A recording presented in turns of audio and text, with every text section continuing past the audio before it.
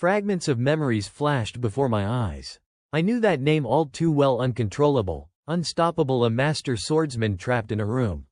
A man who had lost his sanity.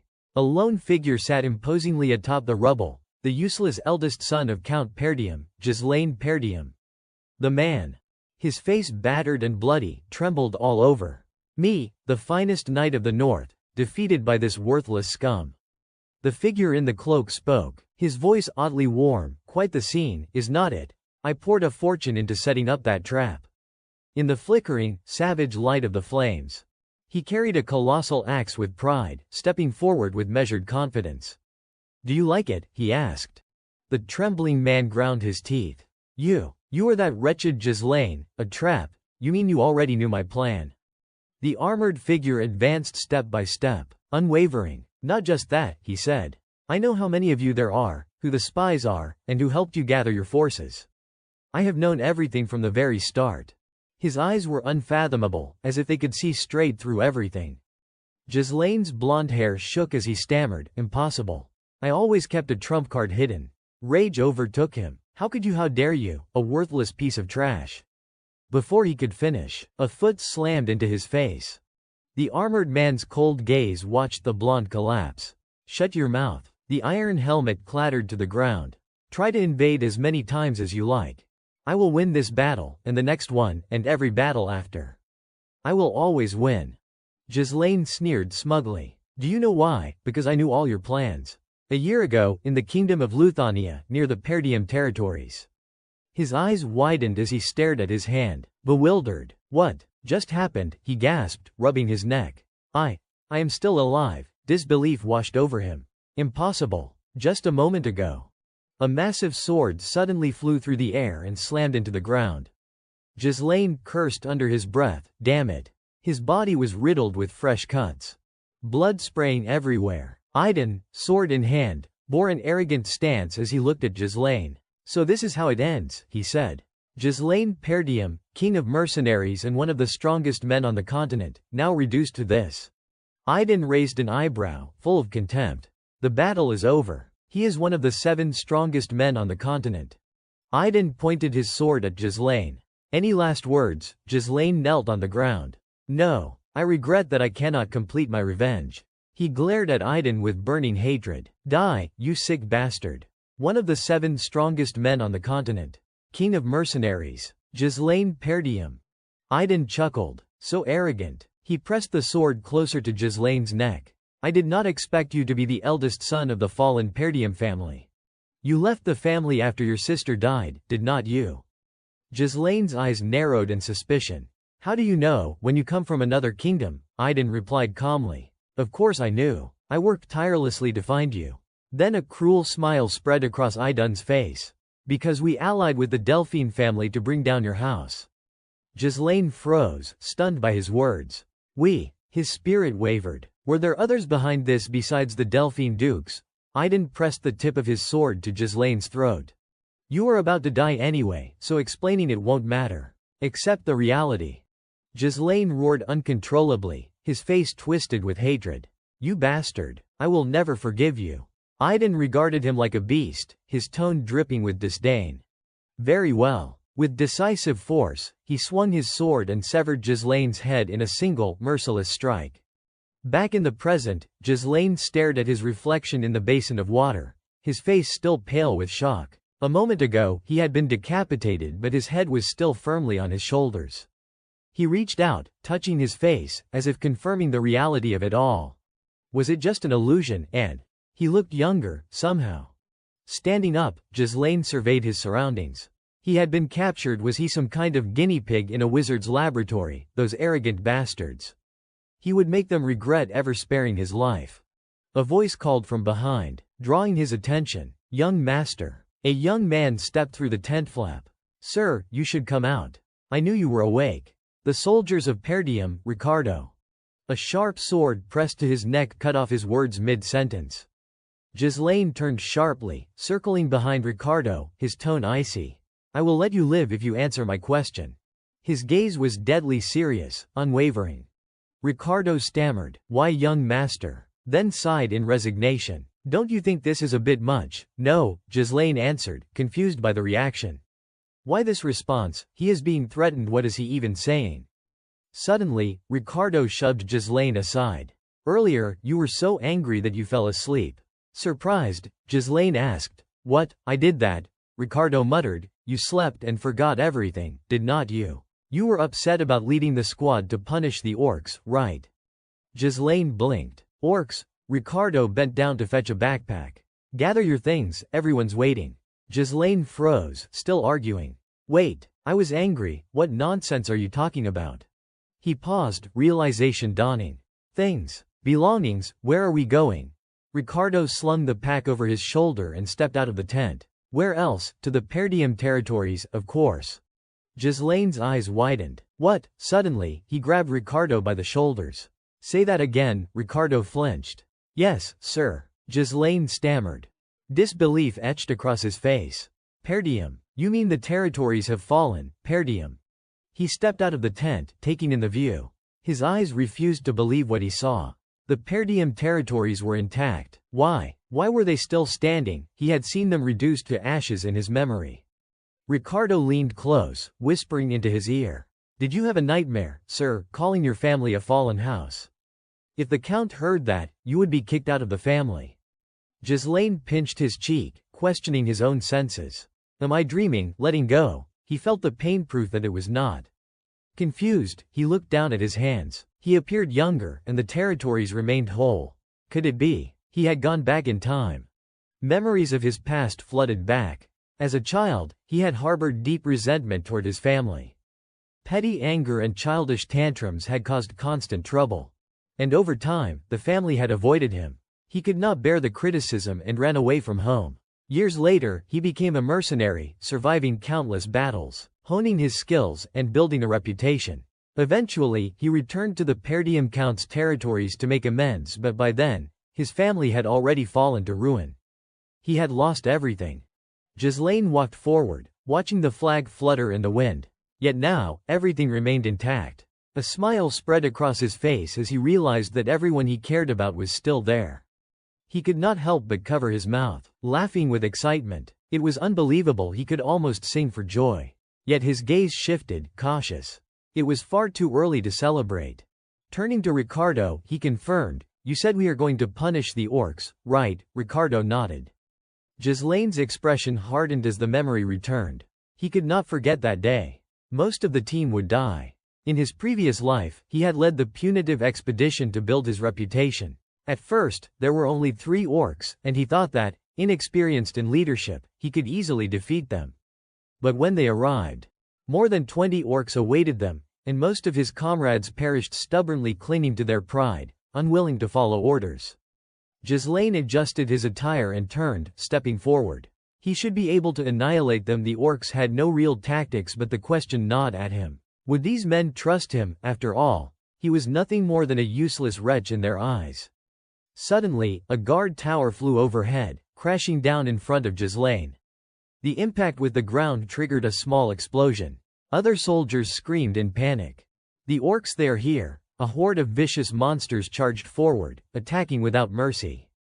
The orcs have arrived, Ghislaine muttered, startled. So fast. Even in his previous life, they had come this quickly. The orc horde began slashing through the soldiers, leaving countless casualties in their wake. A panicked voice rang out, Form up, get into formation. A man brandishing a sword rushed forward. Don't panic, get into the defensive lines. He was Scoven, commander of the expeditionary squad. One brutal orc swung violently, flinging several soldiers aside. Slogan gritted his teeth, sweat pouring down his forehead like a torrent. Damn it, we let our guard down. We were not prepared, and now we have been ambushed. Their numbers. They are more than reported. At this rate, we are all going to die. From behind, a shout rang out. Commander, behind you. Slogan spun just in time to see an orc wielding a massive hammer ready to strike. A hand suddenly landed on his shoulder. Ghislaine grabbed Scoven and hurled him out of the way, drawing his sword and rushing toward the orc himself. Scoven, still dazed, turned to look at him. Huh. Scoven watched in awe as Ghislaine engaged the orc. The young master's sword struck with precision, slicing through one of the orc's arms cleanly. The severed limb flew through the air. Both Scoven and the soldiers gaped in shock. The orc roared in agony, then collapsed with a massive crater forming where it landed. Ghislaine twisted the sword in his hand, noting, "It probably can't use mana. I wish I would return sooner." He pivoted and approached Scoven. "You are the commander, right?" Scoven, sitting on the ground, stammered, "Why yes. Young master." Ghislaine extended his hand. "Give it here." Scoven frowned, confused. "Give what?" Ghislaine said calmly. "Command authority." Ghislaine spoke with authority. "Give me command." Scoven frowned, irritation flashing across his face. "Command," he thought. I know he is a fool. But demanding command in the middle of a battle, with soldiers' lives at risk, he scrambled to his feet, refusing. "No," Scoven said firmly. Ghislaine's eyes widened. "What?" Scoven grabbed his sword and spun away. "Do you think this is some game? Even if you are the young master, I cannot hand over commands so easily." Ghislaine gritted his teeth, muttering under his breath, frustrated, but he understood. He would probably do the same if some idiot suddenly demanded command from him. Suddenly, another orc leapt forward, charging at the two of them. Scoven dashed in front of Ghislaine. "Step back, I will handle this. You are far too inexperienced to lead the troops." Ghislaine swung his sword, his face icy and terrifying. "Then there is no choice." The blade whistled past Scoven's face, forcing him to flinch. Anger flared as he grabbed Ghislaine by the collar. "Do you realize what you are doing?" But then he froze. His eyes widened in disbelief as they turned behind him. What? The sword Ghislaine had thrown earlier had struck the orc directly in the chest. Its eyes rolled back, blood gushing like a river, and it collapsed with a sickening thud. Scoven's pupils constricted in shock. How did he hit its weak point? Ghislaine's voice rang out. "Scoven, do you know what is most important in battle?" He gave a faint, knowing smile. "If our army is afraid, there is no chance of victory. We need morale, motivation." With that, he drew his sword fully and charged forward. Launching himself into the air, he dove straight into the horde. Under the soldiers' horrified gazes, Ghislaine drove his blade deep into an orc's head. Scoven could only stare, dumbfounded. Ghislaine pulled his sword free. Blood spraying across his face. "Come on, all of you, orcs." He stomped the orc's head into the ground and let out a wild roar. "I will kill every last one of you." The orcs surged toward him, attacking in waves, yet each strike was met with precise, lethal counters. Watching orc heads tumble to the ground one by one, Scoven was paralyzed with fear. "Am I dreaming?" he thought, whispering in disbelief. Observing Ghislaine, he realized that even a mage of considerable power would struggle against this display, yet here was a frail young master, cutting down orcs with skill and efficiency. Ghislaine moved with fluid precision, dodging lethal blows while delivering the smallest, most effective counters. He severed an orc's head in an instant, striking precisely at weak points with deadly accuracy. Every swing of his sword was flawless. Like a master swordsman fighting without relying on aura. Scoven swallowed hard. Odd, perhaps it was even more impressive than that. Ghislaine roared, "Is that all you have got?" "I am just getting warmed up," the orcs pursued relentlessly. "You are not worthy of being called warriors," he shouted. The soldiers panicked. They are all chasing the young master. Is he planning to run? Scoven, drenched in sweat, shouted back. "Commander, what are you thinking? Charging at a horde to draw attention is one thing, but running, and in that direction. The cliff." He froze. "Wait, the cliff." Scoven's voice was hoarse with disbelief. "Don't tell me." He spun around to give orders. "All soldiers, form a shield wall." They followed Ghislaine's lead, chasing him while keeping formation.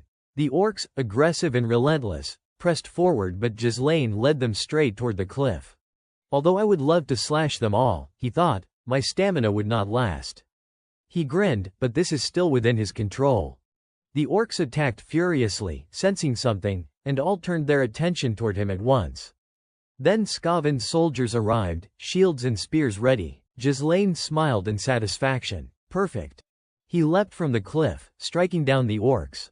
Scoven bellowed, "All units." They formed a tight circle, driving the orcs over the cliff. Every soldier pressed the attack, shouts of battle ringing out. After a brutal struggle, they finally forced the horde over the edge. The monstrous bodies tumbled down. shattering on the rocks below. The soldiers exchanged exhausted, exhilarated looks. We did it. We killed all the orcs. Scovin hurried to the cliff's edge, shouting, "Young master."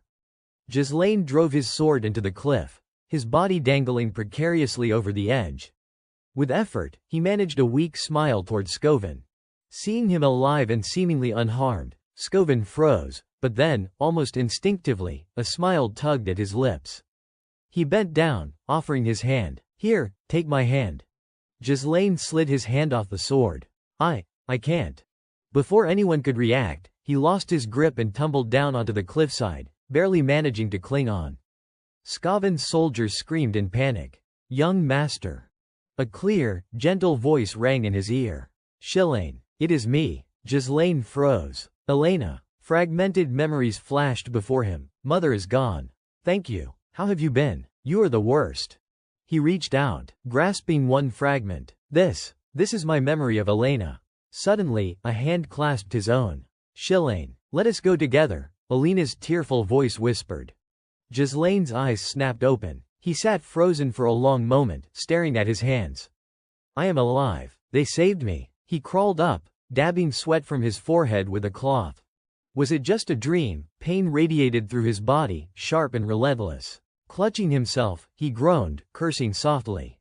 "Every part of me aches. Definitely from pushing myself beyond the limit. But I am alive, that is what matters." The door suddenly swung open. "Young master." Belinda entered energetically, carrying a bucket of water. "You are awake." Ghislaine froze. "Belinda." She placed the water on the table and exhaled sharply. "Do you know how worried I have been? I told you should have let the soldiers handle the orcs." Ghislaine suddenly lunged forward, wrapping her in a tight embrace. Belinda blinked in surprise. "Young master, what are you doing? Did I do something wrong?" "No," he said, his voice trembling with relief. "I am just glad to see you again." Belinda had been his tutor, his constant companion since childhood, supporting him through every foolish action. After his family fell and she disappeared, he never thought he would see her again, yet here she was. Belinda smiled softly. "We see each other every day. Why are you so happy?" Ghislaine's expression darkened, his eyes sharp. He needed to tell her the truth. Grabbing her shoulders, he said firmly, "Listen carefully. Perdium is about to face a catastrophe." Belinda recoiled in confusion. What are you saying?" Ghislaine hesitated, then emphasized each word. "I have died and returned to life." Belinda replied nonchalantly. Yes, the orcs nearly killed you." "No, that is not what I mean," Ghislaine shouted. Belinda quickly folded the blankets on the bed. "Do you realize how much danger you have been in? Not Perdium but yourself." She stepped closer, hands on her hips, scolding him.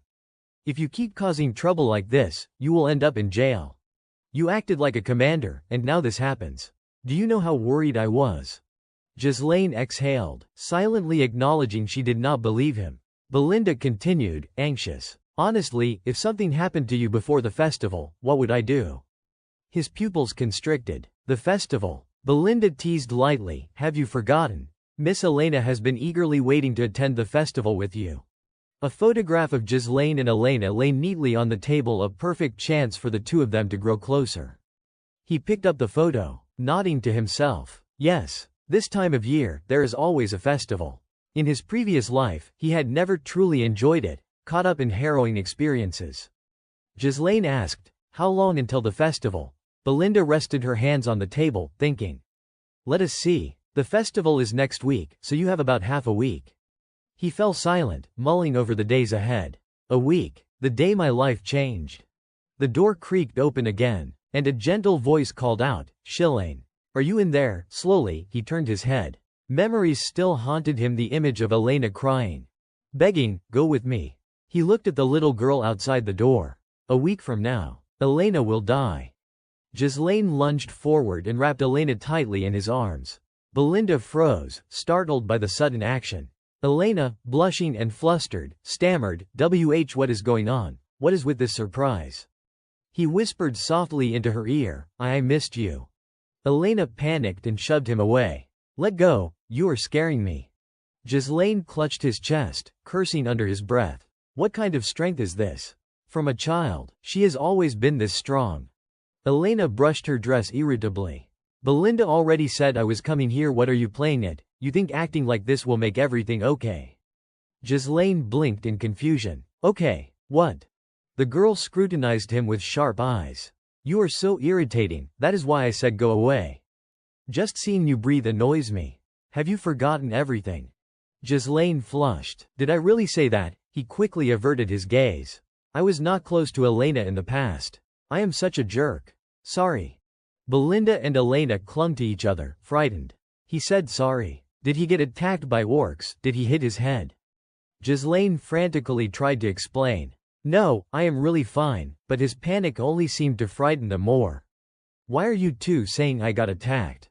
His face twisted in pain as he clutched his chest. Elena, trembling, knelt on the floor and nodded. Yes, you are fine. Really? Then she collapsed, fainting once more. When Ghislaine looked up, he caught a glimpse of Belinda and Elena's gentle smiles, and for a moment, both froze. He could not help but grin. A deep sense of fulfillment washing over him. Everyone, they're just like I remember. Why did I waste so much time on useless things in the past? The festival was coming next week. In his previous life, he had refused to go with Elena. The anger from taking responsibility for the expedition team had consumed him. That had been the last time he saw her. Her body had later been found torn apart, alongside the guards. I should have been with her. The door swung open. May we come in? Two soldiers stepped inside. Here she is, Miss Elena, along with guards Jamal and Philip. Elena approached, frowning. What is going on? I told everyone to wait outside. They spoke up. Sorry, young lady. The servants asked you to review preparations for the festival. Ghislaine raised an eyebrow in surprise. Why would they ask Elena? Belinda snapped at him. Don't you know, young master, you have been out gallivanting all day. Do you have any idea how short-staffed per diem must be to let a young lady do the work herself? He could only force a small smile. Elena followed the soldiers and began walking away. Are we really that short on help? She called over her shoulder. I am going. Take care. Okay, clearly. I did not know anything back then. I was so oblivious.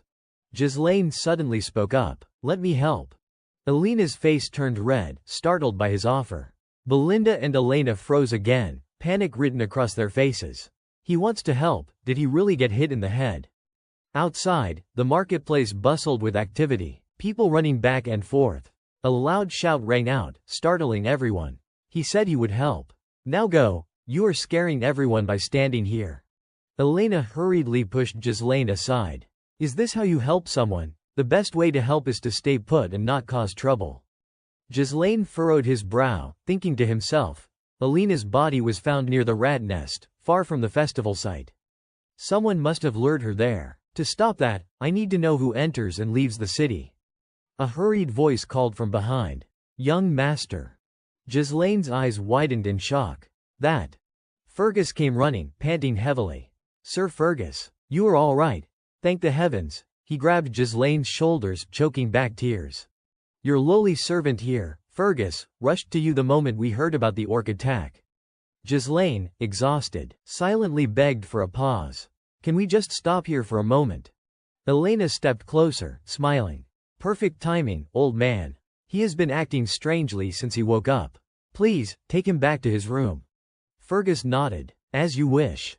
Ghislaine muttered under his breath. Here we go again, blocking my path. He raised a hand to his forehead, frustrated. No other choice. I need to see more clearly what is going to happen next week. He turned to Fergus. Old man, there is an abandoned training ground in the city, right? Take me there. Fergus, puzzled, asked. Yes, training ground. But why, sir? Ghislaine replied calmly, for practice. The words seemed to shock Fergus. He knew I would be here someday. They walked toward a large building. Ghislaine glanced around, surprised, and as he stepped into the room, he muttered in awe, what? It is even better than I thought. He scanned each weapon rack. This place. It is perfect for training. I never saw anything like this when I was a mercenary. Fergus reported cautiously, the servants have kept it just in case you needed it. I knew you would come here one day. Ghislaine froze for a moment. In my previous life, he already knew. After a long pause, he finally said, so that is how it was. He lightly patted Fergus on the shoulder. I need to survive, old man. Dying. It felt like crap. Fergus replied calmly, indeed, sir. You act like you have already died once. Ghislaine's eyes lit up, sharp as ever. I have died. And returned. Fergus exhaled. I think that is enough joking, young master. Ghislaine reined in the joy he had felt earlier. At least he is back. He nodded. Old man, I will start training now. Fergus bowed 90 degrees. I will stay outside. Watching Fergus's retreating figure, Ghislaine reflected, I have always treated people like enemies. His gaze darkened as he thought of the past. I was shallow then. 1 week. The one responsible for Alina's death was the neighboring lord. That triggered Perdium's war and decline. Alina's death was the spark that started the fall of our family. That means. Determined, he settled cross-legged on the floor. I need to start from the beginning. First, I need to be stronger. Too bad I do not have much time. He exhaled and focused on controlling his mana. Ghislaine sensed the waves of energy around him. Mana, extraordinary energy capable of breaking human limits. A small concentration of mana condensed in his hand. Everyone says sensing mana is the hardest part. But I have done it. Even on the battlefield, he could connect to the mana particles in the air, swirling them into a solid core. His entire body became enveloped in mana. For someone like him, someone who had survived thousands, no, tens of thousands of battles, creating a mana core was easy. Ghislaine's face contorted, sweat streaming down, but this alone would not make him one of the 7 strongest. With the method from that magic book I stole. The mana around him grew, along with the pain he felt. He could create 2, even 3 natural mana cores. Tilting his head back, his pupils dilated, and he roared, channeling the cores into a linked network to generate an explosive surge of energy. Blood spurted from his nose and mouth. He braced himself against the floor, gasping. 3 is the limit, even though in the past I could make 5. A large drop of blood fell to the floor. This technique allowed a person to create an explosive burst in a short time, but it drained an enormous amount of mana. That is why I lost to Aiden last time. When I led the knights in an attack, I ran out of mana. If it had been a fair fight, I would have won. Ghislaine wiped his mouth. It is an unstable technique, but for now, it is enough. I am young, and I still have time. He struggled to his feet. This time, I will win, Aiden. His gaze blazed with unrelenting hatred. Even you, the scum behind the Delphine family who destroyed our territory. I will kill every last one of you. A week later, the day of the festival had arrived. Ghislaine adjusted his belt and straightened his equipment. With his sword hanging at his side, he strode proudly through the streets. Elena caught sight of him and froze for a moment. She stepped closer, frowning. You actually came. What is going on? You have never done anything like this before. Ghislaine replied calmly, as a citizen of Perdium, at the very least I should attend the festival. Elena curled her lip in contempt. You are acting really strange. I heard you have been training all week. Ghislaine rubbed the back of his neck. What is wrong with the air of a knightly family practicing a bit? The girl snorted. You did not care about it at all before. Then she delivered a pointed remark that struck directly at Ghislaine's heart. You are the one who said your father's a nuisance and wished you could become the lord yourself. She laughed loudly and spun away, though her smile was gentle, as if she were the Elena he remembered from before. Ghislaine watched her in silence, deep in thought. I have realized a few things after this week. My actions have changed, and so have the impressions of me and my future. He reflected, 2 people. Remember to keep the young master from causing trouble. We can't let anything happen, especially with so many guests around. A reassuring voice answered, Don't worry, you can trust us. Ghislaine noted that the major events seemed unchanged, but it was difficult to gauge the effects of his actions on smaller events. Using future knowledge effectively is my task. I must handle every situation as efficiently as possible.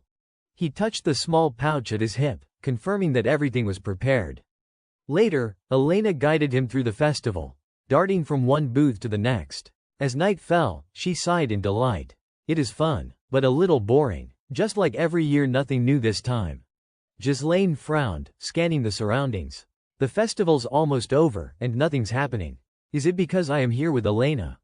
A voice suddenly rang out, putting him on alert. Would you like to see another area? A soldier spoke to Elena. A friend of ours says there is a new event being held over there. What do you think? Her eyes lit up with excitement. Really, then let us go. She grabbed the soldier's hand and dashed off eagerly. Ghislaine's eyes glinted with deadly intent. So it is you. He spotted the two bodyguards, Jamal and Philip, smiling with sinister intent. Traitors to the family. Elena's escort knights, Jamal and Philip, were once the most trusted protectors, guarding her since she was a child. In the previous life, they had been killed while defending her. Ghislaine's eyes sharpened to a chilling intensity. So it is you too. Traitors to our house. Jamal guided Elena and Ghislaine into a side street, a grin spreading across his face as he introduced, "We have arrived." The street ahead was eerily quiet, the atmosphere immediately heavy and tense. Elena glanced around, frowning. "What is this? There is nothing here. Are you sure the performance is supposed to be in a filthy place like this?" Jamal stammered, They probably are not ready yet." He leaned closer, whispering, "The crowd will arrive soon." Elena huffed in irritation. "Stop saying ridiculous things. Who'd want to perform in a place like this?" Ghislaine said nothing, observing everything carefully. His brows furrowed, confirming his suspicions. The street was unnaturally empty. At first glance, it seemed like just a quiet lane, with scattered trinkets and items laid out, but looking closer, he noticed barriers blocking every escape route. While he was analyzing the scene, someone suddenly yanked him forcefully. "They have been preparing for this. Let us go." Jamal hurried to stop them. "Miss, we are already here. Do not you want to see the show?" Elena tugged Ghislaine along angrily. "No, thank you. I do not want to watch a performance in a place like this." Ghislaine turned to her, impressed despite himself. "Have you been training or something? You are strong." Elena shot him an irritated glare, bumping hard into someone ahead. "Miss," a voice began. Philip glared at Elena, speaking with a threatening tone. "Wait just a little longer." Elena froze, fear creeping into her voice. "Philip." She looked at the two knights with wary eyes. "Why are they acting so strangely? What is going on with them?" Jamal rubbed his neck and sighed. "Oh, do not worry, we are not trying to scare you." He clasped his hands together, grinning with a twisted expression. "It is just that someone has a reasonable request." Elena flinched. "A request?" From the distance, a figure approached, calm and deliberate. Frank arrived with two subordinates, strolling forward casually. He smirked. "Indeed, your operational procedures are impressively clean." Jamal turned toward him. "Of course. We have brought the young lady here as promised. Let us conclude the transaction here." Frank raised an eyebrow, scanning the scene. "Isn't that the eldest son of House Perdium? I do not recall requesting that he be brought here as well." Elena's entire body trembled with fear, clutching Ghislaine's arm tightly. Jamal's face darkened with malice. "I will hand him over for free. He foolishly followed us, unaware that this would be his own grave." Ghislaine's voice remained calm but icy. "Jamal, so you sold us out. Did you really think you could get away with this?" Jamal glanced at him, letting out a derisive laugh. "Why do not you worry about yourself first? All we need is to escape to a faraway place." He groaned, irritation lacing his words. "We have grown tired of this poor land, endlessly harassed by savages anyway." Jamal laughed bitterly. "Surely there are many others besides us who want to leave Perdium, right?" Before he could even finish, Ghislaine drew his sword in a flash and struck the two men down. Jamal froze, unable to comprehend what had just happened. Frank and Philip were equally shocked.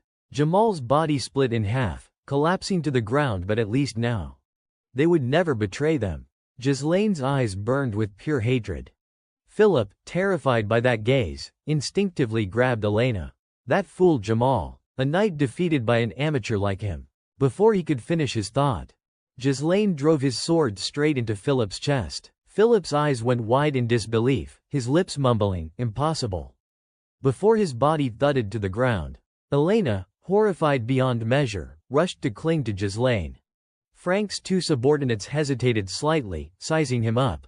"Is this really the eldest son of House Perdium? I would have assumed he had no real combat experience or basic training." Frank studied him carefully, nodding to himself. Not wrong. Even though they abandoned their guard, he killed two knights immediately. He remembered Ghislaine's attack; it had been executed using mana. Elena whimpered, "Ah, what is happening, Ghislaine? What is going on?" Ghislaine remained silent. Before she could ask more, he lightly struck her neck, and Elena fainted. "Rest now," he murmured as he carefully laid her on the ground. Frank's voice rang out, calm but filled with menace. "Thanks for taking care of my part of the work, eldest son of House Perdium." He and his subordinates stepped closer to Ghislaine, studying him. "He is far different from what I expected. We had planned to handle those two ourselves." Frank bit down on his pipe, a sinister grin spreading across his face. "So you have always hidden your true skill, huh?" Ghislaine turned, pulling his sword from the body. "That has nothing to do with you." He glanced at them, silently counting 3 opponents. Carefully assessing, Ghislaine concluded the 2 flanking men were negligible, but the one in the center radiated mana on an entirely different level. He condensed mana into invisible threads around him. "I must end this quickly." Stepping forward, Ghislaine's voice was cold and deliberate. "I will ask you once, who ordered this?" The man sneered. "Do the dead even need to know?" Ghislaine's voice dropped even colder. "I knew you would not answer easily." "That is fine." He raised his sword, the aura of killing intent emanating from him. "You will speak soon enough." One subordinate drew his sword. "Shall we take his head?" Frank shook his head. "No. Capture him alive, then break all his limbs so he can do nothing but go mad." He smirked. He must writhe in pain to maintain that perfect form. The 2 subordinates immediately lunged, swords ready. "Yes, sir." Ghislaine remained unshaken. He drew a hidden weapon from his side, launching a projectile at the 2 rushing men. One froze in confusion, a bomb. Before it split in 2 mid-air, striking him in the face. Ghislaine surged forward, stabbing his sword into the man's forehead. The remaining subordinate turned to strike him from the right. A trivial trick. Ghislaine twisted his sword, blocking the attack effortlessly. He glanced at his opponent, then slammed his hand against the hilt, knocking the sword from the man's grip and cutting him down with precise force. Ghislaine sensed danger. Suddenly Frank had appeared, ambushing from behind. Luckily, Ghislaine reacted in time, spinning his sword backward to block. Frank raised an eyebrow, surprised. "He blocked my strike from that angle. That was a perfect ambush." Taking advantage of Frank's momentary distraction, Ghislaine pivoted to face him directly. He drew another sword and swung hard at Frank's neck. The strike cut deeply. Frank's pipe fell from his mouth, snapping in 2 and rolling across the ground. But as his sword descended in retaliation, Ghislaine leaned back, blocking it with both swords. Astonishingly, Frank was unharmed. The first strike had left only a scratch on his neck. "If it were not for mana, I would have lost my head just now." Ghislaine gritted his teeth. How is he still alive after a direct strike to the neck? He must have concentrated mana there to mitigate the damage. Frank condensed mana down the hilt of his sword. "I do not know where you learned such strange sword techniques at your age. But," he smirked with wicked anticipation, "you will die here." Frank launched a relentless assault, snarling, "You can't defeat me with such weak mana, you will die." His laugh was wild, almost deranged. Ghislaine, however, broke into a strange smile, an expression that made Frank pause in shock. "He is smiling." With a swift motion, Ghislaine knocked Frank's sword aside, using his twin blades as a brace. Spinning 180 degrees, he kicked Frank squarely in the face, sending him stumbling backward. Frank sneered, removing his hat. "I told you, that amount of mana won't do." But as he finished speaking, a sharp pain shot through his body. He collapsed to his knees, clutching his chest, a spray of blood escaping his mouth. Gritting his teeth, he stared at his trembling hands. What just happened, that strike? It was unlike anything I have faced. That skill level alone should not have pierced my enhancement. Ghislaine stepped forward slowly, his body enveloped in a dense layer of mana, killing intent radiating like ice. "So, it was you," he said, glaring. "Prepare yourself. Third core. Release." Frank's eyes widened in disbelief. "What? How can you amplify your mana to this extent?" Ghislaine did not give him a chance to panic. Leaping forward, twin swords flashing, he struck with lethal precision. Frank barely had time to react, eyes locked wide in shock. The battle continued, but the balance had shifted. Ghislaine pressed the attack with full force. Frank was forced onto the defensive, retreating step by step. His hands trembled uncontrollably, gripping his swords. "Impossible. My hands are shaking just from blocking him." The swords in Frank's hands began to crack, even with mana reinforcing them. There is always a limit. Terrified, Frank leaned back. I have never heard of a method to maximize mana like this. He looked at Ghislaine as though he were a monster, as if the man had transformed into something entirely different. Under the barrage, Frank's sword finally shattered, and Ghislaine delivered a devastating strike. Blood spurted violently from the wound.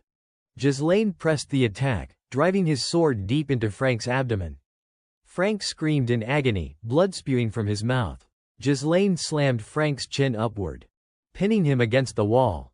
His voice was cold and commanding. Let us finish what we started. Who ordered this? Frank, refusing to yield, flicked a hidden projectile from his sleeve. I won't fall so easily, at least I will take the Perdium lady down with me. As Frank aimed at Elena lying on the ground, a flurry of unseen threads suddenly bound his arms. Ghislaine had created them with mana, restraining him completely. Let us make a deal, Ghislaine said, his eyes warning. Stop any futile resistance. Answer me, and I will withdraw my sword. Frank glared at the binding strands, shocked. Mana threads, I can't move. When did he make these? Ghislaine's sword shifted slightly. A man of your skill can heal himself, surely. He infused mana into his blade. But what if I destroy your core mana? Frank's eyes widened in panic. What? No. His gaze locked on Ghislaine's sword as immense mana began seeping into him. He felt his core cracking, his mana dispersing uncontrollably. You have gone mad, Frank shouted. One mistake, and the reverse flow of mana could explode, obliterating this entire area. Are you suicidal? Only the unskilled would dare.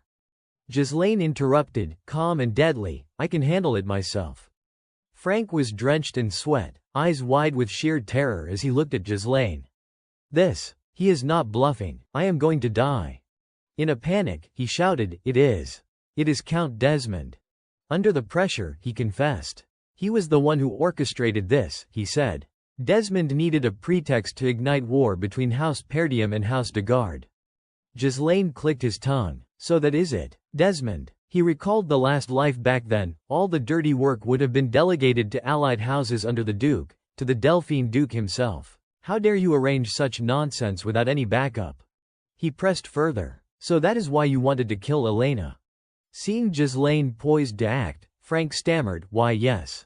Without warning, Ghislaine drove his sword violently through Frank's body.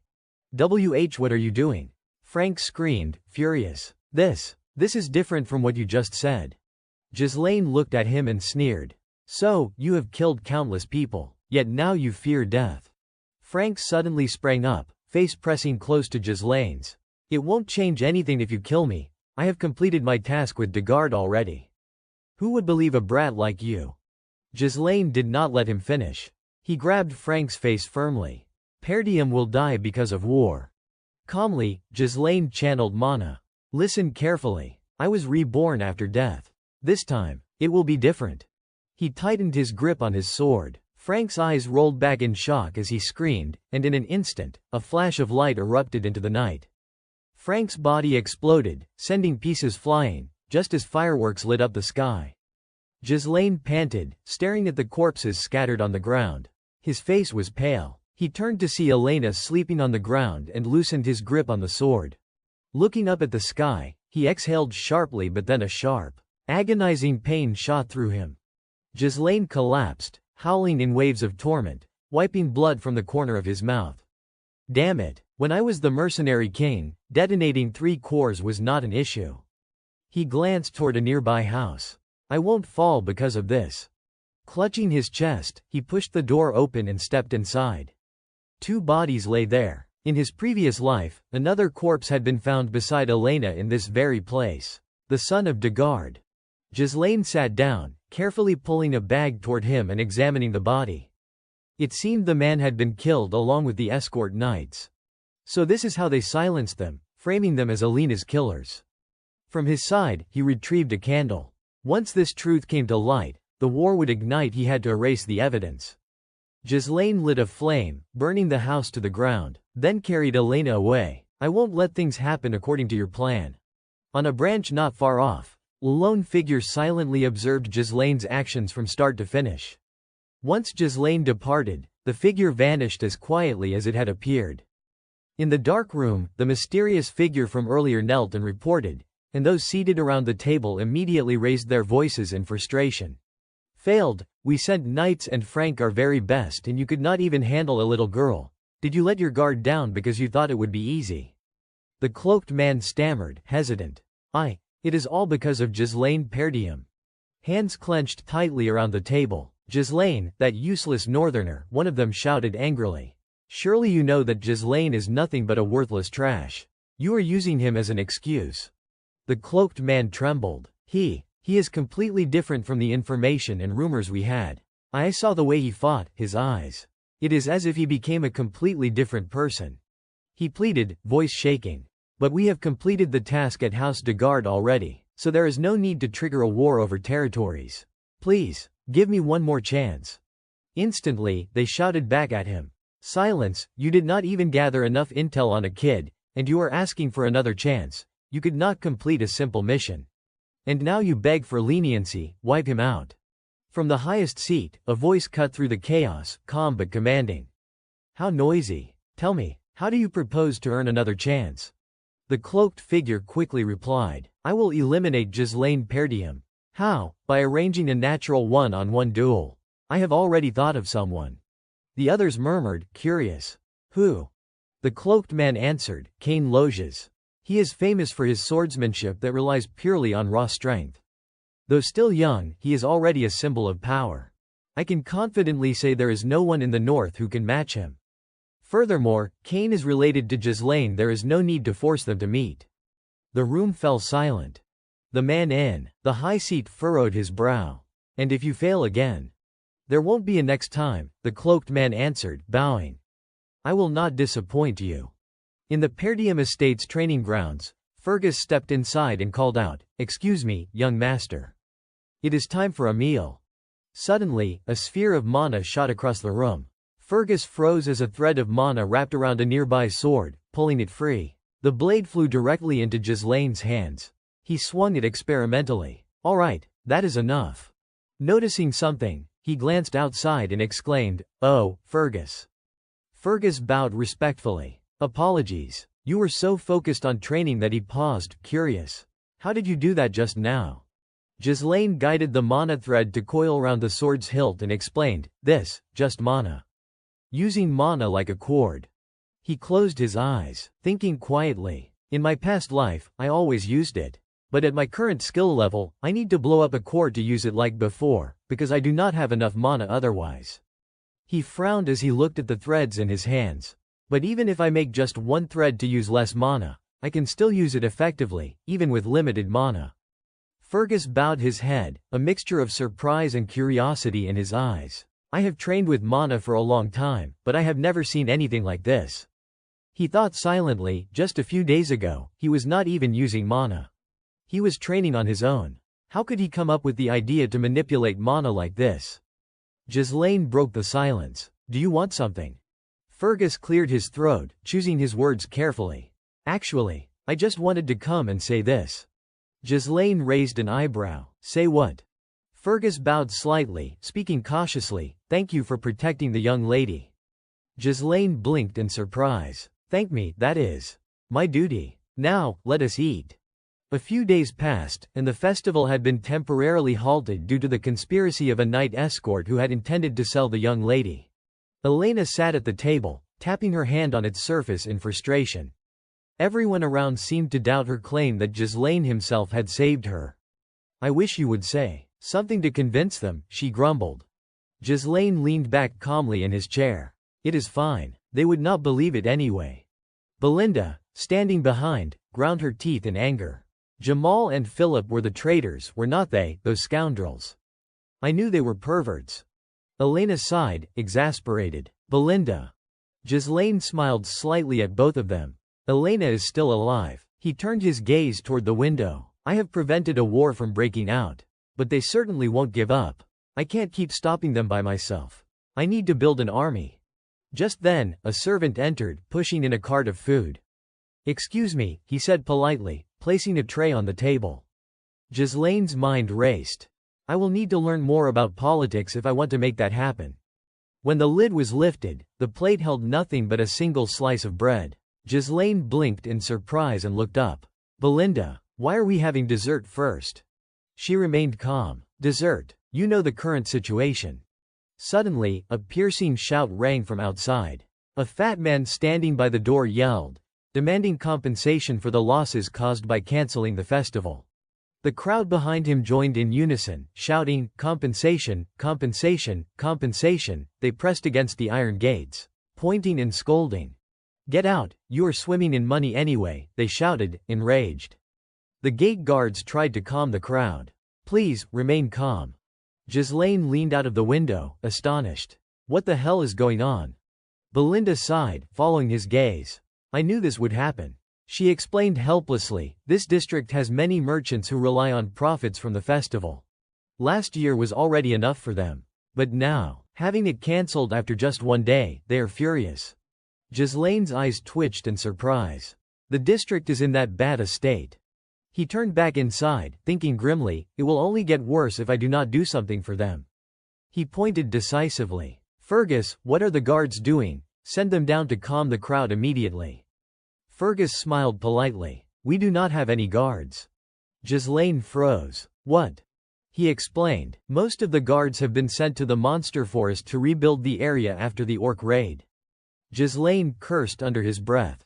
Damn it, they have all gone there. Perdium was essentially always at war the northern barbarians, the monster forest, the northern fortress region, and the city itself. On top of that, there was a monster forest where beasts could appear at any time. He sighed, no money, no soldiers, a complete mess. Ghislaine quickly pulled Belinda aside. Belinda, come here, let us talk. He leaned close, his face serious. You manage my funds, right? Use the money to calm the merchants down. Belinda's expression remained calm. We are out of funds. Ghislaine froze. Out of money. She reminded him, don't you remember the count cut your allowance because you were spending recklessly?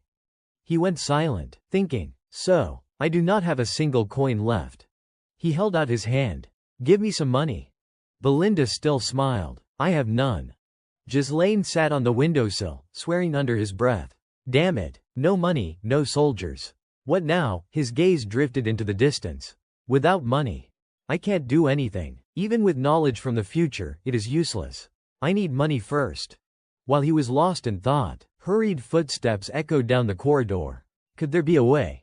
Isn't there something at the estate? Ricardo burst through the door, panicked.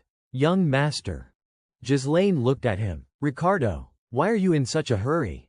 Sweat poured down Ricardo's face as he shouted, something's happened, young master, Kane wants to see you. Ghislaine froze. Kane. Scovin staggered forward, bruised and gasping. A violent punch slammed straight into his face. Another blow followed, this one crashing into his stomach. Blood gushed from his injured organs. And he collapsed just as Ghislaine arrived. He lay trembling on the floor, calling out, young master. Ghislaine's expression changed, his pupils constricting as he looked at him. A voice rang out, drawing his attention elsewhere. So, you are here. A massive figure appeared before his eyes. Kane smirked at him. Ghislaine, he said. Ghislaine studied the two figures before him, a flicker of recognition crossing his mind. I remember that face. The heir of the Loges, our ally, Kane Loges. Kane looked at him with a disdainful glare. Ghislaine's brow furrowed. He was my only friend back then. And now he is my enemy. Kane smirked and stepped closer. Ghislaine quietly asked, Ricardo, what is the situation? Ricardo, drenched in sweat, stammered. Why you know. We reported a disturbance at a tavern. We saw Lord Kane there with his escort knights.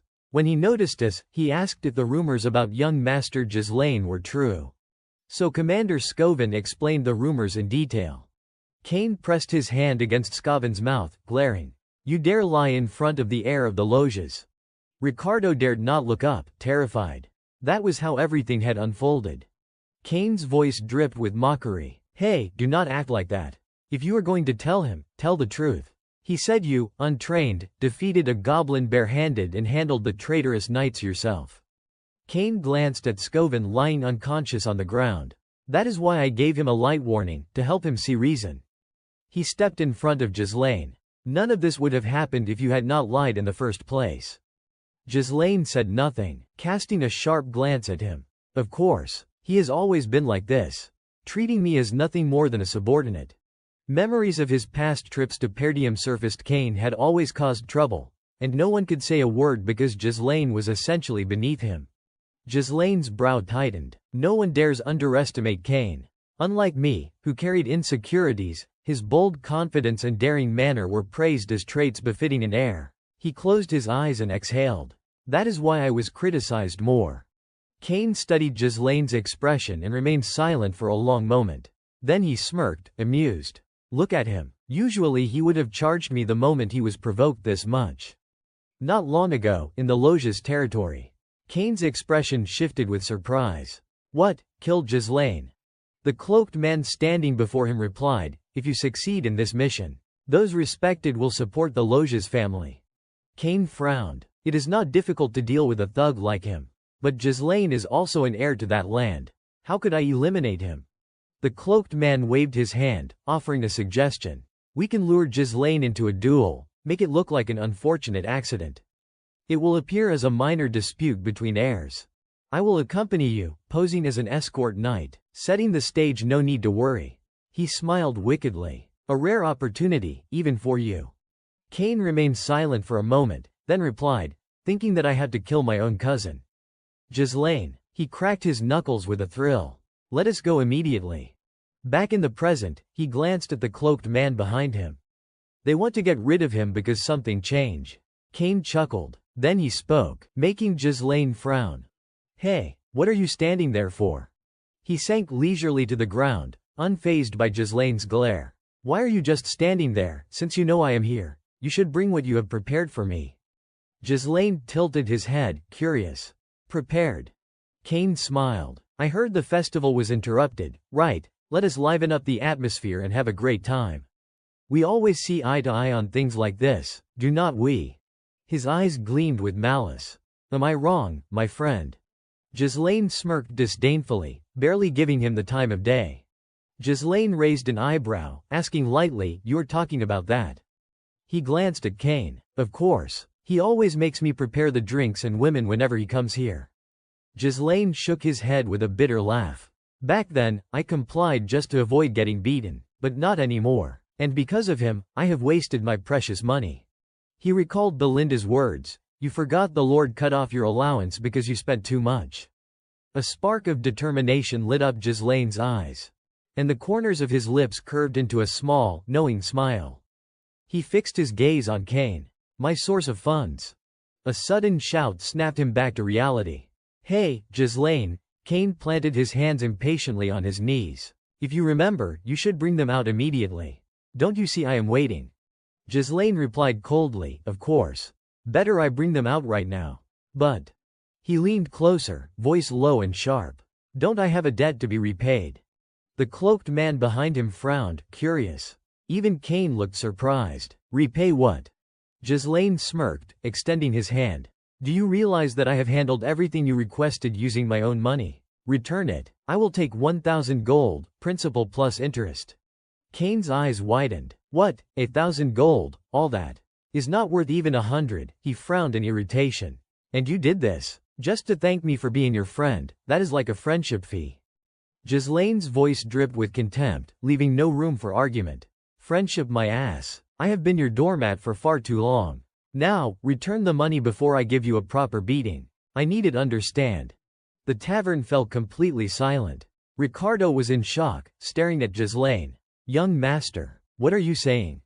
Cain stomped his foot and straightened up, looking down at Ghislaine. You are getting bold just because I have been lenient with you. You think you have truly grown stronger just because of that false rumor that you defeated a knight. You are nothing but a parasite sucking from this land. Cain clenched his fist. That is why everyone in the north calls you a fraud. All you, the supposed heir, do is spout nonsense. He swung his fist at Ghislaine. Wake up. Ghislaine stood calmly, unshaken. Surprisingly, when Cain's punch came near, Ghislaine merely sidestepped, evading it with ease. The onlookers gasped. Cain reversed his fist to strike again, but in less than a second, Ghislaine bent low and dodged. He spun and slammed a punch into Kane's chest. Kane spat a small mouthful of blood, eyes wide in shock. Ghislaine elbowed him hard in the face. This time, Kane managed to block Ghislaine's blow and smirked. Ghislaine glanced at him coolly. 1 second later, Kane dropped to his knees, wailing in pain.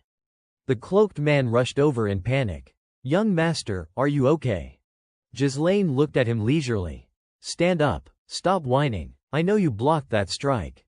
The cloaked man raised his voice, warning others, "Step back. Ghislaine, do you even know what you are doing?" The tavern erupted into chaos. What just happened? Did Ghislaine just beat Kane? Did anyone see that clearly? Ghislaine lazily looked down at the curious onlookers on the upper floor and chuckled inwardly. "You want to play this game, huh?" Kane whispered to the cloaked man, "See my acting skills, perfectly staged to make everyone think Ghislaine is at fault. This is more than enough to justify a duel." He lifted his tunic and revealed something, eyes glinting with purpose. "Of course. This is a rare chance to gain strong support. I must make a deep impression this time." He pulled out a glove. "If you succeed in this mission, those respected will support the Loges family. Now is the perfect moment to cut down Perdium, a power in decline." He shouted, throwing the glove toward Ghislaine. "How dare you, after sullying the nobility with lies, you attack me just for trying to verify the truth? Ghislaine, I challenge you to a duel." Before he could finish, another glove flew straight into his face. Ghislaine stared firmly at him. "I accept your challenge, Kane Loges." The glove slowly fell, revealing Kane's stunned expression. Ghislaine narrowed his eyes. "You insulted me, the heir, in front of the people of Perdium. You attacked my knight and defiled the honor of the nobility." Ricardo, sitting beside Scovin, could only gape in shock. Ghislaine's gaze bore into Kane with unyielding challenge. "You are not considering refusal, are you?" Kane remained silent for a moment, then laughed. "I knew you were foolish, but I did not realize you were foolish enough to dig your own grave." He reached behind his back and drew his sword. "Fine, I accept your challenge." He pointed the blade at Ghislaine. "Don't regret it, even in death." Ghislaine stood facing the tip of the sword, a small smirk curling at his lips. He quietly called out, "Ricardo." The young man jumped slightly. "Why, yes." Ghislaine issued an order that left Ricardo astonished. "Bring all the merchants who were protesting outside the castle here." A triumphant smile spread across Ghislaine's face. "Tell them I will help them earn a substantial profit." The festival was suddenly cancelled, and the atmosphere, which had been building to a fever pitch, abruptly went cold, leaving a few visitors stranded. Frustrated by their unspent time and money. They were clearly dissatisfied, and in such a situation, any event that could distract or soothe them would be welcome. Amid the enthusiastic cheering of the crowd, Ghislaine stepped onto the platform. Everyone shouted excitedly, "It is a duel between young Master Kane and Ghislaine. Place your bets on young Master Kane. That brat finally gets what he deserves." Outside the arena, the stalls that had been set up that morning called out, "Cheap, buy one, get one free." The fat old man at one of the tables laid out paper and ink. "Place your bets here, line up here." Gold coins began to pile up. "I will bet on young Master Kane," one said. "Me too. It is the safest bet." Kane slammed his sword into the ground, arrogance written across his face. "How dare you turn a sacred duel into a marketplace," he scoffed. Glancing at the sword in his hand, "Let me make it clear before we start, my sword will not stop, even if you surrender." Ghislaine remained silent, his gaze fixed on the malicious grins in the crowd. That must be exactly what they were hoping for. He furrowed his brow. "All right, it seems we have gathered enough spectators. Let us begin." The cloaked man suddenly called out, "Wait, I do not think we can place bets properly under these circumstances." The onlookers blinked in confusion. "Huh," the fat man hesitated, looking at the betting slips. "No one is placing bets on Duke Ghislaine, so." Ghislaine stayed silent, observing them. The crowd murmured among themselves. "Honestly, the outcome is obvious. That boy has no chance against young Master Kane. Who in their right mind would bet on the other side?" Kane held his sword with a smirk. "Even the marketplace crowd ignores him." The spectators continued to chatter, suggesting, "Why do not we change the bet? Let us see how long he can hold out against young Master Kane." A large bag of coins was placed in front of the fat man. Scovin, helped along by Ricardo, scowled at the fat man. I will bet on Duke Ghislaine. Ghislaine smiled faintly. Another larger bag was stacked on top of Scovin's. Elena and Belinda stepped forward proudly. I want to bet on my brother too. The crowd turned, astonished. The onlookers murmured in excitement. Lady Elena, the young girl, looked indignant. Is that enough? Belinda sighed. I told you not to do this. The fat man quickly opened the bag and said, yes, that is enough. The cloaked man turned his head nervously. Kane, maintaining his usual aloof demeanor, glanced over and assessed the situation. Forcing me to wait without reason. A shout echoed across the arena. Then, get ready, Ghislaine yawned lazily. You know, I am older than you. It would be a little awkward if I struck first. Would not it? He slowly drew the sword at his side, twirling it once in his hand. Confidence radiated from him. He met Kane's gaze and taunted, come on then. Kane stayed silent, stooping to grab his sword. You still think it is not too late to act like the adult here? The referee's voice rang out, begin. Kane sprang lightly off the ground, swinging down toward Ghislaine. Ghislaine furrowed his brows, eyes fixed on him. Kane sneered loudly, you have humbled yourself too much trying to save face. He swung Ghislaine's sword forcefully aside. Kane thrust down, but the sword buried itself in the ground. Ghislaine slid aside, closing the distance. Ghislaine launched a sudden attack, but Kane caught his sword with his hands. Kane kicked sharply, but Ghislaine dodged in time. The spectators shouted. As expected, young Master Kane, he can't take a hit. Kane smirked, unimpressed. Ghislaine narrowed his eyes, thinking to himself, look at this one. Belinda grabbed Elena in alarm. My lady, we have to stop them now. The cloaked man laughed smugly. Too late. Whoever dares to face Kane head-on has already fallen into the trap. The opponent, overwhelmed by that tremendous power, would be swallowed by the thought that there was no chance of counterattack, expending all their energy merely to evade. Eventually, after only a short period of dodging, they would expose a weakness and pay the price. Kane always won in that way. The two continued their clash of swords. Kane taunted, still as skillful as ever. Seems your technique has actually improved since before. Suddenly, he let go of his sword and of course, it was inevitable. He flipped it, transforming it into an axe. He swung it at Ghislaine, but Ghislaine's sword blocked the strike. You have always been good at dodging, Kane sneered, using the axe's edge to pull Ghislaine closer. Then tossed him into the air like a ball. Everyone gasped. Ricardo shouted, young master, the cloaked man laughed excitedly. It is over, Ghislaine. Ghislaine fell freely, glancing at Kane. Mana began condensing around his ankles. I intended to go easy on you, he thought. He landed lightly. But Kane had already exceeded the limits he had planned for. Ghislaine surged forward at lightning speed, closing in on Kane, whose eyes widened in shock. Ghislaine landed, retracting his sword. Kane turned in astonishment to watch him. The cloaked man panicked for a moment but stabilized himself by concentrating energy in his legs. Ghislaine exhaled sharply, rising with his sword in hand. A sword is nothing without technique, he thought. You think you are the strongest just because your opponent fears a show of power. Let me enlighten you. His gaze was sharp, his presence exuding an indescribable authority. Kane's anger peaked, veins bulging across his face. He swung wildly. So, and what do you plan to do? Ghislaine focused his force into his ankles, flipping and kicking Kane's arm. As Kane's strike came down, he vaulted, performing a 360-degree somersault. Ghislaine moved so swiftly that Kane could not react, only roaring as he swung again, and each strike was effortlessly dodged. Ghislaine stepped onto Kane's sword, his eyes flashing with silent hatred. Resolutely, he struck down at Kane's neck. His expression was calm, as if everything had already been determined. Blood spurted from Kane's neck and other cuts across his body. The spectators gawked in shock, buzzing like a disturbed hive. What just happened? Duke Ghislaine has improved so much. Wait, could he actually win this?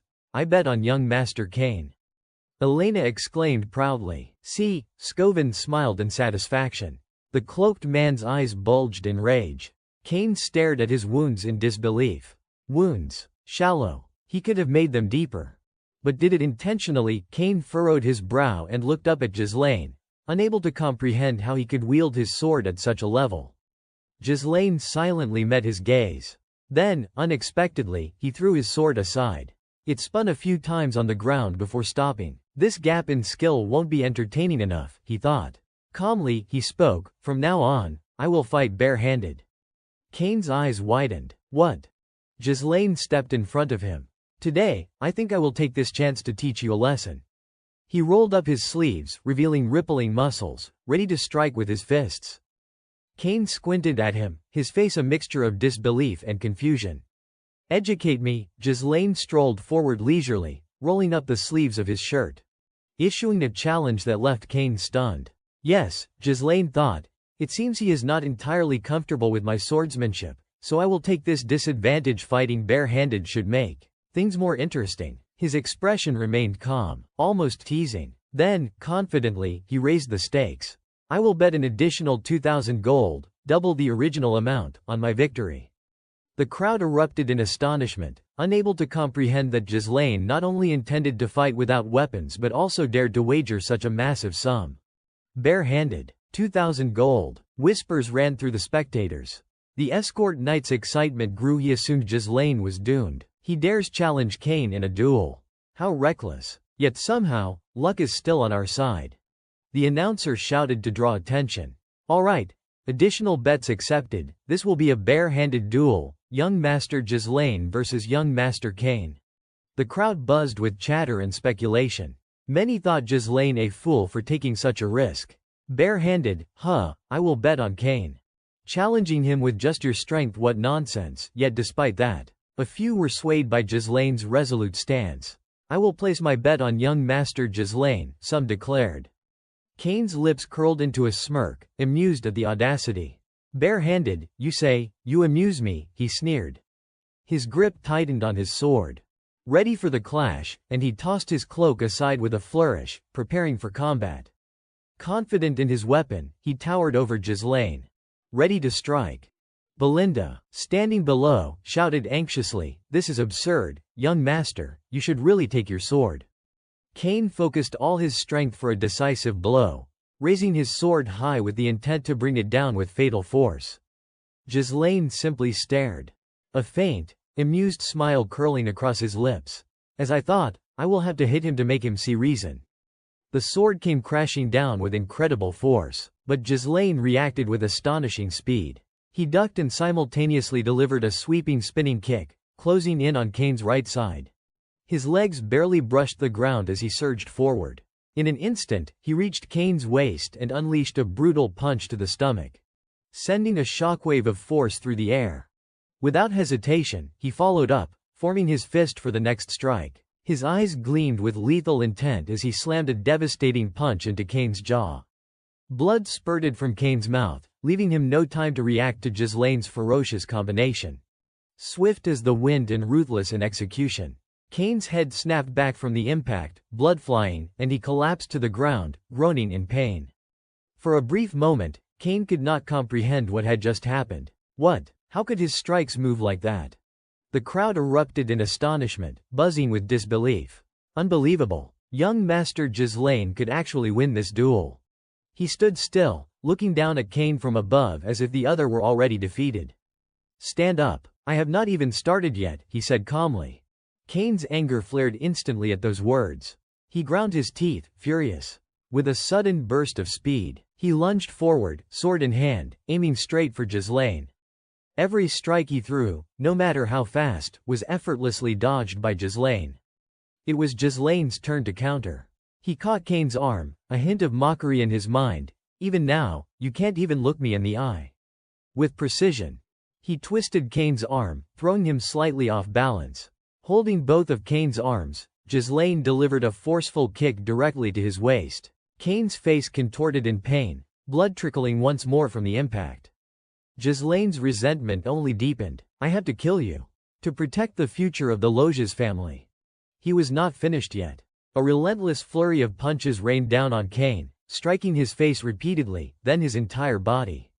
Kane could only tremble in pain. Sitting slumped, drenched in his own blood, Ghislaine grabbed a fistful of his hair, leaning over him. I feel sorrow for your father, he said evenly, his tone devoid of emotion. He continued, his voice calm but sharp, Count Loges helped Perdium until its collapse, only because he was my father's friend. And yet his son thinks differently. Disregarding his father's will. Kane's eyes widened in shock at the words. Memories of the past surged. Years ago, his father had continued aiding Perdium despite their hardships. Kane had argued, frustrated. Why continue helping that cursed land? It is like pouring water into a cracked bucket. Even upon returning home, his father went back to assist Perdium within a week. Kane's protests were met with silence until his father simply said, "Because we are friends." That simple sentence snapped Kane back to the present, leaving him dazed and unprepared as Ghislaine's fist came hurtling toward him. Expecting the worst, Kane closed his eyes, bracing for the strike. But instead of pain, he heard Ghislaine's calm voice, "That is enough of your lesson for now." Kane blinked, startled, opening his eyes. Ghislaine extended his hands toward him. "Stand up." Kane remained motionless, then finally lowered his gaze. Accepting defeat. I truly lost. The spectators erupted, shouting in disbelief. Even the escort knight could not contain his astonishment. "Young Master Ghislaine has won, my bet." "Unbelievable. My gold," Elena cheered, overjoyed. "Big brother has won." The escort rushed up the stands beside Kane, yelling, "How could you admit defeat so quickly just because things got difficult? What are you doing? I trusted you." But Kane only turned away, calm and indifferent. "Let it go. It is over." The escort groaned, frustrated.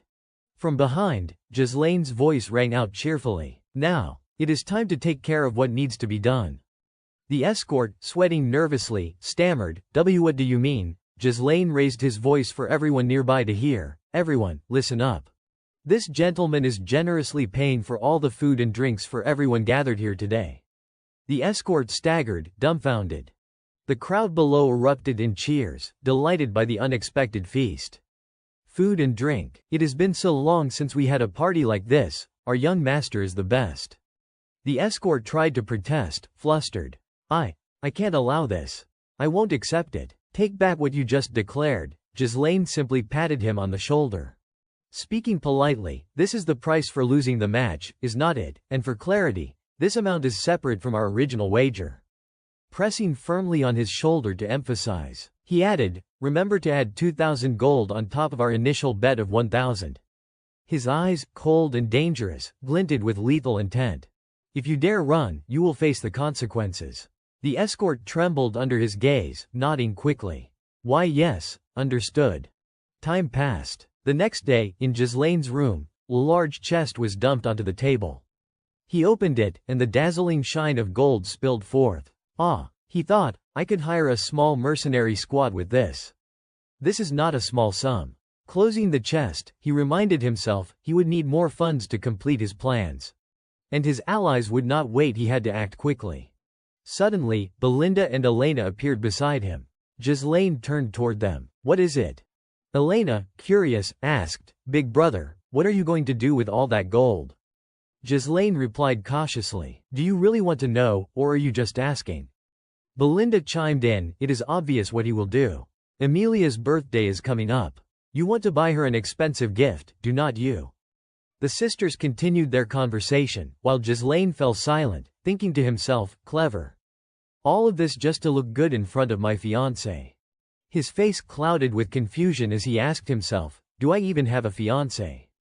Belinda looked at his expression and, together with Elena, began to speculate. He must be embarrassed, pretending not to remember. "It is Emilia, from the Rayfold family, is not it?" The moment Ghislaine heard the name, his face stiffened. Gradually, the memory surfaced: Emilia Rayfold. He could not help but picture her. Like a perfect apple from the front, yet rotting at the core. A noble admired for her kindness and impartiality. Yet in the future, she would lead a rebellion and be known as the Witch of the North.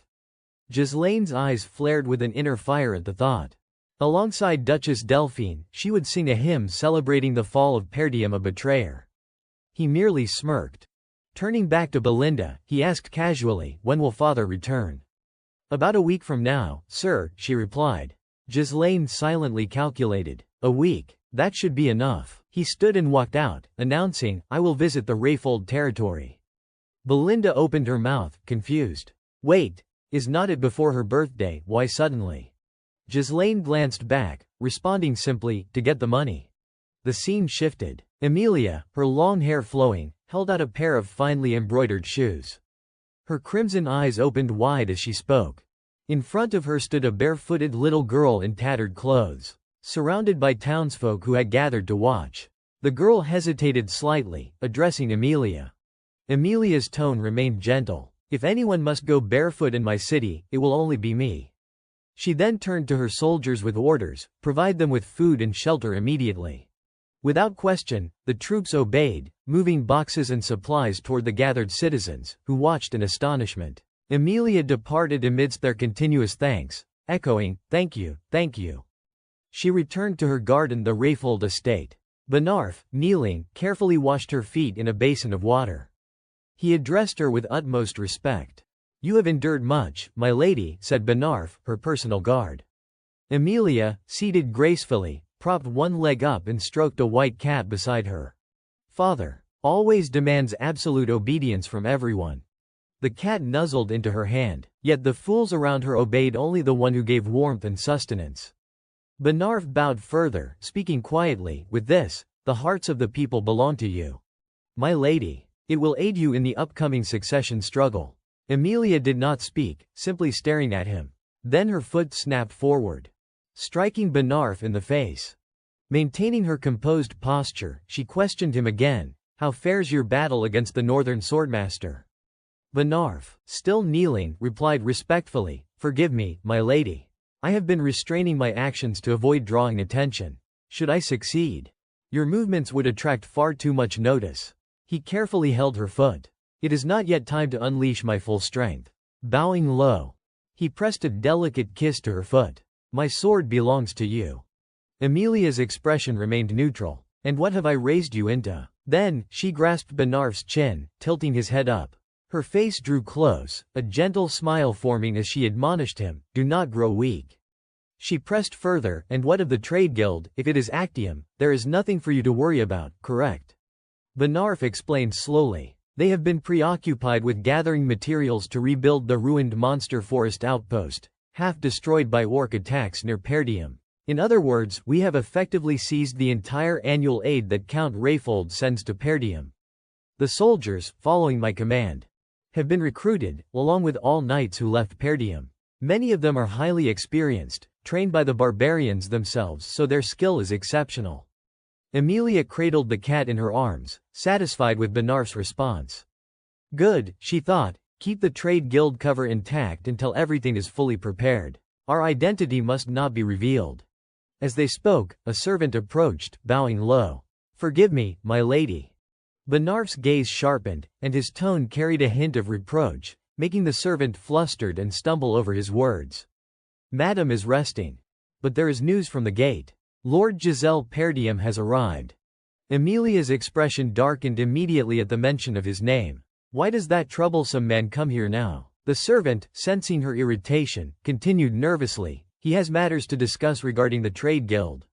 In the reception room, Emilia sat across from Ghislaine, still holding the snow-white cat in her lap.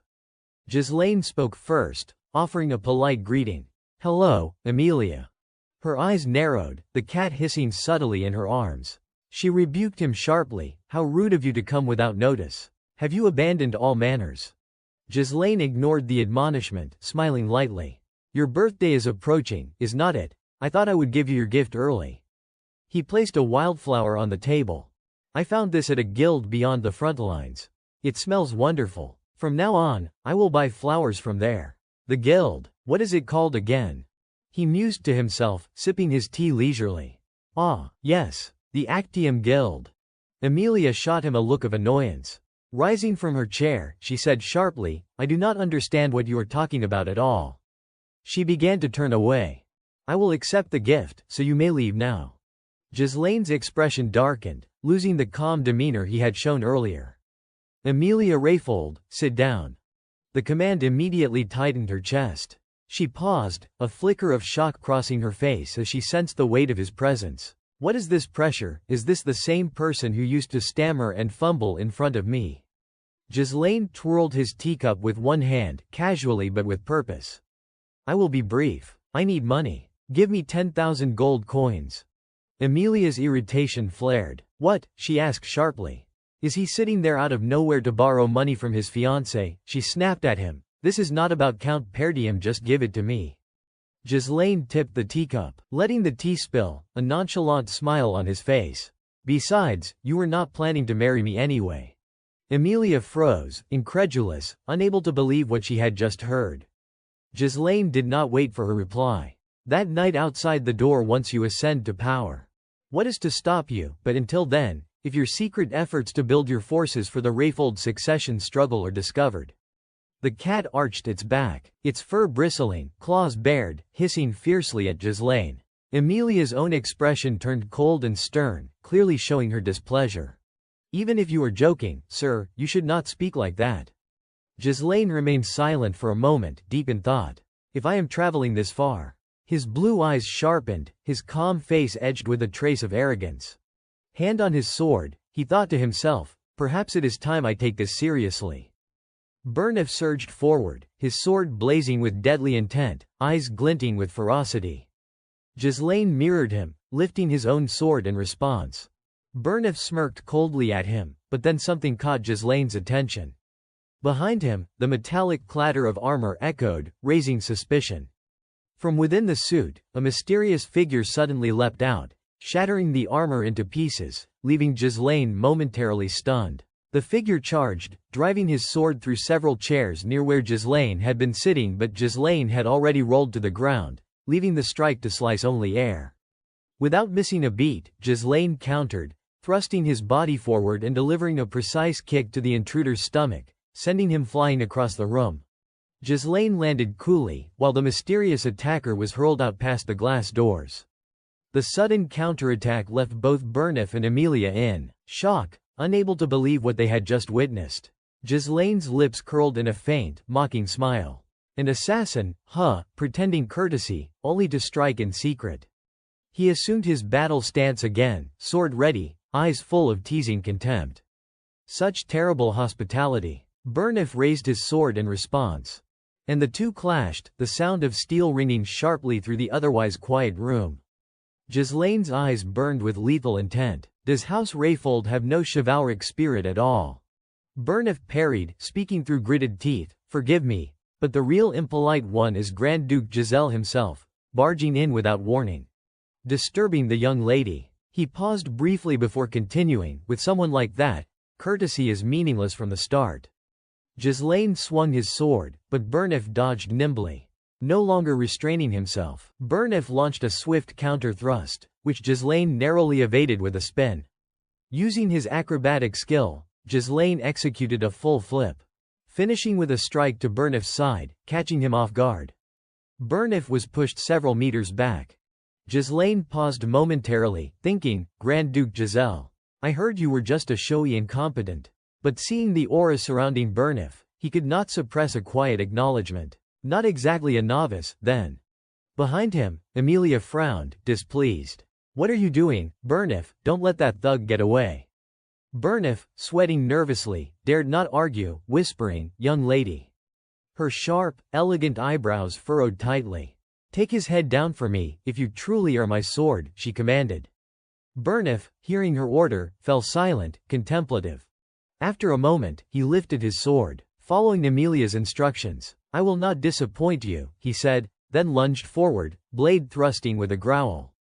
Ghislaine merely smirked coldly. A mere guard, daring to issue orders to me, he advanced step by step, taunting. I am holding back, but if you do not know your place. At the same time, Ghislaine re-entered full combat mode, stepping closer as Burnif's threatening voice grew louder. His sword rose, poised for the next strike. Suddenly, Burnif lunged, sword aimed directly at Ghislaine's eyes, hatred blazing in his gaze. The speed caught Ghislaine off guard for a split second, but he dodged the deadly strike. The blade scratched his face lightly, eliciting a smirk from him. Fast, that bastard. Burnif, unsatisfied, pressed on, his eyes flashing murderous intent. What followed was a rapid, continuous exchange of hundreds of strikes and counters, the sound of clashing steel growing louder with each moment. The two fighters moved constantly throughout the room, positions shifting with every blow. Emilia stood amidst the chaos, inwardly bewildered. Giselle, how can a brute like him even fight evenly with someone as skilled as Burnif? Her gaze hardened, thoughts racing, as the battle unfolded. At this moment, Burnif seemed to gain the upper hand. He advanced, thrusting at Ghislaine, who deftly parried. Burnif's blade pressed down hard, charging forward with ferocity, but Ghislaine's force seemed to grow even stronger, allowing him to deflect Burnif's strike and regain the initiative.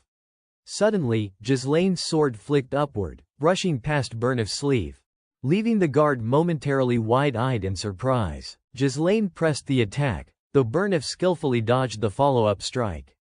He repeated the same old trick, thrusting downward fiercely, but Ghislaine's spin once again allowed him to dodge. Burnif raised an eyebrow in surprise.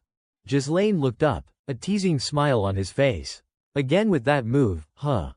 Without warning, he tumbled forward, flipping and landing on Burnif's shoulders, leaving the guard momentarily stunned. But as Burnif reacted, he landed a powerful punch to Ghislaine's stomach, sending him flying backward. Smirking arrogantly, his eyes glinting with contempt, Burnif warned, "That won't work a second time." Then, with a swift, almost slicing motion, he slammed Ghislaine into the ground. Ghislaine's eyes widened, pain forcing a soft groan from him. Burnif pressed the attack, driving his sword forward as if to finish Ghislaine off. Yet, despite the injury, Ghislaine lifted his leg in time, deflecting the blade and preventing it from reaching his body. With a graceful roll, he bounced backward, landing safely while Burnif struggled to regain his footing. Wiping sweat from his brow, Ghislaine's mind raced. As expected, he is using magical enhancement to augment his defense against my strikes. Burnif advanced again, the sword in his hand leaving trails of blue light in the tense air. "Grand Duke Giselle," he said, voice sharp, "you are nothing like the rumors. One only learns a rival's true strength in battle." He sneered, discarding his sword with a clatter, the sound echoing through the room. "Your swordsmanship. It looks forged in real combat rather than formal training. Have you been fighting savages so much you adopted their crude methods?" Stepping closer, Burnif continued, his voice serious now, "Those moves might work on a chaotic battlefield, but against me, useless." Finishing his remark, he tightened his expression. "Your arrogance ends here." Ghislaine exhaled slowly, wary, reflecting on the ferocity of Burnif's attacks, the narrowed thrusts, the strikes aimed directly at the head so precise that gauging distance and timing was extremely difficult. He recalled the sudden, unpredictable thrusts at close range and shivered at Burnif's cold, ruthless gaze. From the start, I knew he would not be an easy opponent. Suddenly, Ghislaine extended his hand, spinning his palm lightly. A strand of blue light materialized, coiling around his arm. His voice was low, eyes serious, "But I do not have much time." Instantly, the light formed a whip-like weapon. Ghislaine lashed it forward, the air buzzing with its speed, even as Burnif's sword advanced toward him. Burnif's eyes widened in shock. "Magic," he muttered, sensing the strange force around him. The whip wrapped around his hand and sword, causing sharp pain. His eyes glowing red with fury. Ghislaine jumped, stomping on Burnif's foot while simultaneously yanking the sword from his grasp with the whip. Then, he delivered a precise strike to Burnif's chest, leaving him no chance to react. Burnif staggered back, syrup like blood oozing from his nose, sweat pouring down his face, eyes wide with disbelief. What did you just do?" From afar, Emilia cried out in alarm. "Burnif." Before he could glance at her, Ghislaine pressed the attack, raising his sword high and striking downward. Burnif swiftly grabbed his own sword nearby to block, narrowly escaping death. Ghislaine pushed harder, diminishing Burnif's defense, eliciting a desperate cry from him. Yet Burnif refused to yield, using his remaining strength to shove Ghislaine back. Ghislaine only staggered slightly, retreating just a step, while Burnif quickly recovered, readying himself to continue the fight. Feeling the risk growing, Burnif shouted to Emilia, "Young lady, leave this place." She clutched her small white cat. Stunned by his words, he explained urgently, "I can't guarantee your safety anymore." Ghislaine, though equally tired, raised his sword. "Very well. Let us continue then." He regarded Burnif casually, a hint of amusement in his gaze. "It has been a long time since I have faced an opponent this entertaining." For the first time having to retreat like this, Emilia was furious. She silently cursed, "Ghislaine, how dare you humiliate me like this?" She ran as fast as she could. Yet her mind raced with suspicion. Who could it have been? Which fool leaked information about the merchant guild to that madman Ghislaine? Otherwise, how could he know so much? Her thoughts kept spinning, remembering the rumors of him killing orcs, protecting his sister from assassins, and even defeating the heir of the Loges family. Based on his rogue past, she had assumed he was just lucky or that the stories were exaggerated, but who could have guessed? She could not hold it in and swore under her breath, "Damn it." Suddenly, she sensed something unusual. Glancing back toward the hallway, she froze. Her guards were lying scattered across the floor, and in the distance, a figure dressed entirely in black stood silently, as if waiting for her. The sight left her momentarily speechless. The figure turned, locking eyes with her. It was Belinda. Seeing Amelia, she offered a gentle smile and a quiet greeting. "It has been a while." "Madam." Amelia was stunned for a moment, then reacted sharply. "Perdiem's maid, why are you here?" Belinda's hood seemed to drop lower as she whispered, "Shush." Before Amelia could react further, Belinda was already behind her, a knife pressed against her neck. Amelia's eyes widened in shock. Belinda did not threaten with words, only spoke softly, "Quiet now." With her other hand, Belinda plucked the spider from Amelia's face, mockingly remarking, "Goodness, you are still keeping this disgusting creature on your lips." Before Amelia could answer, Belinda continued, recalling, "I remember overhearing the conversation between Count Rayfold and him during the engagement ceremony. Your siblings teased you about those repulsive spiders. So you kept one yourself for revenge." The knife pressed closer to Amelia's neck. Her cat became irrelevant and was thrown to the ground. Belinda crushed the spider underfoot, voice low and calm.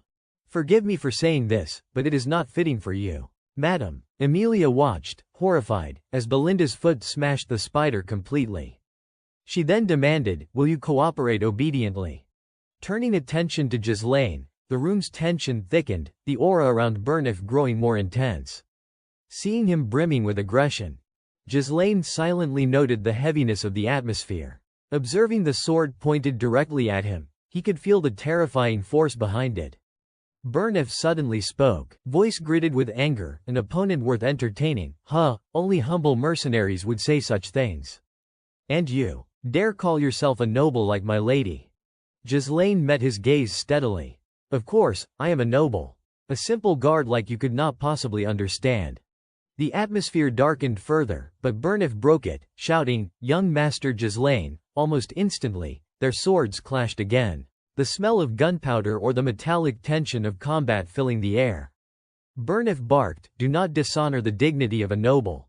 Then dozens of sword thrusts surged toward Ghislaine. The speed caught him off guard, yet he successfully parried every attack. The strikes were vicious. Some skewing left, some right, others aimed directly at his face. Ghislaine gritted his teeth, silently cursing, "This one."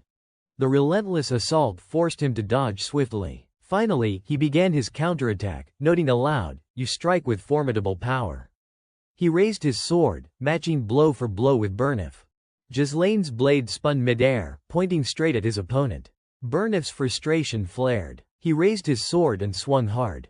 The downward strike was blocked by Ghislaine, who swiftly countered. In a flash, Burnif slammed both Ghislaine and the sword away. Ghislaine's eyes widened as Burnif's voice rang out, "Young Master Ghislaine." His sword clattered to the ground, and he gave a faint, cold laugh. It is over. This time, he had successfully struck Ghislaine, and the air seemed to freeze. A splatter of red hit his face, just as he had anticipated, but suddenly, his eyes widened. He was shocked to see Ghislaine willingly take the blow, using his shoulder to block the strike. Immediately, Ghislaine surged forward, thrusting his sword, though Burnif quickly intercepted it. Sweat ran cold down Burnif's spine as he looked at him and muttered, "It seems I can't afford a single moment of carelessness, but..." He swung his sword in a spinning arc, but Ghislaine anticipated it.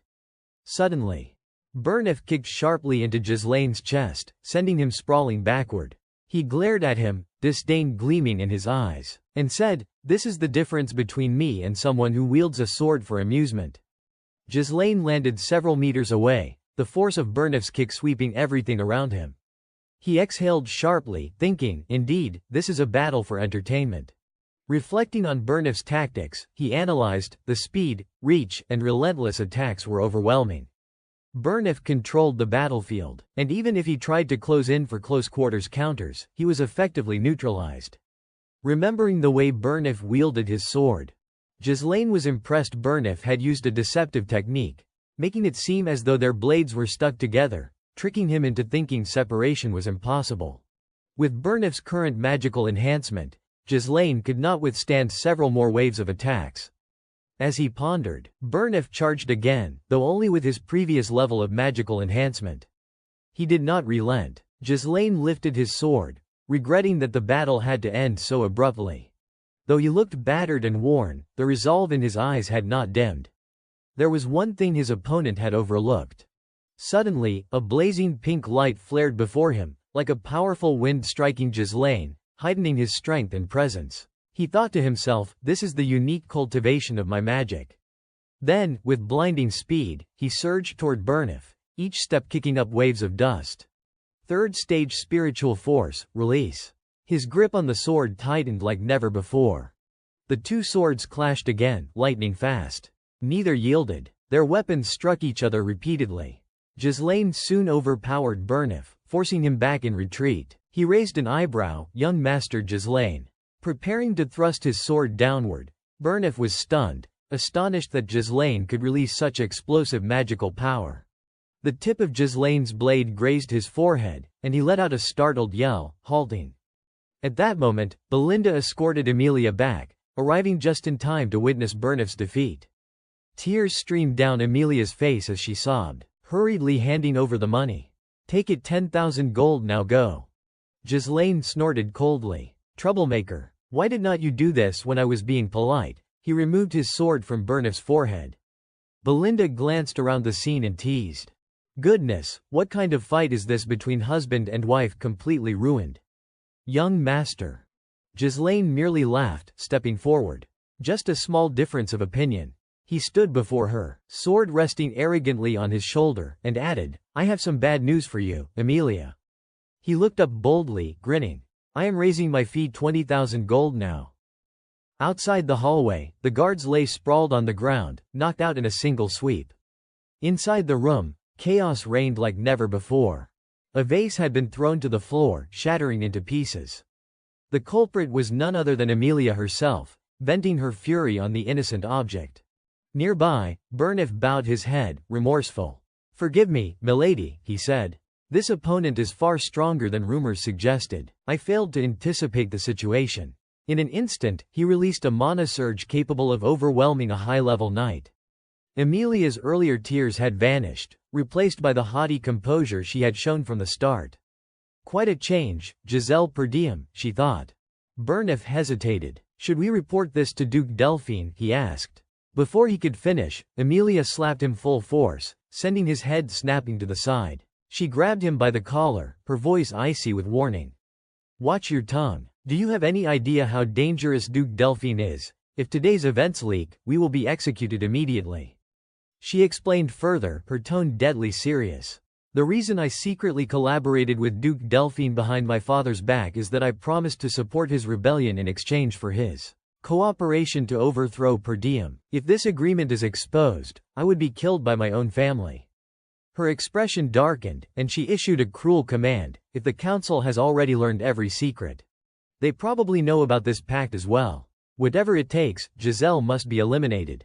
Burnif nodded coldly, obeying without question. Recalling the earlier battle, he noted the state of Gislaine's injuries, the various cuts across his body and a significant wound on his shoulder. After releasing that burst of mana, his condition won't stabilize for some time, he added, a skeptical glint in his eyes. Burnif then began discussing further plans. Emilia responded curtly, I know. She turned, speaking with serious intent. Those children were raised for times like this. Burnif's expression shifted. Realizing something, he thought of a certain black-clad organization and muttered each word deliberately. Filth.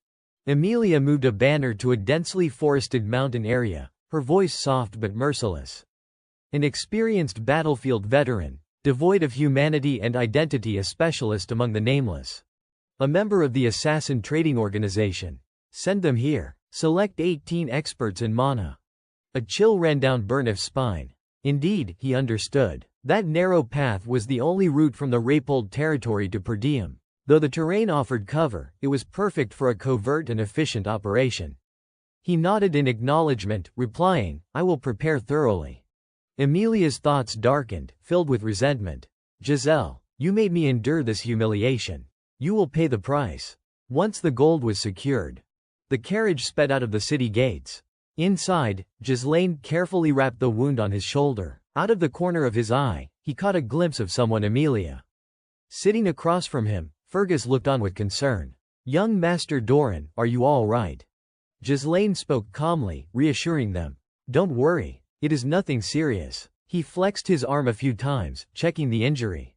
The cut was not deep, not severe enough to be too troublesome. Ghislaine glanced toward the back, where chests of gold lay neatly stacked. Silently calculating, 20,000 gold pieces from Amelia was a sizable sum, enough to help rebuild their territory, effectively saving several years' worth of effort.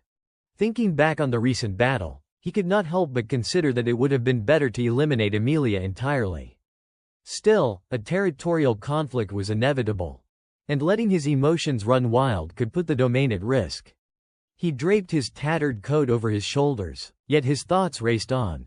Per Diem was in a precarious position, barely able to fend off barbarian incursions. This was the perfect opportunity to push them back. Whether gripping a weapon or a collar, Ghislaine contemplated his purpose. Knowing the secrets of the Demon Guild would make Amelia cautious in her actions.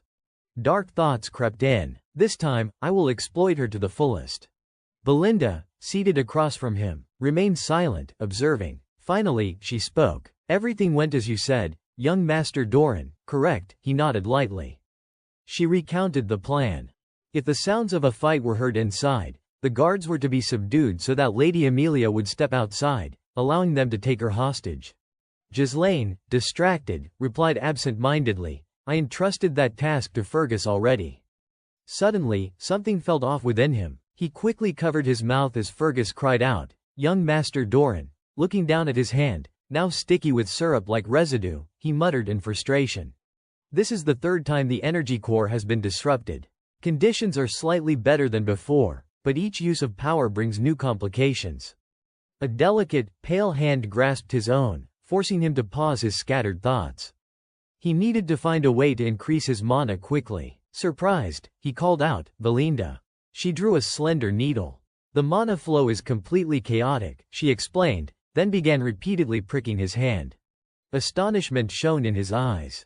Suddenly, something in his mouth compelled him to exhale, releasing a wisp of white smoke that drifted through the air. Looking at his hand again, he realized in surprise that the mana pathways had begun to clear slightly. Without an understanding of mana, this method would be impossible to perform. He glanced at Belinda, thinking silently, "Belinda, I have heard your mother brought you here. You are no ordinary person." He sensed a peculiar aura surrounding her body and unusual physical strength. Why would someone with this level of ability be in such a remote countryside?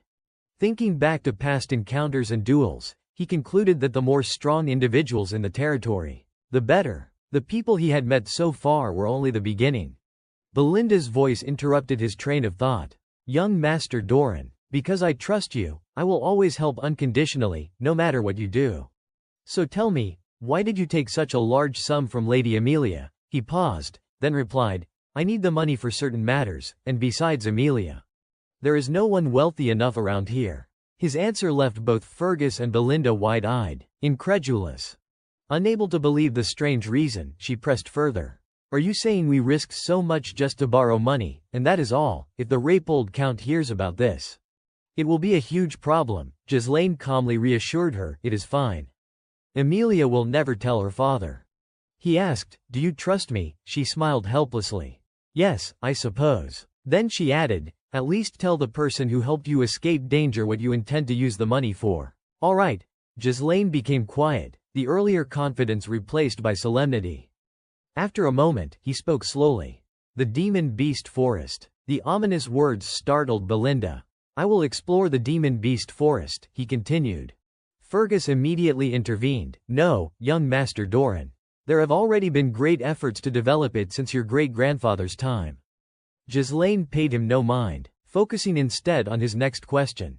Fergus, what about the task I assigned you before entering the city? The old man's face broke out in a cold sweat. Young Master Doran, he muttered, lowering his gaze. Then he cautiously answered, yes. The person you are looking for is exactly where you said. But, are you certain it is them, and their condition? Ghislaine cut him off, his voice firm. As long as they are alive, that is enough. I will go there myself. Belinda immediately protested, worry etched on her face. No, you need to return to the territory, with your condition right now. Wandering around like this, how could that be safe? But his next words froze her. Belinda, do you think after Amelia was treated like that, they would just let us walk away? You think it will be easy? She will want to kill me to cover her tracks. Her eyes widened, but she refused to back down. Young master, I am skilled in combat. Fergus is a knight. If necessary, we can handle this quickly and cleanly. Ghislaine only shook his head with closed eyes. That puts me at ease, but that is not your role. We each have our own fields. He added with quiet authority, I need someone to be at the forefront. When the group finally arrived at the wooden house, he finished the thought he had left incomplete. I will go meet that person myself. Ricardo stepped forward and knocked on the door. Belinda glanced at him, surprised. The family is not collapsing, right? Fergus scratched his head and confirmed, the address is correct. A hand emerged to open the door. Half hidden behind a curtain of disheveled white hair, an elderly man with a long, tangled beard leaned in. He squinted at Ghislaine's group and asked in a gruff voice, who are you? All four of them froze, taken aback by the sight of the man. Silence fell for a moment. Belinda whispered to Ghislaine, young master. The person you told me to find. Is it really someone like this? Her expression betrayed disbelief. He looks like he is about to die any second. How can this be the one we need? Ghislaine nodded calmly. No, this is the right person. The elderly man's eyes flicked upward at the confirmation. He abruptly spun and slammed the door almost shut. As he did, he sneered one final remark, young noble, you have too much free time. Don't waste mine, leave, now. Belinda quickly intervened. Wait. Ghislaine raised his voice with authority. I am the captain of the Ratatoskr Mercenary Company, Gillian. The words seemed to catch the old man off guard. His eyes narrowed as he glanced back. Ghislaine extended his hand respectfully. It is truly an honor to meet you. Fergus's eyes darkened. The Ratatoskr mercenaries. Ricardo stammered, see, could it be? The image of countless blades raised in unison flashed in both their minds. The Ratatoskr Mercenary Corps, an order where only those who had mastered nearly every weapon could earn entry. Though now disbanded, their courage had echoed across nations. No knight alive had not once heard their name. The figure before them, their leader, was slowly being revealed. Gillian, Ghislaine called out sharply. The man, who had just turned away, froze mid-step. Ghislaine stretched out his hand. I came here for you. A battle axe spun through the air. Its edge missed Ghislaine's head by mere inches, skimming through his hair. Yet he neither flinched nor trembled. The others, however, gasped in terror. The old man's arm was still extended from the throw as he muttered, so, you know who I am. When he turned back, Fergus, Belinda, and Ricardo had already stepped in front of Ghislaine, shielding him. His eyes bored into Ghislaine, his voice a low growl. Almost demonic. What business do you have with me? Belinda edged forward, dagger in hand. Young master, something's not right with him. Ghislaine's voice was calm, deliberate. Eternal punishment. The old man's eyes flew wide. Only Ghislaine's voice cut through the tense silence. I know how to cure your daughter's incurable disease. He pressed further. Do you want to talk now? His words came steady, as if he could see Rachel's condition through the walls, the high fever, the coughing of blood, the crimson blotches blooming across her skin like cursed flowers in illness. So agonizing it was said to feel like divine torture, the eternal punishment. His daughter, now bedridden, writhed and begged for death.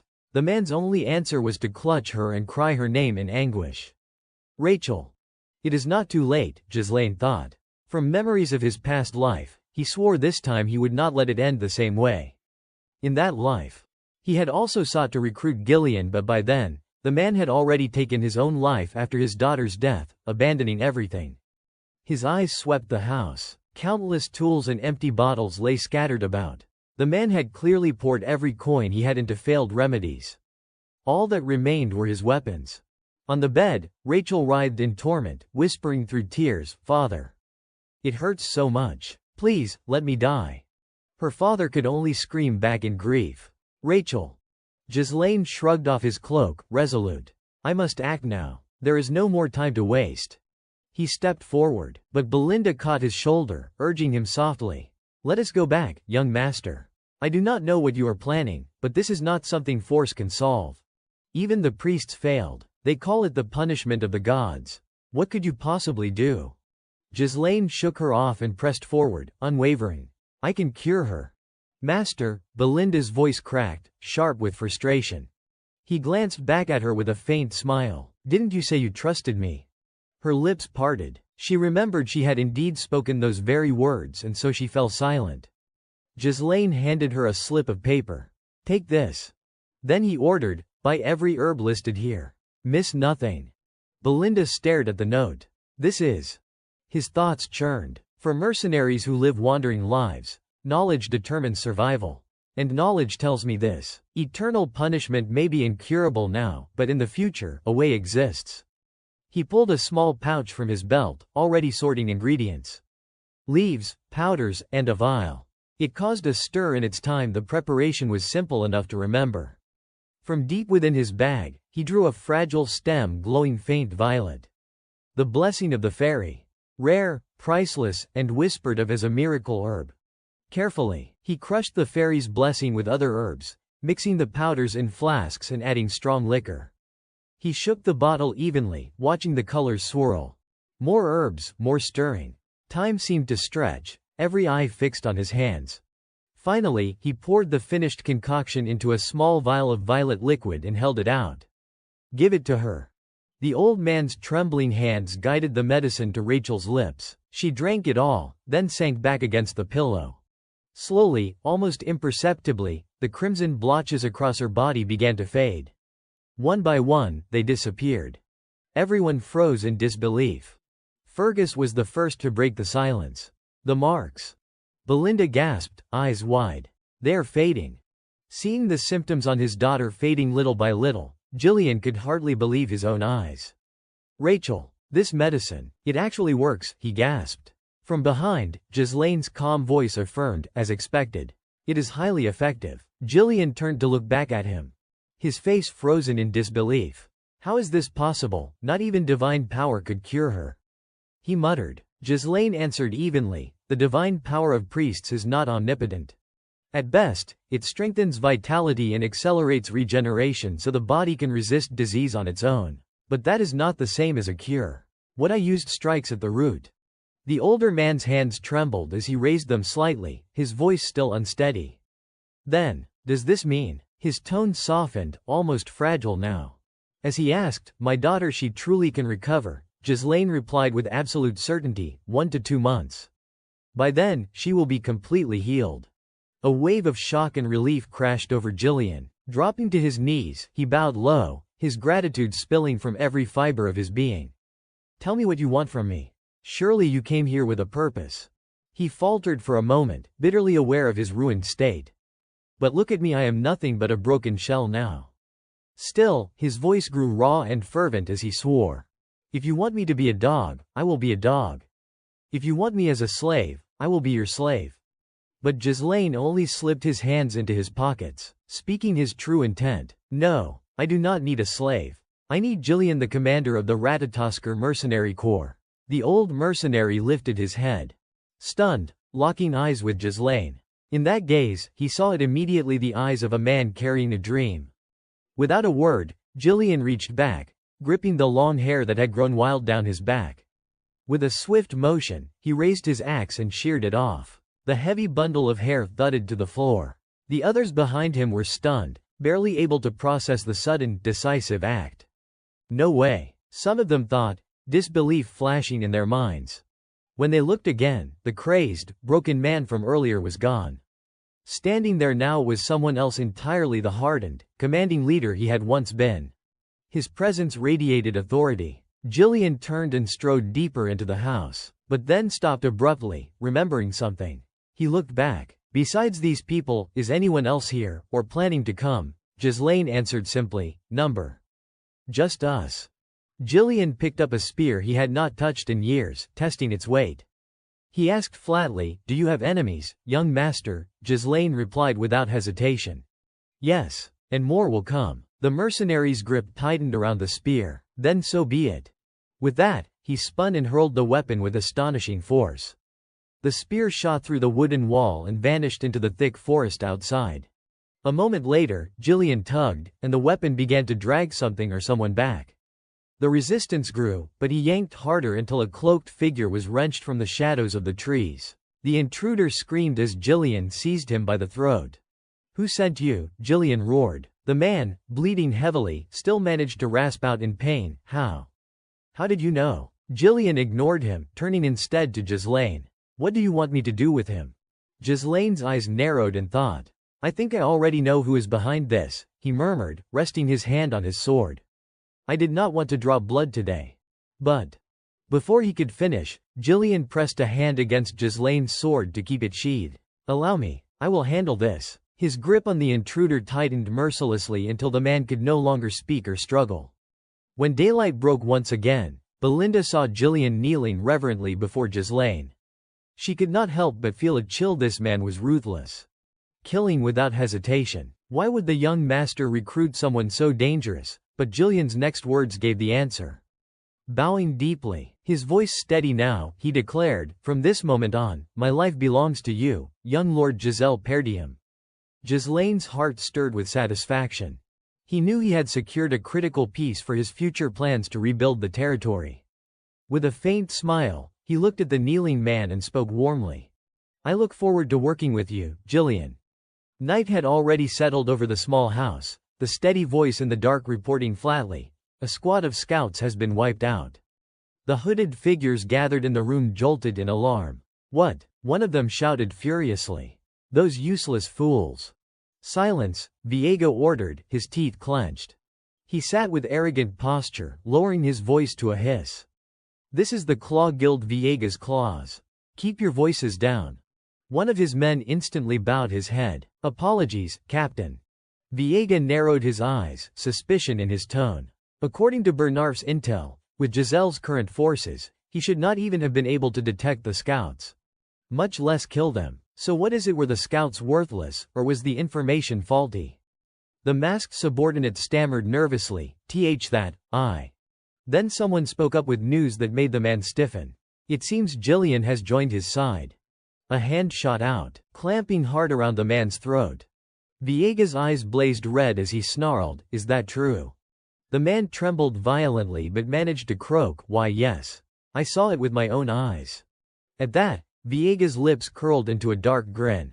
Jillian, so you have finally moved. My former commander. Elsewhere, Jillian was seated on the driver's bench of a horse-drawn wagon, steering it through the forest.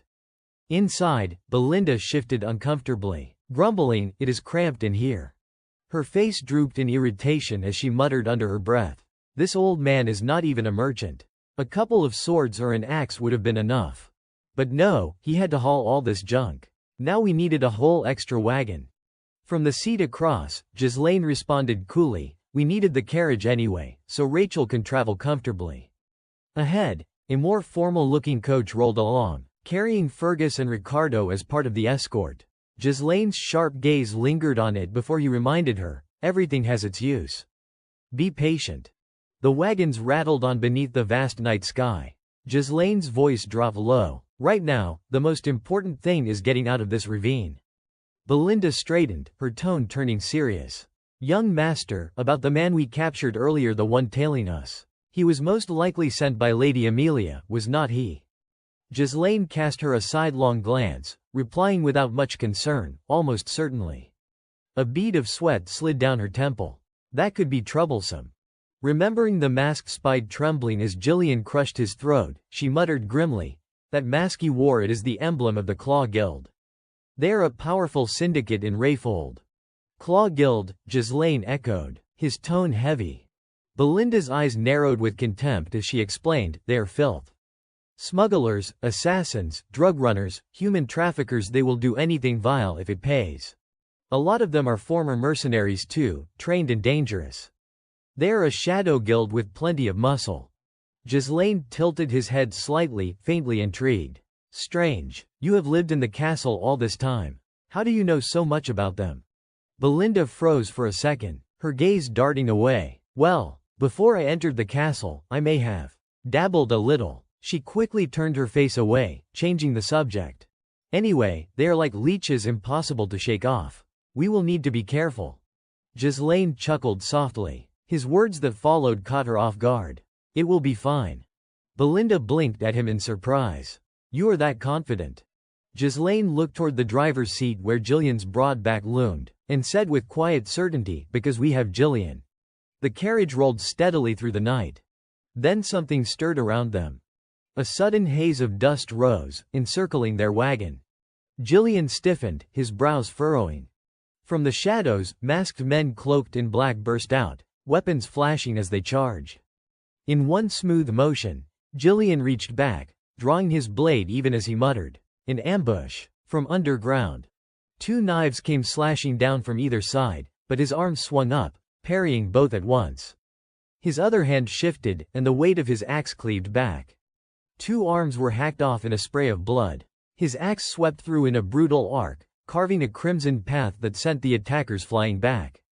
The remaining assailants scrambled to cut through ropes above. Suddenly, the dust overhead collapsed, crashing down in an avalanche. Traps, Jillian muttered, glancing up. Belinda screamed in panic, "We will be buried alive." The wagon screeched to a sudden halt. Up ahead, trees and boulders had collapsed across the path, blocking the way forward. Ghislaine narrowed his eyes, immediately recognizing the setup. It was an ambush. The hidden figures finally revealed themselves, each one cloaked head to toe. From among them, a voice rang out. Viega called out the name with venom, the former captain of the Ratatoskr mercenaries. Gillian. At the mention, the older man turned with a look of confusion. Striding forward with a sneer, Viega spat his contempt. The coward who disbanded an entire mercenary band just for his daughter. Gillian leapt down from the carriage, his voice calm and dismissive. "I have no idea what you are talking about." Viega stood before him, his tone heavy with resentment. "Because of you, my life was ruined. Don't tell me you are so old you can't even remember your former men." Gillian remained silent, his expression contemplative, as if searching his memory. Seeing this, Viega's fury only deepened. "So you are going to pretend you do not know? Fine, I will help you remember." With a sharp gesture, Viega barked the command, "Kill him." His henchmen charged without hesitation.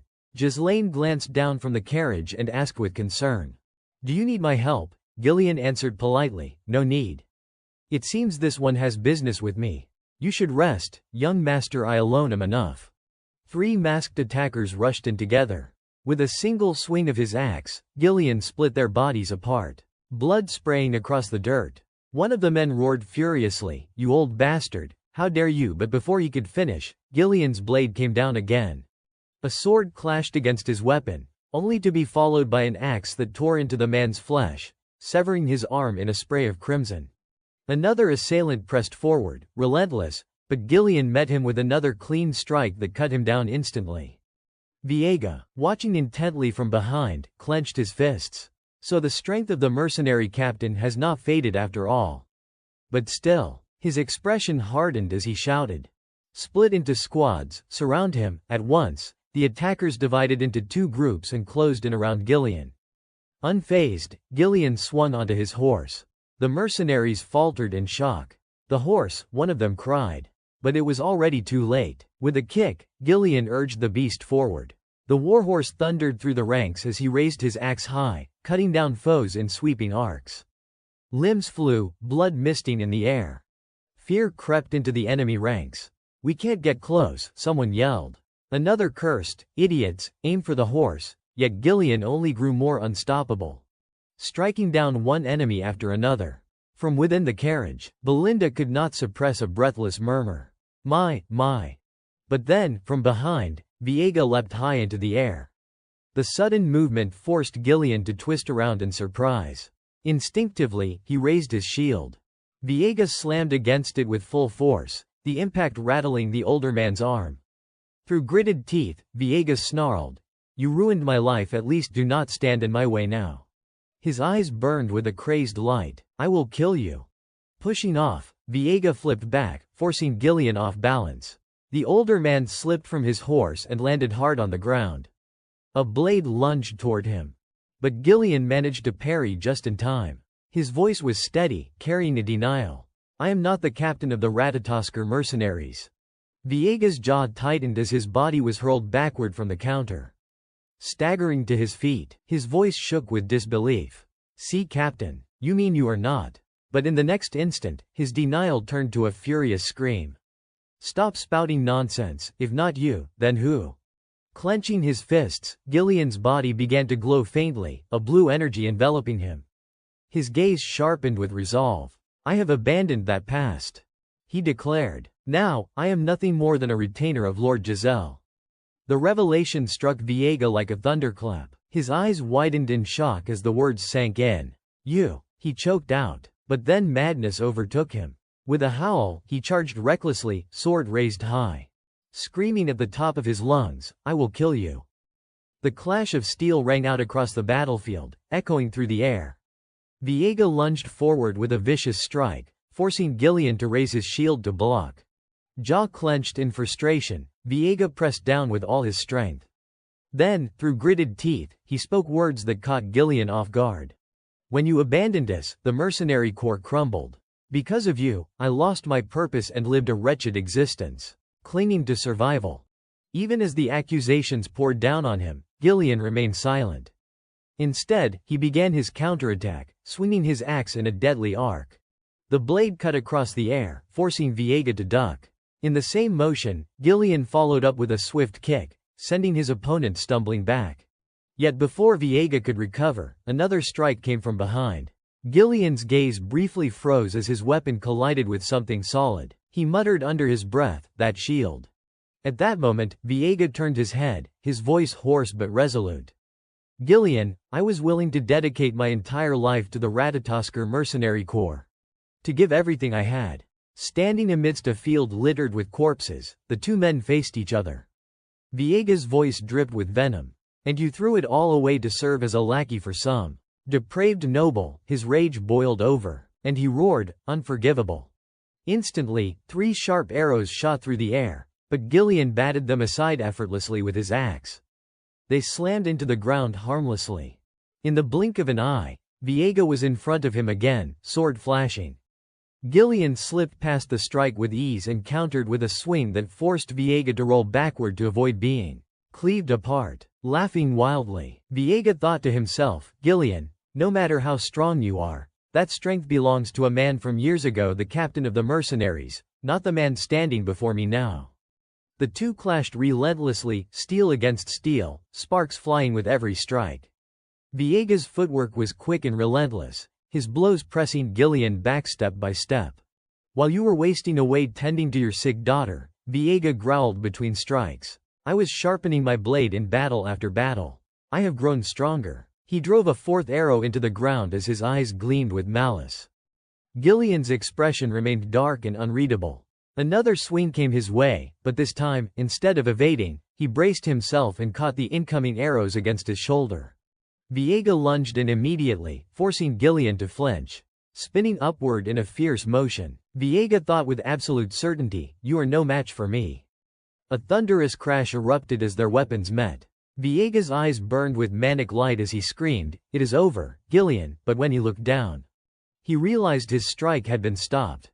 Gillian's hands gripped the blade firmly, enveloped in a brilliant surge of blue energy. Calmly, he met Viega's gaze and asked, so all of this? You seek revenge?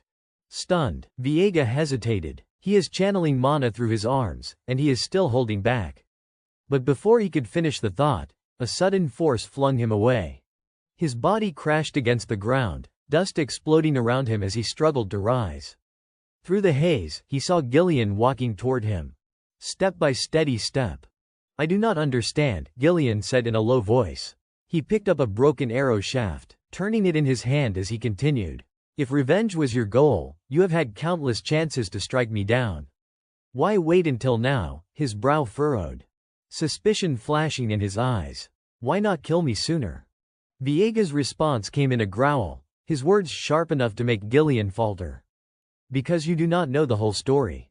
Wiping the blood from his face with the back of his hand, he continued, voice laced with bitterness. I came to your home. But the captain of the Ratatoskr mercenaries was not there. His gaze darkened as he recalled the memory. All I found was a washed-up old man, wasting away beside a sickbed, not someone worth killing. Then his eyes flared crimson, his voice breaking into a frenzied roar. Where did the Gillian I once idolized disappear to? Hearing the man before him speak, Gillian's face darkened and thawed. A sword suddenly struck the ground with a sharp clang, startling Viega. Gillian's calm voice followed. Listen. He reached behind him and drew a blade, his tone even but heavy with weight. I too was nothing more than a man being steered by the will of others. But here and now. His arm rose high, sword gleaming under the night, his eyes blazing as he continued. I will grant my former comrade the greatest honor of all. His brow furrowed tight as he declared firmly, as commander of the Ratatoskr Mercenary Corps. Viega muttered under his breath, yes. That is right. Then, with renewed frenzy, he charged with dagger in hand, shouting, now this is the real battle. Their weapons collided in a burst of blinding sparks. Viega's face twisted with exhilaration. This is the moment I have longed for.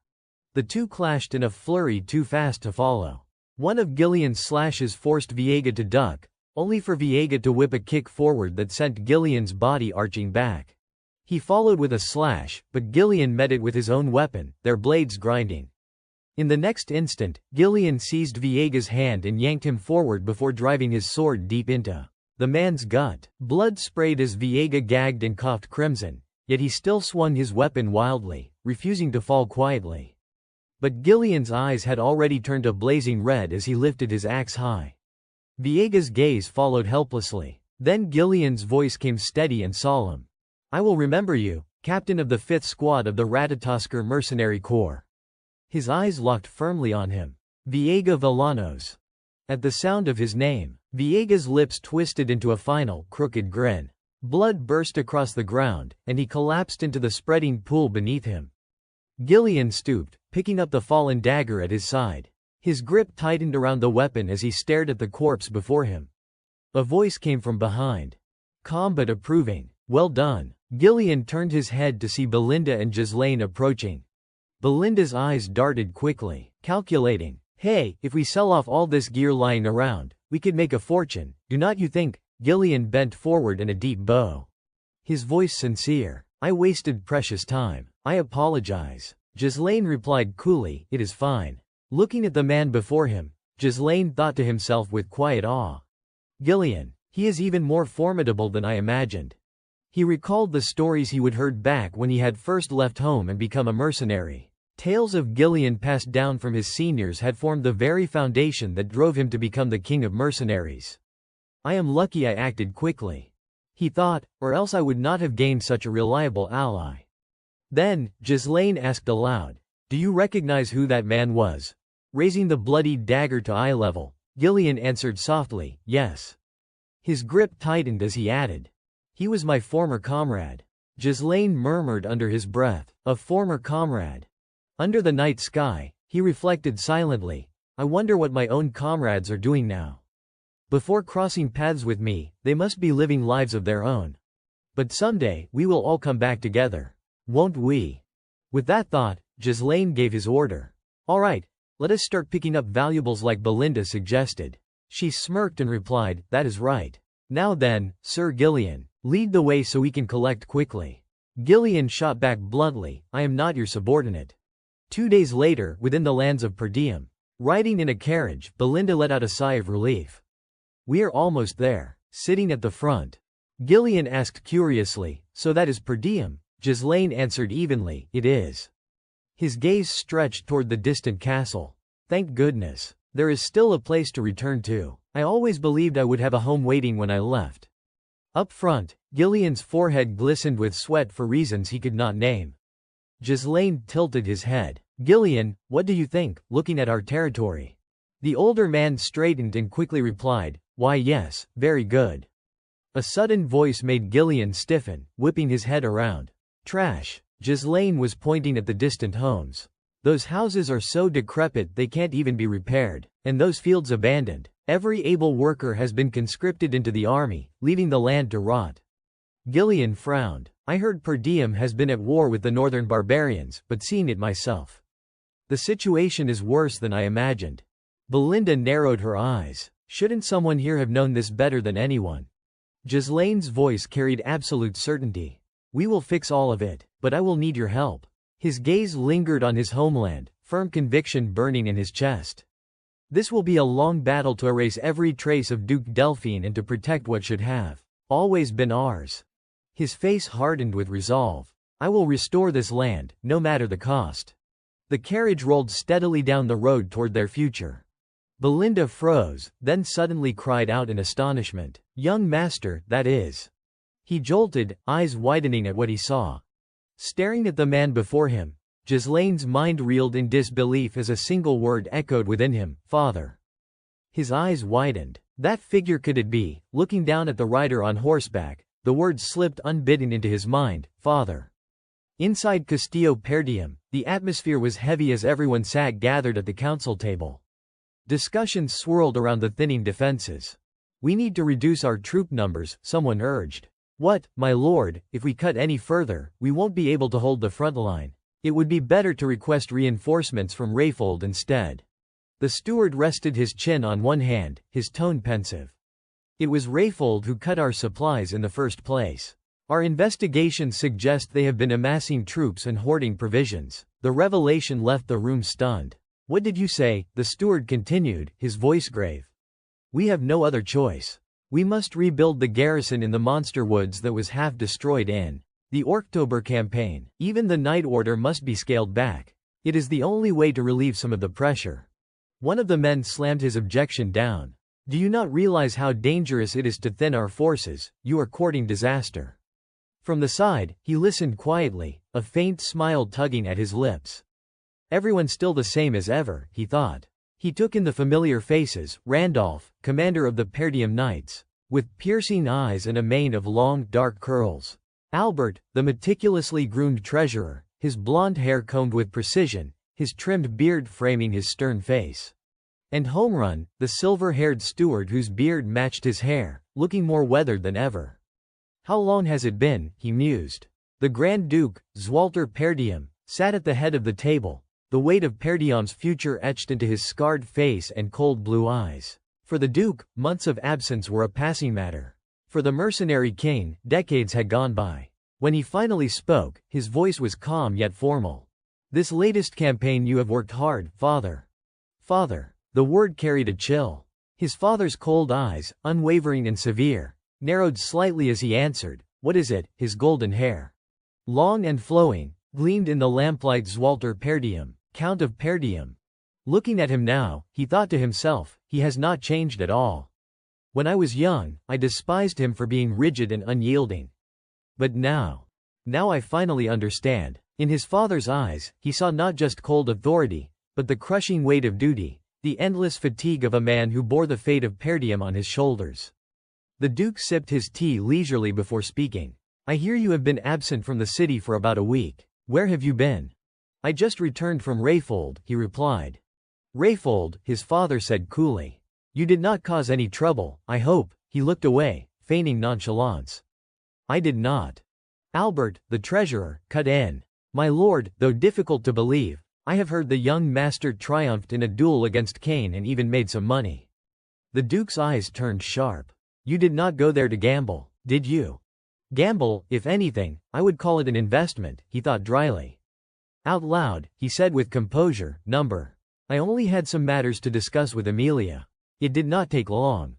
The steward, his voice gentle but firm, reminded him, "My lord, I have told you countless times before you act. Remember, you are the heir of Per Diem." He turned away, eyes closed. "I understand. Don't worry." But in the steward's heart, frustration boiled. This wretched boy, my words might as well be trash to him. How can I not worry? The Duke rose to his feet, cutting the meeting short. "That is enough for today." He looked at his father with suspicion. The Duke continued, his tone as sharp as ever. "I hear that while I was away, you caused quite a stir." His eyes narrowed. They say you personally dealt with Jamal and Philip, the ones who tried to betray Elena. Is that true? The memory of those two sneering faces flashed in his mind. Randolph scoffed in disdain, as if the young master would personally dirty his hands. More likely, the two fools turned on each other, and he simply struck the final blow. Rumors have a way of embellishing. Randolph, he thought, even if those men were traitors, having one of your knights killed by me must sting. Best to handle this delicately and soothe his pride. He answered calmly, yes, more or less. Randolph's lips tightened, annoyance flickering across his face. Then, to his shock, his father finally spoke up. Good job. His heart nearly leapt. The Duke's voice was flat, almost indifferent. The details do not matter. What is important is that Elena is still alive, is not she?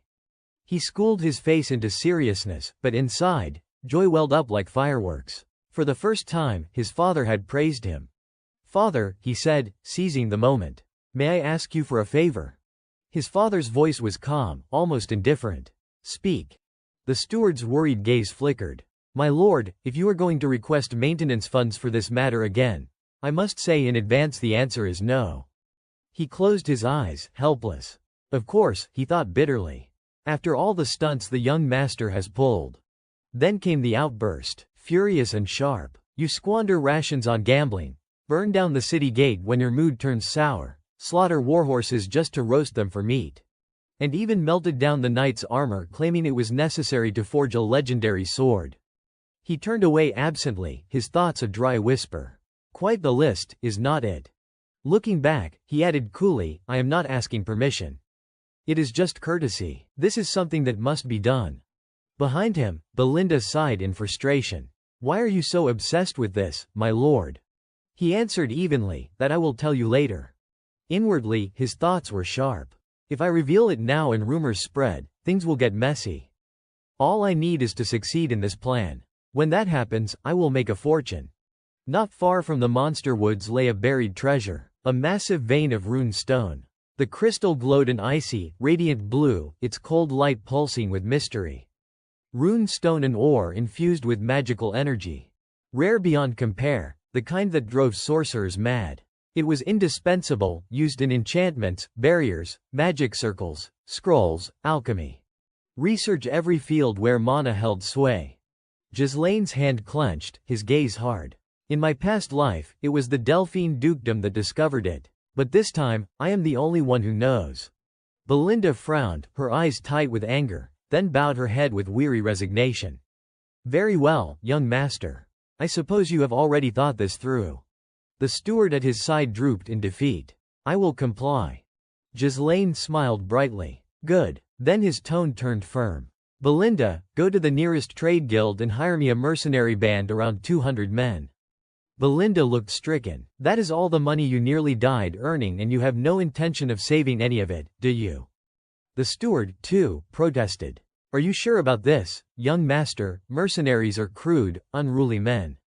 Gather them in such numbers, and controlling them will be nearly impossible. They could even turn on the one who hired them. That outcome is hardly unexpected.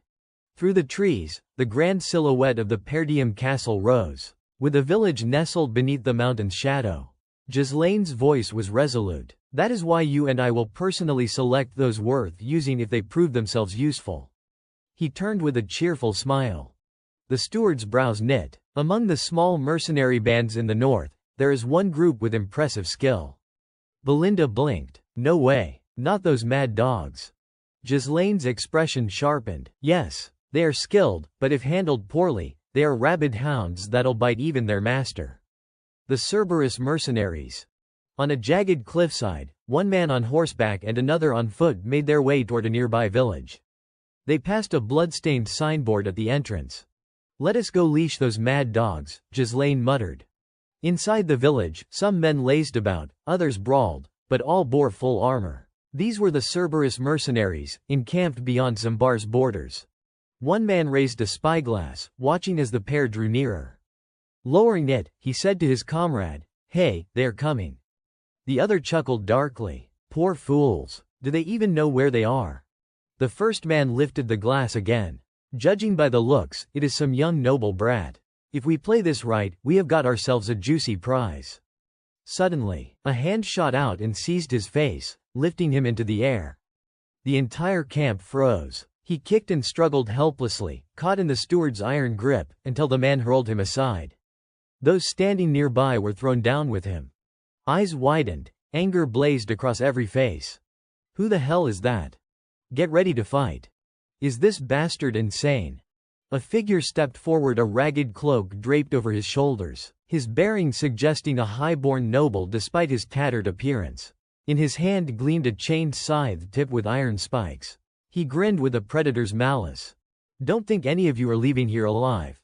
But he suddenly stopped. A horse approached slowly, wind tossing back the rider's dark hair. Ghislaine looked down upon them all, his voice low yet commanding. Silence. Who among you is the leader here? He stepped closer to Ghislaine. Who is the leader here? Ghislaine asked. The man stayed silent, lips curling in a smirk.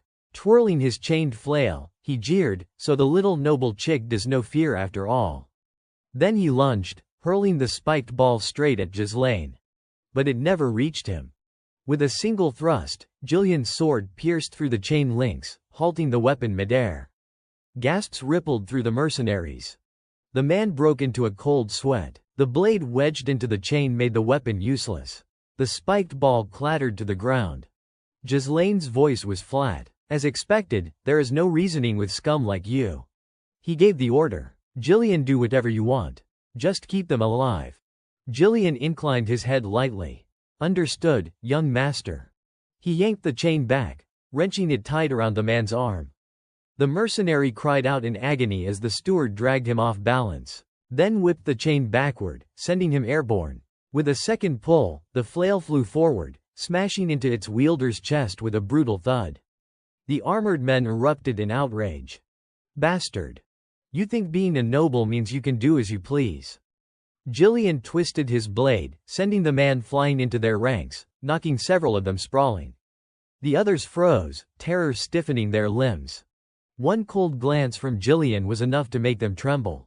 Ghislaine swung down from his horse and strode forward. What, am I supposed to wait all day? If you small fry know what is good for you, step aside. Call your leader. A gruff voice answered. Damn it, I was having a good nap. What now? The mercenaries snapped to attention as their leader emerged. He approached with a lazy gait, but the aura of command was unmistakable. I am Kaor, commander of the Cerberus mercenaries. What business do you have with us? His men flanked him, armored and disciplined. Ghislaine was calm. What else do you seek mercenaries for? I have a job for you. Kaor's expression hardened as he glanced at his bloodied subordinate.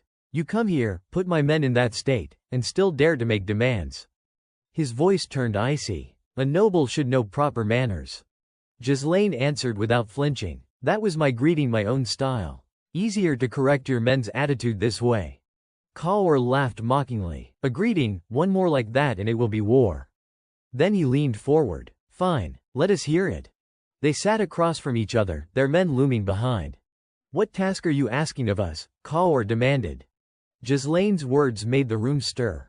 The monster woods. What? The mercenaries behind Kaor broke into uneasy murmurs. That cursed place, swarming with beasts. Next to Perdium. Kaor only smirked. And who are you to meddle in that forest? Ghislaine's eyes narrowed. Ghislaine Perdium, heir of House Perdium. At that name, the mercenaries froze, then burst into cruel laughter. The useless heir, no wonder you act so recklessly. And you think you can conquer that forest? Kaor sneered. Listen, noble. You grew up sheltered in a glasshouse. You have no idea what that place is. It is not for the likes of you. No point talking further. He signaled his men, see them out. The soldiers moved in. Jillian bristled with anger, while Ghislaine's face grew dark. Kaor's voice carried a faint tremor. What is wrong, are you afraid? Ghislaine's reply was sharp, laced with mockery. I thought you lot were worth something. Turns out you are just rumor's hollow bark without bite. Kaor leaned back, propping his boots on the table, eyes cold. Don't be ridiculous. We are mercenaries, not fools who accept every suicidal job tossed our way. Ghislaine's tone was like ice. The weak always hide behind excuses. Kaor's jaw tightened, anger flashing in his eyes. He tilted his head back, exhaling. You insult my honor and still I humor you. Do you think childish provocation will work? A naive brat like you is not even worth killing. Ghislaine's eyes slid shut, his voice unwavering. You want us gone, fine. But first bring out the stakes. He opened his eyes, cold and steady. Commander of Cerberus, I demand a Moriana oath. The words shook the hall. Even Kaor's face twisted in fury. Do you even know what you are saying? Ghislaine's reply was like iron. Of course I do. The Moriana oath, a mercenary's most brutal wager. Two fighters bound together at the arm, only a single sword between them. No mana, no tricks. A restricted ring, movements shackled. Step outside the circle and you lose. More often than not, both loser and victor faced death. Ghislaine laid down the terms. The loser will submit, completely obey without question. A loyal hound to the victor. Nothing less.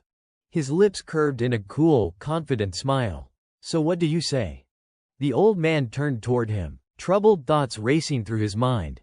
For the young master to know of this filthy custom among mercenaries. In a mercenary's world, refusing such a challenge was the same as admitting one's own weakness. Ghislaine, however, only smiled. The sound of that smile, calm, sharp, seemed to echo in the heavy silence. Eyes around the circle grew sharper, their intensity hardening as even Kaor's grin twisted into something darker, more menacing. He raised his voice for all to hear. Boys, this young noble wants to be recognized by the way of mercenaries. Could I possibly refuse? The two men's wrists were bound tightly together. They stepped into the circle, each gripping a sword, while the crowd erupted in raucous cheers and jeers. Only Jillian stood silent, his heart heavy with worry for Ghislaine. Shouts rang out, that noble brat is finished. Kill him, chief.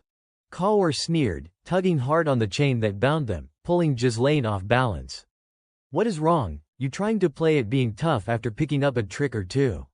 There is nowhere left for you to run now, he taunted, his face smug with victory. I have played this little game 5 times already. But Ghislaine steadied himself, eyes cold as steel. He yanked Kaor's arm toward him, lips curving into a thin smile. His voice was calm, chilling. 5 times, is it? As for me. His gaze hardened into something merciless. I have done this more than 100. The duel began in earnest. His expression tensed as their blades clashed, steel ringing in the confined circle. Both men dodged at the same instant. Their eyes locking, each gaze sharp as a predator's. A slash across both evaded. Another exchange, neither yielded. Kaor pulled hard on the binding chain, dragging Ghislaine's arm aside, but Ghislaine pivoted with the motion and countered. Kaor thrust, Ghislaine bent low. The blade whistling past. Ghislaine's riposte sliced the air Kaor narrowly avoided. A savage yank, a kick aimed high. Ghislaine raised his leg just in time to block. But when he steadied himself, his eyes flicked down, recognizing the growing pain in that leg. Kaor smirked. You are holding out better than I thought. But you claim to have earned Moriana's recognition. Once is said to be near impossible, and you would boast of 100. He lunged again. Ghislaine ducked smoothly beneath the strike. If you are going to brag, Kaor sneered, at least make it believable. Around them, mercenaries shouted and jeered, their bloodlust rising. The noble's done for, kill him, chief, make him pay. Jillian snapped his head back at them, his glare silencing the crowd at once. Turning back, his face darkened. This fight was stacked against Ghislaine. The circle was so small a single fall could decide the match. Bound together, stripped of mana, it came down to raw strength. Kaor's heavier build pressed an overwhelming advantage. Ghislaine could only evade, deflect, and endure. Jillian's fingers brushed the haft of his axe, ready if the boy's life was truly in peril. Kaor pivoted, locking Ghislaine's movement, and thrust, but Ghislaine leapt free, landing in a crouch. His leg throbbed with fiery pain where he had blocked the earlier kick. As expected, he thought grimly, without mana's protection, each impact stacks up, even when I block it. Kaor's grin widened. Your face says it all. You are faltering already, or not you? He pressed forward with relentless strikes, forcing Ghislaine into constant evasion. Ghislaine Perdian, Kaor thought in disdain, pathetic that you even try to stand against me. Among nobles I have met, you are stubborn, yes, but that is all you are. You have made your strategy clear, he mocked, raining down blows.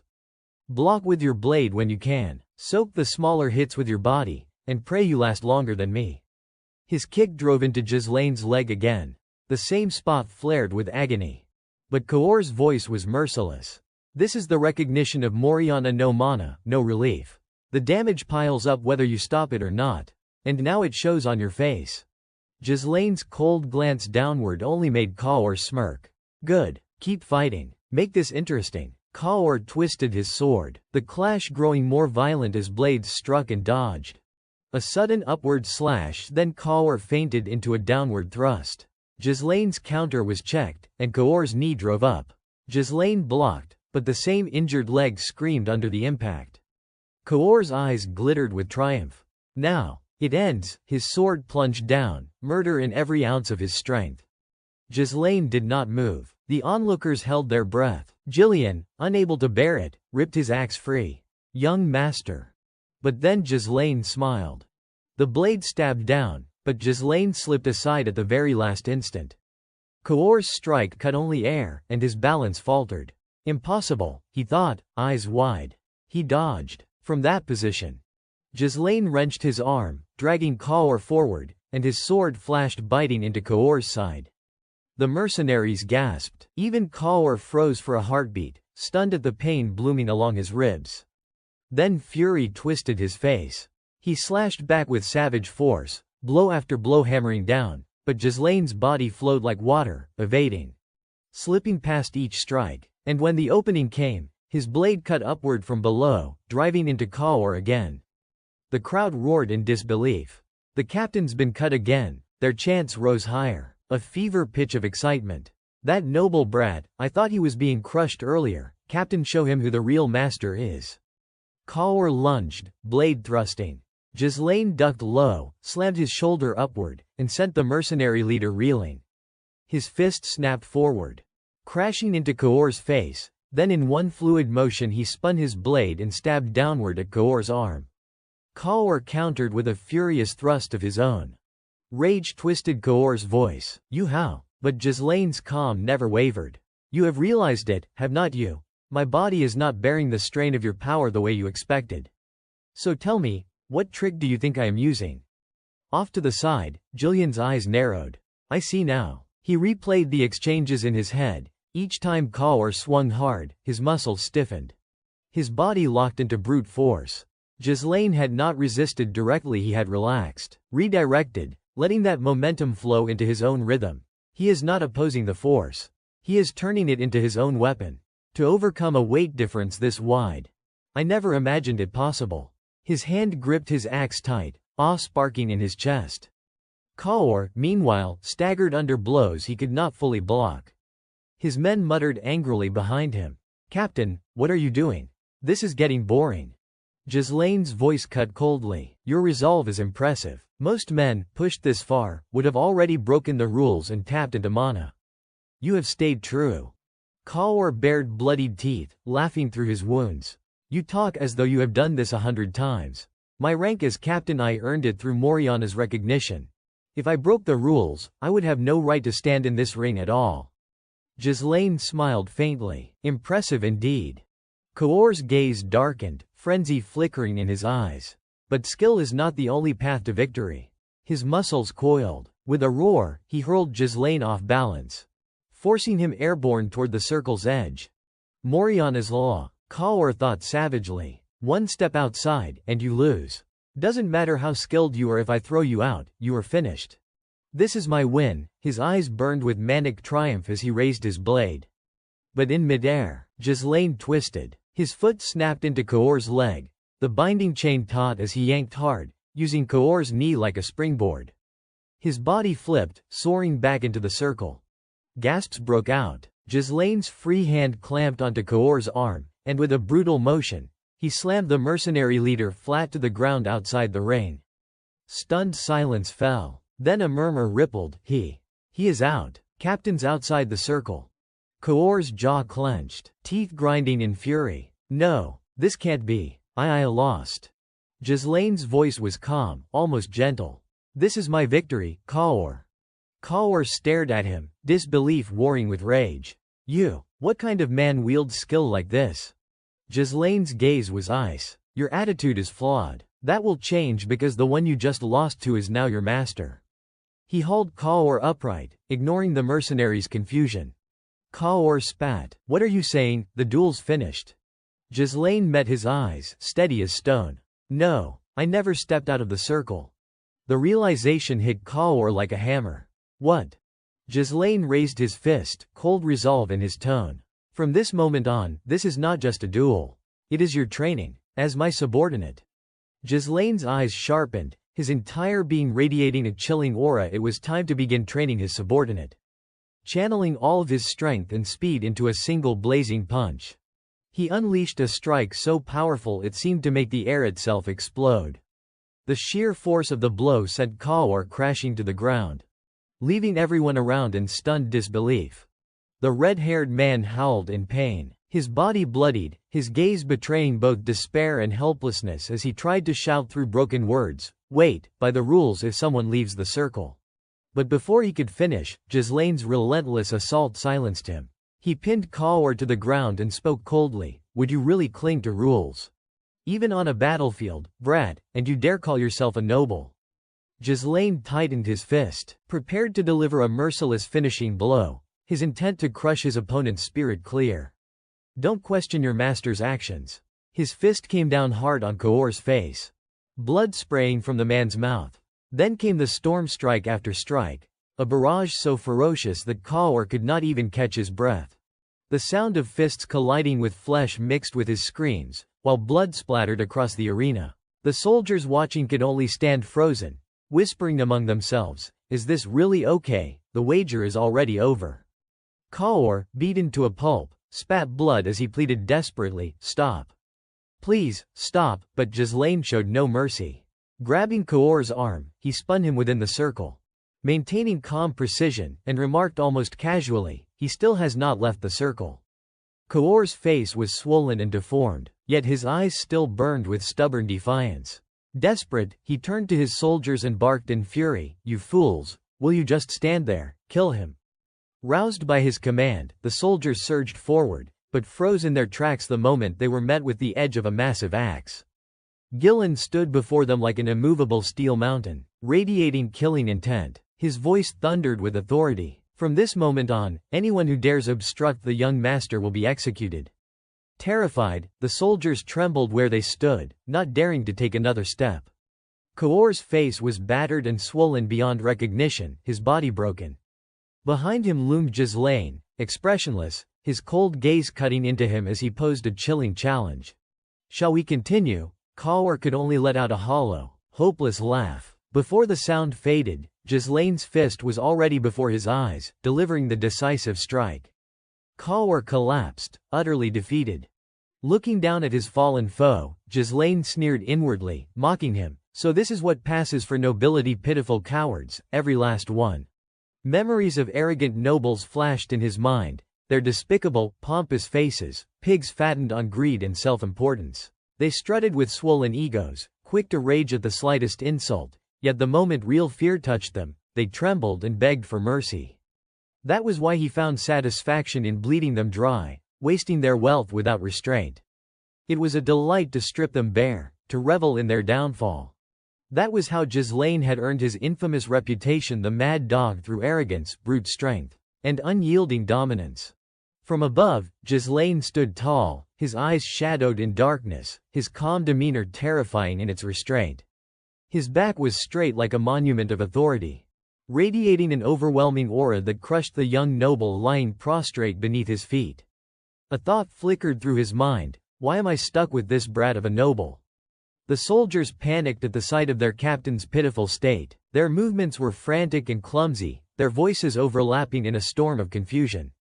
"Captain Kaor, at this rate, he will die, but what can we even do?" Still gripping the redhead's arm, Ghislaine wondered to himself, "Is this enough yet?" Then, with a calmness that cut through the chaos, he pointed at the flustered men and barked an order. "What are you idiots doing? Bring water, bandages, and cloths." Now, he hoisted up the captain's blood-soaked body, half unconscious, and added in a cold warning, "If you leave your captain like this, he will die." The mercenaries finally grasped the situation. Faced with the undeniable authority of the strongest man present, they scrambled in obedience. Why yes, understood. Gillen, who had silently observed from the beginning, drew his own conclusion from what had just unfolded. The unruly mercenaries had bowed their heads to the young master. His grip tightened on his axe as he reaffirmed a rule as old as their trade among mercenaries: fists mattered more than laws. To him, Ghislaine resembled a feral wolf, fierce and brimming with killing intent, gazing down on everything beneath him with unshakable dominance. Under his feet lay a helpless creature, trembling and powerless, a living testament to the disparity of strength and authority. In one swift and undeniable demonstration, the young master had carved his power into their minds, leaving no doubt about who their leader was. Later, Kaor sat at a table, his body wrapped in bandages. Ghislaine placed a sheet of paper before him. "Sign it." Kaor looked up at him, speechless, but eventually relented, scrawling his name onto the document with a face full of bitter defiance. Tossing it back with a haughty tone, he muttered, "Here." Ghislaine's eyes narrowed, his voice carrying the weight of iron. "Here, that is how you speak." The redhead paled instantly and corrected himself. Please, take care of us." "Good." Ghislaine clasped Kaor's hand in a firm grip that made him hiss in pain. With measured words, Ghislaine declared, "From this moment on, we are family." A faint, confident smile crossed his lips, though his demeanor remained stern. "Let us work well together." Days later, at the outskirts of the Paradigm estate, the mercenaries gathered early in the morning. One man, still half asleep, yawned as he grumbled to another. "Why the hell do we have to meet this early? I only ever get going after lunch." Another, a bald-headed brute, chimed in, "Haven't you heard? They say our employer is the heir to House Paradigm." "What, a greenhorn, really?" someone scoffed. "I wonder if he is even capable of managing mercenaries." A one-eyed man shrugged, "Doesn't matter. We will probably get paid even if we slack off." Suddenly, a loud voice boomed, "All right, listen up." A burly man with muscles bulging under his clothes stepped forward. Another recognized him immediately. "Wait, you are Gordon the Muscle, are not you?" "That is right," the man confirmed with pride. "I have seen your admirable willingness to make things easy for yourselves. But unless we unite our voices, we won't get what we want." Someone frowned. "Cautious. And what exactly are you planning? You would better know how to keep things under control in situations like this." The bald man repeated the concern, his tone wary. "Yeah, Gordon, what are you planning?" Gordon laid out his plan, holding up a pouch for all to see. "I will step up as our representative and put pressure on the employer." "So, everyone's in agreement, right?" His words fired them up. One after another, the mercenaries cheered and tossed coins into the pouch without hesitation. "If Gordon's letting, we are guaranteed to win," someone shouted. Another added, "That giant body of his really comes in handy at times like this." Yet another laughed, "You are damn reliable. Gordon spends all day training, but sharp as hell when it comes to money." Suddenly, a voice rang out, "Hey, someone's coming." A lone rider appeared on the horizon, the sound of hooves clopping steadily against the dirt as the figure drew closer. The mercenaries squinted, murmuring among themselves. "What, he came alone?" one scoffed. "Look at those clothes, must be the employer. Pathetic. Bet he will run the moment he sees Gordon's muscles." Gordon puffed up, striding forward with arrogance, motioning for the others to follow. "All right, everyone step up and set the mood. We will make sure this naive little noble never forgets the lesson we are about to teach him." But he froze. The sneer slid off his face when he realized the rider was not alone. Behind the lead horseman marched a group of mercenaries, Gillen among them, and Kaor bandaged, silent, and subdued. At their head rode Ghislaine, his expression carved from stone. One of the mercenaries gasped, eyes wide. That helmet. The dog's head crest. No way. Is that the Cerberus Mercenary Company?" Confusion rippled through the ranks. How could such notorious troublemakers, infamous for their defiance, now be trailing behind the employer like obedient hounds? Ghislaine's eyes locked on Gordon with a piercing authority. His voice rang out sharp and commanding, "You are the leader here, are not you?" Gordon stiffened. "Why yes, that is right." "What is your name?" Ghislaine demanded. The burly man faltered, his confidence withering under the weight of that gaze. Gordon the Muscle." Ghislaine repeated the name slowly, as though weighing it, "Gordon the Muscle." Then, without warning, his fist drove into Gordon's chest with crushing force, making the man stagger back in shock. Impressive, he muttered with a cold edge. Straightening to his full height, Ghislaine announced before them all, his tone ironclad, "I am the firstborn of House Paradum, Ghislaine Paradum." His order came sharp as a blade, "Gordon, gather all the mercenaries, now." Turning back to face the crowd, his sharp features curled into a proud, almost arrogant smile. His voice carried with unshakable dominance as he declared, "From this moment forward, we march to conquer the monster forest." At the assembly point, Ghislaine stood as Belinda carefully adjusted his attire. In his mind, everything was already in order. The preparations for breaking into the forest were complete.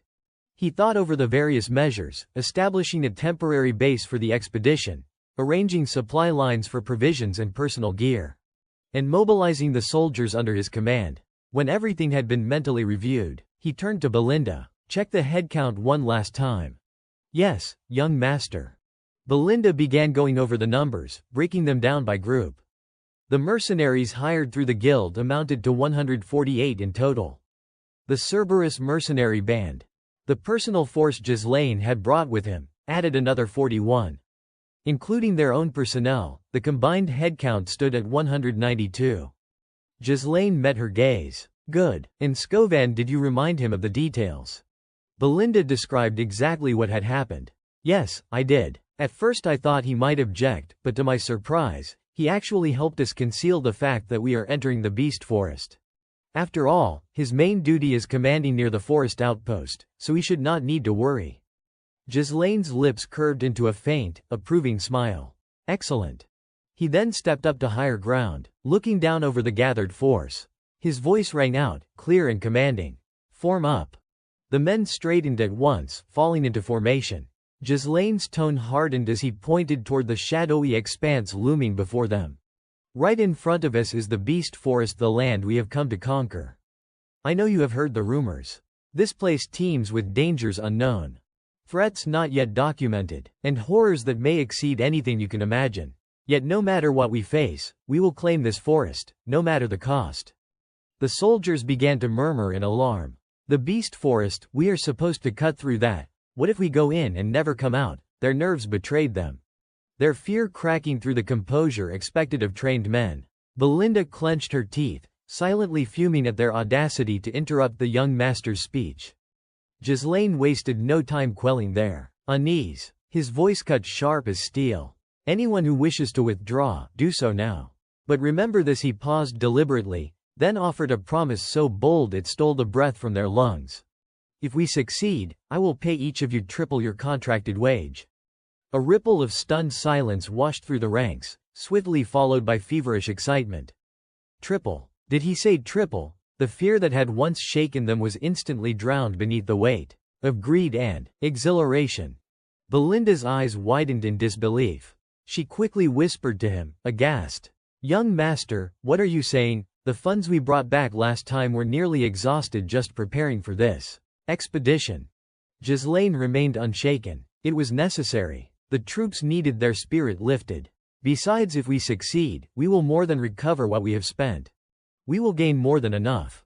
He gave her a sidelong smile. "Do you trust me?" Belinda faltered, clearly torn, yet at last she yielded with a reluctant nod. "I have no choice but to trust you." Cawor frowned, doubtful of his master's gamble, while Gillen, on the other hand, seemed certain that their lord never acted without a plan.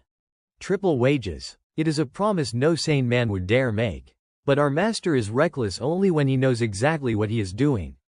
The soldiers stood straighter now, spines like iron, their earlier fear transformed into zeal. A dense, broad-shouldered army stretched out before Ghislaine, awaiting his command.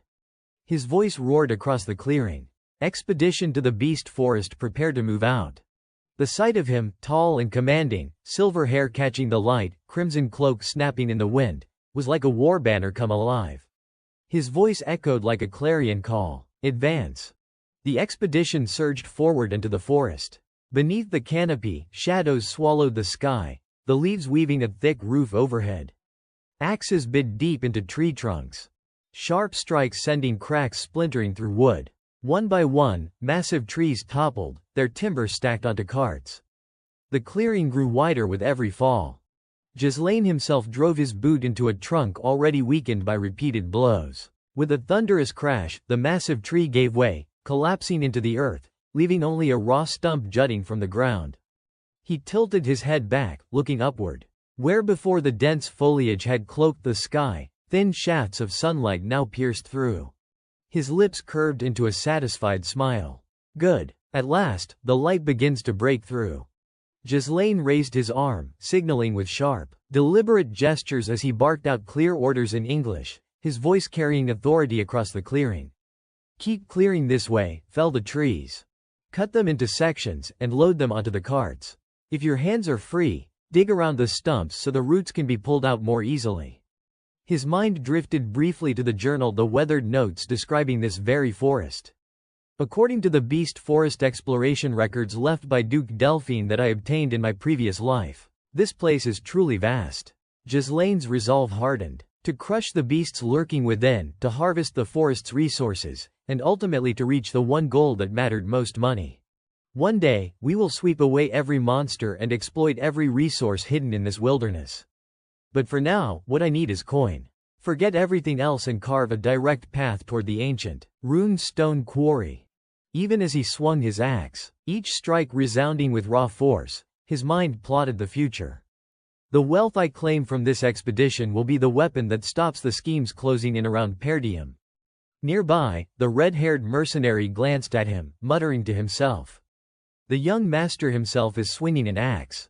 Others whispered less kindly, sneering while they worked. What is this supposed to be? Showing off his noble virtue by getting his hands dirty. What virtue? This is just for show.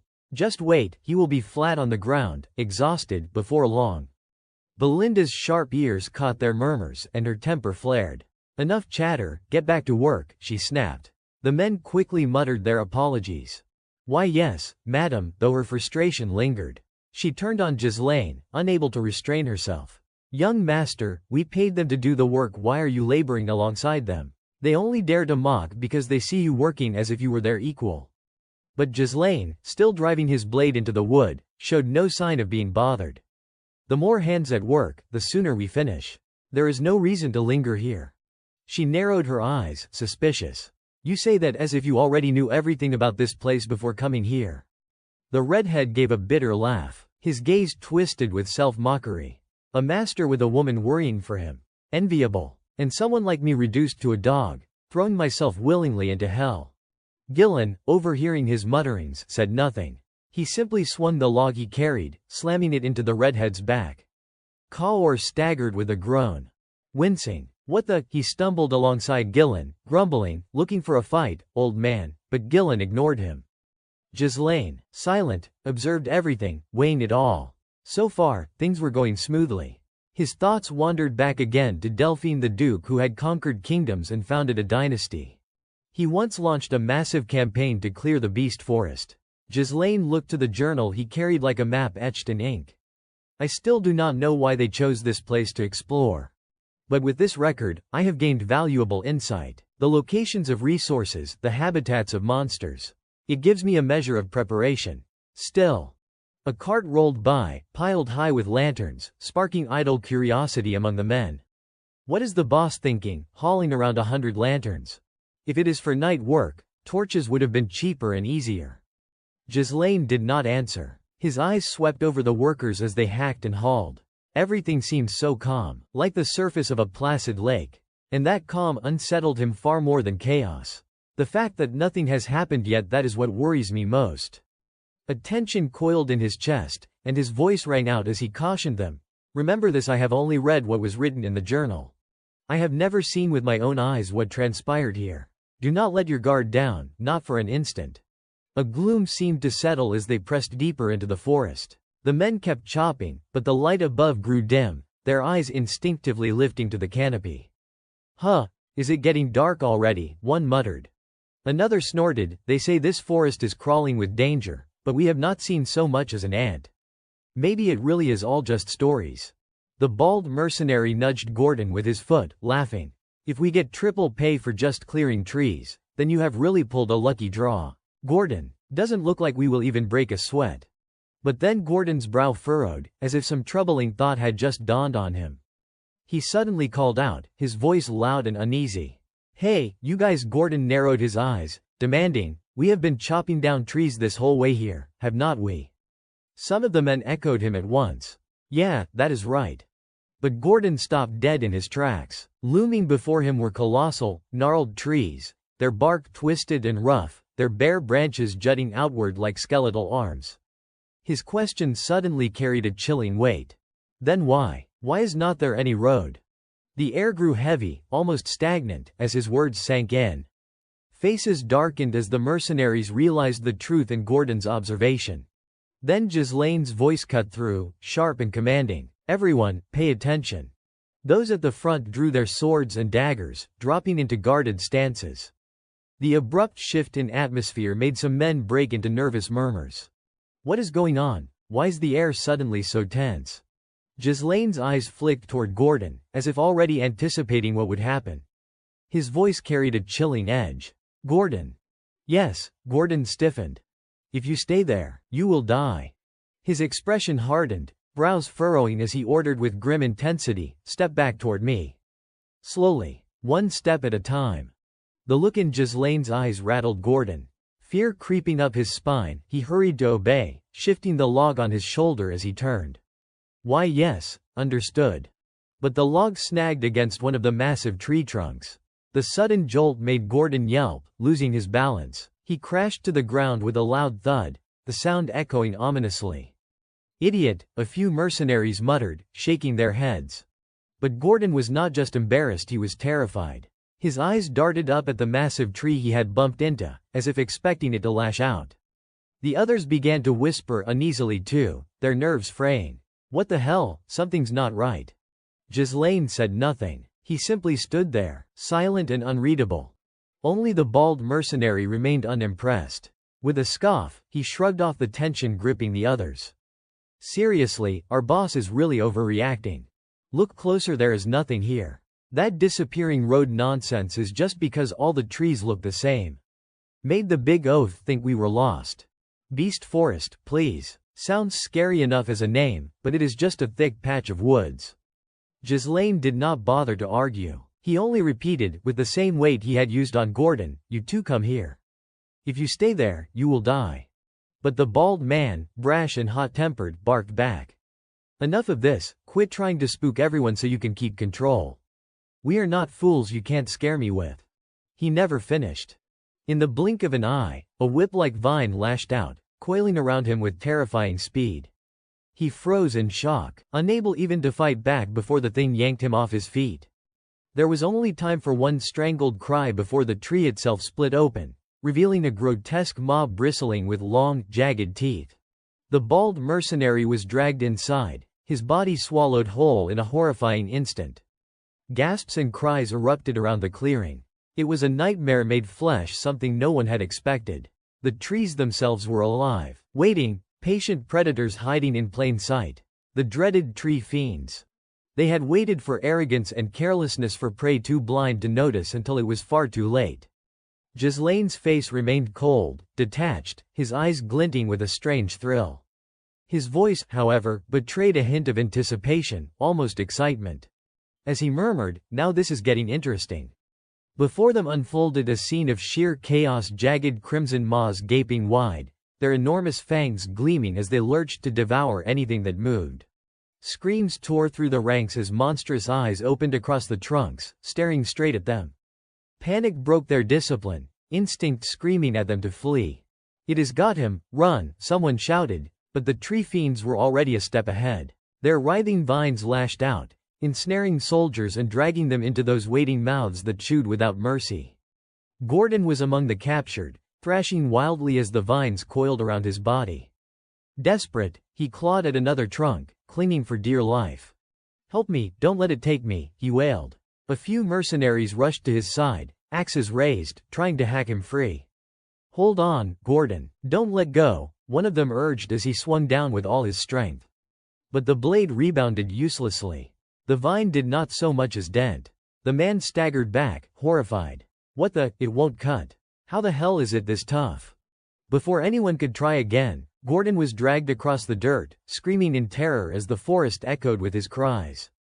The mercenaries froze, helpless, shouting his name. Gordon, their voices cracked with dread, powerless to do anything. Just when it seemed he would be swallowed whole, a fierce shadow streaked forward. Ghislaine. His cloak snapped like a banner in the air as he drew his sword in one fluid motion. With a single powerful strike, his blade cleaved through the vine, severing it cleanly and dropping Gordon to the ground in sobbing relief. Ghislaine did not stop there. His follow-up slash pierced straight into one of the fiend's glaring eyes. A geyser of blood sprayed out, the creature thrashing violently as it recoiled in pain. Landing smoothly, Ghislaine rose from his crouch. The blow had clearly weakened the monster. The mercenary's despair cracked into realization. He cut it, the eyes there its weak point. But Ghislaine's booming voice cut through their awe like a whip. Snap out of it, he barked, jolting them back to their senses. He laid out his orders with unwavering authority. If you scatter, you will all be easy prey. Raise your shields, form up, do not break formation until I give the word understood. Yes, sir, the men shouted, snapping to his command. Shields locked together, they tightened their formation, a circle of steel protecting every flank. Damn it, why'd it have to be here of all places, one muttered, but they held their ground. Ghislaine wasted no time. He dashed toward the wagon carrying oil lamps, calling out sharply, Kaor. Yes, Kaor replied, wide-eyed. The lamps, are they all here? They are. Then light them, every single one. Throw them into the trees. Burn them out, Ghislaine ordered. Only now did Kaor understand why they had hauled those lamps along. His hands flew into action. Yes, sir, he cried. Flames sparked to life as the lamps were lit one after another. Good, light them all and hurl them into those bastards, Ghislaine commanded. That is what they are for. They are looking this way, one of the soldiers shouted. Ghislaine did not falter for even a heartbeat. Then now is the time, burn them. A roar of determination broke from the soldiers as they hurled the flaming lamps with all their might. Take this, you monsters, burn in hellfire. Glass shattered, oil spilled, and fire blossomed across the writhing vines. Hope flared with it. But the tree fiends were not finished. Even engulfed in fire, their vines whipped outward, lashing furiously toward the group. A massive axe blade spun through the air, intercepting the attack. Gillen charged forward, his presence like a storm. With brutal force, he swung again and again, carving arcs of raw power that shielded the mercenaries. At his side, Belinda darted forward, her hands already full of knives. With a flick of her wrists, the blades shot forward, striking true into the fiend's vulnerable eyes. Ghislaine's voice cut across the battlefield. Gillen, Belinda, cover the mercenaries while they keep their formation intact. Understood, they both cried in unison. Ghislaine lifted his sword high, his figure unyielding against the looming monstrosities. His aura surged, fiercer than ever. Facing the towering fiend, his voice thundered with defiance. Come then. If it is me you want, I will take all of your attention. In that tense moment, Belinda cried out toward Ghislaine. My lord, be careful. He gripped his sword with both hands and unleashed a sweeping arc, a strike so powerful it cut the air itself. The force rippled outward, heavy and suffocating, both magnificent and terrifying. The tree fiends staggered under the weight of his assault. Ghislaine pressed forward, blade flashing as he carved through vine after vine. His movements as swift as the wind yet as unyielding as iron. One of the fiends suddenly raised its massive leg, aiming to crush him flat. The soldiers gasped in shock. They have legs too. He will be torn to shreds, but Ghislaine met the attack head-on. His blade slashed through the limb in a single, brutal strike, blood exploding in a spray as the monster shrieked. Without pausing, he leapt back onto solid ground and drove his sword straight into its glaring eye, their true weakness. The clash drew the full attention of the surrounding fiends. Every twisted eye fixed upon Ghislaine, their rage converging on him. Belinda, seizing the moment, shouted over the din, now, throw everything, every lamp now. The mercenaries obeyed at once, hurling flaming oil lamps while shouting in frantic unison. This time for sure, throw them all. One after another, the lamps smashed against bark and vines, and flames roared to life. Fire spread violently, engulfing the monsters in a blazing inferno. Hope surged among the men. Kaor and the others shouted in exhilaration. It is working, we have got them. Ghislaine's voice rang above the roar of fire, commanding them on. Don't stop, keep throwing, burn them down until nothing remains. The blaze raged unchecked, consuming the forest floor and wrapping the fiends in columns of fire. Smoke and flame filled the world until it seemed everything would be reduced to ash. The soldiers stared in awe as the monsters writhed and shrieked within the inferno. Incredible, one breathed. So that is how you deal with them.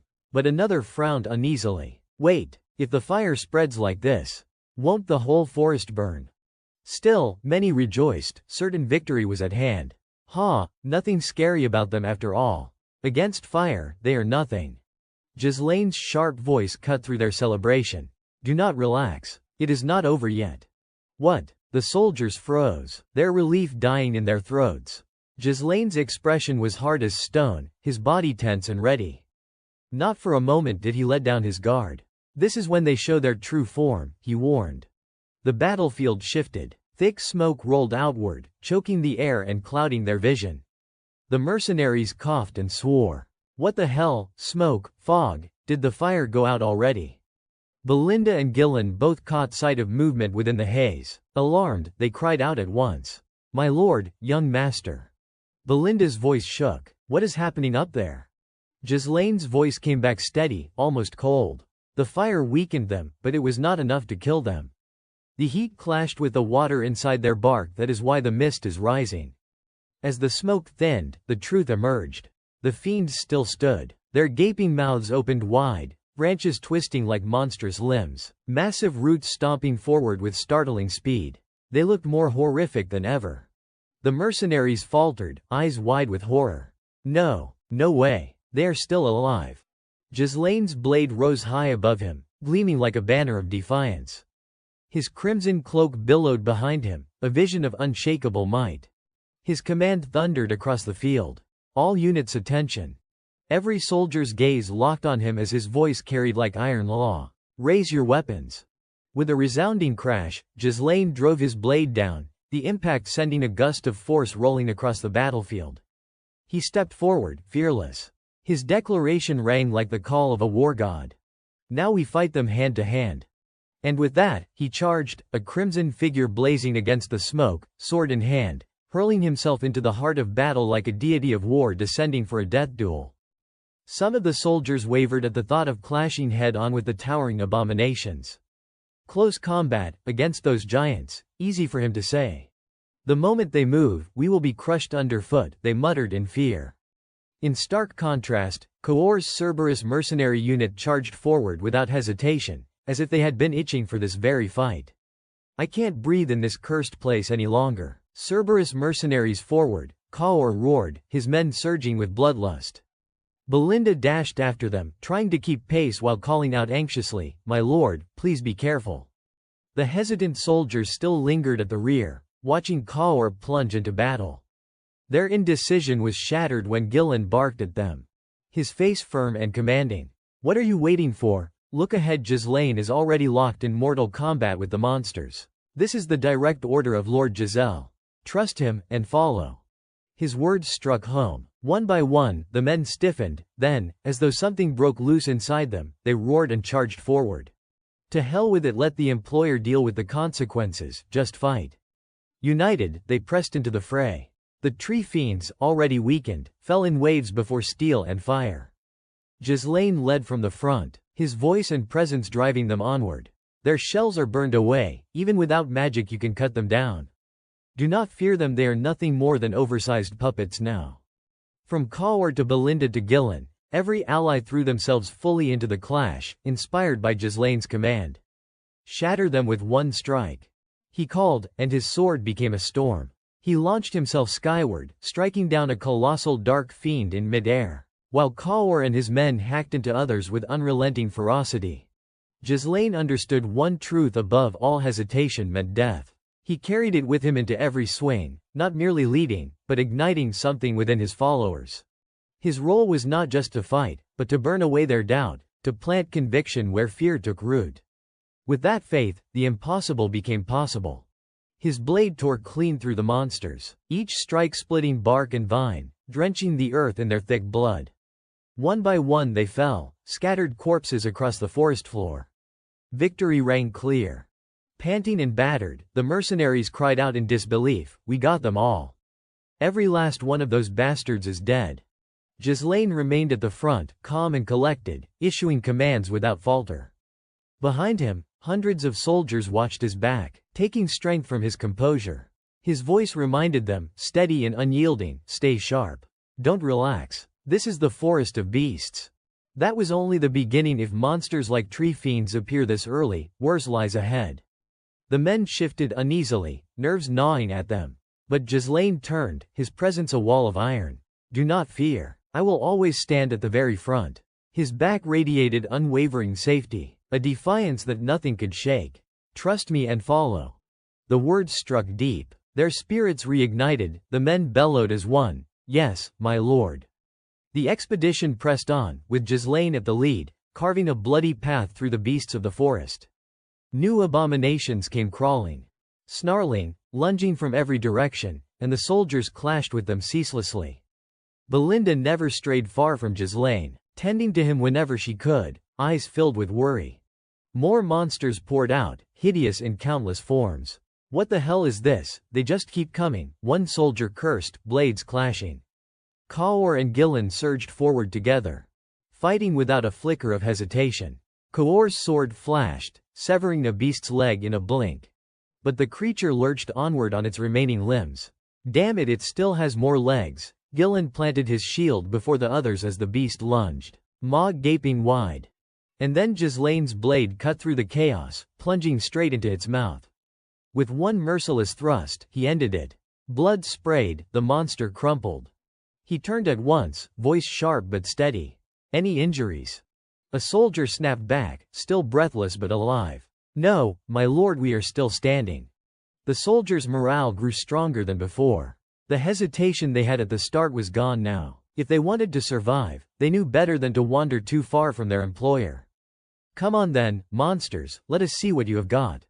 Some even shouted taunts. Ghislaine, Gillen, and Kaur exchanged glances, their stern expressions easing with a trace of satisfaction. "Not bad." Finally starting to look the part, Gillen muttered, "Real combat really is the best teacher." "Exactly," Kaur agreed. Ghislaine kept pushing them onward. "We still have a long way to go. Keep clearing the path." "Yes, sir," came the reply in unison. Yet amid the growing spirit of the group, Manus remained in odd contrast. His face was pale, eyes darting nervously. "They are all insane. A cursed forest full of monsters, and a whole pack of lunatics marching deeper into it," he thought bitterly. Still, the company pressed on until they reached the edge of a crystalline lake. The men hurried over, splashing the water onto their faces and mouths. "It is a lake. Look at that clear water, drink up," one exclaimed. Belinda, however, kept her distance, her gaze cautious. "Who knows what could jump out from it?" she whispered. Ghislaine studied the terrain carefully. "So far, we are still on the right course. This lake marks the crucial fork leading toward the ancient rune mines. We will camp here backs to the water." Soon tents were raised, fires sparked to life, and the men gathered around the flames, talking as they warmed their hands. "What the hell was that back there?" "That was only the forest's edge. What is going to come at us once we go deeper?" one soldier muttered. Another sighed in relief. "At least nothing's happened at night these past 2 days. Lucky us." But tension flared when Gordon suddenly rounded on Manus, joined by others. "What is your game, dragging us aside like this? What the hell are you trying to say, Manus?" Manus seized the chance to voice his fears. "I am telling you we should cut our losses and run. We do not have to risk our lives out here. Life's worth more than coin, is not it?" His plea, however, did not convince everyone. Gordon shot back, "We have already cleared a good stretch. The boss said the destination is not far from the forest's edge. We are almost there. Or do not you trust his word?" Manus sneered. "That is exactly why you are always the fool. You will believe anyone's promises." He pressed harder, grasping at reasons. "Why do you think our employers called madman for diem? He is not expanding this forest out of courage, it is recklessness. Pure and simple." Some of the men wavered at his words, uncertain. There is truth to that. But still, before their doubt could settle, Gordon and the one-eyed soldier countered sharply. "We took his money. We saw the advance payment. We follow the contract. That is what being a mercenary is. Or did you forget?" Manus grit his teeth. Fine, I will admit the man can fight, but luck won't last forever. One mistake is all it takes to kill us all.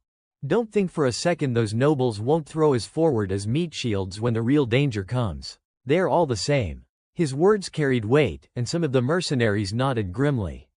Sensing victory, Manus smirked. Keep hesitating, and you will see. You will all die out here while I walk away. If anything happens, you will end up bait in my place. But his arrogance did not last. The one-eyed soldier cut him off coldly. If it were not for the boss, we would already be corpses. He pointed toward Ghislaine, who was kneeling beside a wounded soldier, carefully applying medicine. Keep the wound dry, or it will get infected. Be cautious. Thank you. Sir, the soldier whispered gratefully. Belinda, watching at his side, bent down and murmured, that is a rare remedy, my lord. Shouldn't you save it for more urgent times? Ghislaine shook his head. This is exactly when it matters.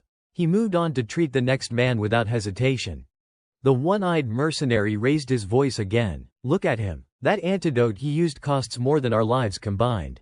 Tell me, would any noble who saw us as expendable meat shields waste such medicine on us? His words struck home. Murmurs rippled through the group. He is right. This one's different. Not like the others before him. At least he does not look like he will abandon us. Manus's smirk collapsed into a scowl, his jaw tight as his teeth ground together. Damn that old bastard. Always in my way. If I am going to escape, I will need to trick a few of them at least. But not now. Not yet. Just then, Ghislaine approached, his voice steady but firm. That is enough chatter. Rest while you can. The soldiers quickly straightened. Yes, sir. Ghislaine turned to his trusted men. Gillen, Kaur. A word. Understood. As they stepped aside, Kaur muttered with a glance back at Manus. You sure it is fine leaving that one alive? If it were me, I would have cut his tongue out already. Ghislaine's eyes were calm, unreadable. Let him be. For now, the monsters are our only concern. He pushed other concerns aside for now, focusing instead on something that needed to be confirmed immediately. Belinda, Kaur, and Gillen stood with Ghislaine near the oil lamp. Puzzled as he suddenly asked them to count the lanterns hanging around the camp. About 24, someone reported. Ghislaine calculated silently, his suspicions confirmed they had decreased. He recalled aloud, since we entered this forest. The monsters have attacked us without regard for day or night. Yet these past 2 nights, there have been no assaults after dark. Belinda's eyes widened slightly as she began to piece it together. Kaur pressed him further. Then, that means, Gillen, quicker on the uptake, voiced the thought for him. We have crossed into the territory of nocturnal monsters, a domain with overwhelming influence. Ghislaine's reply was curt but resolute. Exactly. Before him stretched the pitch-black wilderness, the dense forest shrouded in a suffocating gloom. The darkness itself seemed alive, terrifying in its silence. Yet Ghislaine's gaze showed not a trace of fear. His stance was firm, his spirit unyielding. This was the true danger, the hour when the forest would bare its fangs. In the stillness of midnight, moonlight washed over the rows of tents. Among the soldiers sprawled on the ground, Gordon seemed unusually comfortable. Eyes shut tight in sleep.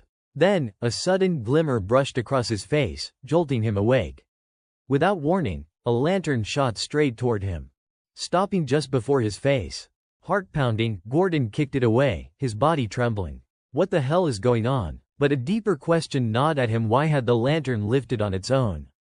Something wet and luminous skimmed across his cheek, and even from that fleeting touch, his eyes bulged with terror. He screamed, startling everyone nearby. Men jerked awake and turned their heads, confused. Panic overtook him as he swung his iron mace wildly, bellowing, "It is a monster, get away from me." The unseen thing darted around him with unnatural agility, avoiding every blow while his frantic shouts grew more desperate. I said get away. But to the others, it was madness. Gordon flailing at empty air. Their brows knit in disbelief as one muttered, "What the hell's wrong with him?" Trembling, Gordon insisted, "A monster, it was right beside me." His comrades only exchanged baffled glances. "There is nothing there," one finally said flatly. His mace froze mid-swing. Whipping around to check, Gordon found nothing. The thing had vanished. Too exhausted to care, the other soldiers lay back down, muttering irritably. "Nightmares, you are too damn loud. Let him rest, he is rattled after fighting monsters non-stop." Flustered by their disbelief, Gordon stammered, "It was not like that." Then a voice rang out from the front. "He is not sleepwalking." Everyone froze. Two figures stepped closer, one with white hair, the other with an eye patch. The white-haired soldier spoke gravely. "I sensed something strange. I woke up just as a lantern disappeared right before my eyes." Murmurs spread quickly. Others began chiming in. "Yeah, I heard it too." There was laughter, something cold and twisted. One man finally snapped under the mounting unease. "Why is everyone acting so damn weird? What the hell is going on?" The white-haired man's tone hardened. "Whatever else we do not know, one thing's certain." He paused, eyes narrowing. "There is something here." A new voice cut in, calm but commanding. "You saw it clearly." The white-haired soldier spun around, startled.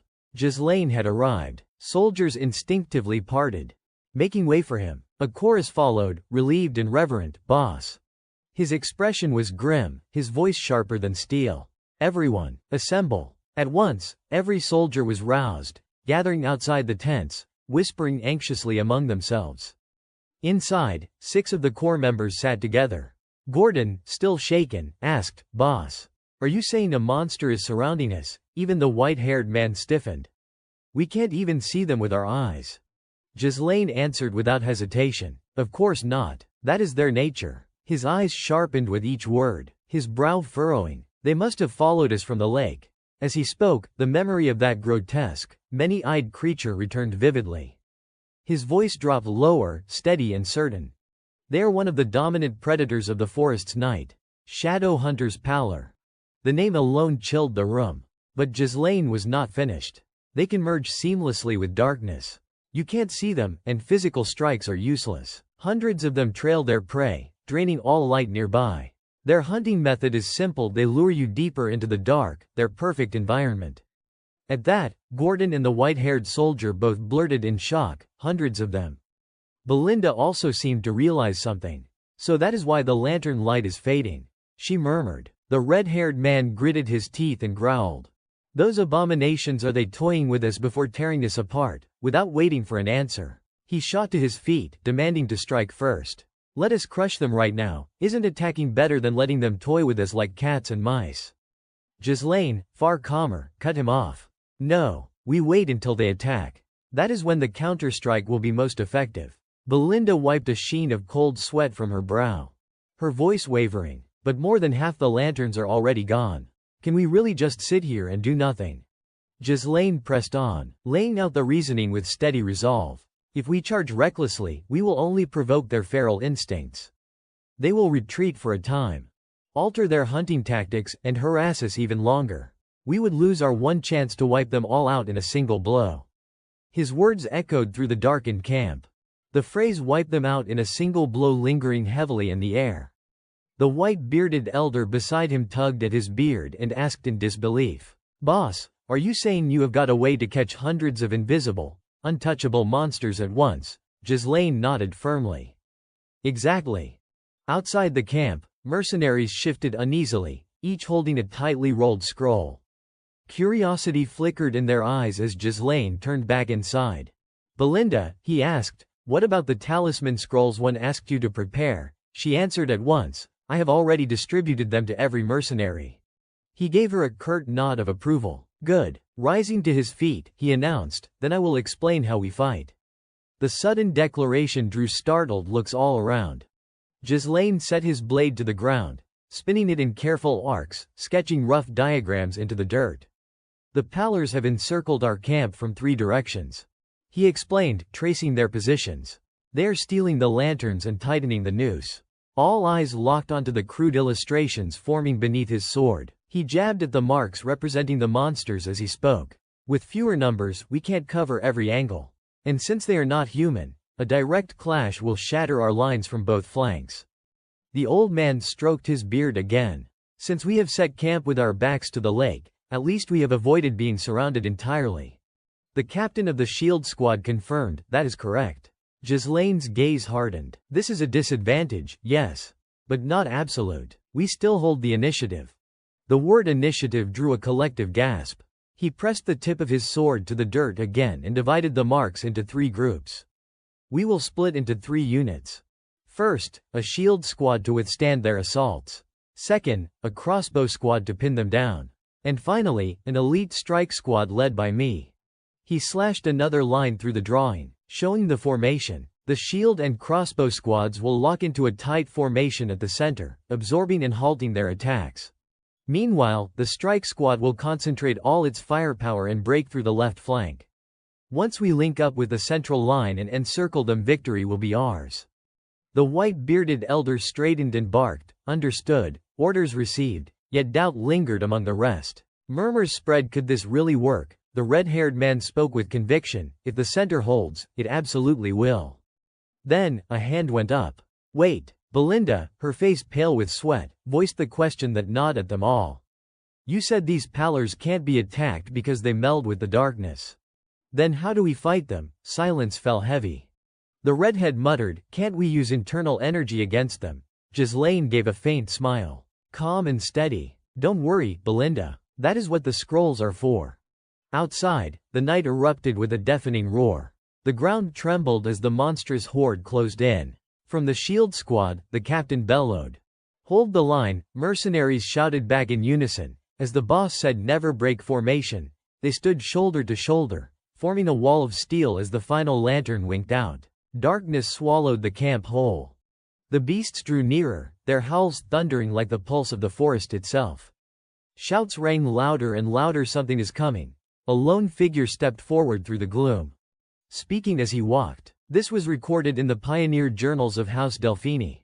The man lifted the sheet of parchment high and continued. They discovered that the pallor are deathly afraid of light. It was Ghislaine. With a sharp motion, he tore the paper bearing the image of a sun. One side of his face flared with a strange, bluish radiance. When a strong light shines upon them, their true forms will be revealed, he declared. The time has come. At that moment, Belinda and the white-bearded elder ripped their own scrolls, and the others followed, tearing identical talismans. Streams of radiant energy burst forth, weaving into a single luminous line that shot into the pitch-black sky. The monsters seemed to sense what was happening, their heads snapping upward in alarm. The first magic circle had been triggered. Suddenly, the night blazed with brilliance. The pallors recoiled, shrieking in pain, their forms flickering and distorting under the searing light. The illumination swept across every corner of the battlefield, banishing the shadows, forcing the creatures to twist and writhe in agony. The shield squad gawked, jaws dropping in disbelief. One gasped. The darkness, it has been driven back, their true forms. Are they really showing? And there they were, serpentine, eel-like horrors slithering around them in countless numbers. Enraged by exposure, the pallors surged forward with terrifying ferocity. The shield squad stumbled at the sight, voices cracking with alarm. They are charging, brace for impact. The crossbowmen raised their weapons at once. Crossbows pinned them down, arrows flew, striking pallor after pallor, yet the creatures pressed onward. Relentless. From within the chaos, voices rang out, urging each other on. Hold the line, hold as long as you can. Ghislaine strode forward, lifting his sword high, his figure illuminated in the otherworldly glow. Before the pallor, before his companions, he stood unshaken, the blade gleaming above him. His voice thundered, their true forms are revealed. He slashed downward with brutal force, sending a wave of smoke and power ripping through the air. Raising his sword again, he roared, and the others echoed his call. Weapons rose, spirits flared, and with a single, unified cry, the strike squad charged. Attack squad forward. The battlefield dissolved into a storm of blood and steel, every fighter charging forward with reckless abandon. Each swing of a blade tore through pallor flesh, ripping the night apart with shockwaves that sent the monsters staggering. Ghislaine fought at the heart of the chaos, his body low, every ounce of strength pouring into his sword. His strikes were merciless, severing limbs, splitting bodies, his face a mask of grim determination. His eyes burned with light as he studied the enemy pallor. He read their movements, gauging their weaknesses. They could merge with darkness, but their endurance was fragile. With this formation, they could be annihilated in the blink of an eye. Cut them down, as many as you can, he barked, and the fighters obeyed. Each had a role. Gillian braced himself, tanking their blows and drawing attention. Kaur dove into their ranks, scattering their formation. Belinda slipped between shadows, prying open openings for the others to exploit. Together they moved like parts of a living engine, supporting, striking, and striking again. "Master," Belinda cried out, her voice sharp. Ghislaine spun, his blade flashing once, cleaving a pallor clean in two. His gaze cut through the battlefield like a command in itself, the elite of Perdium. At his back, above, a burst of light flared in the night sky. The soldiers raised bows and guns, volley after volley streaking into the horde. The monsters shrieked but pressed on, claws and teeth gnashing. The mercenary line strained under the assault, voices breaking. "Damn it, there is too many. Bolts down, where's the strike squad?" Fangs glinted as a mass of pallor lunged. Desperation swept the line until steel slashed through them in a blaze. Ghislaine, Kaor, Jillian, and Belinda surged forward, blades tearing, scattering flesh and ichor.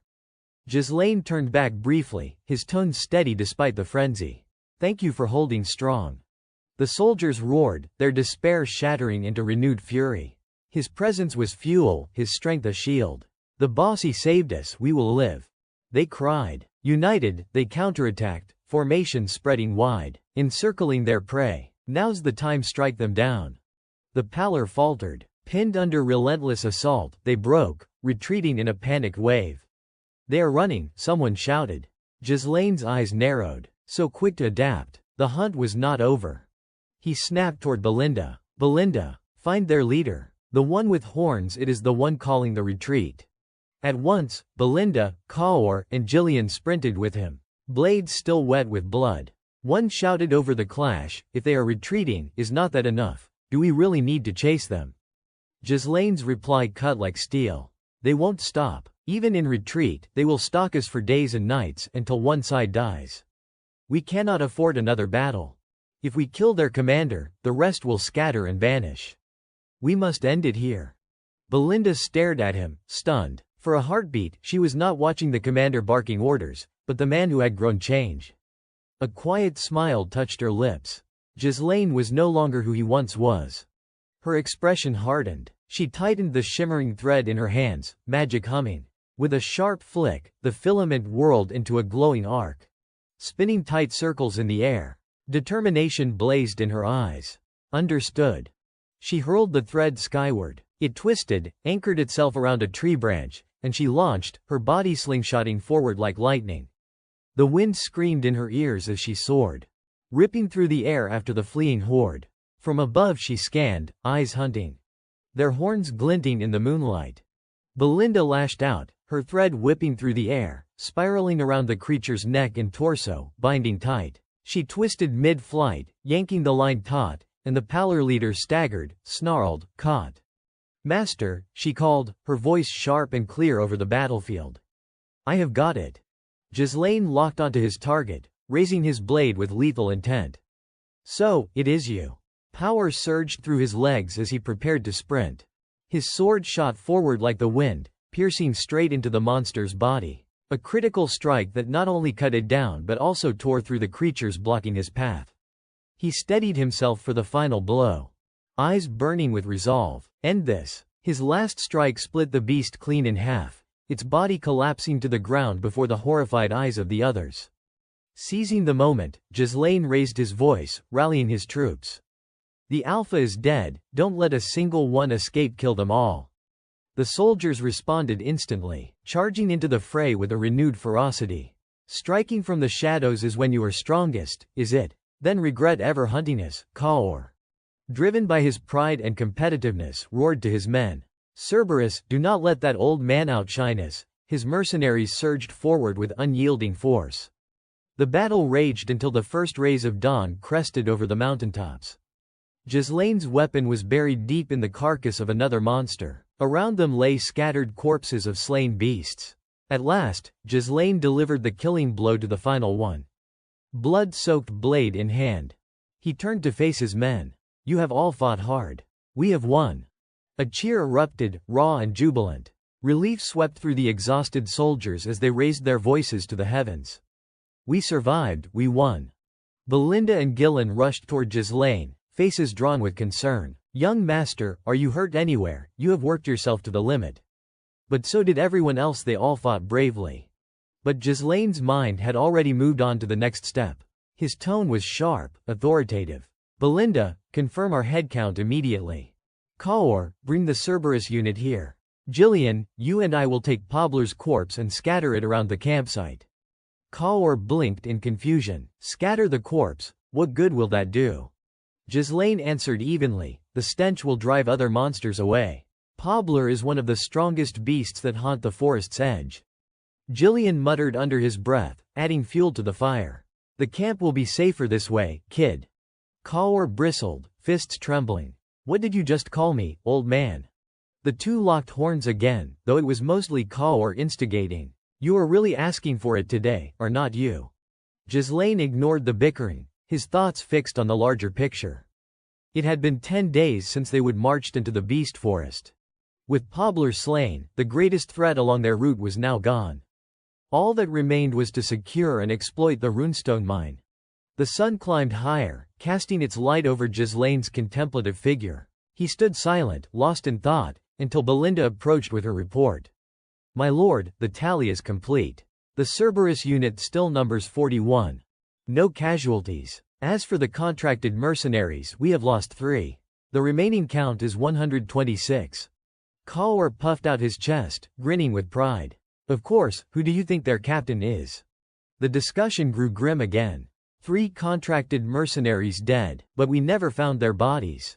Yes, Belinda confirmed. Without the corpses, we can't confirm their identities.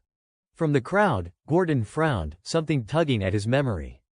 Wait, what about Manus? Has anyone seen him? Did he fall in battle? I already told you no trace of him, another soldier answered. Someone muttered darkly, with his nature, I would not be surprised if he slipped away. Sneaking off is exactly the kind of thing he would do. Deep in the forest, 3 figures were sprinting for their lives. They ran at breakneck speed, eyes darting over their shoulders as if chased by death itself. The sounds of the earlier battle still echoed in their minds. Manus, if we had not followed your lead to run, we would be dead back there, one panted. Looks like we have gotten far enough we can slow down a little. Manus spun toward them, his face pale, drenched in fear. Have you lost your minds? The monsters are distracted for now, but this is our only chance to escape. If you want to live, keep running.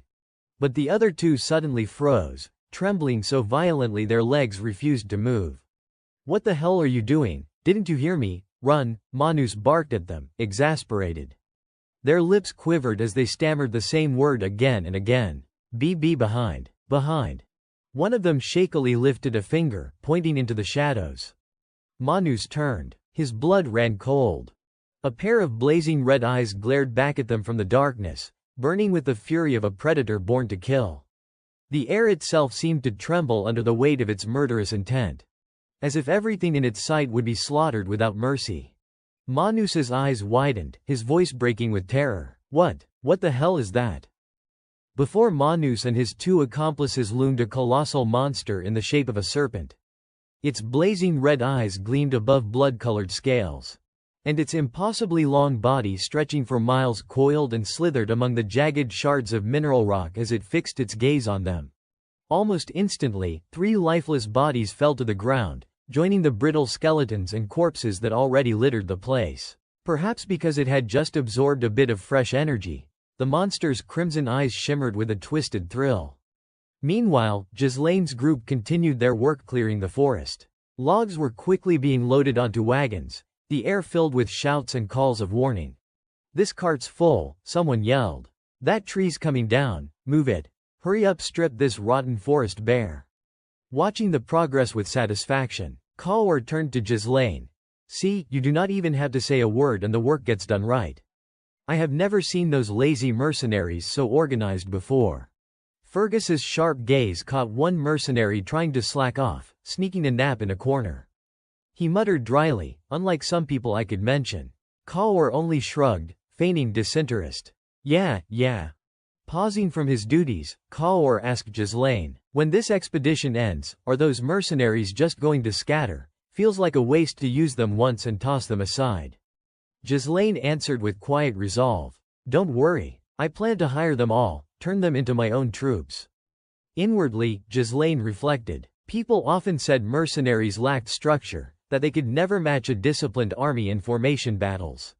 And yet, with the experience these men had earned here, they had already surpassed the limits of mere cell swords. They could become the foundation of something far greater. At that moment, Gazelle returned, reporting directly to Kaur. Captain Kaur, the corpses have been scattered around the clearing as ordered. Kaur clapped him on the shoulder. Good work, Gazelle. He then grinned at Ghislaine. Just like you said, it is working perfectly. Not a single monster on the road from camp to here. Normally at least one would have wandered too close. Ghislaine did not comment further, though his mind remained alert. The sky began to darken. Ghislaine tensed, listening for the slightest disturbance, silently hoping his caution was needless. Then Belinda appeared, springing down gracefully from above. My lord, she called brightly. I have returned. What is the situation? Ghislaine asked sharply. She hesitated, a bit flustered, before replying. Why yes, let me explain what I saw. She recounted her findings in detail, and a flicker of surprise lit Ghislaine's eyes. Without wasting a moment, he gave the order. From here on, full speed ahead. Yes, sir, the men answered in unison. They hacked their way forward until they reached two massive trees. Behind them, the air shimmered with a strange, radiant glow. Look, one of the men shouted. Our destination is right there. The entire company halted, stunned into silence by the sight before them. The mercenaries gasped, voices breaking in disbelief. And no way. Could this really be? Ghislaine spoke calmly, his tone steady. This is the very reason we began this expedition. Before their eyes stretched a breathtaking sight, countless crystalline mineral veins, translucent and glittering like mountain-sized shards of glass. Ghislaine's voice rose with awe. A high-grade runestone vein. The rarest of all. Kaur whistled low, astonished. To think something this valuable was hidden in this forest. Fergus puffed up with pride. Didn't I tell you? The young master sees further than any of us. Overcome with joy, Belinda rushed forward and embraced Ghislaine. My lord, how in the world did you know? Excitement rippled through the entire group, their spirits soaring. The mercenaries murmured in awe, their eyes wide. All of that. It is all runestone, the kind most people never even touch in their lifetime. And here it is everywhere. If we mine it all, we will be rich beyond imagining. But their jubilation was cut short. From the shadows, a cold, hollow voice drifted through the air. No, none of you are leaving here. A face emerged, dark eyes fathomless as pits. His words carried the weight of finality. This is the end.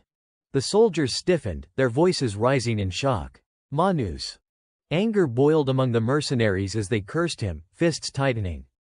Damn you, bastard, that traitor, why are you here? In that instant, Ghislaine surged to the front, his long blade flashing in his grip as he placed himself between his men and the enemy. His voice was calm but firm. Fall back. Then, alone, he charged forward, sword raised high. The sword slashed sideways, instantly dispersing the thick fog that had blanketed everything.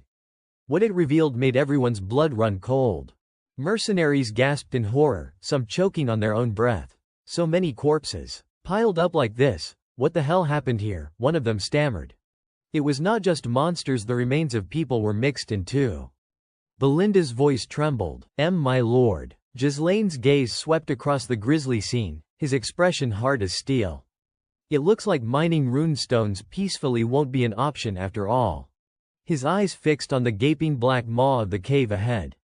Judging by the scale, this is almost certainly the nest of a high-grade monster. Some of these bodies are still fresh, meaning they were not left here long ago. The toxic fumes from the corpses mixed with the fog, that is why we did not notice it right away. Ghislaine's brow furrowed in a deep scowl. Damn it, none of the records ever mentioned any danger like this in a mineral vein zone. Yet every instinct in him screamed that the threat was very real and very close. Without hesitation, he barked an order, everyone, on guard, battle formation. The warning had barely left his lips when a massive serpent's head surged out of the darkness, eyes glowing red like blazing torches.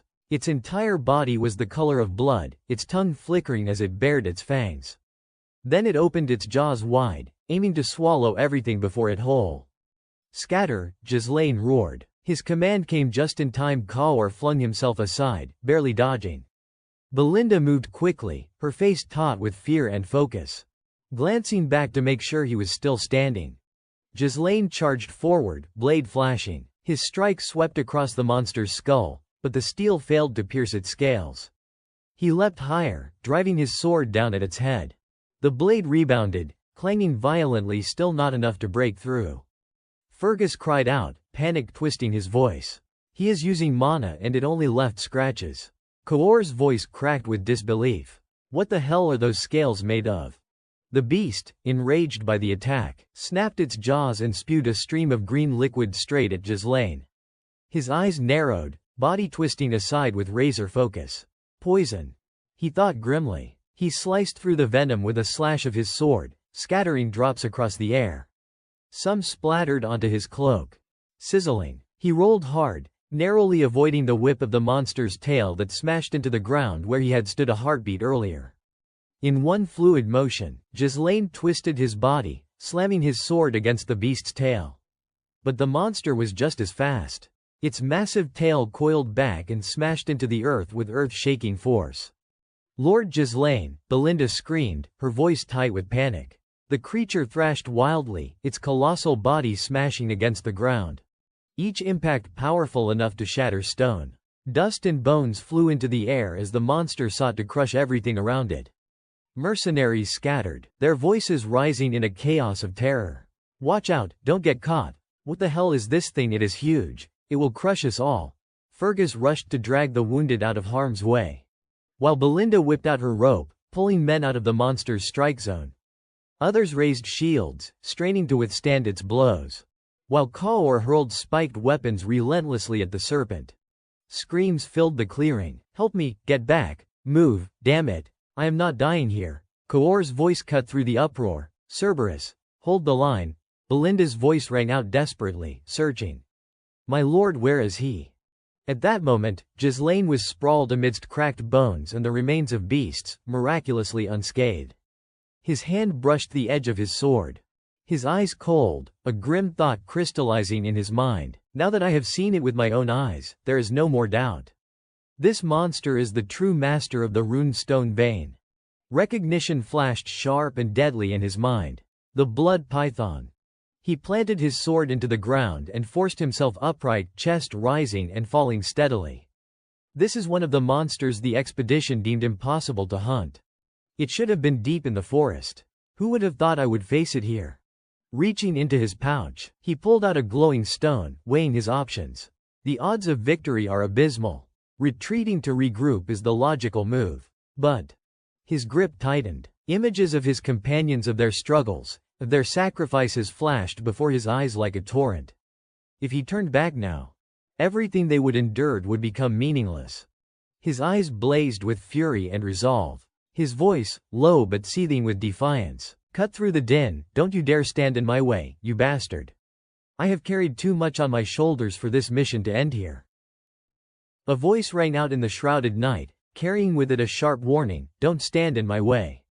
Ghislaine, gritting his teeth in fury, clutched his sword and roared, I am carrying too much on my shoulders. A glow flared at his chest, his hair whipping wildly in the surge of energy. The monster before him, its blood-red eyes blazing, opened its maw wide. In the same instant, Ghislaine lunged forward, his blade slicing across the creature's face. He did not stop. Another arc of steel carved through, and blood burst from the serpent's eye in a crimson spray. But his momentum faltered as the beast's massive tail swung high into the air. With a thunderous crash, it lashed down toward him. Ghislaine barely managed to raise his sword in time. The sheer force driving him back, teeth clenched tight against the pressure. The serpent lunged again, fangs gaping wide. Ghislaine's body moved on instinct, his blade flashing in a flurry of desperate strikes. His face twisted with a wild determination, and his thoughts sharpened like a knife's edge. Even if the odds are stacked against me, there are battles one cannot avoid. And now. Belinda, Gillian, and Kaor cried out in alarm, panic etched across their faces. Ghislaine vaulted upward, leaping straight toward the beast's gaping maw, swinging his sword with everything he had. This is the moment, he shouted to himself, voice raw with resolve. I will fulfill my duty. Gasps rose from those watching as he struck, then landed hard, chest heaving. Sweat dripped into his eyes as he glared at the monster. Blood python. The word burned in his mind as he realized the beast stood unfazed, not even close to collapse. Horror tightened his gut, not a single sign of weakening. Calculations flashed through his head. If I force open the third core for too long, I will burn myself out before I can kill it. Master, voices shouted behind him, dragging his attention back. Belinda rushed forward, cradling his face with trembling hands. Are you hurt? Around them, others leapt to block the serpent's approach, blades raised in shaky defense. She frowned, her voice stern. Step back, my lord. Let us hold it off. But Ghislaine rose abruptly, his tone sharp and commanding. All of you retreat. The words froze the camp. Mercenaries exchanged stunned looks. What did the young master just say? Someone muttered. Jillian's brow furrowed, questioning. You mean to abandon the fight, my lord? Standing before the towering monster, dwarfed by its colossal frame, Ghislaine answered with grim finality. Even I cannot protect you all against this beast. I won't lose you here. Belinda's voice cracked, stricken with fear. But what about you, my lord? He gripped his sword tightly, voice unwavering. I will bring it down here and now. Her chest clenched at the sight. Everything we have accomplished so far has already been a miracle. Why must you bear this weight alone? The blood python hissed, spewing a torrent of green venom. Ghislaine's pupils shrank as he shouted, Move! The group scattered in panic, shields straining as the acid slammed down in a hissing wave. Ghislaine clenched his jaw, caught between words and silence, as his companions rallied. Let us fight with you, they cried, their voices filled with fierce loyalty. One laughed bitterly. I have never met a master like you. Another called out, You have saved us more times than we can count. Just let us kill this damned snake. Kaor rested his sword on his shoulder, tone firm. The treasure will be ours. Belinda's grip tightened around her weapon, voice resolute. I will not leave you alone. At his side, Jillian spoke firmly. I will distract it. You finish it off. Jillian, Ghislaine's voice broke, but the resolve in the man's eyes was unshakable. The group stood tall, their shouts unified. We trusted you, now trust us. Ghislaine's face darkened, shadowed by conflict. Memories of his frantic clashes replayed in his mind, the monster's sheer size, its lethal venom. Scales harder than steel, deflecting even mana-coated blades. One hit will kill them. Belinda's desperate voice pierced his thoughts. My lord. He looked up at the towering beast again, mind racing. But its right eye is injured. The wound is open. A sword lifted skyward. Ghislaine's voice rang clear, joined by his comrades. That is its weakness. Monster hunting expedition together, we will return alive. The soldiers' faces lit up with excitement. Staring at the grotesque monster before them, they all shouted in unison, Yes, sir. Belinda and the others charged forward, unleashing their attacks without hesitation. Kaor lunged in next, driving his weapon deep into the creature's eye. The beast roared in agony, blood spurting out in torrents. Jillian's eyes gleamed, and with a furious shout, he struck the monster with a crushing blow. Ghislaine rushed in, thrusting his blade straight into the other eye. His mind churned as he fought. Even if I know the future, not everything unfolds according to my will. Sweat poured down his face, his hair whipping wildly as he gritted his teeth. But still, around him, his companions hacked and slashed relentlessly at the creature's massive body. Its furious shrieks shook the forest, but Ghislaine steadied himself. If I do not act now, countless people will die. He raised his sword once more, determination hardening in his chest. I won't let that happen. In that instant, the monstrous serpent snapped its maw wide open, and Ghislaine threw himself into its gaping throat without hesitation. The beast clamped its jaws shut in an instant, trapping him inside. The others froze in horror at the sight before them, their voices breaking into a collective scream. Young master, suddenly, a blazing slash tore across the serpent's body. Blood sprayed in every direction as a long, gaping wound split open, the strike continuing without pause. In the next breath, the monster's head was cleaved clean in half, and from within the mangled remains, Ghislaine burst free. Kaor, Belinda, and Jillian's faces lit up with sheer relief and joy. Ghislaine emerged with eyes unwavering, his spirit burning with conviction. I am the future of Ferdium. Meanwhile, inside the Ferdium castle, a hand slammed down hard against the table, echoing through the chamber. This is a grave offense. Albert sat with two other men, his fury boiling over as he spat out his reproach. To defy the Lord's orders, to recklessly charge into the forest of beasts. Homerun, seated beside him, raised a hand in caution. Calm yourself, Albert. The treasurer clutched his head with a grimace. You know the young master's stubborn nature, Homer. After all those years of campaigning, he has started to think of himself as the Lord. The steward spread his hands helplessly.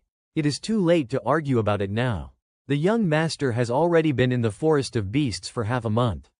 Remembering the one rotting in prison, the treasurer added bitterly, if it were not for Scaven's false report, we could have stopped this sooner.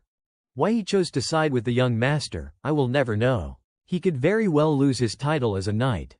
Zwalter Perdium, who had been sitting calmly while the others raged, finally spoke with a voice like steel. I can't tolerate this any longer. My lord, we must take action before he causes an even greater disaster. The moment he returns, he must be thrown in the dungeon and punished severely. His face tightened as he muttered the name in his thoughts, Giselle. Suddenly, the doors swung open and Randolph rushed in, calling out urgently, my lord. His voice startled the men as he hurried forward. It is serious. You must come see this at once. Zwalter, ever composed, turned toward him. What is it, Randolph? The reply made all three men's eyes widen in shock. The young master, Giselle, has returned. Outside the castle, Ghislaine strode forward with long, unyielding steps. The chamber was wrapped in heavy silence, the air thick with tension. Albert's brows furrowed as he glared across the room. Randolph kept his eyes fixed as well. While Homerun's expression was one of sheer shock, unable to look away. Zwalter sat quietly, brow creased, his gaze locked on the young man before them. Ghislaine broke the silence with a calm voice. I have returned, father. His father ignored the greeting and went straight to the point. Did I not make myself clear? You were forbidden from venturing into the monster forest. Was that not my order? Ghislaine bowed his head slightly and answered with composure. Forgive me, my lord.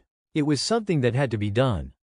Homerun's eyes widened. Had to be done. Randolph clenched his teeth and cut in. Are you saying this was worth defying a direct command? He gestured sharply as he lectured. Invading the monster forest is a grave crime. Not only was your life at risk, but the creatures within could have spilled into our lands. Under the weight of their accusations, Ghislaine exhaled softly, then countered, and yet, as you can see, I am still alive. The monsters have not overrun the territory. Homerun's eyes bulged, his voice cracking. What did you just say? His anger flared, and he shouted. By what right do you dare talk back like this? Suddenly, Albert turned his sharp gaze on him, his voice biting. Do you find this amusing, young master? The unexpected remark startled Ghislaine. But before he could respond, the treasurer reached into his coat and produced a document. Yes, it is true that your venture into the forest caused no immediate harm. So perhaps we could overlook it. But he slapped a letter onto the table. How will you explain this? Ghislaine took the letter in hand, his lips moving faintly as he read. This is Count Rayfold, at the mention of Amelia, the Count's daughter. Albert's frown deepened, his tone filled with censure. From the moment you announced you went to Rayfold uninvited, I suspected trouble. And I was right. You threatened Lady Amelia to seize 20,000 gold from the territorial aid fund that should have been sent to Perdium. Because of your reckless actions, Count Rayfold is furious. He has cut off all aid to us and even nullified our agreements entirely. This could shake the foundation of our land. Ghislaine fell into silence, his thoughts heavy as he examined the letter. This is indeed Count Rayfold's hand, a man with a poor history with Amelia. It does not appear forged. The image of Amelia cold, venomous flashed in his mind. If I play on Rayfold's greed, perhaps he will keep silent. But if Amelia has resolved to ruin me, she won't hesitate to use assassins. I had thought this would go beyond mere hired blades. Laying the letter down, Ghislaine mused darkly. Now that matters have turned this way, the leverage I held over Amelia has lost its value. Whether it is collapse or survival, everything will be twisted into a smokescreen for the truth. If I had delayed even a little longer, I would have been trapped here. Time is not on my side. Albert's face had grown darker, his voice cutting through the tension. Young master, do you have anything to say for yourself? Homerun spoke next. His tone edged with urgency. The first step is to return the 20,000 gold. Randolph groaned, clutching his head in despair. That amount could sustain the night order for months. But to their shock, Ghislaine replied without a flicker of shame, "It is gone. I have already spent it." Their expressions froze in disbelief. He continued with an air of indifference. "All of it was used to open the monster forest." The room sank into stunned silence. Albert's voice trembled, his face pale. You wasted all that money on a forest of beasts." Ghislaine did not argue. He simply bowed his head. "I apologize. Regarding Rayfold, I have nothing more to say." In an instant, a hand shot forward, seizing him by the collar. Randolph's furious roar filled the chamber. "You bastard, the heir of this land. Destroying our future with your own hands." Homerun jabbed a finger at Ghislaine's face, his words ringing with finality. Giselle parried him, "From this moment forward, you are no longer the young master. You are nothing but a criminal. Bind him and throw him in the dungeon." Someone at once responded, "By your command." Yet even as curses rained upon him, Ghislaine's face remained unreadable, his voice firm. "From now on, I will provide the territorial funds myself, including the 20,000 gold." Zwalter, who had sat quietly until then, finally broke his silence, disbelief lacing his voice. "What did you just say?" Ghislaine's eyes flicked aside. "Belinda." At his call, Belinda stepped into the chamber carrying a box. She set it down on the table and lifted the lid. "If I intended to merely pass through the forest, I would never have begun its excavation." The men crowded forward, their eyes widening as brilliant light spilled from the chest. Ghislaine gestured toward the contents. "Behold the highest-grade rune stones." A chorus of incredulous cries filled the room. "Rune stones." Homerun snatched one up, his hands trembling, sweat breaking across his brow. This priceless treasure. Where did you get it? Don't tell me you exchanged it for the 20,000 gold. Ghislaine's voice was steady, almost cold. "I mined it from the monster forest." At his side, Belinda looked on with a haughty, scornful smirk. Albert wiped the sweat from his brow as he examined the glittering stone, his voice sharp with judgment. "If these truly are rune stones, then yes, they are worth a great deal. But even so, this amount alone cannot sustain the territory." Ghislaine's lips curved into a faint smile. "It will fall short, won't it?" He raised his voice, calm but resolute. "This is not all." At his signal, soldiers began hauling in cart after cart, laden with more stones. The men barked at one another as they worked. "Move this wagon over here. Careful, do not get blinded by greed. Sort the Duras End mounts into this section." The sight left them speechless. Homerun wiped his forehead, his voice trembling with awe. "In just half a month. To harvest this much." Albert, standing beside him, muttered in disbelief. "Are my eyes deceiving me?" Perdiam's gaze shifted suspiciously to Belinda. "Belinda, are you saying all this came from a single expedition?" With pride in her voice, she replied, "Yes, my lord. All of it was collected under the young master's direct command." She gestured toward the carcasses nearby. Duras and sap, relics of the blood python, and countless other spoils. "These rune stones are only a fraction of what was mined from the vein." Ghislaine pressed a hand against his chest and spoke firmly.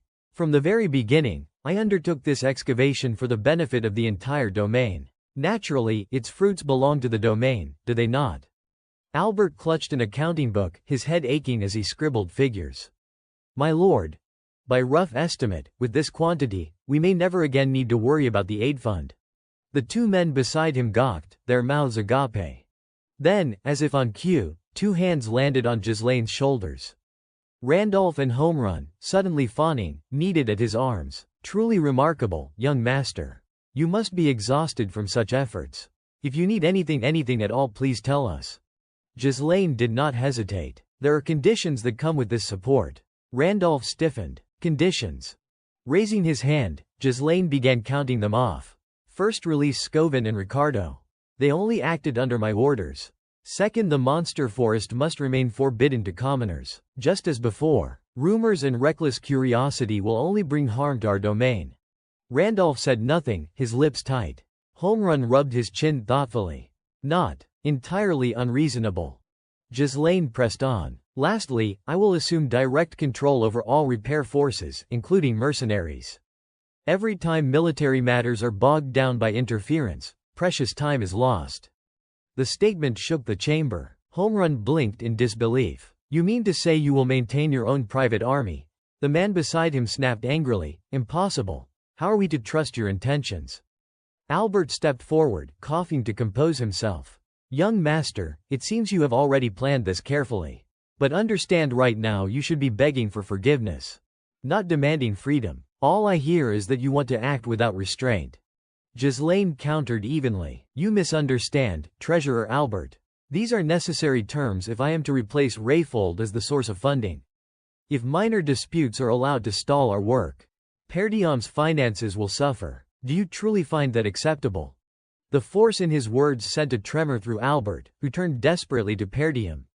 My lord, say something, he is bartering with the very future of the domain. But before Perdiam could answer, a voice rang out. Young master, heads turned as a group of soldiers approached. Kaor stepped forward with concern. So you are here after all.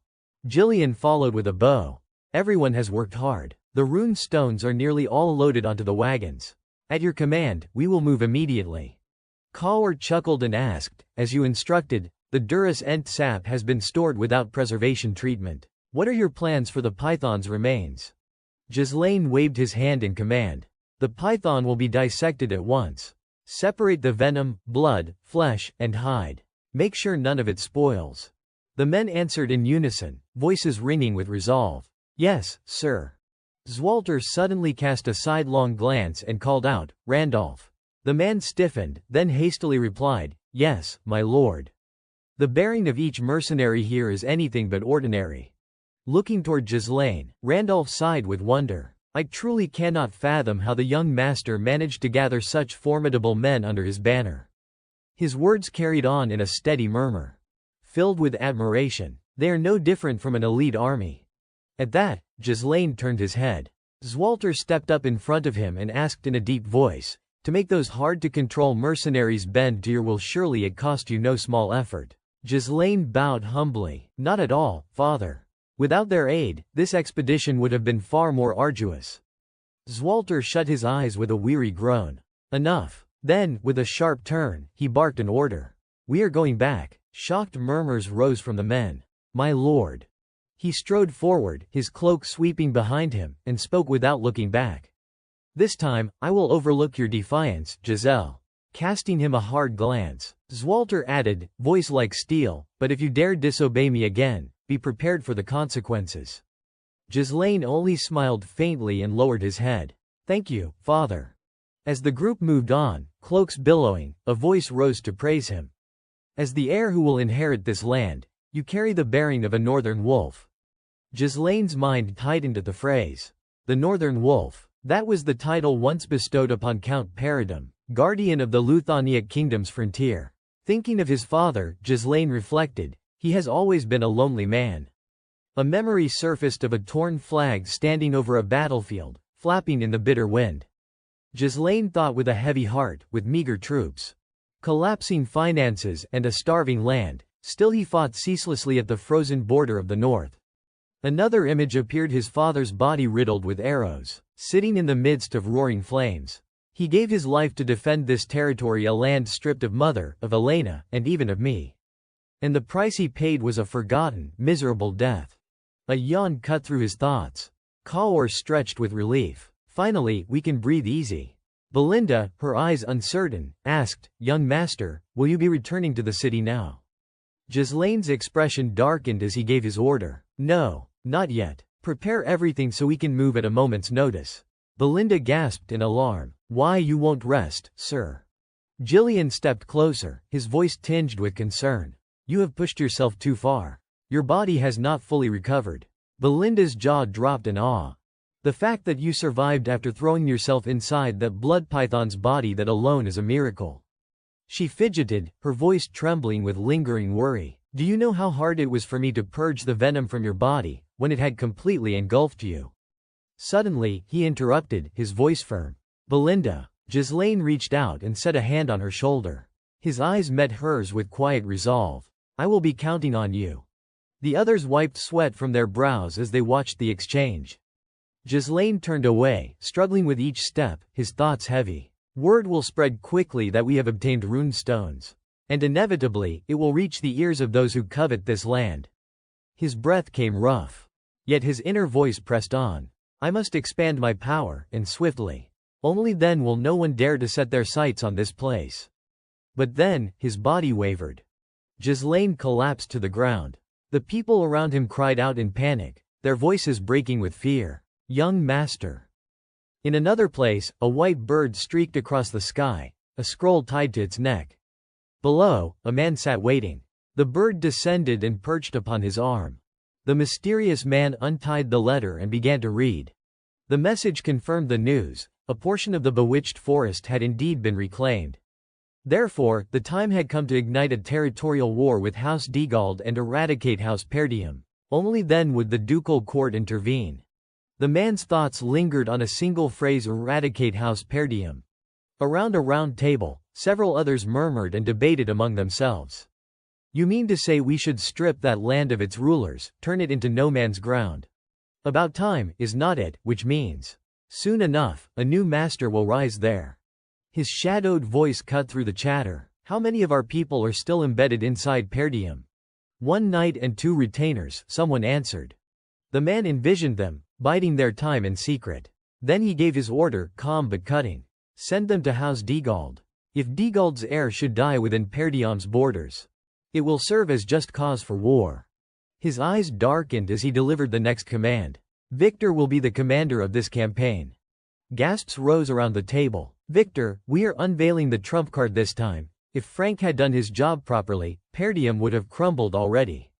Shadows swallowed the chamber. One of them spoke with concern. My lord, I trust Victor can handle this, but is not it too soon to play that card? We have acted with utmost caution until now. Why is the ducal court, which has always stayed hidden, suddenly intervening in Perdium so directly? The mysterious man replied with a single word: because of the bewitched forest. The others repeated in shock.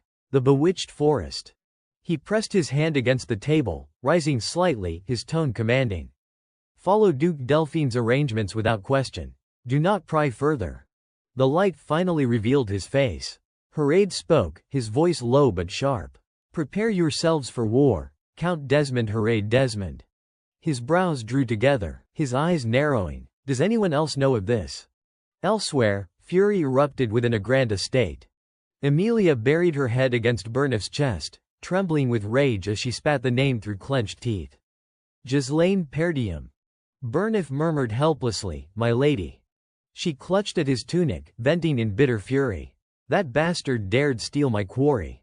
20,000 gold coins mine. Even the assassins I sent failed to kill him. And I had to bow my head to that old man to sever Perdium's aid. He is making me look like a fool. Her eyes burned red, tears threatening to fall as her brows knit tighter. Even the killers I hired could not finish him. And now I am forced to swallow my pride. He is humiliating me. Burnif's voice came low and steady. My lady, this is not like you. Emilia exhaled sharply, then turned away with sudden composure. You are right, I was too emotional. Her frown hardened. What is past. Burnif furrowed his brow and asked, then, my lady, please, give me your command.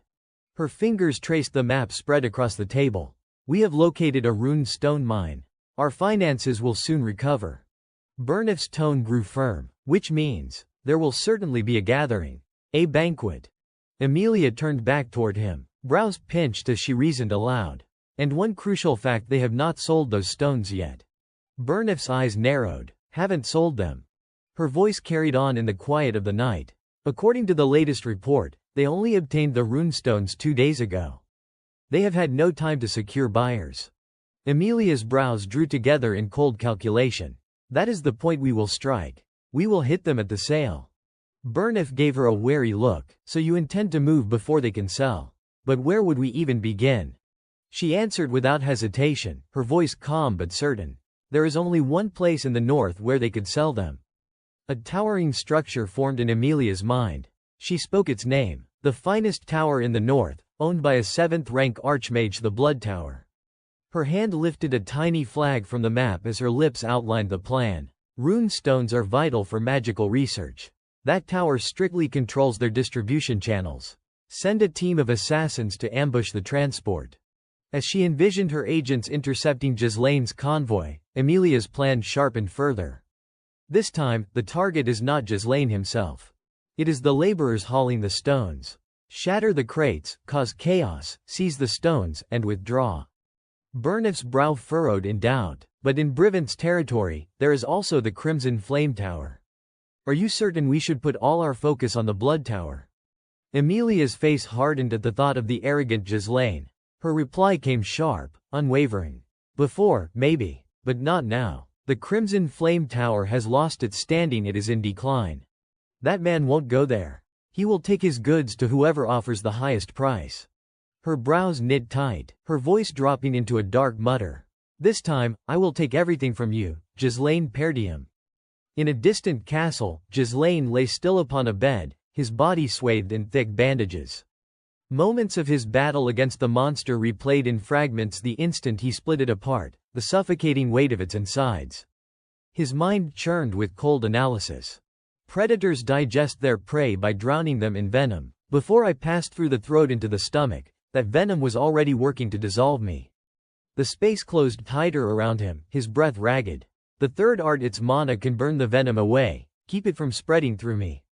But the fumes from that process could be fatal. Venom flooded his face, searing, suffocating. He endured, forcing the thought through his skull. Most prey would lose consciousness or die here. In the recess of memory, his own voice echoed, "Endure. If you lose consciousness, this expedition ends here." The vision of his family's castle came to him. My treasures, my future. As his body was crushed within the serpent's stomach, revelation struck. If I cannot avoid the venom, then I will claim it. At once, a light flared at his chest. His eyes blazed with fierce calculation. The poison seeping into me, it is becoming mana in my core. With this torrent of mana, I can neutralize the deadliest venom. He shut his eyes tight, his mind screaming. A mastery of mana control, one that only the elite ever reach. And then his eyes flew open. Ghislaine drove his blade wildly inside the serpent's gut, a manic certainty rising within him. I will wield this poison as fuel, an energy to counter the mana that threatens to burst me apart. The flashback ended. Ghislaine now sat conscious upon his bed. His body tensed, then he exhaled with raw exhilaration. What a rush! He shot upright, clutching his head as fragments of memory swirled. This is my room. What happened? I remember father forgiving me, but after that. A startled cry jolted him. He turned and found Elena sitting there, stunned, her wide eyes locked on him. In the next instant, the girl threw herself against him in a fierce embrace. You have been unconscious for 2 days, she said, breathlessly. Not a word out of you, you just collapsed. Her face glowed with relief as she added, Welcome back, big brother. Ghislaine's voice cracked with shock. Elena. But then, without warning, she shoved him flat onto the bed again. Elena bolted for the door, shouting, Belinda, he is awake. Ghislaine propped himself up, dazed. 2 days. He stepped off the bed, thoughts racing. After crawling out of that blood serpent, Belinda gave me a little healing, but I pressed on with work. I did not rest, not while that quarry was still unmined.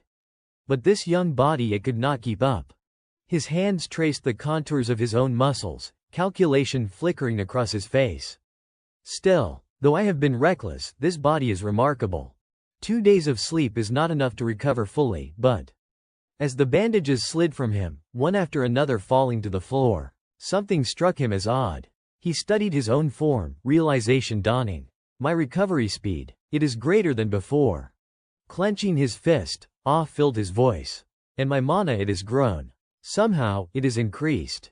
He raised his hand before him, stunned. Has my mana changed? His thoughts rewound to that moment within the monster's belly. Could it be the blood serpent's energy merged with me, as I neutralized its venom? Looking down at his hardened, powerful body, Ghislaine marveled. In my past life, I never imagined reaching such strength. I was not ready, but I survived the consequences. His grip tightened. I need to test this further. If this method works, my power could grow 100-fold. A grin spread across his face, wild and delighted. But just as quickly, his expression sobered. He moved toward his wardrobe, muttering to himself. First things first, the stones must be sold. It has been 2 days. Anyone who needs to know already knows. Ghislaine pulled on his clothes. His gaze sharpened as he muttered to himself, I need to gather the mercenary unit immediately. He looked toward the door, suspicion flickering in his voice as he called out. Belinda, you do not have to knock. Suddenly, the door was pushed open with force. The one who stepped inside was none other than his father. Son, you are awake, Zwalter said. Ghislaine's eyes widened in shock, his voice trembling as he exclaimed, Father. Zwalter walked closer, his tone filled with concern. I already heard from Belinda. You were swallowed by the blood serpent and poisoned. Are you truly all right now? Ghislaine stammered, Why yes, as you can see. Relief washed over Zwalter's face, and his shoulders loosened as he continued. Good, that is all that matters. Belinda rushed forward, cupping Ghislaine's face in both hands as she scolded anxiously. You collapsing like that scared us half to death. Are you really okay? Ghislaine gave a helpless sigh. I really am fine. Just then, Perdium spoke his name firmly. Ghislaine. His expression had hardened as he continued, We need to talk. The words left Ghislaine stunned, his eyes widening once more. Zwalter's face grew grave as he declared, I have a request for you. Sweat trickled down Ghislaine's temple as he asked, A request. Ghislaine followed his father out into the training yard, a sword in hand. His expression was taut with nerves as he thought to himself, Father and the training hall. This is the first time I have ever had time alone with him. Looking at the man before him, memories stirred. In my previous life, I was always busy running away. Too afraid of being scolded or berated. Zwalter broke the silence. I am sorry for calling you out here right after you have just woken up. Ghislaine quickly reassured him. It is fine, Father. I have slept for 2 whole days. I feel great now. Still uncertain, Ghislaine asked hesitantly, So, what was that request you mentioned? Zwalter did not answer right away. He stared at his son, pensive, his eyes flicking away as though to avoid something. Ghislaine studied him in silence, recalling his mother's words from long ago. Could this be what she meant? The memory washed over him sitting with his mother in a quiet field. She had spoken gently, holding little Elena in her arms. Your father is not a straightforward man. Father, young Ghislaine had asked in confusion. She had smiled sadly. He says he must be the pillar for everyone in the manor. He always puts others before himself, never showing his true feelings. Then she laughed lightly, adding, Well, except when he confessed to me. The boy had blinked in surprise at her next words, so even though he might seem stiff, try to understand him. He just is not good at expressing his emotions. The memory faded. Pick up your sword, Zwalter ordered. Tension tightened in Ghislaine's chest. Yes, father, he replied, lifting the blade. In the very next instant, Zwalter lunged, forcing Ghislaine to raise his sword in defense. The clash rang out sharply. Without pause, Zwalter struck again, his blade hammering down. The two exchanged blow after blow, Zwalter moving with blistering speed. They broke apart, feet skidding across the ground, a haze of dust rising around them.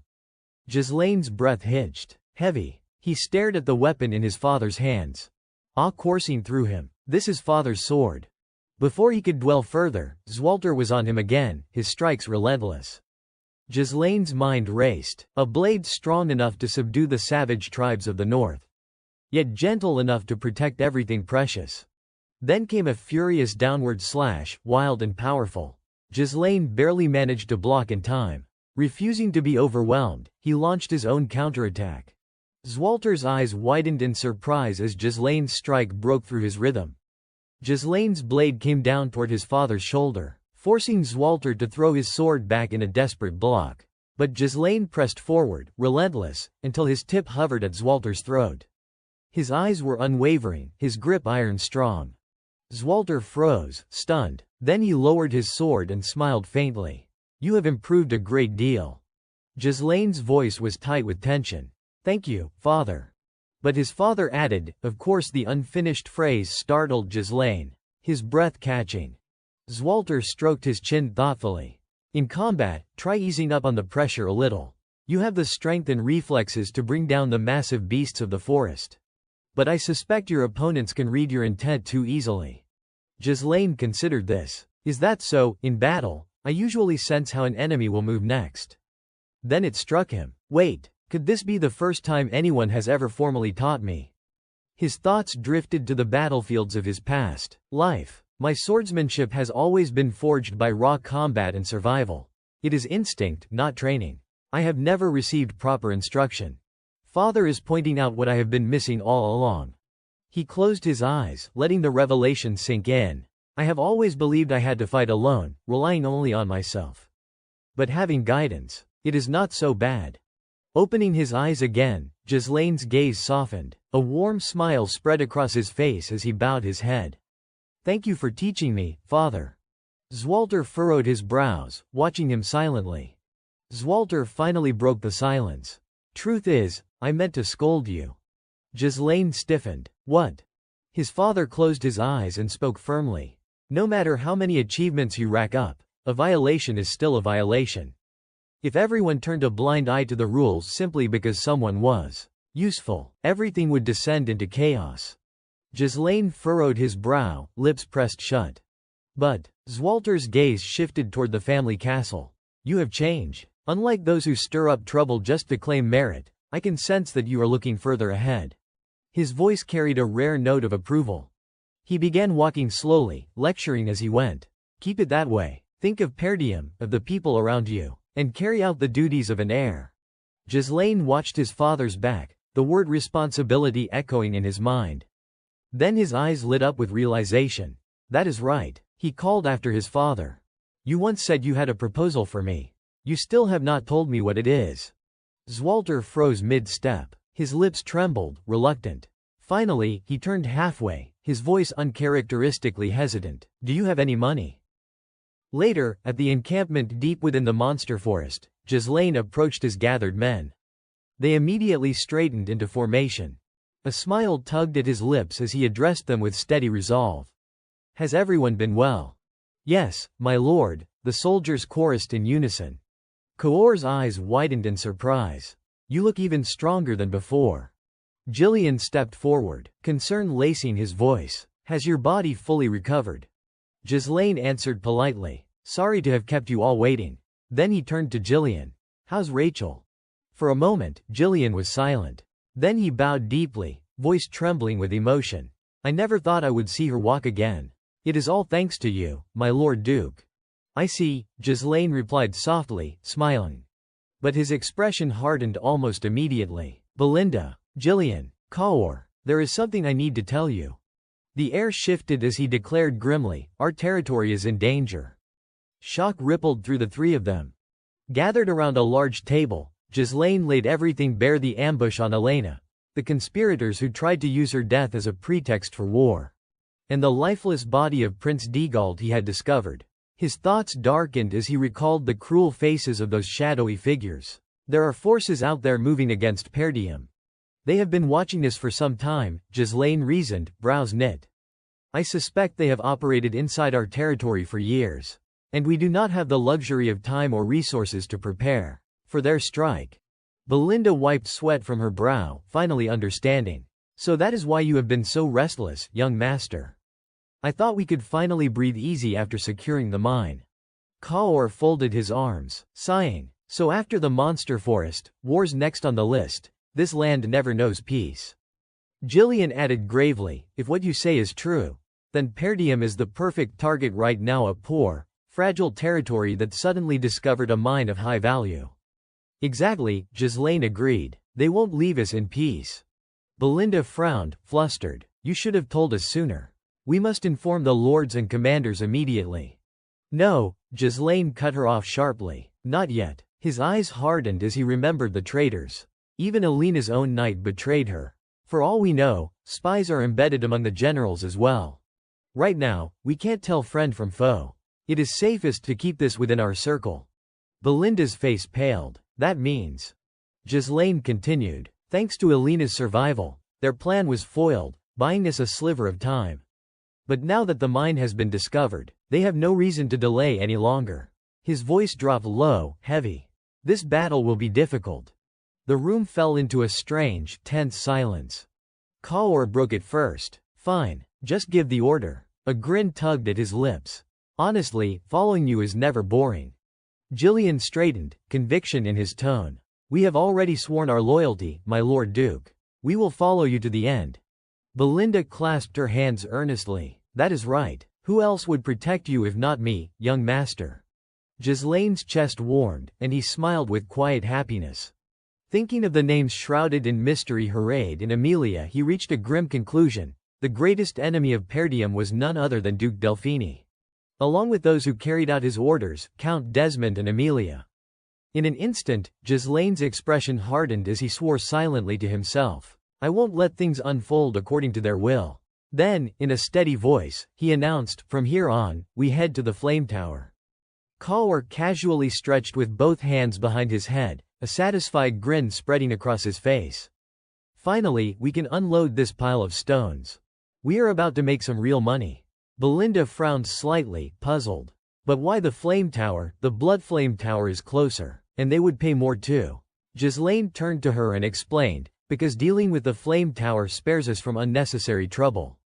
Coy cocked his head in confusion. Trouble? Gillian, imagining what he meant, quickly stepped in. I get it. When you are transporting something this valuable, uninvited guests are bound to show up. Especially since this is high-grade ore. Preparing for an ambush in advance is the smart thing to do. Belinda broke into a cold sweat but nodded in agreement. You are right. They could ambush us again, just like last time. Ghislaine's brow furrowed tightly as his gaze grew distant and thought. Ever since Delmuth of the Bloodflame Tower rose to become a 7th Circle Archmage of great renown, the Flame Tower has been in steady decline. Since then, selling ore to the Bloodflame Tower, the foremost magical authority in the north, has become far more profitable. Turning his head slightly, he reflected inwardly, the Flame Tower is still doing everything it can, but regaining its former glory won't be easy. And yet, the reason I chose the Flame Tower is because of her. At the Flame Tower, Vanessa sat trembling amid a mountain of books. In a faint, unsteady voice, she called out, Professor Lenato. Her tone wavered with doubt and sorrow as she asked, that light you spoke of, when will it finally appear? Ghislaine Perdium's company rode their horses along the wide main road. So this is the Scarlet Tower, one of them breathed in awe. Every member of the group looked around. Equally stunned. So tall. I have heard of its fame for years, but I never thought I would actually set foot here. The street dazzled with grandeur. And even the way the locals lived was on another level compared to Perdium. Their chatter filled the air as they gawked. So this is where they make spell scrolls. Suddenly someone shouted, look over there, a mage. Curiosity rippled through the group.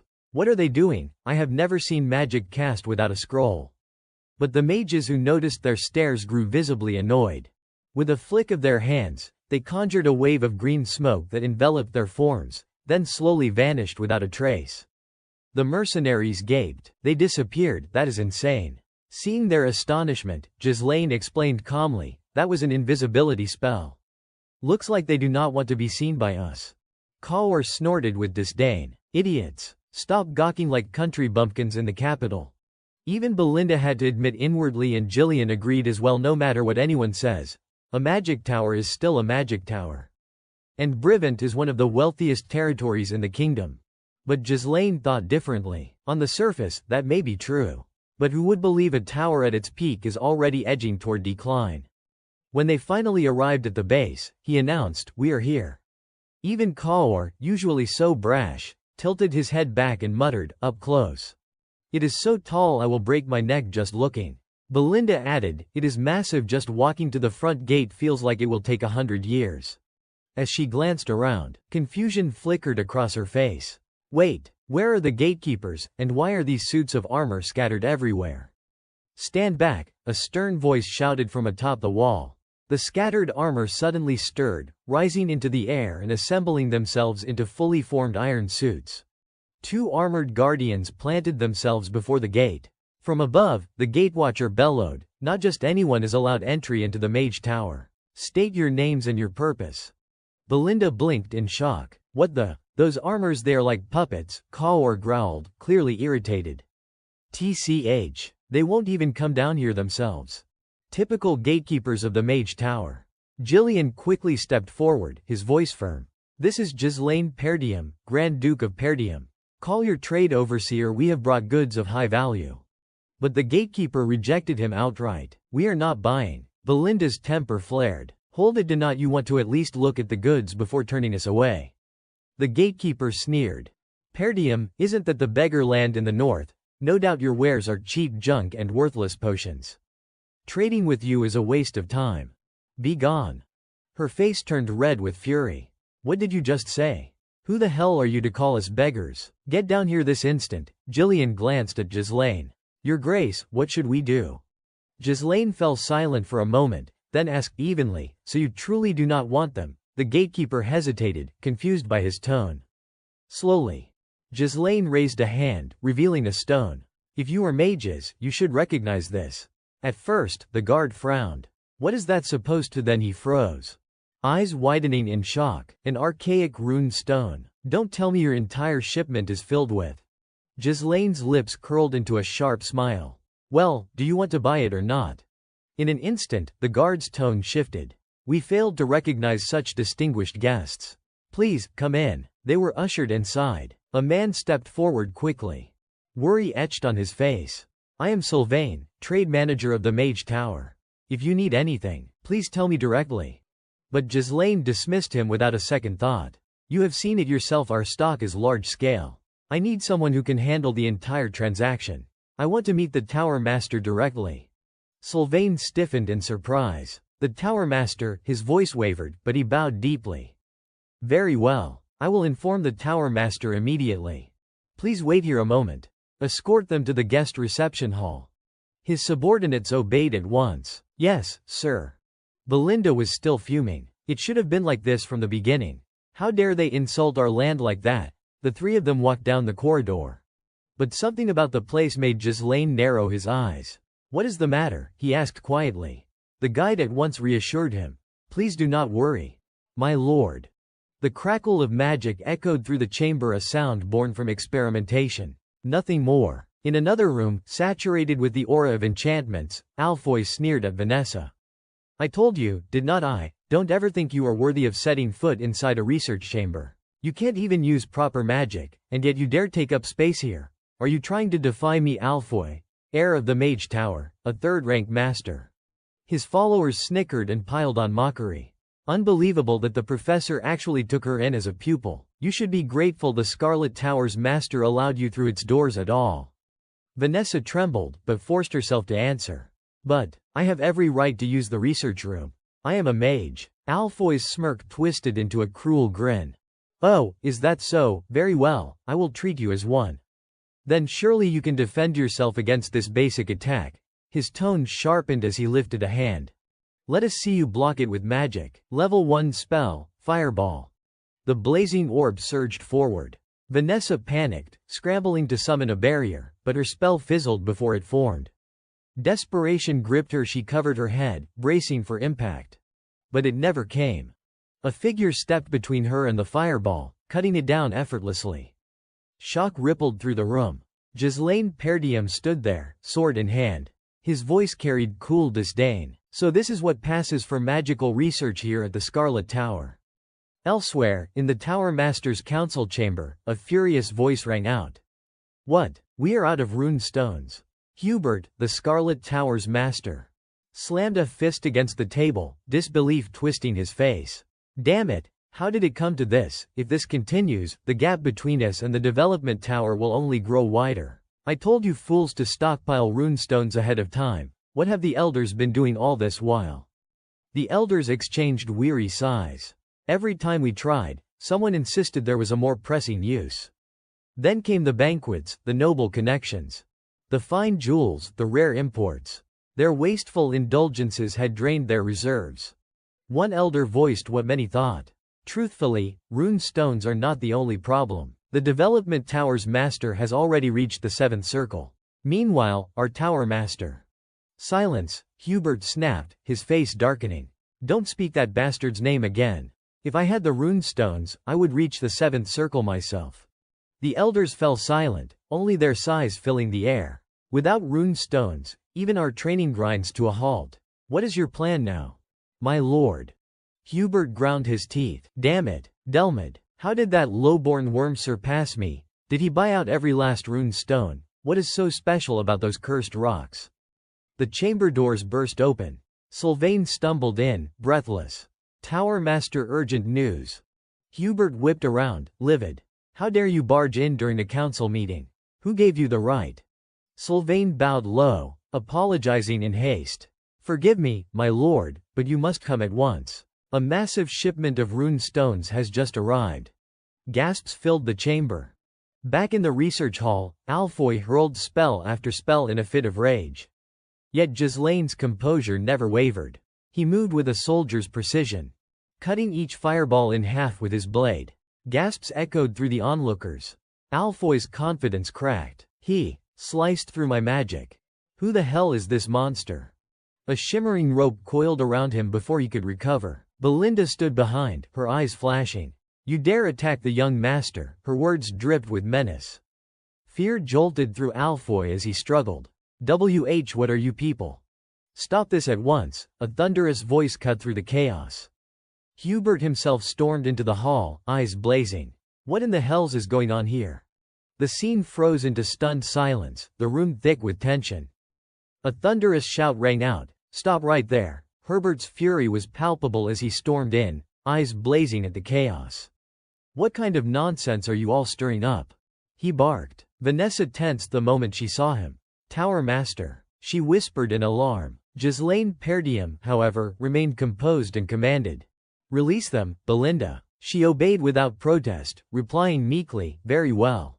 Seeing Herbert's arrival, Alfoy instantly switched tactics, fear flashing across his face. Teacher, he said weakly. Herbert, troubled by the boy's trembling demeanor, asked, Alfoy, what is going on here? But Alfoy, feigning pitiful innocence, quickly accused, they are intruders. I was only trying to stop Vanessa from entering the laboratory when they suddenly attacked me. I just did not want Vanessa, who does not have any strength, to get hurt, so I blocked her way. Belinda scoffed and teased, oh my, are you crying like a little girl now? That jab made Alfoy snap, shouting angrily. I am a man, all right. Vanessa, flustered, tried to clarify in a small voice. I only wanted to use the laboratory. Ghislaine listened silently, but in his heart he thought, just as I suspected. I was not wrong about her. A nightmare is beginning to take root in Vanessa. He studied her closely, curiosity in his gaze. So even she, that nightmare, once had such a moment. Without warning, Herbert struck at Ghislaine, his voice thundering with rage. You dared trespass into my tower, and now you even try to harm my student. I will burn you all to ashes until nothing remains. Belinda paled with worry, whispering frantically, Young master, what should we do? They look quite threatening. Yet Ghislaine remained calm, not an ounce of fear in him. Instead, he offered a belated introduction. Forgive my tardy manners, Tower Master of the Flame Tower. I am the Grand Duke of the Perdium territory. Ghislaine Perdium. I have come to negotiate a trade. For minerals. Herbert froze, caught off guard. What did you just say? Even Alfoy was stunned. Minerals, you, but Ghislaine's voice remained steady. There are men waiting outside the castle as we speak. Would you like to meet them now? When Herbert's party stepped outside, they were stunned into silence. An entire convoy of wagons loaded with gleaming minerals stretched before them. The elders gawked in disbelief. Impossible. Where did he get so much ore? One murmured. Another was so excited he almost lost his composure. Tower Master, there must be at least 10 wagons of stone here. What shall we do with this? Herbert's grin nearly split his face. So much ore, this is heaven's blessing. With this much stone, I could crush that detestable Bloodflame Tower once and for all. But he quickly masked his glee, feigning disappointment. Still, this is less than I expected. And the quality seems rather poor. Kaor's face twisted with rage. How dare this man insult the minerals we worked so hard to gather? But Vanessa, timidly, offered her own view. But is not the amount enormous? From what I know, even a single wagon would last several weeks. Herbert snapped at her in shame and fury. Silence, what would you know? Get out of my sight. His voice was venomous as he cursed under his breath. That damned Ronatog left me with nothing but headaches. If you are useless, at least know your place. Ghislaine could only stare, speechless at the pettiness on display. Herbert then signaled to the elders. You all agree, do not you? The elders, quick to play along, chimed in one after another. Looking closely, The quality does seem low, as the tower master says. To suddenly receive such rare minerals from a poor land like Perdium, it is possible these are counterfeit. Belinda exploded with anger. What did you just say? Our young master poured everything he had into securing those minerals, and you dare call them fake? One elder waved dismissively. No matter how hard you worked, that is not our concern. Lately, swindlers are everywhere. Surely you understand there is no reason to simply trust the seller's word. Ghislaine cut to the heart of the matter with icy clarity. I see. So what you mean is, you do not wish to purchase them. His words shocked the elders. He turned to his men as though ready to leave. Very well, everyone. The flame tower has no use for minerals. Let us go. We will find another buyer. Herbert's eyes widened in panic. Wait, he quickly gestured to an elder, who instantly caught on.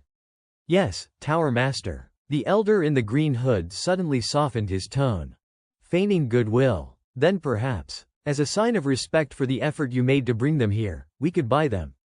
After such a long journey, returning empty-handed would not do. Please, help the Tower Master save face. Herbert nodded with fake reluctance. That sounds more reasonable. If the elders insist, then I suppose I can't refuse. Out of my great generosity, we will purchase all the minerals you have brought. But of course, at a slightly lower price than market value. Ghislaine's lips curved faintly, his voice calm as ever. It seems there has been a misunderstanding. Ghislaine turned calmly to his men and ordered, Kaor, leave one wagon behind. Take the rest away. The command left Kaor momentarily confused. Ghislaine even toyed with them a little, smirking as he added, we only agreed to sell one wagon, did not we? The words sent Herbert's group into panic. Kaor caught on to the game and played along, chuckling.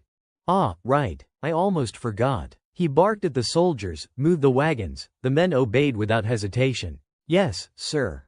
Herbert, alarmed, rushed in front of Ghislaine Perdium, shouting, what the hell is going on here? But Ghislaine only feigned an apologetic smile. My apologies. It seems there was a misunderstanding about the quantity, likely due to my subordinate's mistake. Our destination is actually the Bloodflame Tower. We only needed a little cash to cover travel expenses. The mention of Bloodflame Tower made Herbert's rage boil over. What did you just say, Bloodflame Tower? But a moment later, he forced a grin, pretending nothing had happened. Why so serious? I was only joking to lighten the mood. Don't be that way. Let us go upstairs and talk properly. His behavior left the elders behind him embarrassed, muttering under their breath. Tower Master. Ghislaine smiled, knowing his plan had worked. Very well, let us do that. Soon, they were seated in a chamber. Herbert gestured proudly. Now, let me introduce the elders of the Flame Tower. Each of them has reached the 5th circle. Ghislaine raised his brows. All 5th circle mages, impressive. No wonder you are the 2nd strongest tower in the north. The strength here is truly remarkable. Herbert quickly corrected him, a sharp edge in his tone. Perhaps you have heard strange rumors, but they are false. The Flame Tower still stands as the foremost power in the north. Ghislaine only offered a dismissive shrug. If you say so, it makes no difference to me. Belinda shifted uneasily beside him, whispering, Young master, you are provoking them for no reason. Are you sure this is wise? Gillian reassured her with a calm look. He knows what he is doing. Trust him. Herbert clapped his hands once. Impatient. Enough chatter. How much for the stones? I promise you, if you try elsewhere, you won't get anywhere near their true value. Without hesitation, Ghislaine named his price. Double. We want twice the market rate. The room erupted in outrage. One elder shouted, Double. You clearly know nothing of the real world. Even Herbert lost his composure. Boy. That is not how business works. Whoever taught you negotiation taught you all wrong. Settle down and bargain properly instead of dictating terms. But Ghislaine's voice turned sharp, carrying an unmistakable threat. I think the Flame Tower can afford to pay double. The elders bristled with fury. Do you even know where you are, boy? Do you think the Flame Tower is some joke? Herbert's eyes darkened. Watch your tongue. Brat, you are starting to irritate me. Listening to a foolish child babble nonsense tests my patience. Yet Ghislaine remained unfazed, composed as ever. Herbert forced a laugh, trying to sound magnanimous. You are still young. Mistakes are natural. This time, I will be generous and overlook it.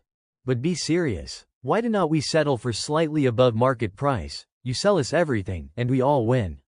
Before he could finish, Ghislaine stood abruptly, making Herbert frown. "Why are you getting up?" Ghislaine dusted off his cloak, acting disinterested. "Honestly, it seems you are not serious. I offered you double the market rate, but if that does not appeal to you, we will just head to Bloodflame Tower." He turned to leave. "Come on, let us go." Herbert shot up in panic. "Wait, don't be hasty. I never said we would not buy, did I? I just got a little worked up." "Sit down, boy." Ghislaine's lips curved with amusement. "Is that so?" His companions remained silent, watching the scene unfold. Finally, Herbert relented with a growl. "Fine. You have got guts, I will give you that. Since you came here first, we will buy everything at double the price you asked. That should satisfy you, should not it?" Only then did Ghislaine nod. "Very well. We will sell at double the market rate." But then he added coolly, "Only one wagon." The elders cried out in shock. "What?" Herbert began to sweat profusely. "What are you saying? You must sell everything you brought today." Ghislaine leaned in, his tone sharpened with threat. "If word spreads that the Flame Tower bought at double, the Blood Flame Tower might offer triple. Why should we sell it all to you for just double?" Herbert's face twisted in disbelief. "Triple? Are you mocking us? My patience is running thin, boy." Ghislaine ignored his anger, already turning away. "Goodbye." "Wait, hold it." Herbert's shout cracked with desperation. "I will buy it all. At triple." A smile spread across Ghislaine's lips, his true goal achieved. He calmly sat back down. "Now we are speaking the same language. Truly fitting for the North's premier magic tower." But Herbert could only grind his teeth in frustration. "Stay here. I will fetch the money myself." Even the elders were taken aback. Tower Master. Inside, Herbert cursed his fate. "Damn it. I am a sixth circle mage, yet I am being toyed with by a country brat. Why must I suffer one humiliation after another in my time? For now, I need the ore, so I will endure. But if he pulls another trick, I will burn his head to ashes." His thoughts were cut short by a calm, steady voice. "Wait, I am not finished yet." Herbert whipped around, his stomach tightening with dread. "What now?" he shouted. Ghislaine spoke a single name, deliberate and unyielding. "Vanessa. Hand her over to me." The entire room froze in shock. Herbert thought for a moment he would misheard. "Vanessa," but Ghislaine nodded firmly, leaving no doubt.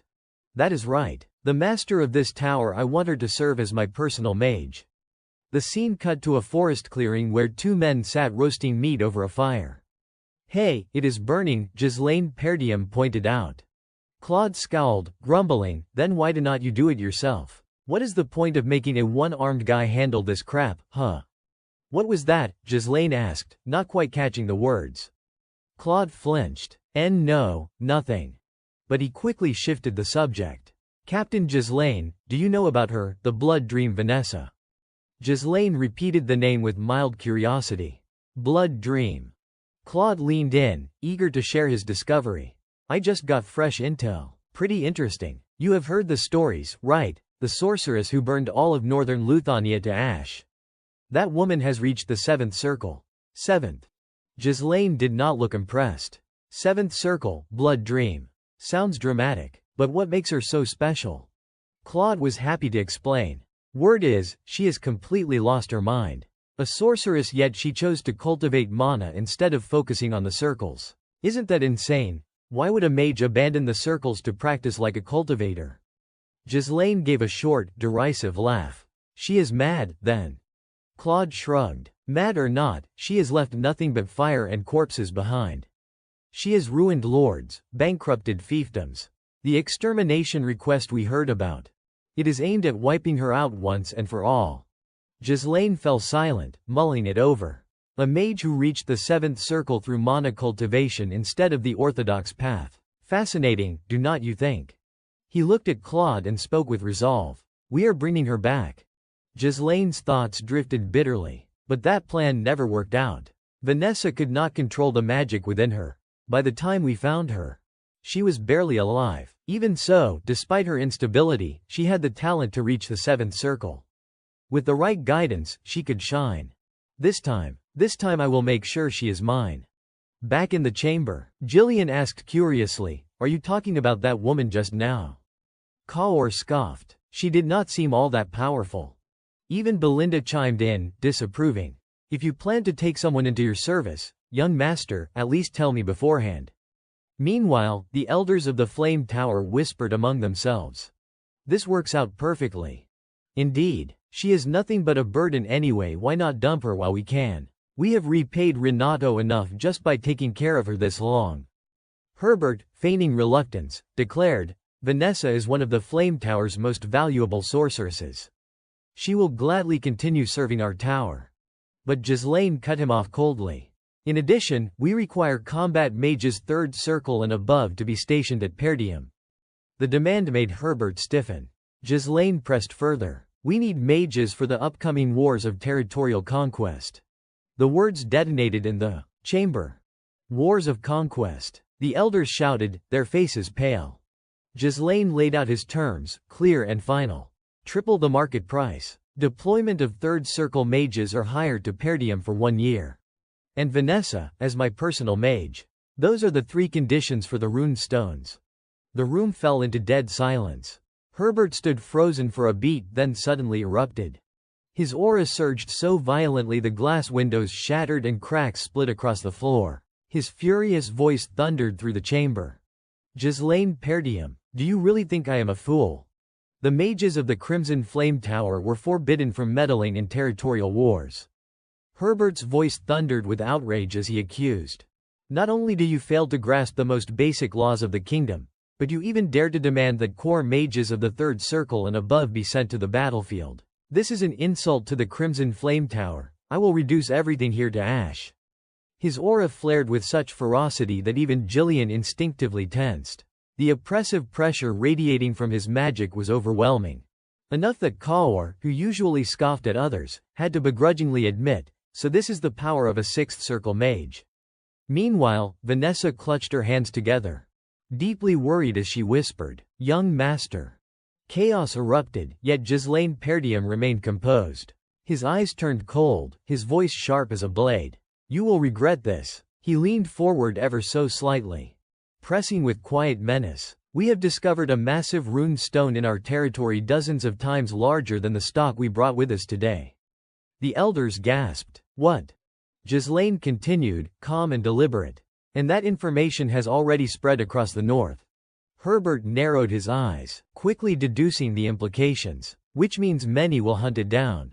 A thin smile crossed Ghislaine's lips. You catch on quickly. We do not seek war. Perdium only requires the tower's support while we grow stronger. If you help us overcome this crisis, I swear to grant the Crimson Flame Tower exclusive rights to rune stones. At that, Herbert muttered under his breath, almost involuntarily, exclusive rights to rune stones. Ghislaine pressed his advantage, voice persuasive, nearly seductive. If that happens, it is only a matter of time before the Crimson Flame overtakes the Bloodfire Tower and stands once more at the very peak. Herbert hesitated, jaw tight as his face darkened with deep conflict. For a moment he seemed ready to refuse, but then he ground his teeth and finally gave his decision, he would cooperate. Scene shifted. In a quiet chamber, Herbert tried to persuade a young man. It has been decided, Alfoy. The youth frowned, clearly reluctant. Master, there are plenty of other mages. Why me? Herbert did not let him waver. Don't misunderstand. I am sending you because you are the greatest talent in the history of the Crimson Flame Tower. You will serve as supreme commander for the future of us all. At those words, Alfoy's eyes brightened with pride. The greatest talent in history. Seeing his excitement, Herbert doubled down. This experience will serve you well when you inherit the tower. Supervise them closely, make sure those country bumpkins do not smuggle runestones elsewhere. And if a territorial war does break out, do not fight. Withdraw immediately, understand, just endure for a single year. 1 year is all it will take before our tower surpasses Bloodfire and reclaims its rightful place as number 1. Alfoy fell silent for a moment, then straightened, confidence gleaming. Yes, master. But when he finally arrived in Perdium, his expression betrayed his disdain. Ghislaine welcomed him warmly. Welcome to Perdium. A narrator's voice described the scene. The castle was built in a rather classical style. It was not luxurious, but practical, its proportions harmonious, its structure balanced. To Alfoy, however, it was nothing but contemptible. What a shabby little backwater. I am only here because master ordered it. Me, the heir of the tower, sent to this filthy mansion. Still, he introduced himself with practiced courtesy. I am Alfoy, a third circle mage and heir to the Crimson Flame Tower. I have been tasked with leading our mages. Ghislaine, ever courteous but firm, offered a reminder. There is much work to be done in this territory. Don't be negligent, work hard. The words pricked Alfoy's pride like needles. This ignorant country fool thinks I am his servant, just wait. When I become tower master, he will be the first I crush. But then Ghislaine abruptly turned to him. Alfoy, where is Vanessa?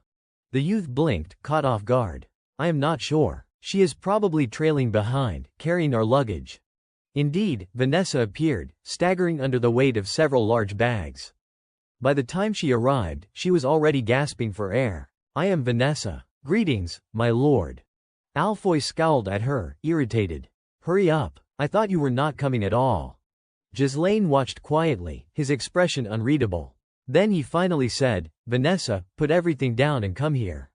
She froze, startled. But, I have not finished bringing in everyone's luggage yet. Alfoy felt it was just another ordinary matter and decided to ignore it. She has done this kind of menial work in the tower before. And she can't even use magic. Fine, let her handle the chores. But then Ghislaine Perdiem grabbed a suitcase and tossed it toward Alfoy, knocking him backward. His companions immediately panicked. What the? Alfoy shouted, flustered by the sudden attack. Ghislaine paid no attention to his outburst, instead issuing a stern warning. Vanessa no longer belongs to the tower. From now on, she is mine. Do not treat her poorly. This is your first and only warning. If it happens again, your life will pay the price. Vanessa, being protected so directly, felt deeply embarrassed. Alfoy, on the other hand, was fuming. This crazy country bumpkin dares to treat me, the heir of Crimson Flame. A third circle master like this. His companions growled in response, bristling at Ghislaine's audacity. Even if he is nobility, this is too much. If needed, we could turn this entire mess into a sea of fire in an instant. Wake up, show them the pride of a true mage. Ghislaine simply waved his hand, and a squad of soldiers immediately surrounded them. Alfoy's group, seeing the sheer number of troops, tensed in alarm. What is this, barbarians? Pointing weapons at mages, we are mages, treat us with the respect we deserve. Ghislaine Perdiem barked at him sharply. Silence, Alfoy. Regardless of how you are treated, a contract is still a contract. Through a lawful agreement with the tower's master, I have the right to command you for 1 year.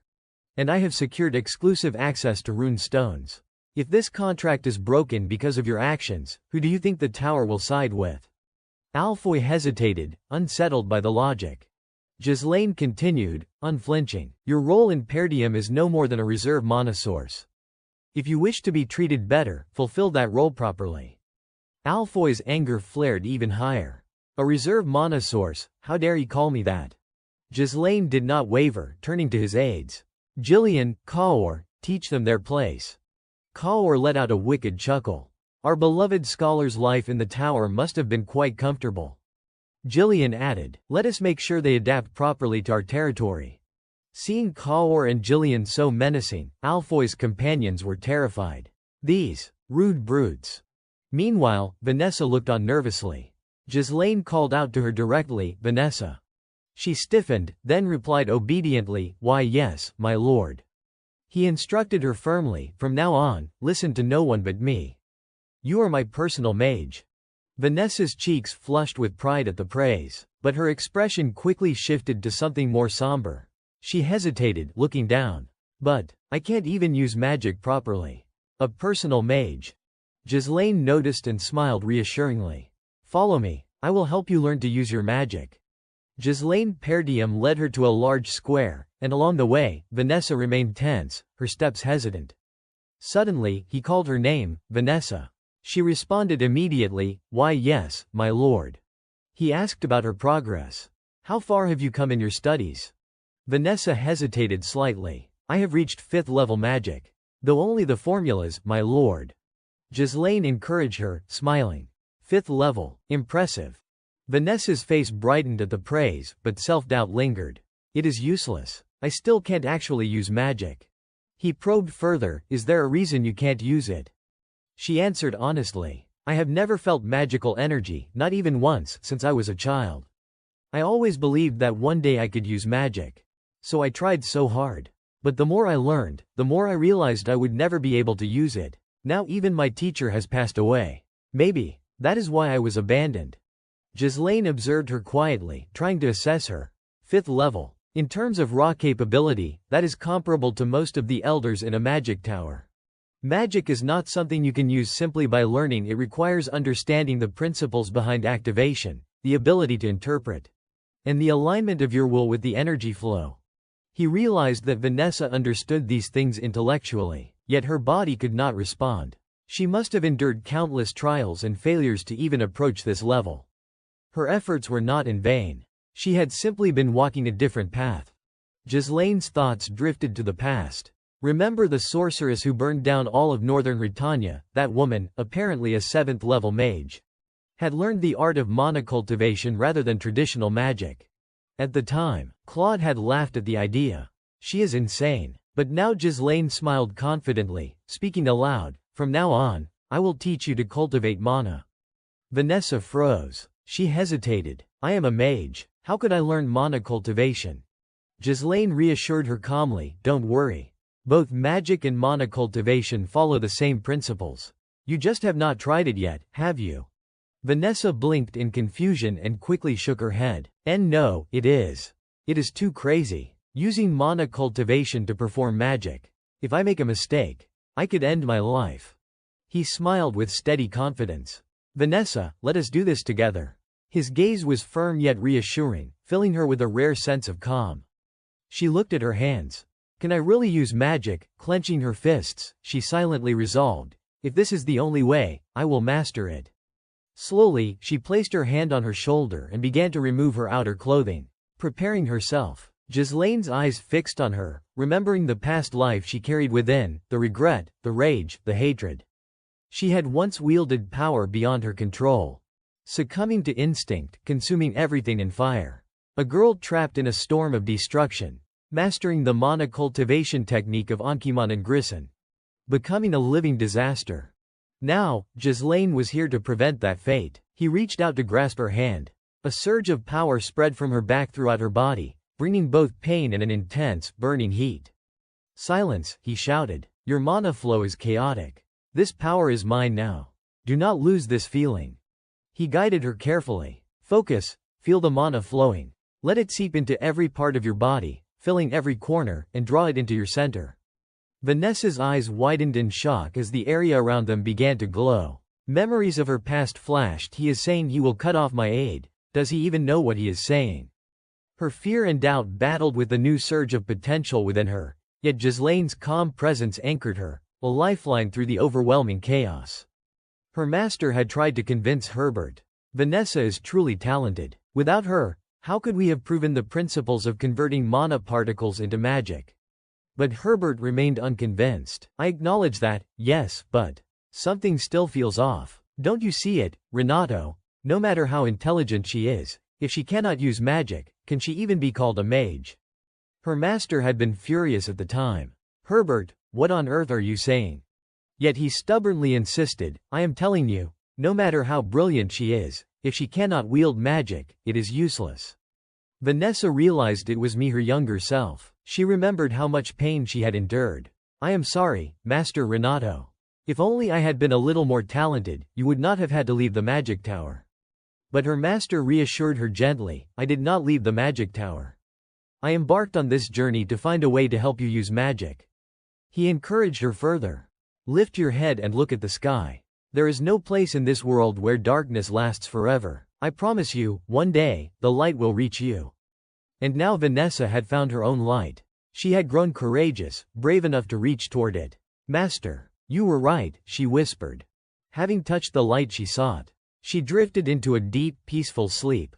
Even for her, the light had come. Meanwhile, elsewhere in a wooden house, a battle raged. The madman had already taken down 4 people. What kind of monster is he? The large, muscular man was clearly proud of himself. Come on, weaklings. You really think you can strike me with those metal toys? Despite their injuries, the soldiers fought back. Don't make me laugh. But their attacks were easily caught, and he slammed them to the ground with brute force. One soldier tried to strike him sneakily, but he noticed immediately and counterattacked. Both soldiers were thrown far across the room. The big man gloated over his victory. I have not even started, and you have all fallen already. The onlookers fawned over him, as expected. You truly are the greatest warrior of our age. How dare these weaklings disrupt our feast? No one here can stop us. One person slammed a wine glass onto the table in frustration. The scene shifted to the night sky. By a riverside, a man lay resting. Another approached cautiously. How goes your training, sir? The man said nothing and instead asked, Is there anything you wish for? The one wearing the hat responded immediately, It is an order from Count Desmond. Sir Victor. The man, DFOS, fell silent for a moment. Then he picked up a sharp helmet, placed it on his head, and stood. Let us go. I am bored to death. The scene shifted to Zwalter Perdium's study. He was reading a letter. In it was written, My son, Gilmore de Gaillard, has been killed by Giselle Perdium. I will have my revenge. The message left him tense. He immediately began gathering his soldiers. A declaration of war had been made. Randolph scoffed, feeling utterly foolish. Those de Gaillards have truly lost their minds. Giselle killed Gilmore. Really? Everyone else in the room murmured among themselves. Starting a war over such a fabricated reason. They need to be taught a proper lesson. All these years we lived as neighbors in the north, and suddenly they turn on us. What do they think they gain by fighting us? Yet Zwalter Perdium remained silent. Then a voice rang out, It is about the runed stones. Ghislaine Perdium stepped forward calmly. When your people were at the magic tower, were not two of your retainers sent as envoys to de Gaillard? Surely they must have leaked internal information about your territories. The others gasped. Your retainers betrayed you. Do you have proof to make such a dangerous claim? Zwalter Perdium considered this carefully. Rune stones, acting for the sake of their territory, but placing themselves in danger. Such things were not unheard of, yet it seemed the young man already anticipated this outcome. Some lost their patience and shouted, Why overthink it? Compared to de Gaillard, our forces are superior, and we have far more combat experience. Make them pay for daring to provoke us. At that moment, a messenger ran in urgently. A major development, my lord. Scaven's worry turned to panic. They have arrived. Outside, an army approached the territory, led by a massive armored figure. Ghislaine Perdium and his group watched from the city walls. Randolph was astonished. We just declared war, and they have arrived already. Albert could not believe it. How long have they been preparing all this?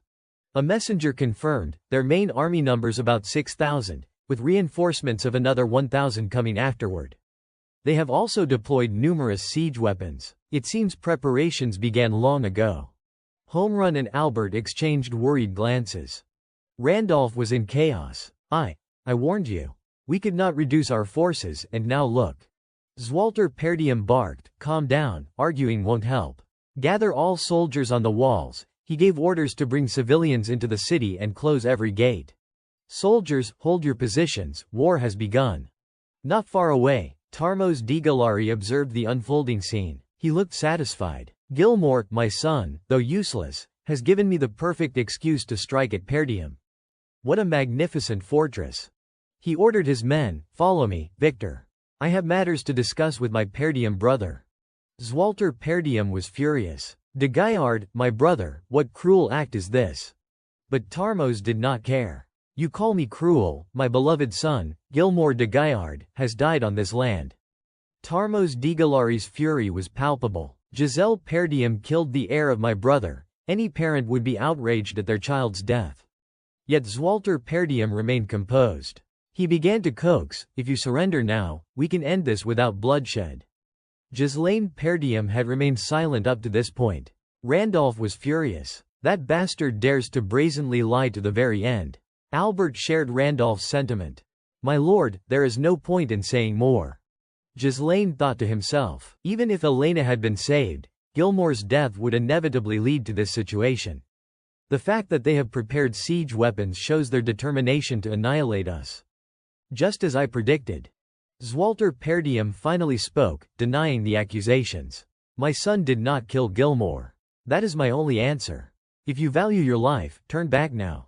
The threat shook Tarmos Digalari. The armored captain beside him could not hide his admiration. Zwalter Perdium, truly the presence of a general who has held the north for years. Tarmos sighed. The northern wolf, with my brother's foolish choice, who knows how much blood will be spilled. He turned away, still issuing a warning. Don't you dare regret this, Zwalter Perdium.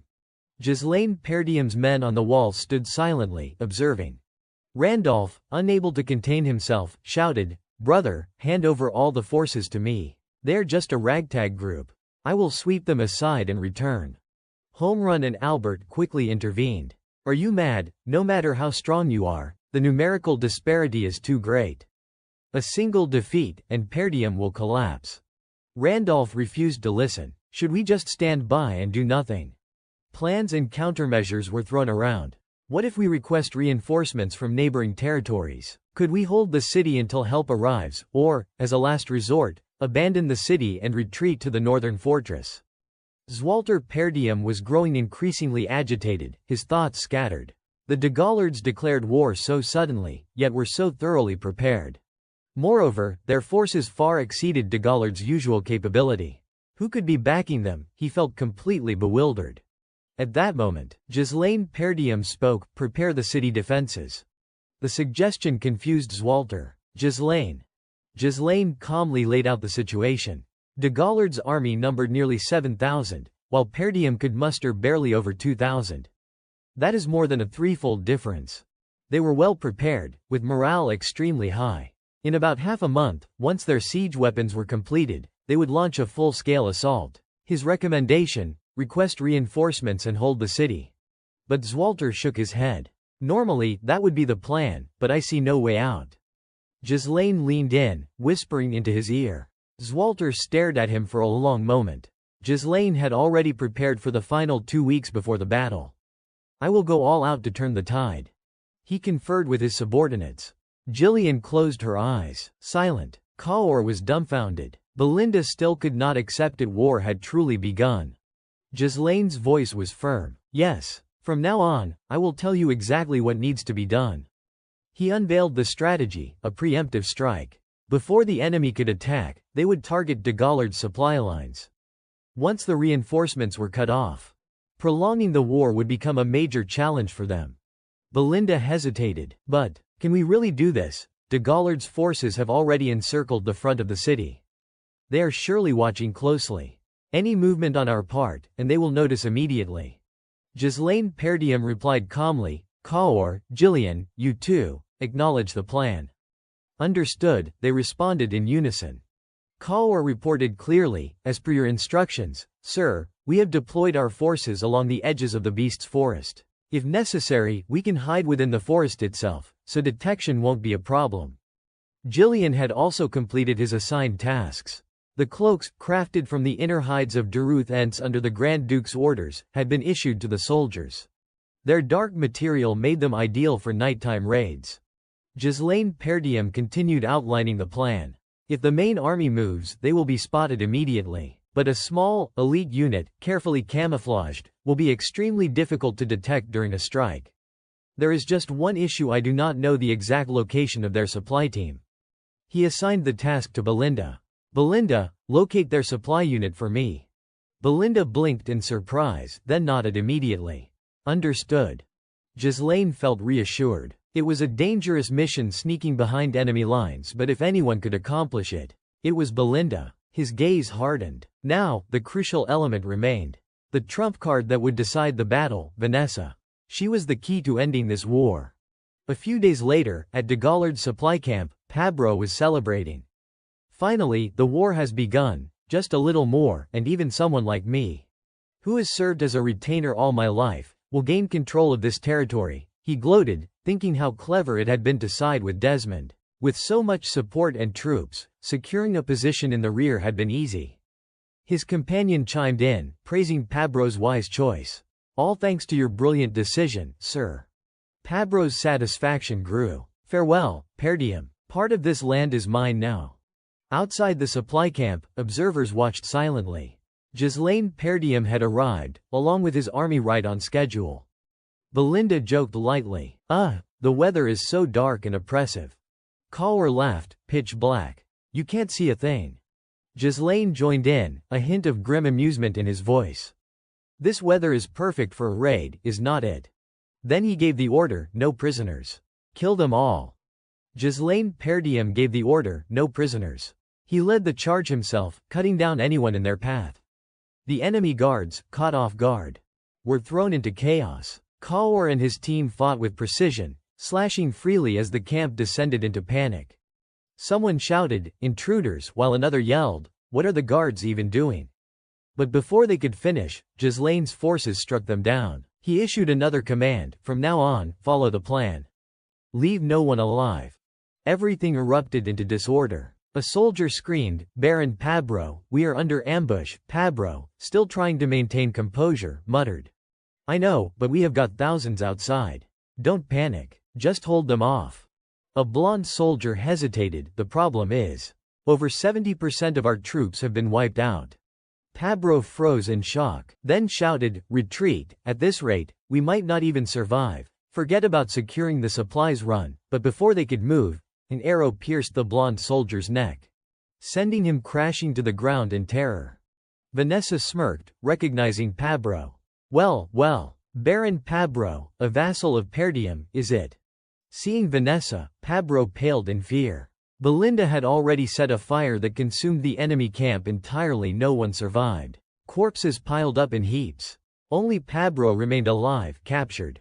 Vanessa identified him clearly. He was one of the vassals sent as a messenger to Degald, responsible not only for selling information but also for leading the supply guards for Degald's army. Pabro begged, trembling, "Please, spare my men. Lord Ghislaine, I surrender." Ghislaine ignored the pleas, asking instead, "Who bribed you?" "Desmond. Count Desmond. He threatened me. I had no choice," Pabro admitted. Ghislaine's mind clicked. Desmond, the one commanding Degald's army. Pabro continued pleading, "Even if I erred, I have served House Perdium faithfully. I am sure Duke Degald would pay a hefty ransom to satisfy you." Ghislaine ignored him, raising his sword.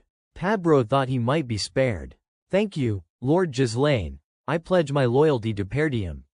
But Ghislaine struck, severing Pabro's head in a single blow. Even in death, he could not comprehend his fate. Ghislaine declared coldly, "I do not negotiate with trash. Those who betray Perdium have only one end: death." Vanessa stared at him, speechless. Cawr asked, "What is next, Captain Ghislaine?" Ghislaine laid out the next move: "We head straight for the castle. The enemy will likely begin their attack soon, focusing all attention there. That is when we strike their flanks, throwing them into chaos." He detailed the plan immediately. "Cawr and Belinda will handle the left wall. I will go through the right wing." Then another order, directed at Gillian. "You will lead the direct assault on their base. This will be a surprise attack, but you will face thousands of soldiers. Can you handle it?" Gillian smiled confidently. "No problem, just give the order, my lord." Ghislaine was pleased with his attitude. Cawr teased, "That old man never holds back, does he?" Vanessa, concerned, asked, "Young master, who will defend the gates?" Ghislaine replied calmly, "No need," leaving those behind puzzled. He turned to explain further, "This battle will mark a new chapter in the history of House Perdium." Elsewhere, Zwalter Perdium was in the thick of battle, preparing to counter every assault. The walls were under constant attack, and Randolph barked orders, "Shoot, don't let them get close." Soldiers kept reporting, "They are climbing the walls, too many of them." Zwalter Perdium issued a firm command, "Prepare for close quarters combat. Do not let them take any section of the walls." From a distance, Tarmos Degalari watched with wild glee, laughing maniacally. He was thrilled, certain of the outcome even without seeing the battlefield. He ordered again, "Ballisti, ready the second volley, we must take them down as fast as possible." The armored officer beside Tarmos Degalari frowned slightly. "So, this is the end of the Northern Wolves. I had a small hope." Back on the walls, the battle raged on. Zwalter Perdium and Randolph were cornered by a squad of Yuan soldiers. Randolph voiced his worry, "My lord, at this rate, the gates will fall. What is the next order?" Zwalter Perdium remained silent. "Forget the gates. Hold the walls only, he commanded, then turned to inquire, Scoven, what about the reinforcements? Scoven reported immediately, the territories we sent requests to have all refused. Zambar and Railed claim internal issues prevent support. And the messengers sent to Duke Loges have lost contact, no news at all. Randolph cursed under his breath, furious. Damn it, not a single reinforcer is coming, ungrateful bastards. The battle continued fiercely. Suddenly, a soldier ran in with alarming news. My lord, the supply convoy has been attacked. The warriors sent to escort the provisions have not returned. So something must have happened in the supply area. Tarmos Digalari could hardly believe it. Impossible. How could the Perdium brats inside the castle know the convoy's location to launch an attack? He tried to calm himself. Smoke suddenly appeared on the horizon, undeniable evidence of the supply area burning. Someone in House Perdium had devised this strategy. The armored officer felt a thrill. Interesting. Tarmos Digalari, momentarily stunned, asked, Lord Victor, what do we do now? The battle has just begun, and we have already lost the supplies. The officer gestured decisively and reminded him, no need for supplies. We will take the castle today. Tarmos Digalari was momentarily shocked. Today. The officer's gaze hardened as he scanned the battlefield. The left and right flanks of the attackers still had not broken through. The skilled forces of Perdium, including the northern wolves, were holding strong. But at the front gate, he realized something and pointed his sword toward the castle. He gave the command, loud and clear, all units, charge, today, we crush them and breach the castle gates. The tall man on horseback was imposing, his eyes sharp and alert. His steed was steady beneath him. Suddenly, he fell silent, then grasped his sword and raised it high. Addressing his subordinates, he declared, I will personally break through this gate. You, stay here and hold this position. 6 led the vanguard, charging straight toward the castle. Inside, the battle raged fiercely. Zwalter Perdium fought relentlessly, swinging his blade with deadly precision. Scoven suddenly noticed something. My lord, over there. The siege tower. Seeing the situation, Zwalter Perdium's worry spiked. Damn it! How do they know the height of the walls? Randolph shared his concern. And we are outnumbered. If that siege tower reaches the walls, we are done for. Zwalter Perdium shouted, Ballisti, are you ready? Just finished installing them. My lord, came the reply. Fire, stop that siege tower from getting close, Zwalter ordered. A boulder was launched, striking the tower. Someone used their own weapon to throw it back, successfully halting its advance. Zwalter's men watched anxiously, the projectile. It has been blocked. Who could have done that? Then he noticed something, realization dawning. The armored man. Do not tell me it is him. The man in the iron helm charged toward the gate, confident. Useless, Perdium scum. Struggle all you want, failure is inevitable. He immediately commanded, bring up the battering rams, storm the gate. On the other side, Zwalter Perdium fought with extreme difficulty. My lord. Meanwhile, the enemy gate was being smashed, and inside, only a few soldiers remained. Vanessa prepared to activate some kind of magical formation. Release it, you worthless peasants. The captives turned out to be the Alfoy group. We are mages, not participants in this rotten war over territory. Fergus tried to calm them. This is the young master's order, please remain calm. Alfoy snapped, calm, do I look calm to you? Look over there, letting that battering ram get this close. This battle is lost. This castle is doomed. Vanessa tried to soothe him. Alfoy, do not worry. The young master will handle everything. Alfoy refused to believe it. Don't make me laugh. Don't mention that Duke in front of me. Because of that bastard, I have been dragged to the brink of death. Handle everything, not a chance. Vanessa, still confident, said, he is not crazy. The young master is. A few days prior, Vanessa had been training hard but had not yet mastered her magic. Embarrassed, she admitted, I am sorry, my lord. I have finally learned how to use magic, but this is all I can manage for now.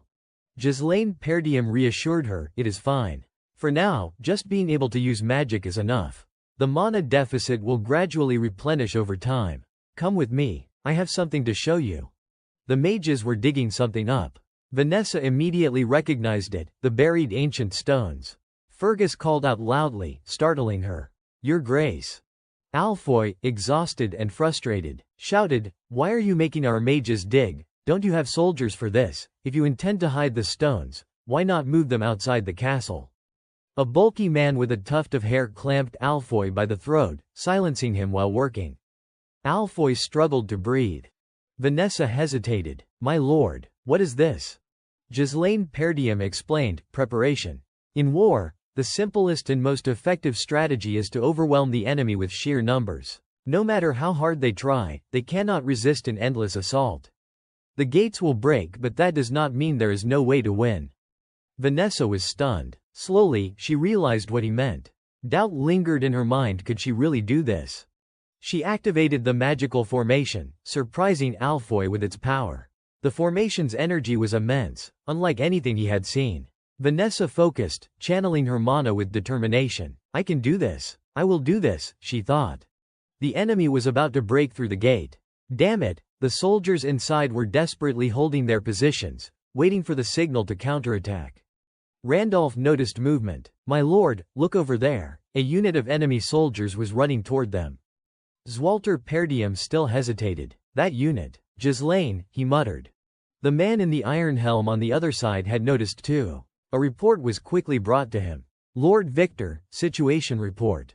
The army of Ghislaine Perdium is engaged in combat. Unknown cavalry units are launching attacks from behind, striking both flanks of our forces," came the reply. Ghislaine himself was in the thick of it, cutting a path through the enemy. Every place he passed left foes sprawled on the ground, sending waves of panic through their ranks. "In ambush, I heard Perdium had no reinforcements."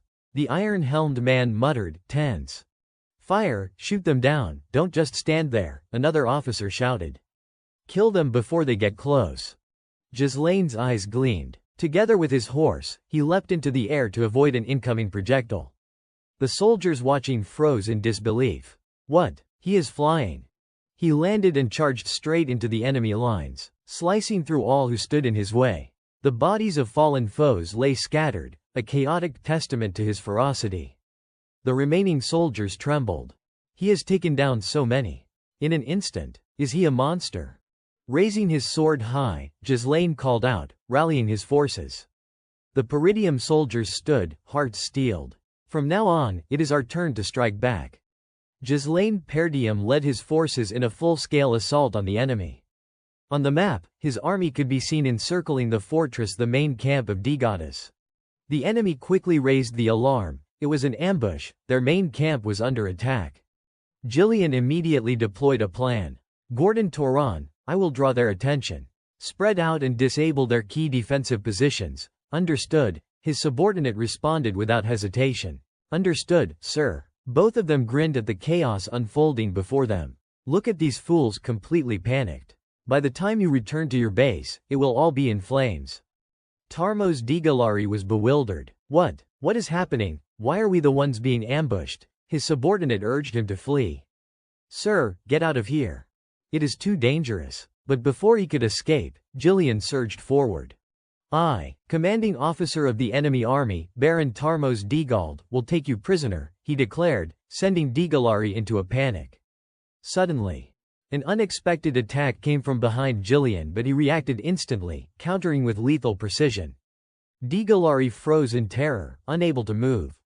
Gillian truly respected his opponent, acknowledging, "He is strong." And the enemy returned a compliment. A sudden strike on the main camp with such a small force. Daring indeed. "I am Adon Frasso. Name yourself before you die." Gillian's temper flared. "I have no title. I am merely a weapon under the command of Duke Peridium." On the left wall, Belinda and Kaor fought in perfect coordination. Kaor, exhilarated, slashed through enemies with ease, much to Belinda's annoyance. "Do you have to spill blood everywhere?" she snapped. Kaor ducked smoothly. "Mistress, I do not have time to worry about that." Her anger boiled. On the right wall, the enemy quailed at Ghislaine Perdium's overwhelming power. "We can't stop them. We will die here. Run." Ghislaine issued the command, "Charge. All units, attack. The enemy is in panic. This is our chance to wipe them out. I will bring down their siege towers." His men roared in approval. "Follow Captain Ghislaine, crush them." One armored soldier scoffed, "These disorganized fools.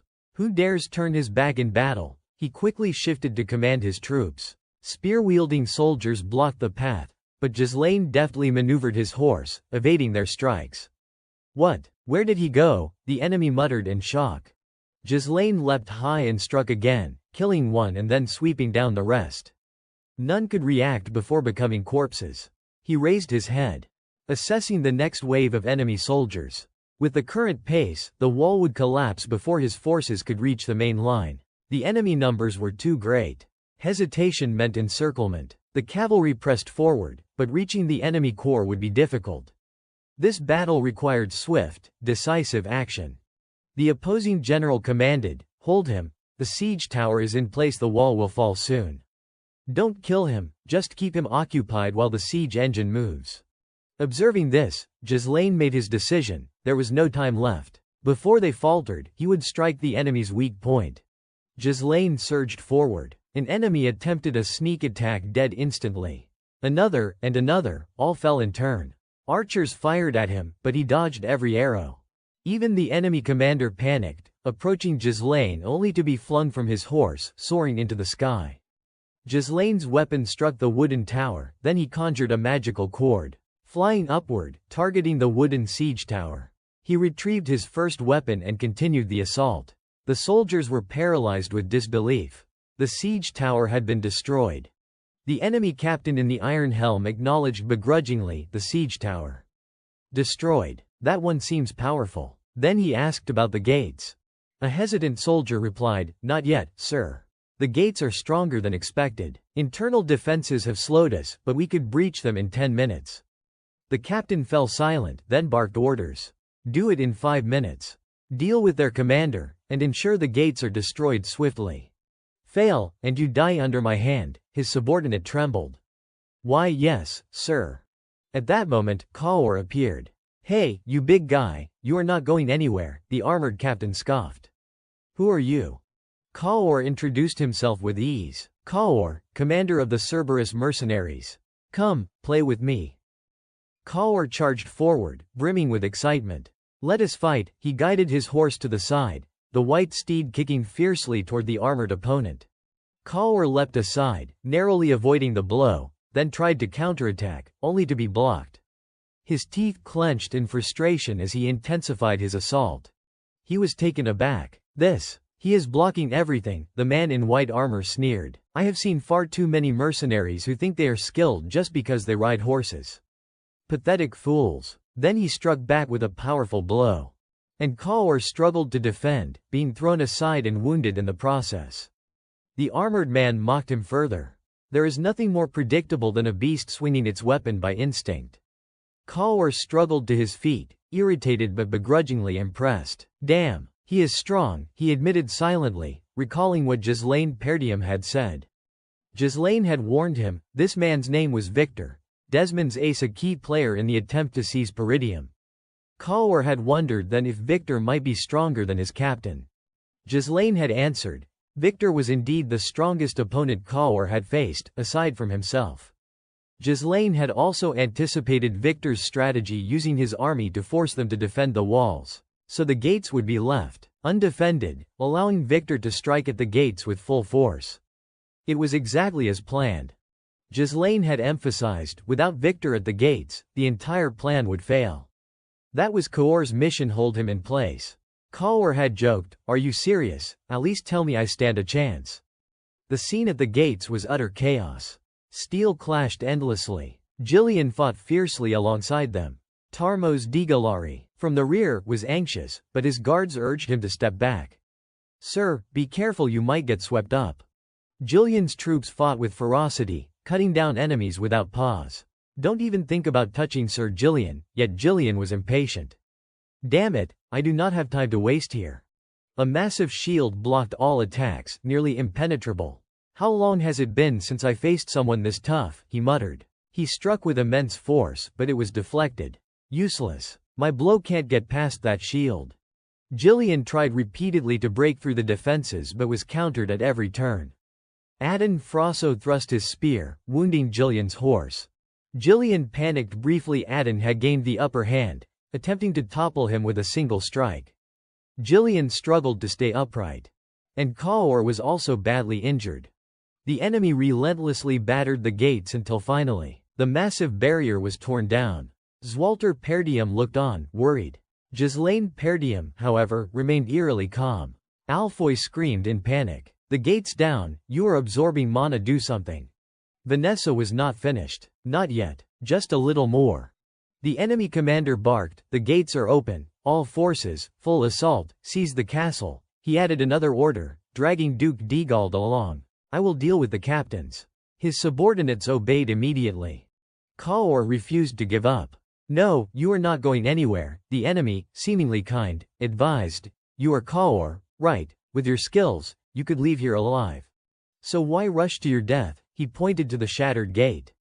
Look, your side has lost. You have failed. He conceded with genuine respect, your ambush was clever, but it changes nothing. The real mistake was letting useless mercenaries into your army, that is why you lost the castle. Adin Frasso looked down on them. No matter how skilled you are not ready to face a knight. Even the white armored mercenary agreed. A mercenary should retreat when the tide turns. Both offered Kaor and Jillian advice, urging them not to waste themselves. Kaor ignored them. So what, he said. Soldier or knight, it made no difference. Jillian's resolve was the same, on the battlefield, only strength mattered. The two of them charged forward together, the outcome uncertain, victory or defeat. Adin Frasso sneered, despising the idea that a defeated man had any right to speak. He launched an attack, but Jillian effortlessly blocked it, even managing to control Adin's weapon and press him to the ground. Adin realized too late that inside his axe lay a hidden threat. But Jillian did not falter. He pressed the attack while restraining Adin's weapon, striking with precision. Adin's horse toppled, sending him sprawling across the ground. Rage flared within him. You, a mere mercenary, dare, but Jillian paid him no mind, continuing his assault with deadly focus. Yet Adin still managed to parry some strikes.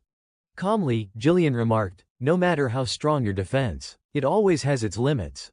As he spoke, he drew the sword from his back. I dedicate my life to you, Grand Duke. He struck with unwavering seriousness, intending to finish Adin Frasso. His very existence was a testament to the Duke's victory. Adin could hardly believe it as Jillian's sword plunged toward his head. Kaor joined the fray, launching his own assault.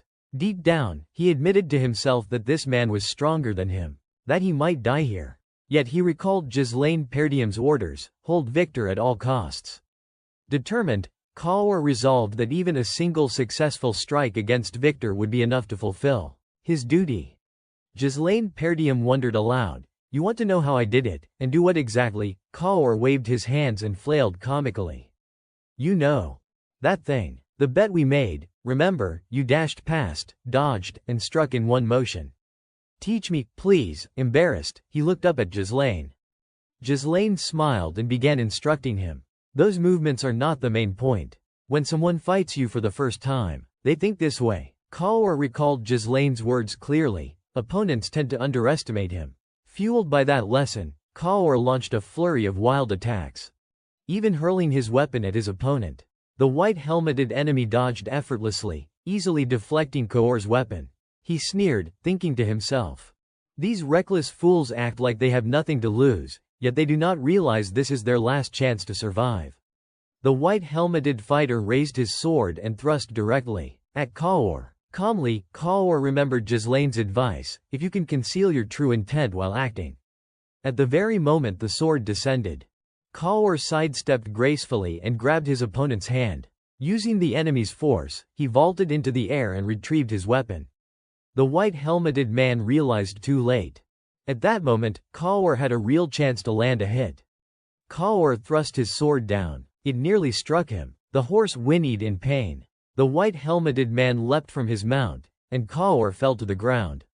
The enemy understood Kaor's unusual maneuver, the act of retrieving his thrown sword despite the risk, and acknowledged silently, only someone prepared to face death could pull that off. He praised Kaor sincerely. You are not just a mindless beast. Well done. Then he mocked him. Sometimes, a few surpass the line between life and death to push past limits.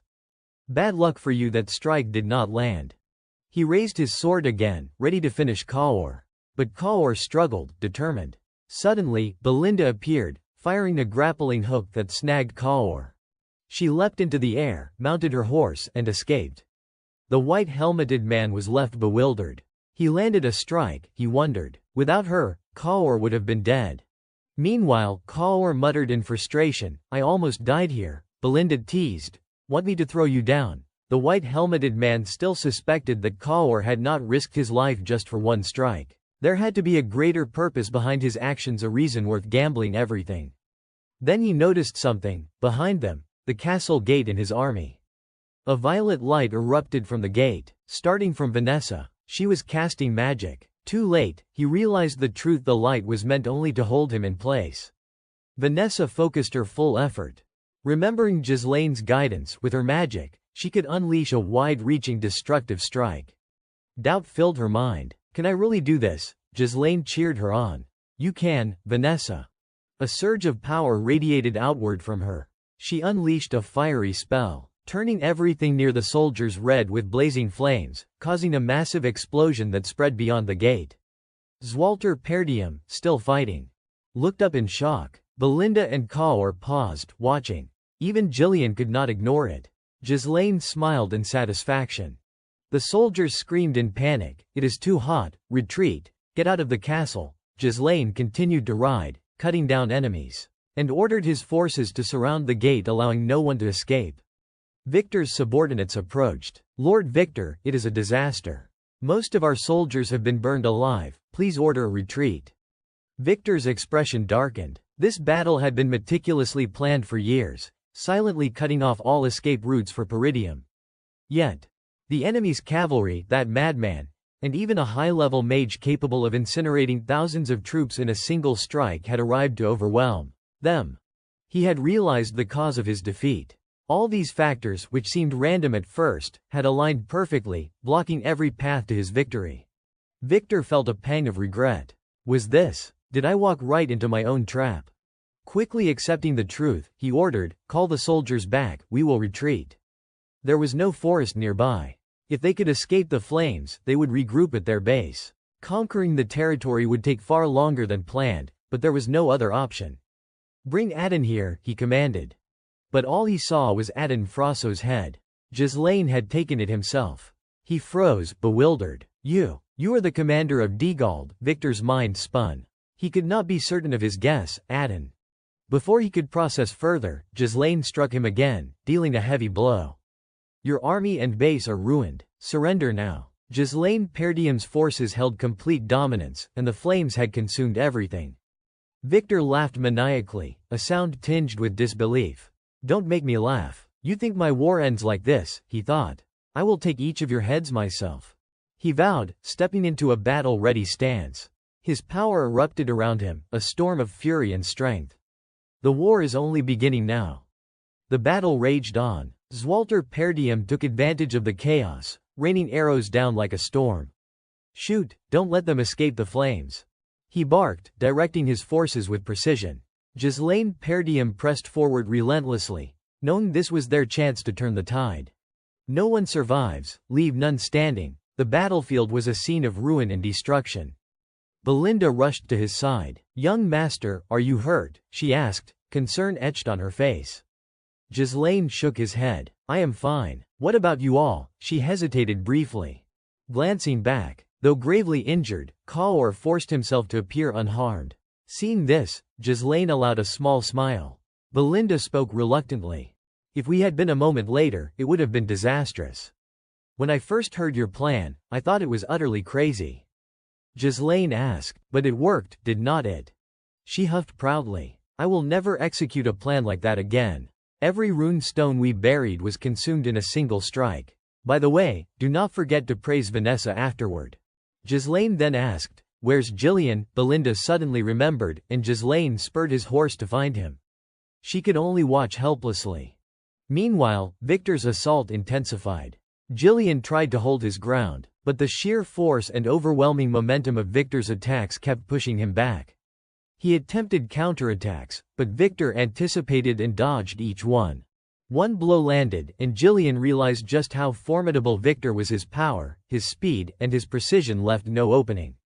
Victor's anger surged. You insolent mercenaries. I was merely playing with you, and now you dare defy me. Victor's strike was blocked by Jillian, who attempted to control Victor's sword with his axe. The impact sent Jillian's axe flying, and Victor seized the moment to reclaim his honor. Jillian's face remained expressionless, but his sharp eyes never wavered. He assessed Victor's intentions, spun his sword to avoid a critical strike, and acknowledged, beating Aden was one thing, but facing him now, I am up against raw power. Victor, in turn, recognized Aden's defeat at Ghislaine's hands as a minor victory. Victor moved with lethal intent, but suddenly, a sword shot through the air from behind.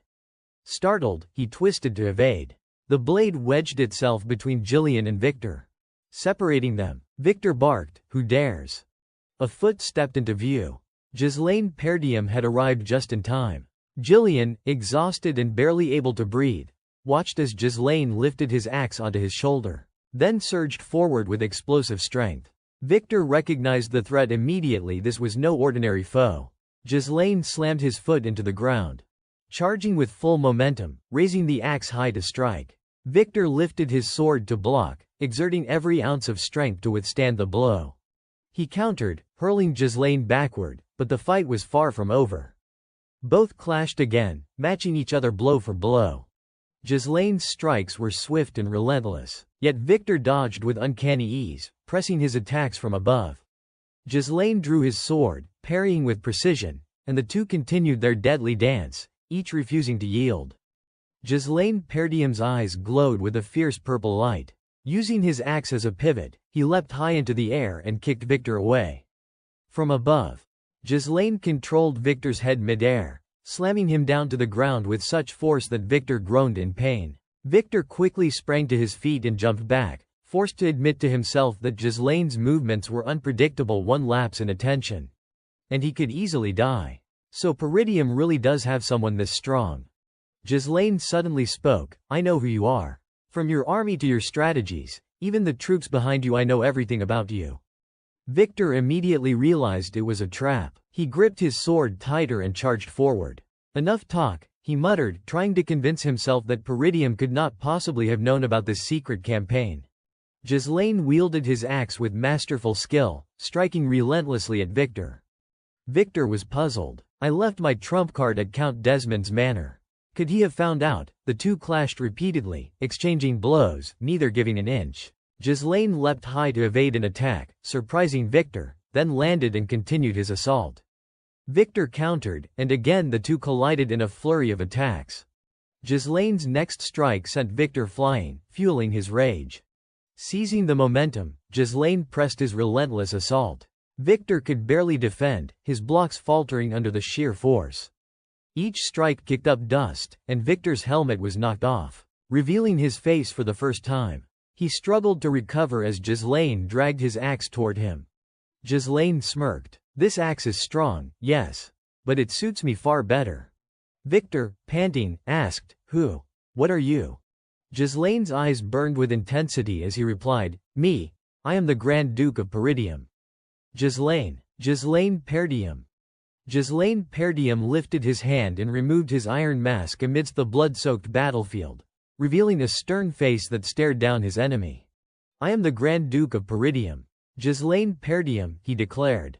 His deep blue eyes, framed by golden hair, radiated an unmistakable aura of lethal intent. Victor froze, stunned. "Ghislaine Perdium," he muttered before letting out a cold snort that erupted into maniacal laughter. Towering and imposing, his cloak lined with pure white fur, Victor seethed with disbelief. "Me, a great knight of the north, defeated by a mere thug." Ghislaine's voice lowered, his brow furrowed. "Yes, today, you will see who truly is the strongest knight of the north, Victor." Victor gritted his teeth in fury, pushing himself upright. "Arrogant fool," he spat, gripping his sword. "I will not question how you planned this, but in war, any means to victory are unchangeable rules." He raised his blade, flames roaring around them. "It does not matter how. The one who stands at the end wins." His eyes flared as mana surged violently around him, his bloodied face brimming with murderous intent. Ghislaine met his gaze calmly, ready for battle. "Exactly." His cloak whipped in the fire-lit wind as he prepared to meet Victor head-on. "Then fight." Around them, their allies fought with all their might, the battlefield a chaotic inferno. Ghislaine and Victor collided violently, swords clashing with thunderous impact. The two warriors locked eyes, each burning with the singular intent to kill. Sparks flew with every strike, and the sound of metal on metal roared like the battlefield itself was screaming. Victor seized an opening, shoving Ghislaine back a few steps. Ghislaine could only defend, parrying each precise strike. Suddenly, Victor lunged with a lethal stab aimed at Ghislaine's side. Thanks to his agility, Ghislaine managed to deflect and counter, his movements swift and fluid. The two clashed again, Ghislaine barely deflecting Victor's strikes. Dust and sparks erupting with each blow. Victor's helmet flew off, exposing his face as the combat intensified. Ghislaine leapt onto Victor's blade, kicking him hard in the face, nearly distorting it. Victor staggered back, dazed. Sensing the opening, Ghislaine surged forward in a relentless flurry, forcing Victor to defend desperately. Victor countered fiercely, the sound of their weapons colliding echoing across the fiery battlefield. Ghislaine slid across the scorched earth, gripping his sword tightly, analyzing Victor's every move. Victor met his gaze, lips curling into a slight, confident smile. For a tense moment, they stood in silent stalemate, observing each other amid the blazing inferno. Suddenly, Victor charged with ferocity, swinging his sword at Ghislaine, who deftly blocked the strike.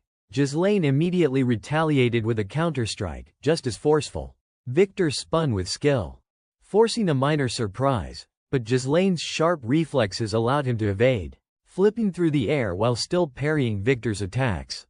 Landing without losing momentum, Ghislaine immediately lunged downward, swinging his blade with deadly precision. Their swords clashed with a resonant clang, sparks scattering across the sea of red flames. Each downward strike from Ghislaine was met with Victor's instant defense. They closed in, face to face, neither yielding. But slowly, Victor began to falter, his strength waning. With a frustrated motion, he drove his sword into the ground, following the arc of Ghislaine's blade to swing a counterattack. Ghislaine ducked just in time, seizing Victor by the collar and spinning him through the air, hurling him a great distance. Ghislaine dropped low, using his momentum to launch himself back at Victor with his gleaming, razor-sharp sword. Victor rolled along the ground, preparing to strike again, and kicked up sand and dirt to obscure Ghislaine's vision. Caught off guard by the sudden move, Ghislaine raised his hand to shield his eyes, the dust nearly blinding him. When the haze cleared, Victor's shining blade was already lunging toward him. Ghislaine's eyes locked onto his opponent, and he could not help but acknowledge the truth. "You truly are powerful, Victor," he admitted silently. "There is not much difference between us. I have already unleashed my third core." Memories of a past life flitted through his mind the moment he began the battle and struck toward Duke Desmond's estate, only to be stopped by Victor himself. He recalled every clash, every near miss, and thought, "I could only have defeated you by finding that one fatal opening." Yet because of Victor, the battle had lasted far longer than anticipated. With someone like him leading troops against Peridium, the fortress would have surely fallen. But these thoughts dissolved as the present came rushing back, the searing duel of now, filled with fire and steel. Victor, impatient, surged forward, desperate to end the fight immediately. Ghislaine narrowed his eyes, staring him down with steely resolve. "Any fool who dares aim at us, death will follow." The two swords struck in perfect synchrony, and Ghislaine's blade pierced Victor's body. Blood sprayed in vivid arcs, and Victor staggered, his eyes rolling in disbelief at what had just occurred. He struggled to speak, words choked and halting. Desmond, she. Before he could finish, Ghislaine coldly slammed him away, tossing him violently across the scorched battlefield. Victor lay on the ground, gasping, face battered and bloodied, eyes half closed. Though reluctant to admit defeat, he had no choice but to yield. Ghislaine stood amidst the sea of flames, his golden hair whipping in the firelit wind, his gaze fixed on the fallen Victor. He turned and strode away with unshakable dignity, a commanding presence radiating from every movement. Victor's faint, strained voice cut through the roar of the battlefield, forcing Ghislaine to pause. Who are you?" Really, the question came with great effort, each word labored, his battered face a testament to the brutal duel. Ghislaine tilted his head slightly, glancing back, but remained silent. Victor's breath grew shallow, each inhalation a struggle. Ghislaine, that I knew, was the shame of the Perdium house. A worthless northerner. His final words escaped in a raspy whisper before his eyes closed forever, never to open again. The first light of dawn broke over the eastern horizon, casting its glow on the quiet battlefield. Victor now lay still, defeated. Ghislaine Perdium, victorious, sheathed his weapon behind his back and strode forward with majestic authority, every step exuding the commanding power of a true duke. As the sun rose, the full devastation of the battlefield became clear. Ghislaine Perdium, his body soaked in blood, struggled to support Gillian as they moved forward. Both were gravely wounded, their breaths shallow and uneven. Ghislaine squinted against the rising light, taking in the scene before him. He saw the slogan forces, bloodied and weary, struggling to stand. Then he shifted his gaze to the side, where Belinda's group stood tensely, watching him with concern. Only after confirming that everyone was safe did Ghislaine allow himself a small, relieved smile. He looked at them with genuine joy. Everyone, you all survived. The words were simple, but they unleashed a torrent of emotion. The soldiers rushed forward, calling out repeatedly, "Young Master, Captain Gizel." Excited voices swelled from the gathered mercenaries. "I have been a soldier for years, but I have never seen a battle like this. That spell just now. What was that? I was on edge the entire time." Ghislaine smiled softly. "Thank you all for fighting alongside me. You did well." Kaur leaned on Gillian's shoulder, teasing him. "Come on, old man, still whining because you got stabbed a moment ago." Gillian, however, remained calm. "Not too bad," he replied. Belinda, seeing his wound, panicked. "Not too bad. Look at all that blood. Stop being stubborn and get treated already." Ghislaine's voice called out, "Belinda, Vanessa, where are they?" Belinda collected herself and answered, "If you are asking about her, she is completely exhausted. Old Fergus took her into the castle along with the other mages, so she should be safe." Suddenly, a loud shout from behind drew Ghislaine's attention. "My lord!" Randolph laughed heartily as he ran forward, enveloping Ghislaine in a strong embrace. "Well done, truly worthy of being the heir of the Perdium house." Ghislaine, caught in the hug, could do nothing but accept the praise. "You fought well too, Captain of the Knights," Randolph continued. Before Ghislaine could respond, Zwalter Perdium appeared, his expression strained, sweat glistening on his furrowed brow. Ghislaine approached his father. Without a word, Zwalter hugged him tightly, then praised him. "You did well." Ghislaine, slightly stunned by the unexpected embrace, stood quietly for a moment. Zwalter continued, "When I first heard your plan, I thought it was absurd." A satisfied smile crossed his face as he patted Ghislaine's shoulder. "But you made it work." Ghislaine stayed silent for a long moment before replying. "It is thanks to you holding the walls so well, father." Zwalter shook his head with a soft sigh. "No, it is all because of you." Then, suddenly, he grabbed Ghislaine's hand, raised it high, and shouted, "This victory is ours." The soldiers echoed in unison, "Victory for Perdium." Joy and relief radiated across the battlefield, smiles breaking out everywhere. Watching this, Ghislaine's lips twitched into a small, involuntary smile. "Yes, this is why I returned." Suddenly, he clenched his hand so tightly that it trembled, yet his battle-ready gaze remained sharp and deadly.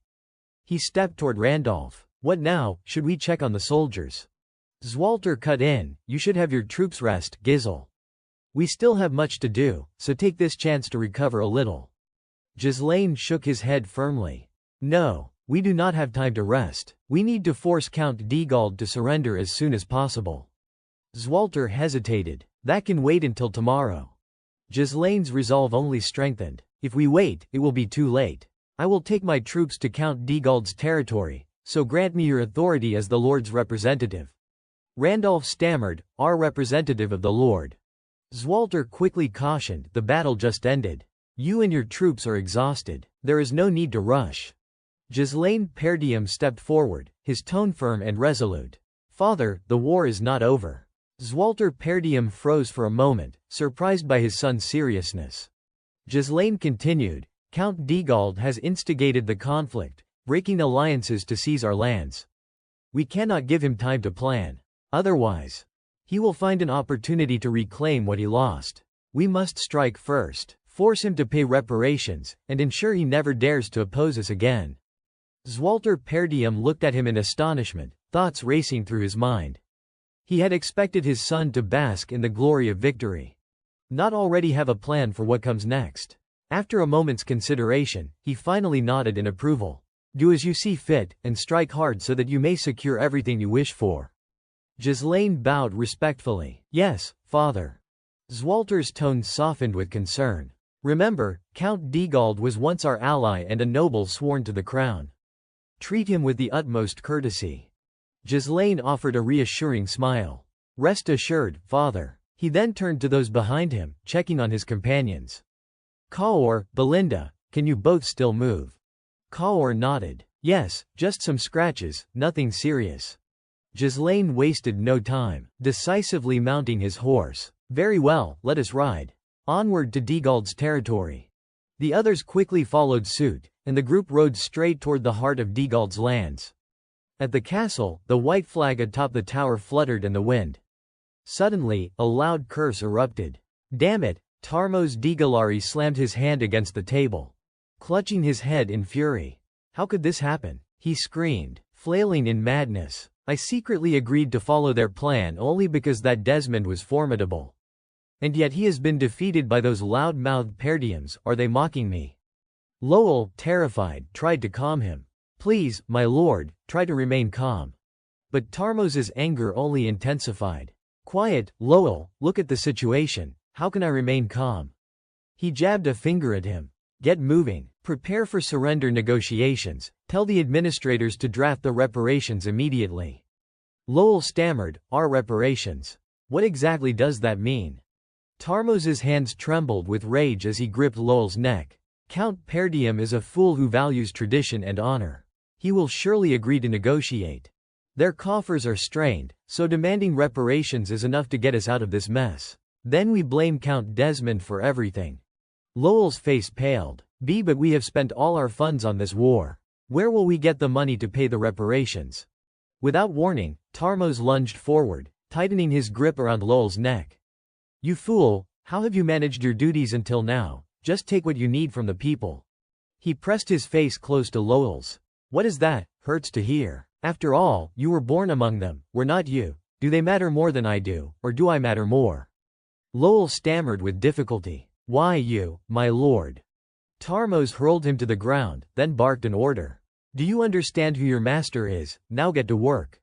Lowell coughed violently, covering his neck, while secretly calculating. "I have been running Diegald's administration with force, but I cannot endure this tyranny any longer. This might be my chance to revolt." Suddenly, a guard burst in, panicked. "Bad news, my lord, the Perdium army has arrived." Soldiers were summoned into the council chamber, forming two lines on either side of Tarmos Digalari's desk. He bowed his head, muttering, "Damn, these fools arrived too quickly." Sweat poured from his furrowed brow, tension gripping him. But things will not go as they expect. Footsteps echoed through the hall, and Tarmos lifted his head to see Ghislaine Perdium, Kaor, and Belinda entering proudly.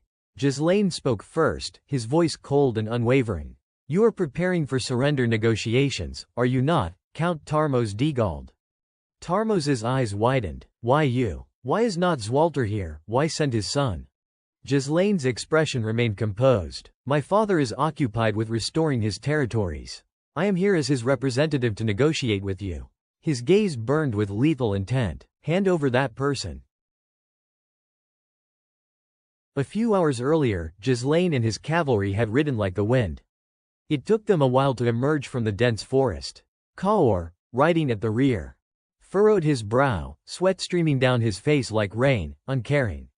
Frustration laced his voice as he muttered, "Tch, that Diegard or whatever.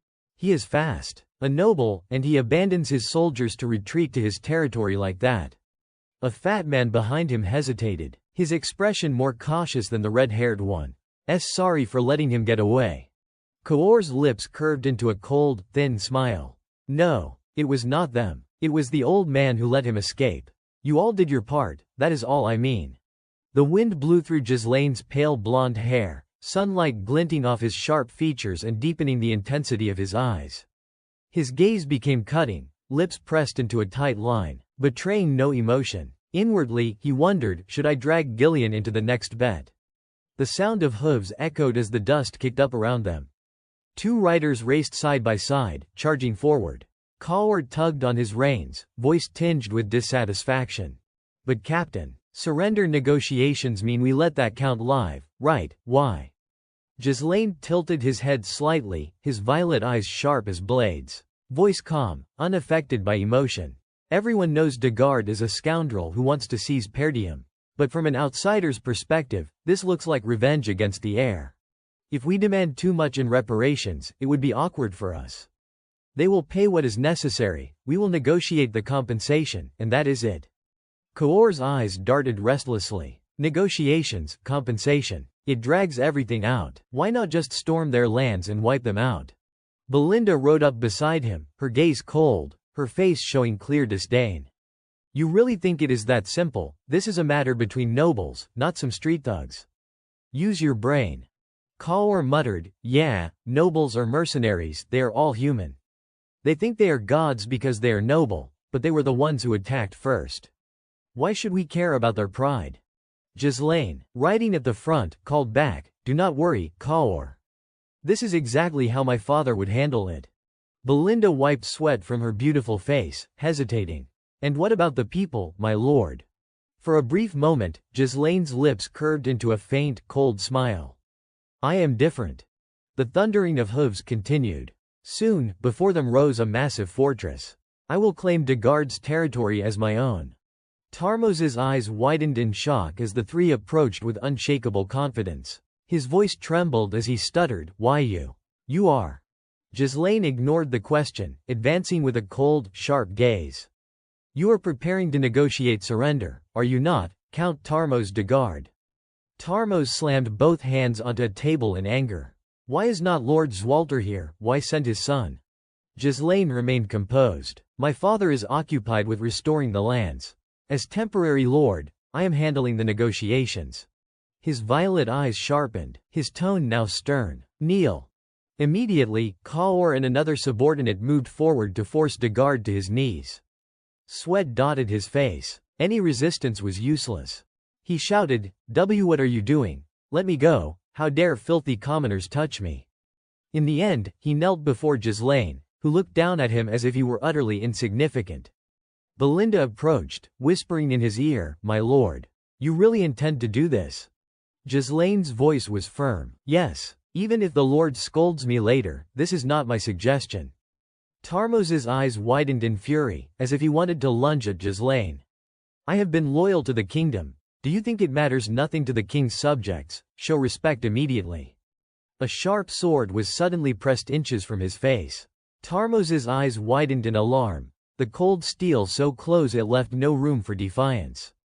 Ghislaine's voice rang out coldly, each word sharp and commanding, echoing with authority, Tarmos Degard, you are the traitor who shattered the alliance and schemed to seize Perdium, lured by the enemy's honeyed words.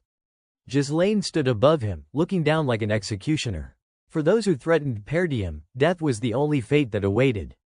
Tarmos's face twisted in disbelief.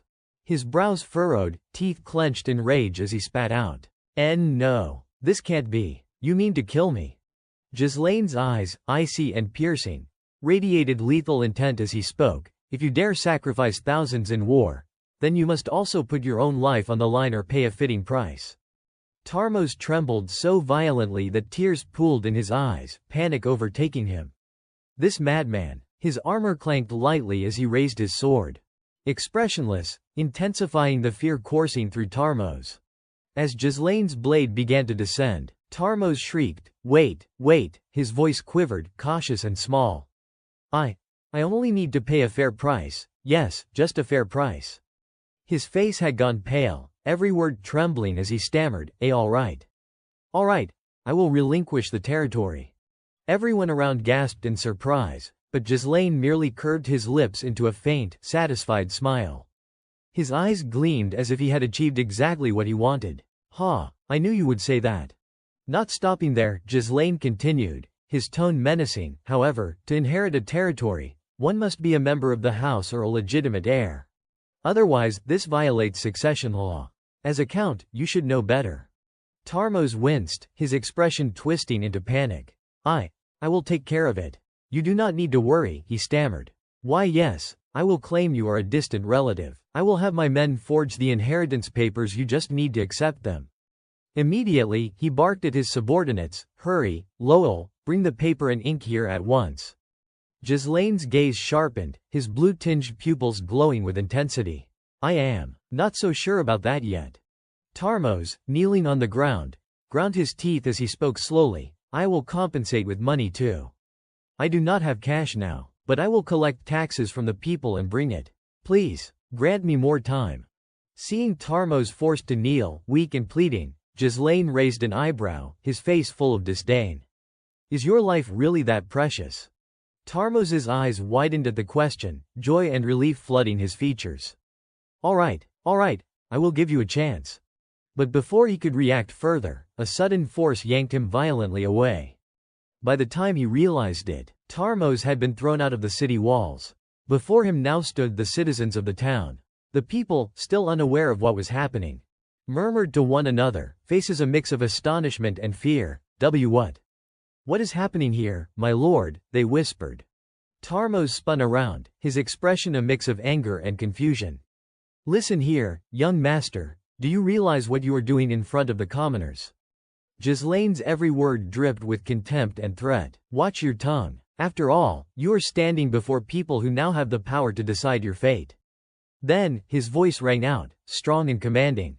Brimming with authority, people of Degard, I am Ghislaine Perdium, heir of Perdium. His words carried across the city square, powerful and resonant. Count Degard declared war on Perdium in an act of revenge and has been defeated. As a result, he intended to make you pay the cost of this war. Ghislaine's gaze swept over the townsfolk. Who among you will willingly pay? The citizens, stunned, exchanged glances. What did he just say? Whispers of disbelief rippled through the crowd. Anger flared as some shouted. Last time he took everything from us, now this again. Where are we supposed to get money to pay? You nobles deal with this yourselves. Ghislaine's tone softened, his voice calm and deliberate. As temporary ruler of Perdium, I offer you mercy by giving you a choice. He glanced down at Tarmos kneeling pitifully before them. You may pay a substantial sum to spare your own life or kill him and join Perdium. The choice is yours. By doing so, you will not bear the costs of this war. Tarmos trembled, glancing around, his face pale. This Ghislaine, how dare you humiliate me like this? Suddenly, a stone flew straight at Tarmos, drawing blood. More stones and makeshift weapons followed in quick succession, hurled by the furious townspeople. Their eyes blazed with righteous anger. You have taken everything, my mother's relics, the bread meant for my children. Do you know how many have suffered because of you? Tarmos had no escape, no words of denial left, only a stammered, I. The citizens surged forward in unison, striking, beating, tearing at him. His face was battered beyond recognition, a brutal spectacle of rage and retribution. Meanwhile, Ghislaine turned and walked away, unshaken. Belinda and Kaur watched silently, neither speaking. His expression remained cold and unreadable as he commanded, let us return. The war is over. Before leaving, he glanced at Belinda. She quickly understood his meaning. Yes, as always. I trust he has his reasons, she replied, stammering slightly. I have no worries. At that moment, in Perdium Castle, everyone present in the room, Homerun, Albert, Randolph, and even Zwalter, could not hide their astonishment. They muttered in disbelief, What happened? Ghislaine remained completely unafraid, his handsome, cold face composed as he calmly stated, as you have heard, Count Degard is dead. Zwalter's anger flared immediately. Have you forgotten my instructions? Show the utmost respect. But before he could finish, Ghislaine interrupted firmly, I have not forgotten. I only saw that this course of action is the best. His words were decisive, unwavering. If we gave him the chance to surrender, he would have turned his sights on Perdium again. Randolph could not help but exclaim, again, he would attack us again. Homerun, stunned, stared at Ghislaine. Impossible. It can't be. Ghislaine's tone remained calm and measured. Degard attacked Perdium with 7,000 soldiers. Everyone must realize that is far more than he could muster on his own. His expression tightened, every feature taut with seriousness. Desmond supplied troops, and Rayfold provided support behind the scenes. The room erupted in shock. Desmond and Rayfold, you mean those two territories were targeting us, but Desmond's supposed to be neutral. And Rayfold, this is because of the old grudges. Ghislaine sat quietly in his chair, eyes deep in thought. The reason the reinforcements did not arrive from Allied territories must be Amelia. She killed the envoy to block all communication. That is her favorite tactic, isolate the prey. But if I controlled the guard, things change. Since our territories border each other, they cannot attack Perdium without me being able to respond immediately. Zwalter raised a hand to his forehead, a mix of exhaustion and tension on his face. So that is why you killed Count de Garde. Even so, he could not shake his concern. A lord's death does not automatically make the land ours. Everyone knew that legal inheritance or familial ties were required. Ghislaine gently placed a sealed scroll on the table. Zwalter picked it up, confused. The document clearly stated that Ghislaine was a distant relative and the rightful heir to de Garde's estate. This is. Ghislaine leaned back, exuding confidence. I received this directly from Count de Garde himself. With this, most issues regarding the territory and succession are settled. The room fell silent. Someone beside Zwalter whispered, "My lord." Zwalter's gaze sharpened. Ghislaine, ruling a territory is not easy. Do you have enough people to manage the area? Ghislaine smiled confidently. Don't worry. I have already chosen the perfect people for the task. Meanwhile, the scene shifted to another location, the Austin territory of the Sarin Kingdom.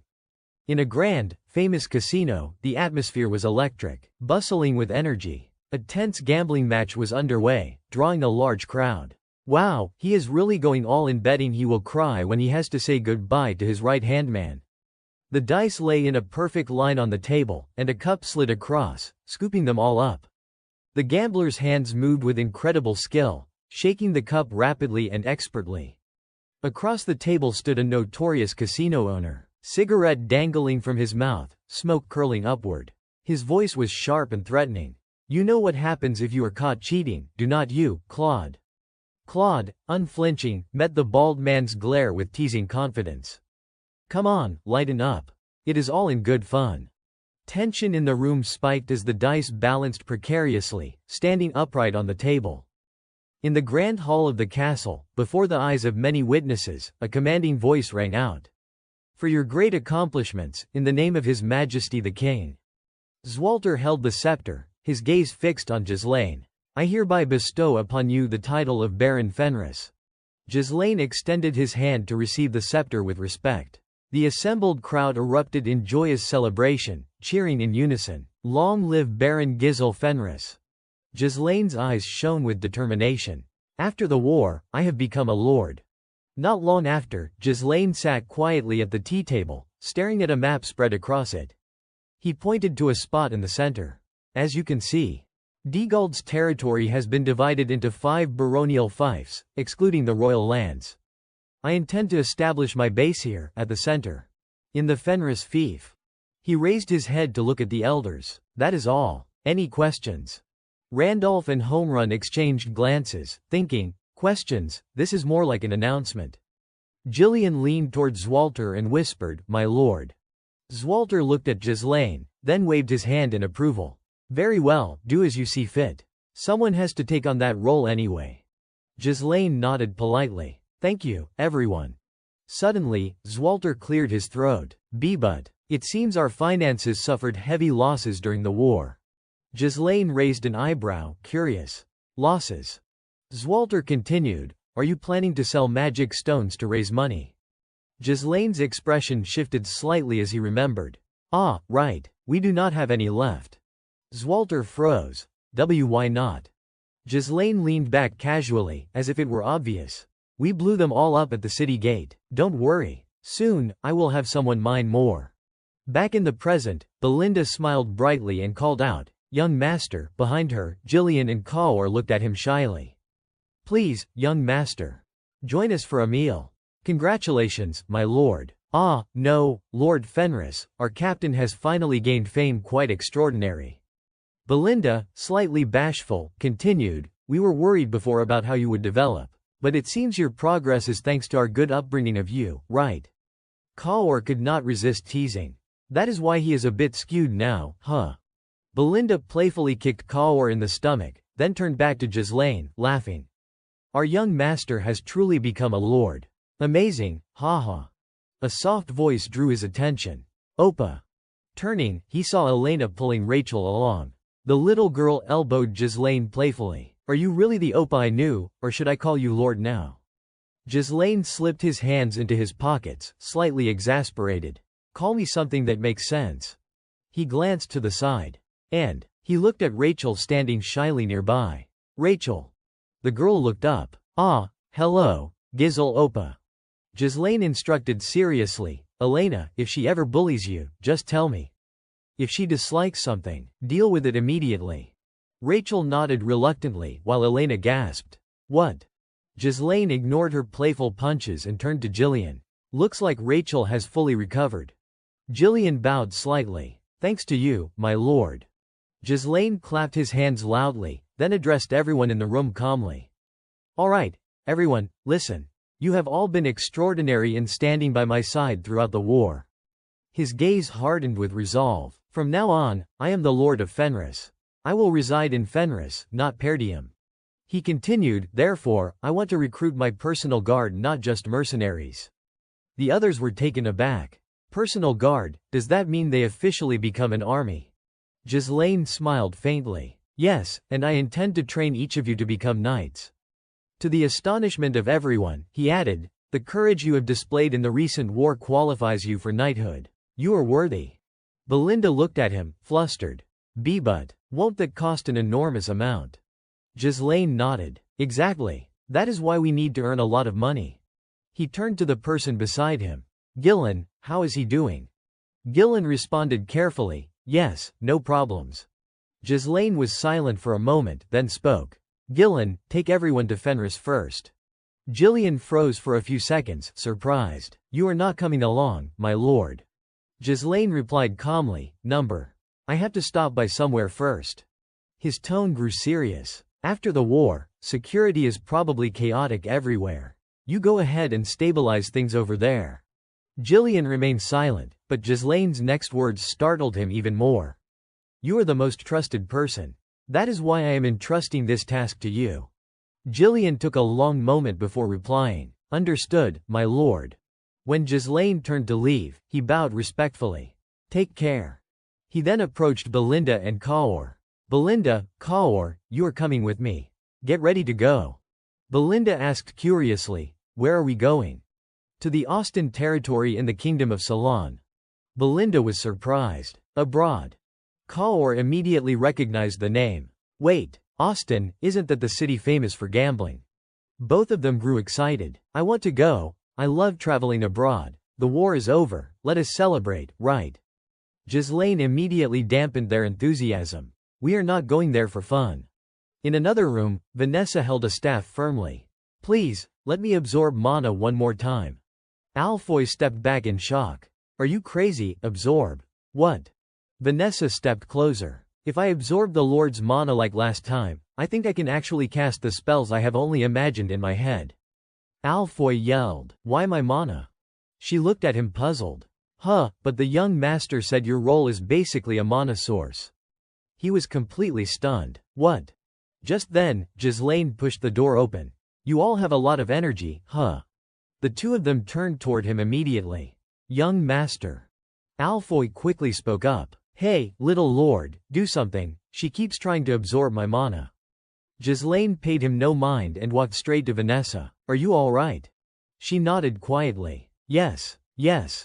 Ghislaine reached out to pat her head. This was your first real battle. You must have been nervous, but you did very well. Vanessa blushed. Thank you, my lord. Alfoy muttered to himself, am I invisible or something? He did not even look at me. Ghislaine finally remembered him. Right, you did well too. I am glad you completed your role. Alfoy gritted his teeth. Damn it, just wait until I get back to the magic tower. Ghislaine interrupted suddenly. Oh, that reminds me. He smiled at him. You are coming along as well, Alfoy. Night fell in the Kingdom of Ceylon, Austin territory. Inside the Kragan casino, Kaor exclaimed excitedly, "Ah, this atmosphere, the scent, it has been so long." Alfoy, puzzled, asked, "Lord, were not we supposed to go to the magic tower?" Ghislaine tossed a bag of money to Kaor. "Kaor, Alfoy, wander around freely. I will call you if I need you." Kaor caught the bag. "Oh, all right." Alfoy looked at the money, raising an eyebrow. "This is all we get to roam around with." Kaor grinned slyly and draped an arm around Alfoy. "My dear mage, you can cast spells, yet you know nothing about the so-called world, huh?" Alfoy frowned. "The world?" Kaor smirked, eyes gleaming with intent. "Look closely. This is a game where we bet money and take from others." Belinda followed behind Ghislaine and asked, "Honestly, you want to come here to gamble, do not you? Be honest. With your rank, no one would blame you." Ghislaine replied calmly, "I told you, it is not that." He spoke seriously. "I came to find someone to appoint as the steward of a territory. He ended up here because of circumstances. I must reach him before he loses his hand to this gambling life." Belinda gasped. "Here, you want to recruit a gambling addict as a steward?" Ghislaine sighed. "I told you it is due to circumstances." He reassured her, "Don't worry. He really has talent. His name is—" A piercing shout drew their attention. Claude. The man had finally caused trouble. He was pinned to the table while two others shouted and drew their swords. All his past lucky wins had been a scam. He always bragged about being clever. Now, caught cheating, he had nothing left to defend himself. Crank looked at them. "Boss, chop off that bastard's hand. I warned you, did not I? Don't cheat with trick dice." The man had been fiddling with weighted dice, trying to cheat them. Crank ground his teeth and crushed the dice. "You have been scheming all along, have not you, Claude?" Claude tried to protest. "I do not know what you are talking about. I never prepared or swapped dice. You said cheating is not allowed. Now you are blaming me." Crank crossed his arms, unconvinced. "You could not have known, so do not be so upset."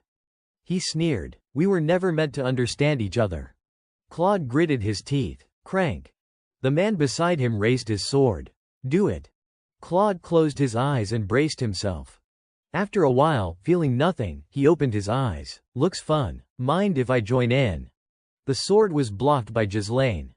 Crank stammered, "Why you? Who are you?" Ghislaine looked at them coldly. "Gizel, from the kingdom of Luthania, Baron Gizel Fenris." Crank stammered, "Why you? Who are you?" Ghislaine looked at them coldly and replied, "Gizel, from the kingdom of Luthania, Baron Gizel Fenris." Hearing the name, Crank froze for a moment. A foreign noble. The two subordinates next to him, showing no hesitation, raised their swords to attack. "That bastard." Just as they were about to strike, Crank called out, "Stop." He smirked, gesturing toward Ghislaine. "Welcome, noble of the neighboring country, to the Kragan casino, my lord. However, I hope neither you nor your men cause any disturbances here."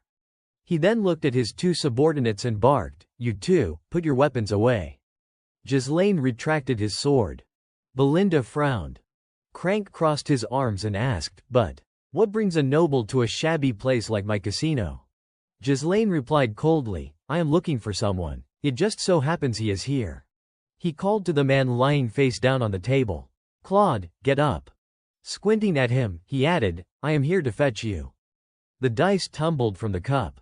As they hit the table, all three landed on a 1. Countless gold coins were pushed toward Alfoy. Lord Alfoy scored 1,000 points victorious overall. The people at the table immediately shouted, "Damn it! How could we lose to a rookie like him? Why does all the luck fall to that bastard?" Kaor leapt forward, draping an arm around Alfoy. "Hey, if you keep playing like this, how much money will you end up winning? Our little bookworm really has talent." Alfoy's expression changed slightly. In that moment, it felt as if the whole world consisted only of him and the gold coins before him. I just earned several times more than I make selling magical scrolls all day. And in such a short time too." Alfoy clutched his chest suddenly, face flushed and dripping with sweat. "How long has it been since my heart raced like this?" A shout from the upper floor caught Kaor's attention. "What?" Belinda exclaimed in surprise, "the gambling expert that our young master was looking for. Is this kid?" Ghislaine confirmed, "Yes." Crank, holding his pipe, frowned thoughtfully. I am sorry, but that won't do. That boy did not participate in a game of this caliber honorably. He used trickery. He must pay for his actions.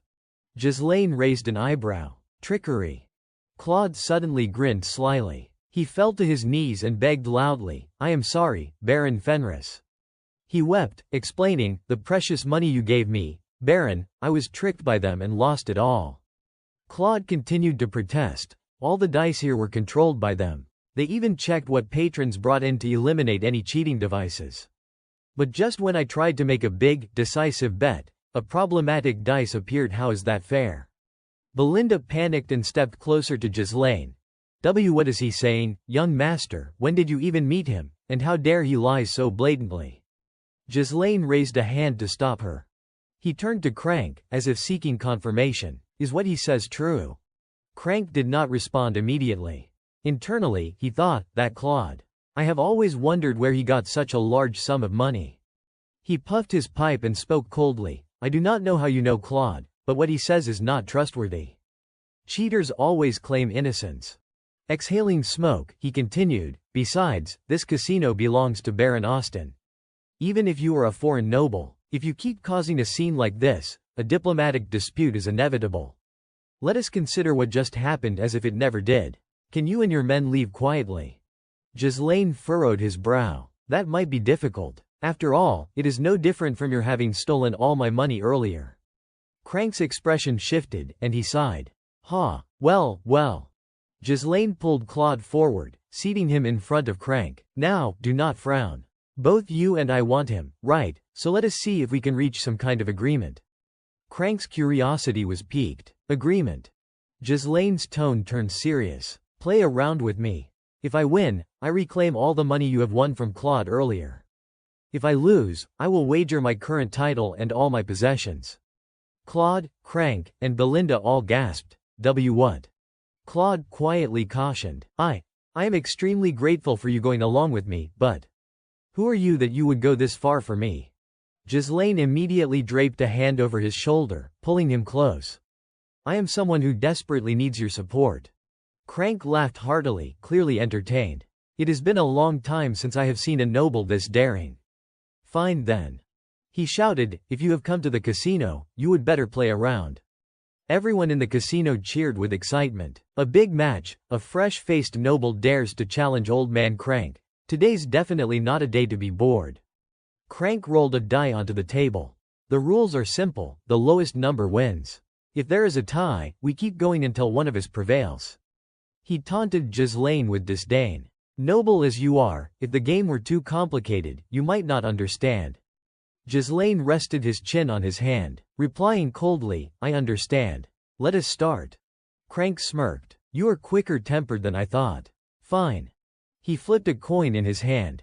Both Ghislaine and Crank made their guesses, heads or tails. As the coin landed, everyone erupted into chatter. Crank goes first, someone shouted. Crank grabbed a die and placed it into a cup.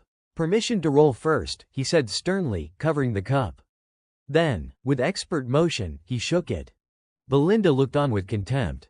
Good grief, all this fuss over a single die. In a swift move, Crank swapped in a different die inside the cup and slammed it onto the table. When the cup was lifted, the die showed a 1. The crowd erupted. Big Brother Crank got 1 point. They were thrilled to watch. Crank scored a point, and the noble has not even acted yet. How did it end so quickly? Who dares challenge Crank like this? Belinda's concern grew. Young master. Claude stared at Ghislaine, puzzled. Crank, smug, muttered, it is embarrassing. After preparing such a big roll, it ends so quickly. Tricky, is not it? Ghislaine, calm as ever, stayed silent. He picked up the die, noting silently, your mouth and body clearly do not match your composure. Yes, Crank replied, pouting. He sneered at Ghislaine. HMPH, pretending to be calm, but I can read every thought inside your head. However, all your efforts are in vain. Crank recalled his previous cheating technique. That was a special cup. Depending on how I hold it, I can secretly slip in a weighted die that will always land on 1. Covering the swap with the cup's motion hides everything. His confidence in victory grew even stronger. And I have never been caught using this trick, not once. A smirk tugged at the corner of his lips. No matter how many times you roll the dice, you cannot avoid defeat, you arrogant noble. Ghislaine concentrated his mana in his hand. Then, with a decisive motion, he slammed it down over the cup. The entire room fell silent, everyone holding their breath as they watched him. He pressed the cup onto the table, recalling the rule, the player with the lowest number wins.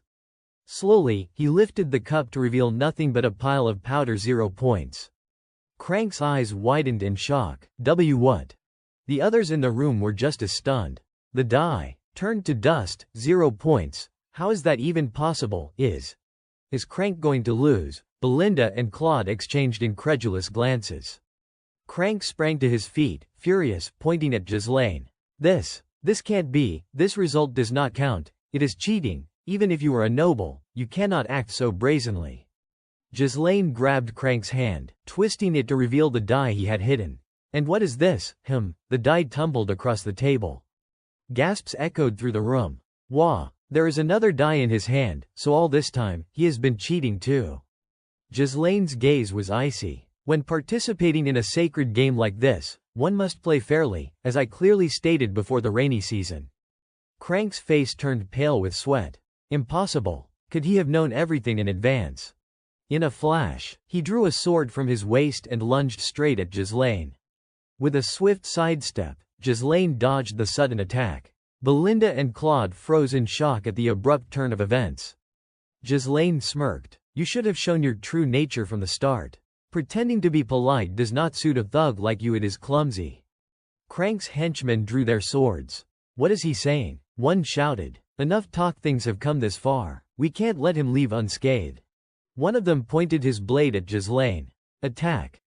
He pointed his sword at Ghislaine and barked, attack. Ghislaine furrowed his brow, his eyes locking onto them. Under the swing of their blades, he dodged every strike with ease. He sprang into the air, using the momentum to vault off the backs of a few henchmen before lunging toward Crank. Crank panicked, withdrawing his sword as sweat drenched his forehead. Just as he thrust upward, Ghislaine twisted midair, flipping behind him, and landed firmly on the ground, pressing the tip of his sword against Crank's neck. The sharp blade hovered perilously close, and Crank struggled to swallow. The two henchmen panicked, shouting, "Be boss Crank!" In an instant, two more swords pressed against their necks, making them tremble uncontrollably. Those blades belonged to Kaur and Belinda. Kaur smirked, glancing at the defeated men. You shrimp, at least pick opponents you can handle. Belinda frowned slightly. Young master, what should we do with them now? Ghislaine's voice was calm but firm. As I said before, we are taking both him and all the money you won from Claude. Crank stammered, and no, that is not possible. Ghislaine continued, eyes cold. Crank, as the manager of the Kraken Casino, the primary source of income for Baron Austin, you were caught red-handed attempting to cheat a foreign noble. Do you understand the consequences a casino faces when it loses the trust of gamblers? The tip of Ghislaine's sword drew a thin line of blood across Crank's neck, and his sharp eyes glinted ominously. If you ever repeat what happened today. Crank's fear was palpable, sweat pouring down his face. After a long pause, he finally nodded, trembling. Why, yes, I understand. A small, satisfied smile crept across Ghislaine's lips as he gave the order, let us go, Claude. But when he turned back to the table, Claude was nowhere to be seen. A piercing shout rang out, that guy ran off already. Belinda grumbled in irritation, that gambler not only ran away but also took all the money the young master had won. If it were not for us, he would have lost a hand by now. What an ungrateful brat. Kaur chuckled. Ha, a wildcat like him will probably just end up in another casino anyway. Belinda clenched her fists. We will need to search the entire area now.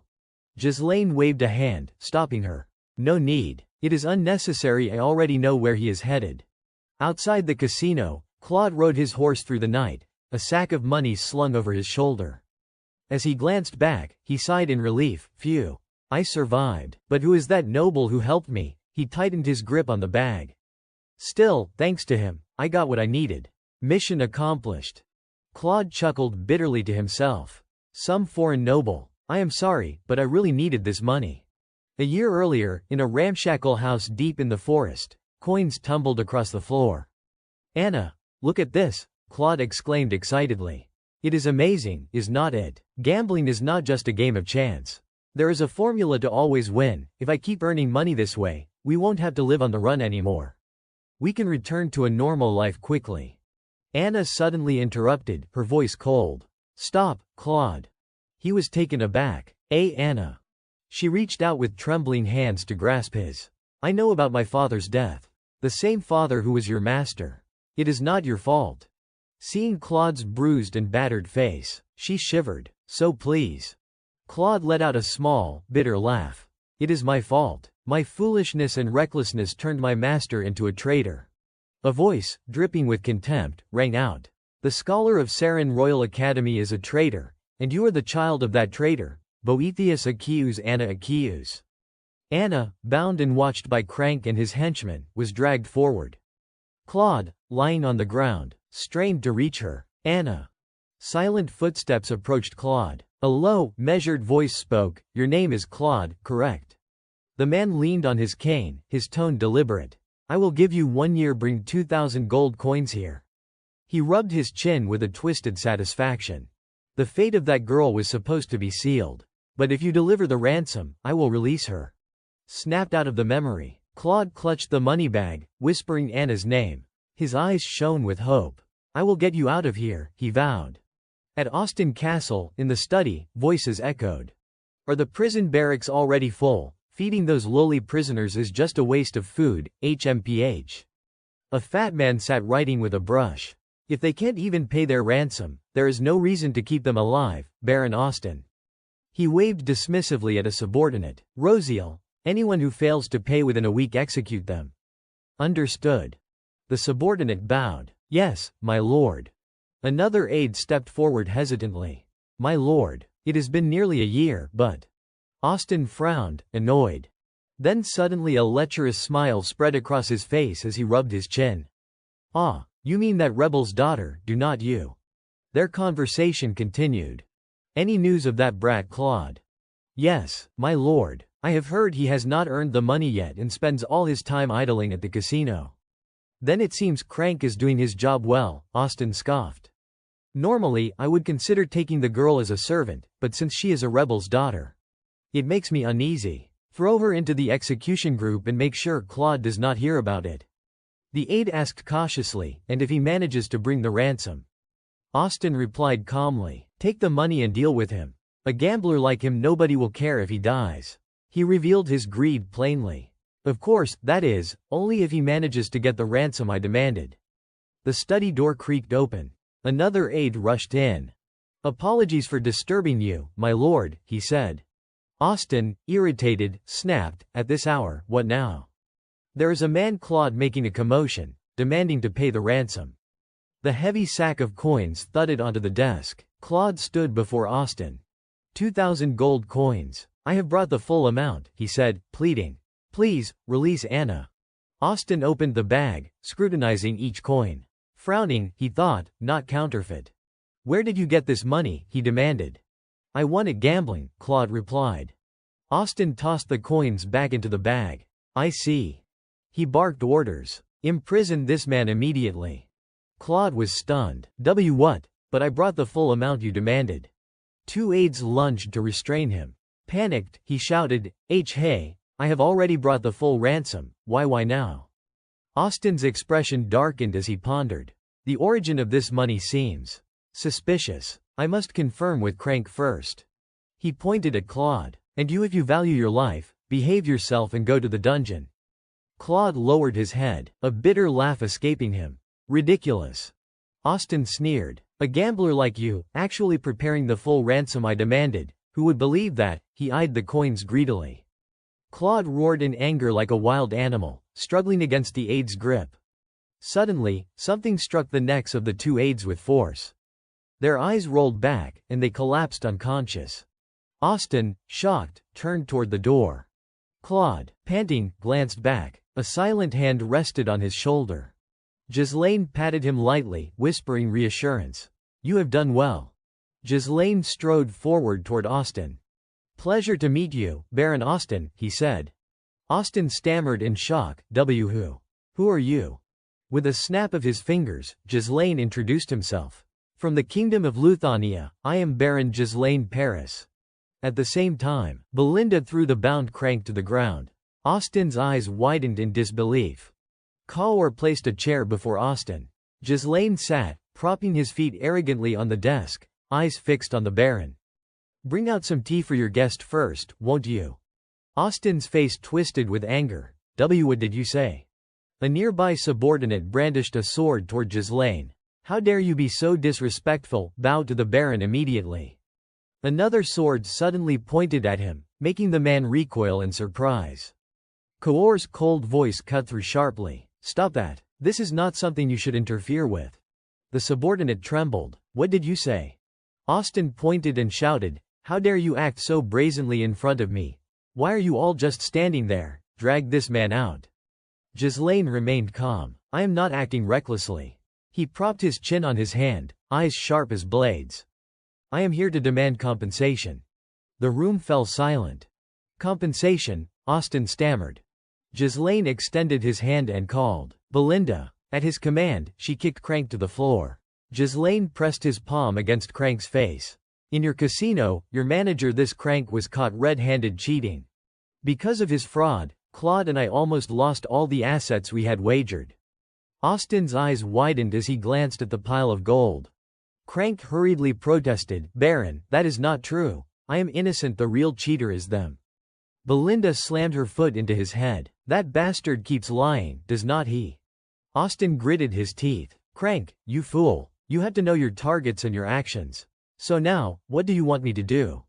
Ghislaine's tone was steady. In a casino, reputation is everything. Cheating is utterly unacceptable. Therefore, Baron Austin, you must provide proper compensation to both Claude and me. Austin averted his gaze. Wait, that one is crying foul too. I do not know whom to believe. Why do not you take it up with the court and settle it yourselves? What does this have to do with me? Ghislaine paused, then spoke firmly, it does concern you. Austin furrowed his brow. What do you mean? Ghislaine leaned back, pushing the chair slightly aside. The Kraken Casino, which you own, is frequented by nobles from many nations. I have heard that over half the territory's total income comes from it. If word spreads that your manager was caught cheating, you will be seen as complicit in fraud aimed at the nobility. He slammed the chair down and locked Austin in a challenging gaze. So your future will be quite interesting to watch. Austin's face darkened. He ground his teeth and hissed, you mean I have to pay off the star? Ghislaine nodded. Correct. I want double the amount you just received as compensation. And Austin's eyes darted nervously to the sack of coins on the table. Ghislaine added another demand. You must immediately release Anna accused. Claude stayed silent, watching him. Ghislaine's tone softened slightly. If you comply, I will consider today as if it never happened. Austin's expression shifted. I see. Now I understand everything. He roared furiously, Claude, you ungrateful wretch. Claude's eyes widened in shock at the outburst. Soldiers stormed in through the doors. I gave you the chance to save a woman who was supposed to be executed, yet you dared to secretly conspire with a foreign noble to cheat me. Kaur shoved Claude aside. Uncle, you are in the way. Step outside. Belinda scoffed. I do not understand. It is like we were in on it beforehand. Ghislaine commanded, Belinda, get me a short sword. Austin, furious, shouted at his soldiers, no matter what, if I kill all of you here, it will be like this never happened. Kill them. A royal guard lunged with a sword at Ghislaine. Ghislaine kicked the heavy sack on the table. By momentum, it flew into the face of the guard. Grabbing the short sword, Ghislaine leapt, surprising Austin, and drove it forcefully down onto the Baron's hand. Austin screamed in pain. Meanwhile, Kaur and Belinda blocked the swords of two other soldiers. Ghislaine's voice was icy. Kaur, Belinda, do not kill them. Kaur charged, annoyed. Fine. One by one, the soldiers' attacks were effortlessly blocked by Kaur. Ghislaine punched one in the face, knocking him unconscious. Belinda used magic to control another's sword. Then spun and struck his neck with a kick. Ghislaine wielded his sword against two more soldiers, dispatching them with ease, one after another. One of Austin's close subordinates swung his sword, but Ghislaine easily dodged. He twisted his body, smashing the pommel of his sword against the man's neck. The subordinate cried out once before collapsing unconscious. Claude stood frozen to the side, watching the fight in disbelief. Sweat poured down his forehead as he struggled to comprehend, who is this man? Kaor, Belinda, and Ghislaine continued their relentless assault amid Austin's frantic shouts. Claude recalled Ghislaine's words in the casino, "I am someone who truly needs your support." He pressed his lips together, tears streaming down his face. "All this time, I have learned it to my very bones that in this world, no act of kindness comes without reason." Time passed, though Claude did not notice how long. Austin's soldiers had all been defeated, lying scattered across the floor. Ghislaine withdrew the short sword from Austin's hand. The Baron trembled, threatening, You wretch, how dare you humiliate and assault a noble like me?" Ghislaine regarded him coldly. "As I said, I will take both the money and Anna. If you have any complaints." A hand rested lightly on Ghislaine's shoulder. Claude stepped forward, voice filled with gratitude. "If you went this far for me, how could I refuse?" He turned to Austin, his gaze firm. "If you have any complaints, come to the Paris estate in the Kingdom of Luthania and see me, Baron Austin." Claude forced a smile. "I will treat you as a guest. It is better this way than to live forever in regret." As evening fell, the sun cast its golden light over the castle towers. They passed towering mountains, a stretch of dense forest, and endless fields. Eventually, they arrived at the same house as before. On the road back to Perdium, the carriage rolled slowly. Claude stared ahead, lost in thought. Ghislaine suddenly asked, "You are really not going to live with Anna, are you sure that is okay?" Claude lowered his gaze, answering softly, "Yes. Compared to living next to the man responsible for my father's death, I think Anna will feel much more at peace back home." He looked up at the sky. "After all, I was not able to fully protect her with my own strength." Ghislaine stayed silent, looking away. "Consider this my debt to you, Claude," he thought. He reflected on his past. "I, who once drowned in a blind obsession for revenge, have now repaid the debt I owed. Now, I finally feel relief." A faint smile curved his lips. As they traveled, they continued talking. "So, what do you think of this place? Fresh air, is not it? If we ever had the chance, taking the Lord's head here would not be too hard. Though, are you suggesting I chop my own head off?" Claude raised a skeptical brow. "This poor little village is your estate, you look so well off. That is why I followed you." Ghislaine reached over, draping an arm around Claude's shoulders.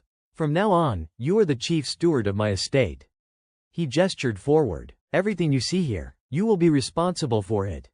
Claude froze for a moment. Then they continued talking. "After thinking it over, I realize I would rather return home to live with Anna."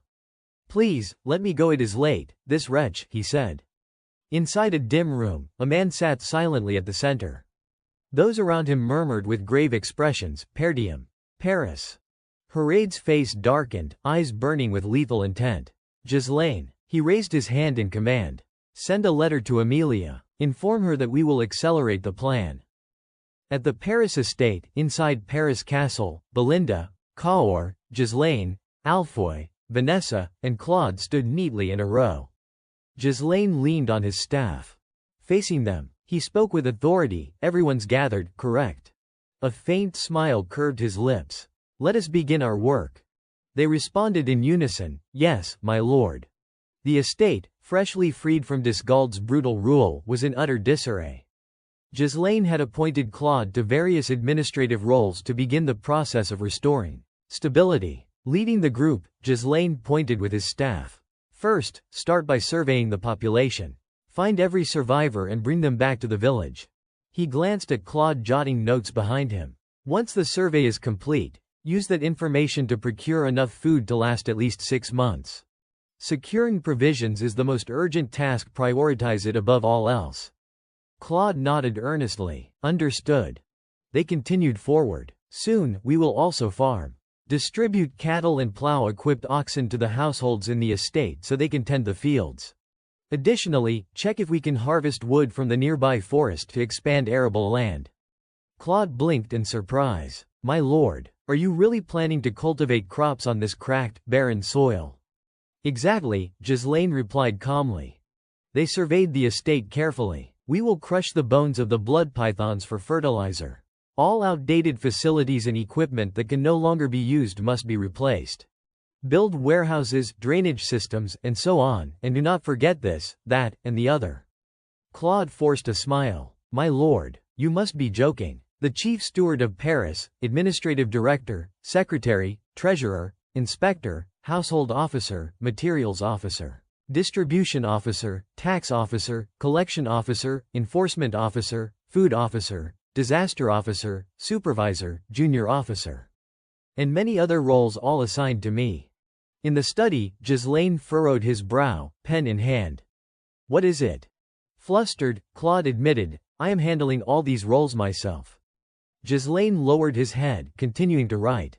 You have never done this before, right? Take this opportunity to learn. If needed, recruit assistants to help.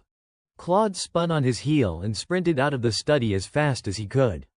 Wendy, Ghislaine called calmly. From somewhere, Wendy appeared, hurling a binding projectile toward the fleeing Claude. She spun gracefully, and Claude found himself tangled in ropes. Bowing slightly, she introduced herself. It is an honor to meet you, my lord. I am Wendy, assigned by head steward Belinda to serve as your bodyguard. Lord Claude, I look forward to your guidance. Claude screamed in panic. Ah, help. Ghislaine leaned on his staff, silently thinking, you will have to endure this, Claude. Back when you handled these matters, it was a piece of cake. The next day, Ghislaine led Claude and Wendy on another survey. A noble carries both responsibility and duty to protect the people living on their estate. The people's loss of trust in the nobility, born from exploitation and oppression by greedy lords, leaves them disheartened and trapped in poverty. Hunger and neglect only isolate the noble further.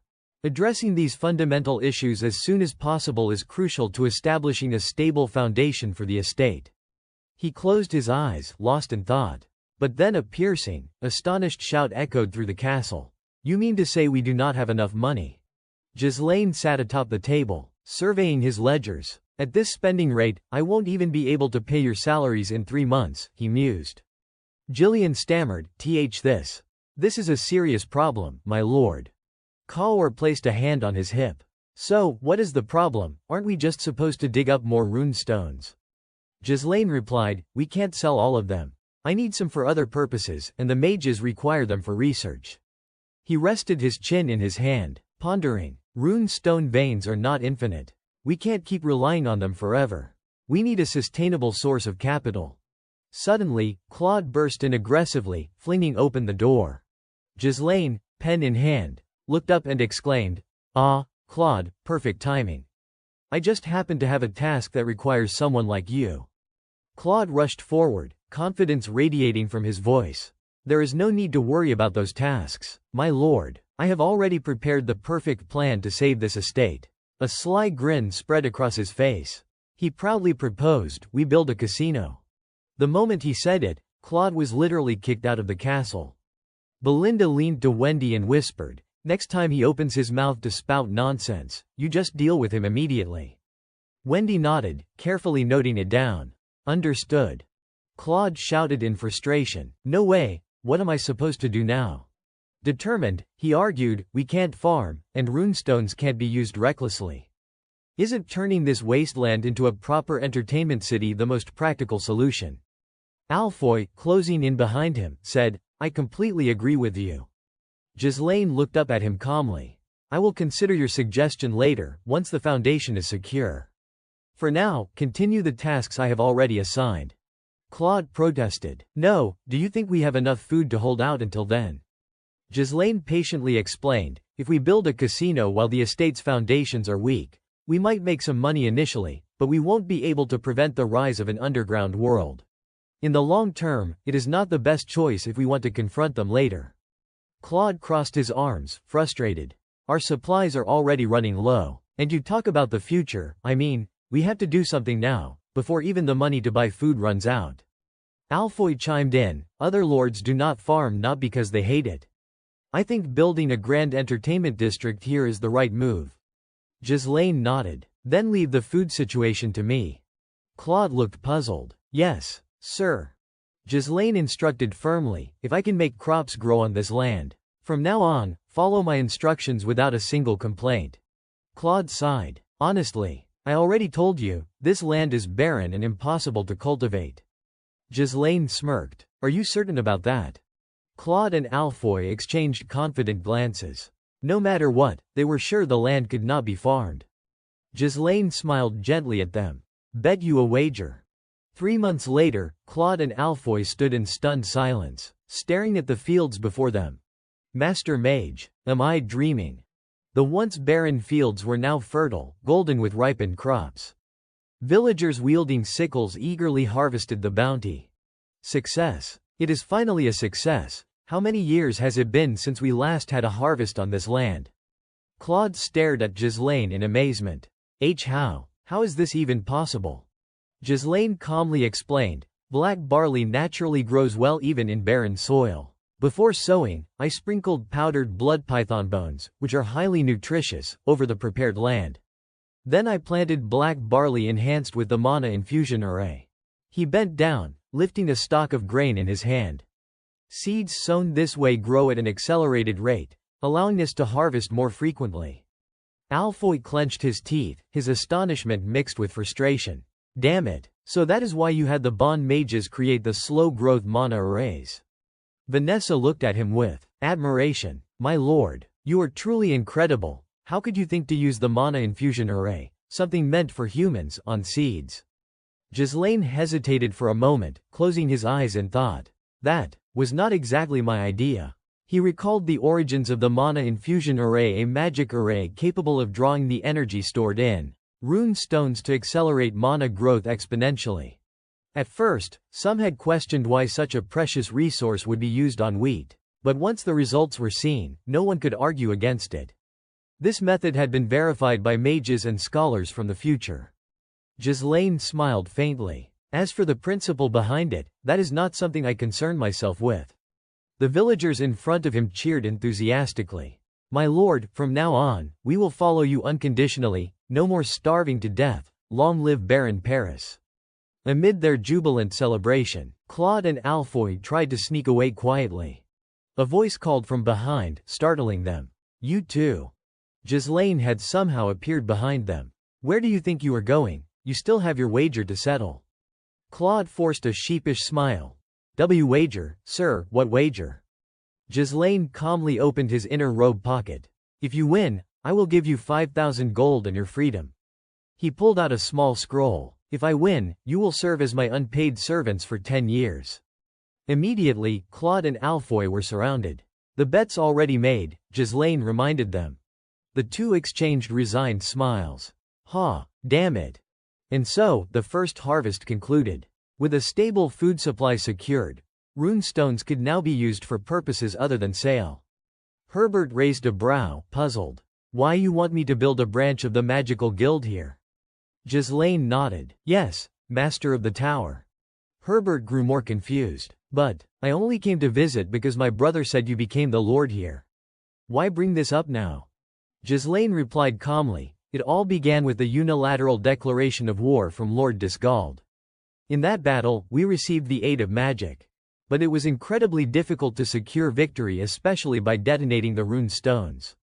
Sweat beaded on Herbert's forehead. Wait, he said he detonated those precious rune stones. That brat only told me he won the battle. I never heard about this part. Ghislaine sighed heavily. If a fledgling territory like Paris comes under attack again, we will have no choice but to detonate the rune stones meant for magical defenses. Just like last time. Hubert, alarmed, quickly intervened. No, do not. Why do you always have to jump to such extreme measures? Ghislaine gave him a satisfied smirk. Fine then, my lord, please send more mages our way. Mages shine brightest when their talents are put to use building all sorts of structures, housing, aqueducts, temples. At the Paris branch of the Crimson Flame Magic Guild, everyone raised their staves, shouting with enthusiasm, we are mages, thanks to the mages' manpower. Bolstered by magical support, Paris had been able to swiftly complete the construction of large-scale projects. But some grumbled, that heartless jerk, forcing mages to do manual labor. What kind of injustice is this? Though minor disputes occasionally flared up with newcomers still adjusting to the territory, both sides usually reached peaceful agreements soon after. The same crowd that had been so spirited earlier now lay sprawled on the ground, exhausted. Ghislaine, unfazed, issued a command. Alfoy, go fetch those contracts and bring them here. Inwardly, Alfoy muttered to himself, I can't be the only one slaving away like this. The territory quickly regained its core functions. But then, Claude burst through the door, panting. My lord, we have got a major problem. Gasping for breath, he delivered the urgent report. Word is, a riot's broken out in Rayfold. Ghislaine's brow furrowed as he thought.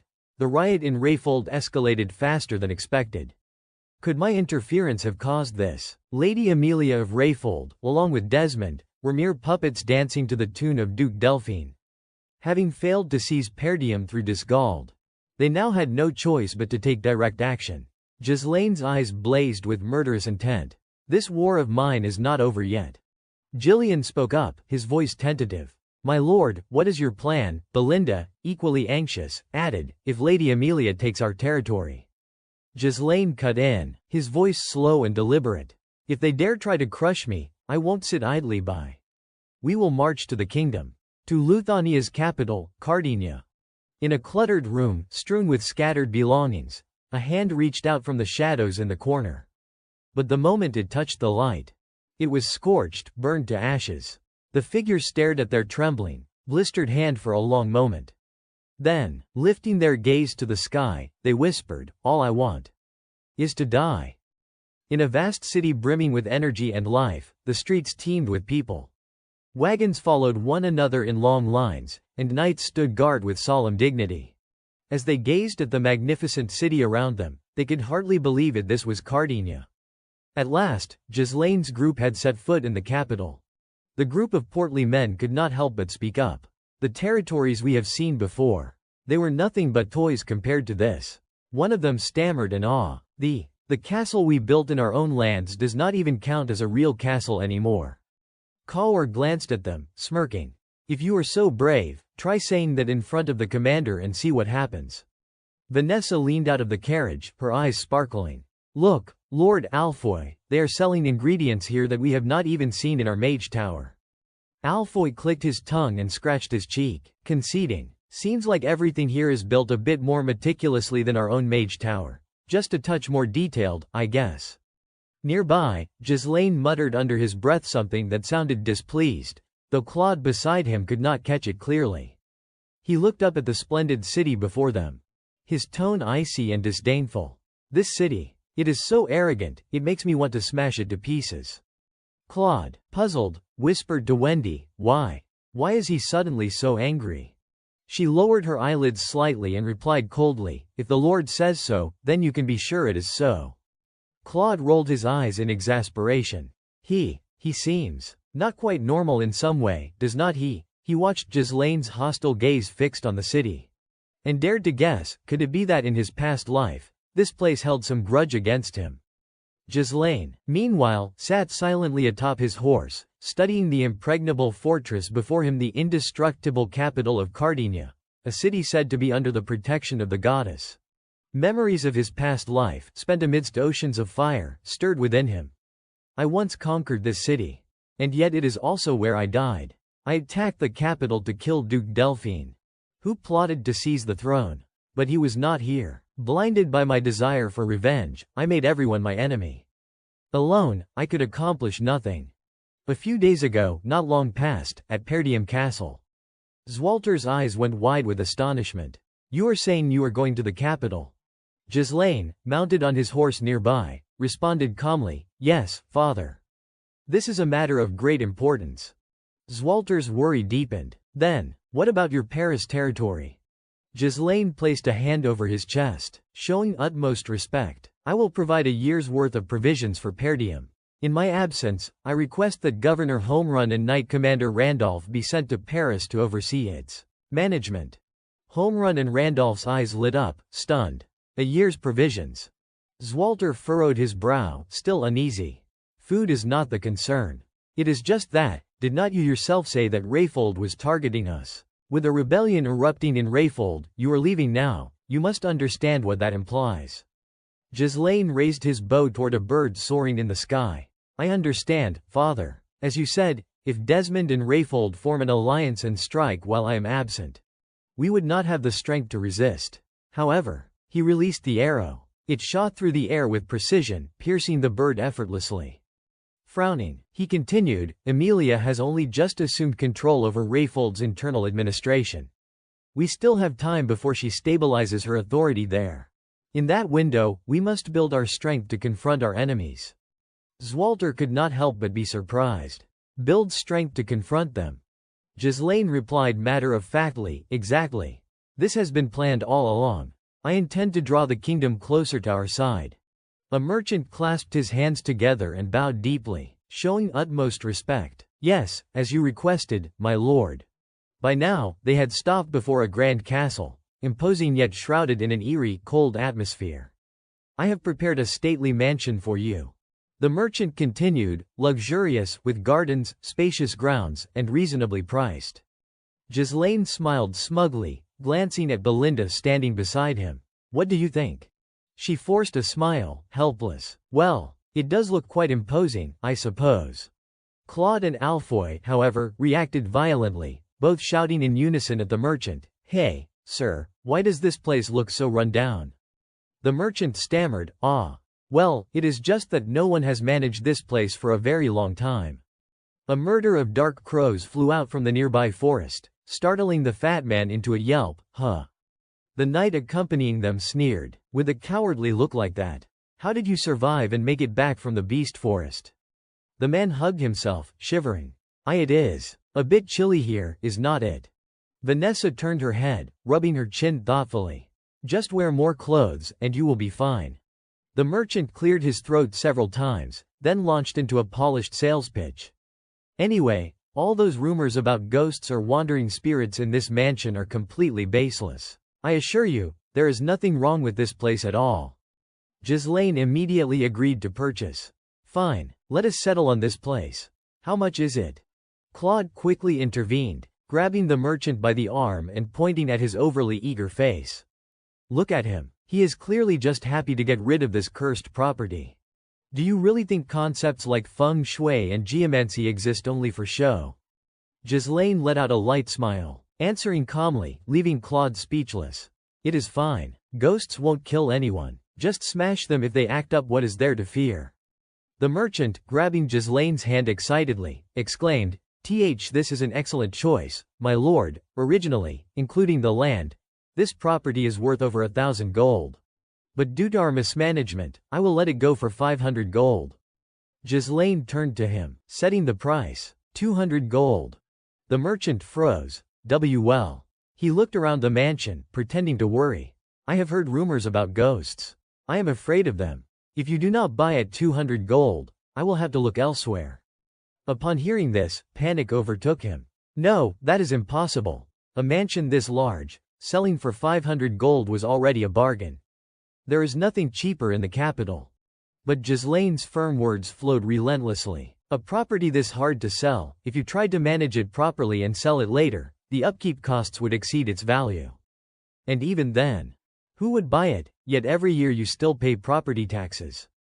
The merchant could offer no further argument. Ghislaine smirked, both satisfied and proud. Think about it, who else would want to buy this besides me? Meanwhile, a mysterious figure inside the mansion observed the commotion. Within a moment, that figure vanished without a trace. Belinda, hands on her hips, spoke with forceful resolve. Everyone, get to work quickly. Inside the castle, everyone busied themselves cleaning, scrubbing floors and dusting. Let us erase every trace of gloom in this mansion. A voice rang out, making Ghislaine tilt his head to glance. Claude, holding a broom, paused and asked, My lord, you said you planned to establish relations with the kingdom to connect with the powers in Paris. How do you intend to do that? Does anyone here even care to meet a rural noble from the borderlands?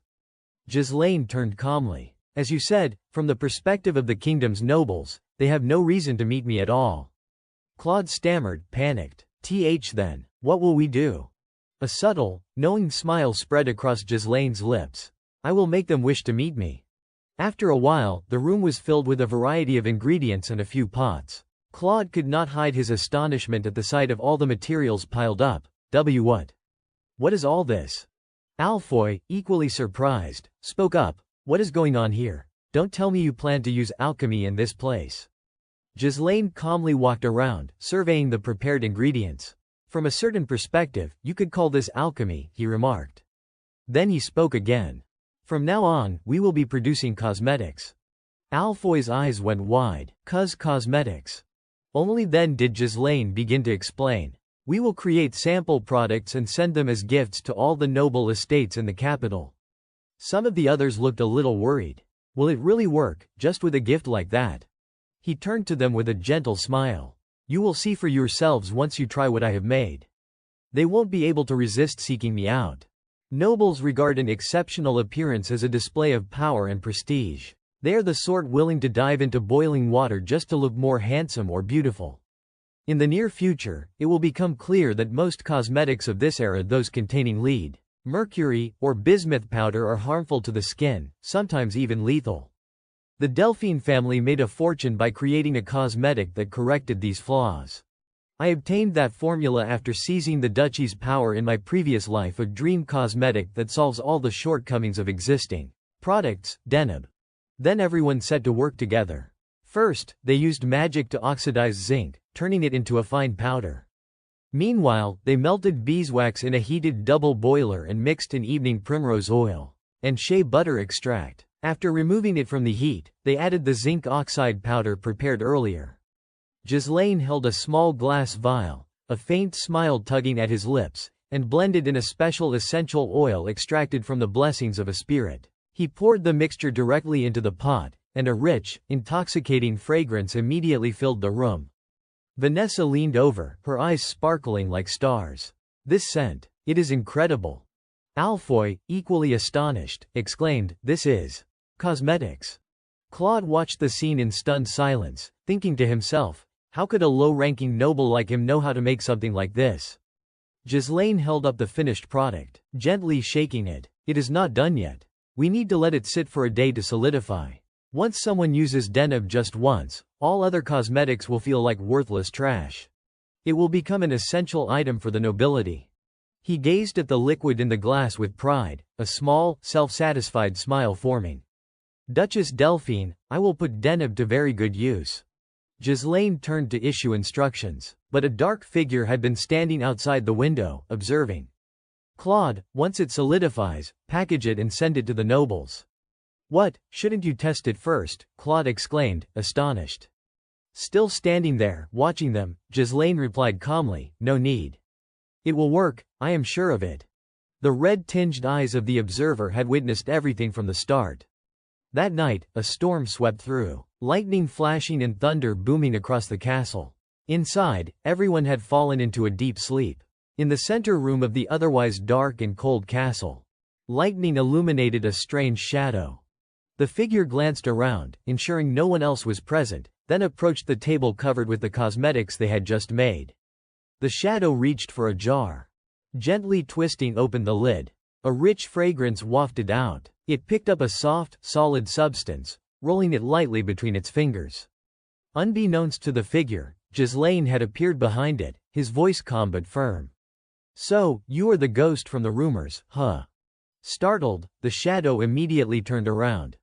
Ghislaine remained composed. I can assure you, that will work for you. The thunder and rain outside the castle grew louder and more intense. Inside, the two figures stood silently, facing one another.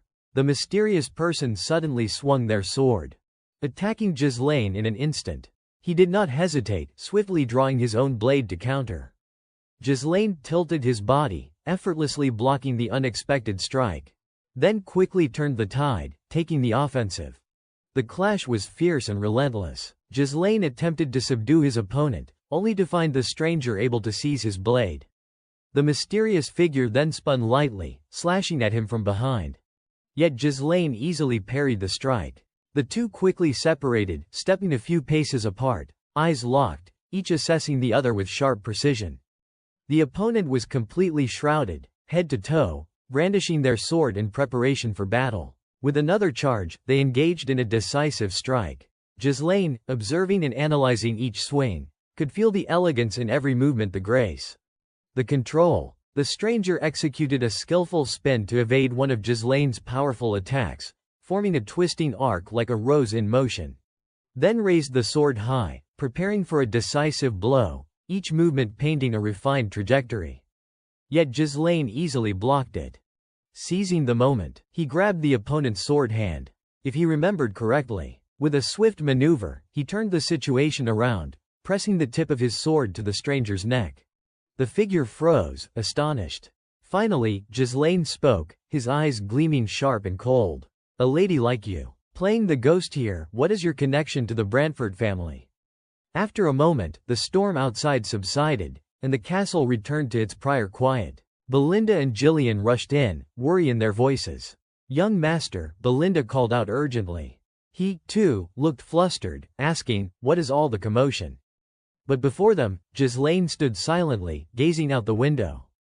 He only responded softly, "Everyone. Return to rest." Moonlight poured through the window, casting a serene glow over the silent night, as if signaling that things might yet turn out well. In a splendid, beautiful flower garden within the estate, a pale, elegant hand carefully cradled a delicate object. A faint tint of red adorned her lips. She stood before a mirror, exuding composure and poise so striking that even the nearby servant could not help but comment, "You still look as beautiful as ever." Madame Countess Mariel of Aylesbury. Mariel frowned at her reflection, her expression twisting with irritation and disdain. No, this is not right. My face, hidden under all this makeup. When I was young, I set trends in the capital. All the noble ladies copied my style. My makeup, my fashion. But over time, my fame has faded. She remembered her aged, unflattering reflection with rising anger. Makeup was merely a mask to hide the passage of time. Could those days really never return?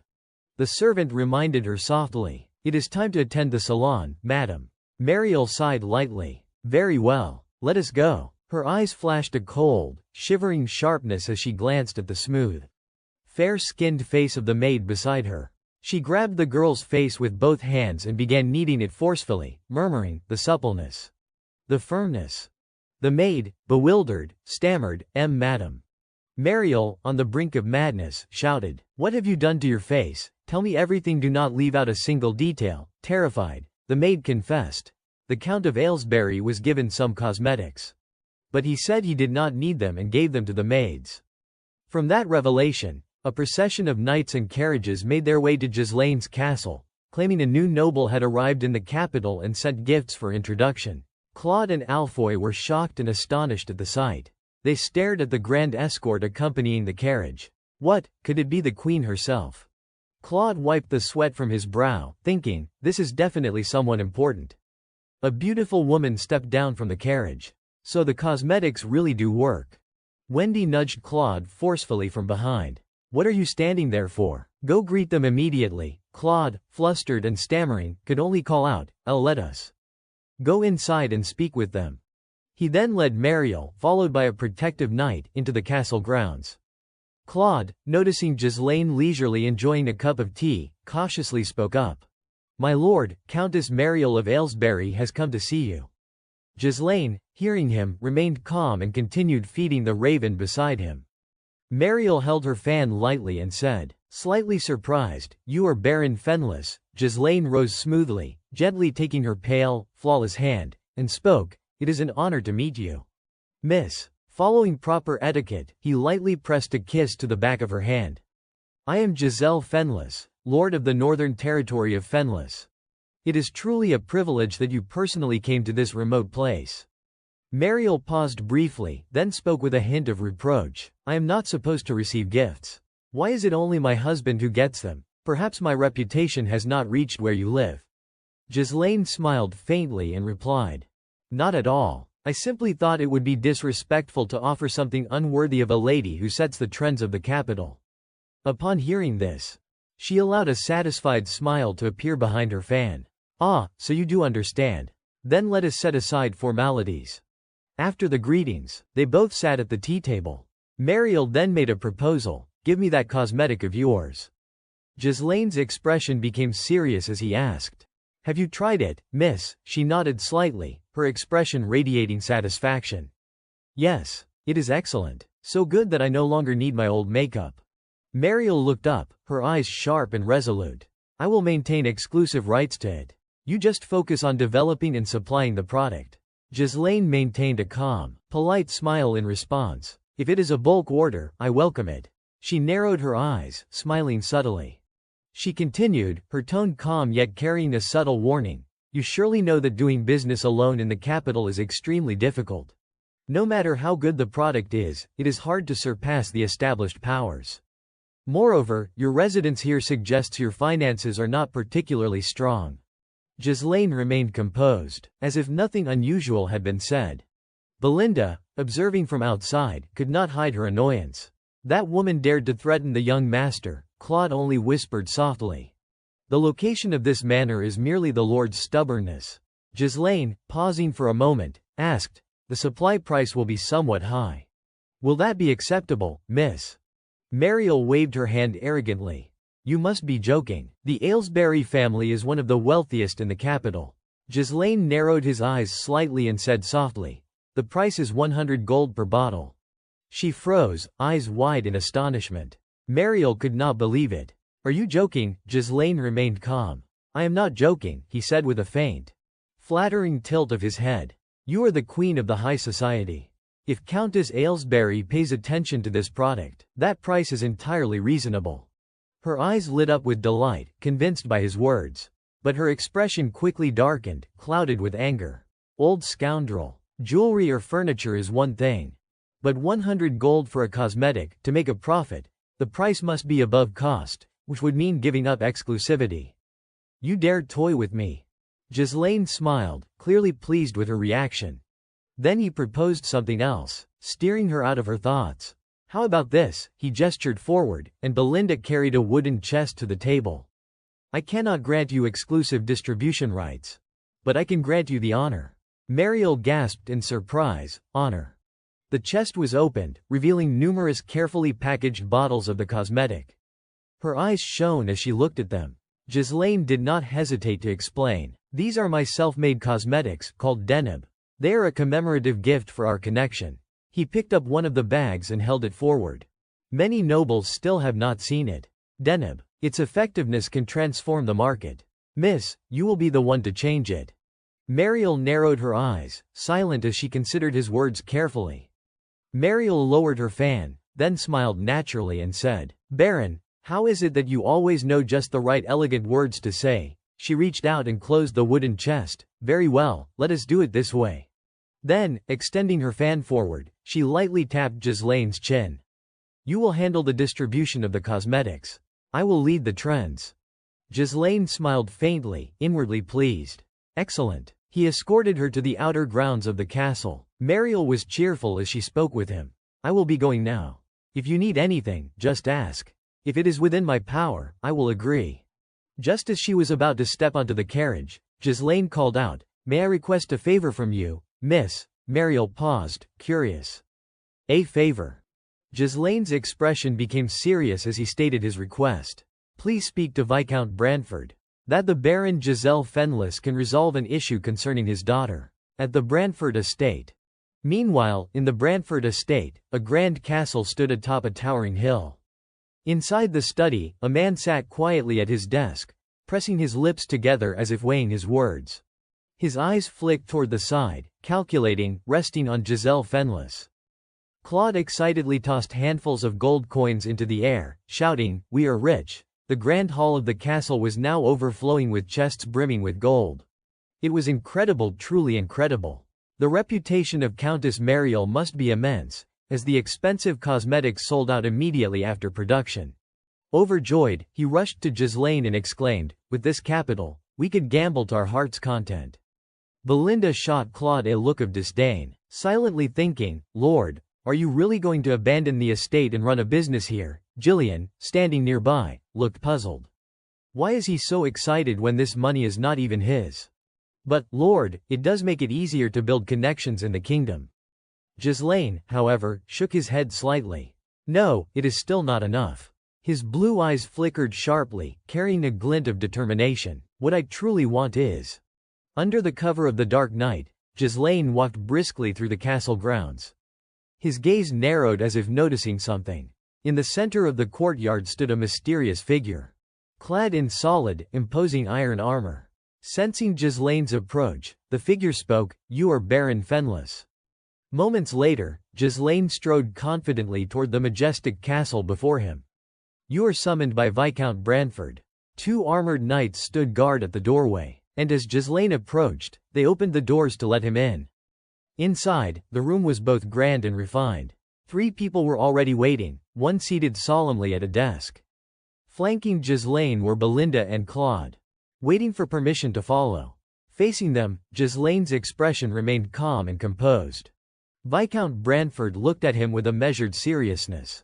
Ghislaine and Claude placed their hands over their chests, bowing respectfully. "It is an honor to meet you, Viscount Branford. I am Giselle Fenlis, Baron." Branford's eyes narrowed slightly, unreadable, but soon his facial muscles relaxed. In a low, commanding voice that conveyed the weight of his authority, Branford spoke, revealing Ghislaine's current position. "You are the son of Viscount Zwalter Perdium, heir to Perdium." The voice carried pressure, aimed directly at the audacious young man who had killed a count in the Degald conflict and seized a lordship Giselle Perdium. Finally, Branford concluded coldly, "You are nothing like your father." Ghislaine furrowed his brow, silently noting, "So he has been monitoring even distant lands." Viscount Branford, the royal advisor, is the most powerful among the nobility. Head of the royal faction opposing Duke Delphine. He inclined his head slightly, feeling cautious in the presence of such a formidable figure. Everything in the kingdom passed through Branford's hands. Without Countess Mariel's support, another royal-backed influence, he could not have secured such a swift meeting. A steward approached, pulling out a chair. "Please, have a seat." Ghislaine's eyes quickly flicked to the table, noticing his own cosmetic products already displayed there. He then sat down, facing Viscount Branford directly.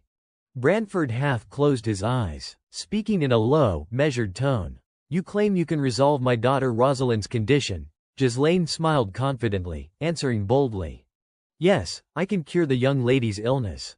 Branford exhaled softly, placing his hand on a book before him. "I have never met Rosalind." Then, intertwining his hands with a grave expression, he questioned with authoritative weight, "You dare claim you can cure a disease that no one has been able to treat for years?" Ghislaine remained calm, maintaining the friendliest smile possible. "While gathering information in the capital, I heard of it. And previously, I have cured this very illness." Observing his demeanor, Branford could not help but commend him. "Your confidence is impressive," he said. Ghislaine bowed slightly in acknowledgement. "You flatter me, sir." One statement from Viscount Branford caught Ghislaine completely off guard. "Return," Branford said. His thoughts drifted to his daughter before he continued. "You are not the first to claim you can cure Rosalind. All those before you failed, and they paid with their lives for their arrogance." Branford held up Ghislaine's cosmetic product, inspecting it closely, and added, "I will not watch a young man with potential waste his life." Ghislaine could not help but think, his attitude is harsh, but he is right. He must have tried every method to cure Rosalind. Still, Ghislaine pressed on, attempting to convince Branford. "You truly do not want to treat your daughter. Even if I fail, it won't be fatal. A bit of skin irritation is not going to kill her." He furrowed his brows, continuing his reasoning.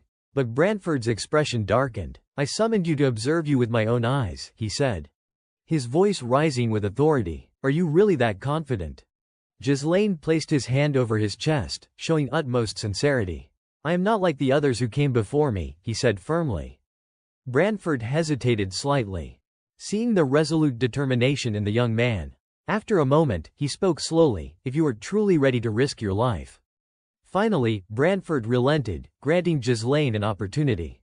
"Very well, you may try." He glanced down, adding, "Do not withhold any support from Baron Fenlis in his treatment. If he succeeds, I will reward him generously." The steward standing nearby placed his hand over his chest and replied, "Understood." At that moment, Ghislaine spoke up, drawing Branford's attention. "A mere reward is not enough." His eyes glimmered with deep determination. "I ask that you grant me something I truly desire." Branford's expression darkened with displeasure and unease. He looked at Ghislaine intently, paused for a moment, then said, "Repeat that." Ghislaine smiled lightly, confidently raising his hand as he spoke. You are the pillar of the kingdom, Viscount. Surely you can fulfill at least a small wish of mine. Branford's voice rang with authority and tension. You dare demand a price just for curing my daughter? Ghislaine answered with unwavering conviction, yes, I believe it is worth it. He continued boldly, showing no trace of hesitation. As the pillar of the kingdom, the strongest noble if you cannot even protect your own family. What is the use of that power? Seated before Branford, Ghislaine confronted him directly, his tone firm and forceful. Belinda tensed behind him, while Claude bit his nails nervously. Thinking, this madman, how dare he speak like this to the Viscount? Branford's voice remained calm, yet stern, the cost of your demand will not be cheap. Behind you are countless lives, all tied to this wager. If you wish to obtain it, then stake everything you have. His tone carried an ominous weight, testing Ghislaine's resolve. Ghislaine's eyes fell on the hand placed before him. A faint smile curved his lips. He gripped the hand firmly, a silent affirmation of his commitment. Branford's pupils constricted, unable to anticipate the audacity of the situation. Looking Branford straight in the eye, Ghislaine declared, I dare. Their gazes locked, the stakes of a monumental wager hanging between them. Branford then turned decisively to his aide. Notify the Treasury to cut all aid to Per Diem. Command the lockdown of Baron Fenless's estate in the capital. From this moment, no one may enter or leave. He clasped his hands behind his back and stepped past Ghislaine, the weight of an immense responsibility pressing down on the young man's shoulders. I will give you 1 week. Within that time, bring Rosalind before me, flawless. Ghislaine responded with a calm, gentle smile. I will do it. Claude nearly lost his mind, tearing at his hair and swearing under his breath. Damn it, I thought money worries were over, and now this mess. Belinda looked at him with concern, a deep unease settling in her chest. If the Branford family acted, Per Diem and Fenless could be wiped out. It was only a matter of time. All she could see was the back of this young master, carrying the weight of countless lives. Ghislaine slowly rose from his chair. The Viscount would never forgive anyone daring to challenge his authority, and at the center of it all was Rosalind's illness. He walked forward, lost in thought. Even the most powerful in the kingdom had been powerless to solve this problem, which left only one option: he must succeed at all costs. Branford did not fail to leave a final warning: there is no turning back now. Deep beneath the castle, in a shadowed chamber, a mysterious figure stood alone: Giselle Per Diem. She was deep in thought, recalling her father's words. Even helping others required risking one's life. The aid of the weak is false. To truly help, one must first attain power worthy of the task. She looked at the sword resting quietly on the table. I have followed father's advice. I have trained to gain strength. Her gaze fell to her bloodied hands, trembling. If this ghastly result is what comes of it, then so be it. Ghislaine stepped in quietly from behind her. I know it is you, he said. She turned, tears still glistening on the edges of her eyes, ready to fall. Lady Rosalind Branford, daughter of Viscount Branford. Ghislaine placed a hand over his chest in a gesture of courtesy. I am the Lord of Fenless. He smiled warmly, extending his hand forward. Giselle Fenless. Rosalind narrowed her eyes, her tone guarded. Why have you come here? Ghislaine smiled softly as he closed the distance. I have come to treat you, my lady. Did the product I gave you have any effect? Suddenly, an object flew at his face. Ghislaine tilted his head, dodging effortlessly. The box smashed against the wall and cracked apart. Her voice was sharp, each word bitten off with venom. Do you think you are the first to claim you can cure me? Rosalind clutched her trembling body, her entire frame shuddering. No matter what medicines I take, no matter what treatments they try, it is all the same. Just leave me alone, none of it will work. Ghislaine frowned. I am different from the rest because I have staked my very life on curing you. Rosalind spun toward him, shouting in rage. Every greedy fool who has come here has said the same thing: I am different. I will wager my life. Cosmetics, potions, empty promises. All of them, just because fortune smiles on you. You think yourself special, a great man. Lowering his voice, Ghislaine tried to steady her. I know you have endured suffering and humiliation beyond measure. Rosalind Branford, heir of the Marquis household, daughter of the kingdom's most powerful faction leader, child of the Prime Minister's bloodline. After your mother's death, You became the rising star of your house, gifted in both swordsmanship and mana. His gaze softened, but a mysterious skin disease overturned your life entirely. Despite every effort, the Brantford family could not heal you. So the Marquis sought to safeguard your future through political marriage. It would not restore what you have lost, but at least the Brantford name could shield you. He paused, his eyes sharp. The true cause is spontaneous, irreversible skin inflammation triggered by improper mana circulation. It is one of the rare rejection responses that occur when the balance of the two poles, yin and yang, the very principles of mana, collapses. Once that equilibrium is broken, it cannot return to its original state. Which means, the key lies in your mana pathways. Rosalind drew her sword and roared with fury. Get out of my sight before I kill you. Ghislaine's thoughts turned grim. The more she abuses her mana, the harder this illness will be to cure. Forgive me, but... His hand tightened around the hilt at his side, then he lunged forward. I will have to perform forced treatment. Rosalind slashed down, but Ghislaine bent low, parrying with the hilt of his blade. He spun and knocked her sword aside, then seized her arm. With a swift motion, he threw her down and pinned her to the ground. Belinda, Wendon, he called. Two young women appeared, carrying a bed. Yes, my lord. Rosalind was strapped tightly to it, thrashing wildly. What is this madness? Untie me at once. Ignoring her screams, Ghislaine slowly shrugged off his cloak. If that is the case, I will need you to remove your helmet first. She stiffened in shock. What did you say? Belinda reached to take hold of her mask, but Rosalind jerked in protest. Before I begin proper treatment, Ghislaine explained firmly, I must examine your condition. No, I told you I do not need it, she cried, violently resisting. The iron helmet was unfastened and thrown clattering to the floor. The entire room fell silent as everyone caught sight of her face. Ghislaine retrieved a vial of medicine, holding it up and giving it a light shake. In any case, for the next week, I ask that you endure it, my lady. With enough willpower, you can bear it. Rosalind ground her teeth so hard they grated. You really must have a death wish. Do you honestly believe you can cure me? Ghislaine stuffed a cloth between her lips. If I fail, I will die anyway. His brow furrowed. And you, my lady, you will soon perish as well. Her bloodshot eyes went wide, glaring furiously at him. Ghislaine steadied himself, focusing on the flow of mana. Don't worry, I will succeed. He placed his hand against her body. Because this method of treatment is something Rosalind herself, your future self, once created.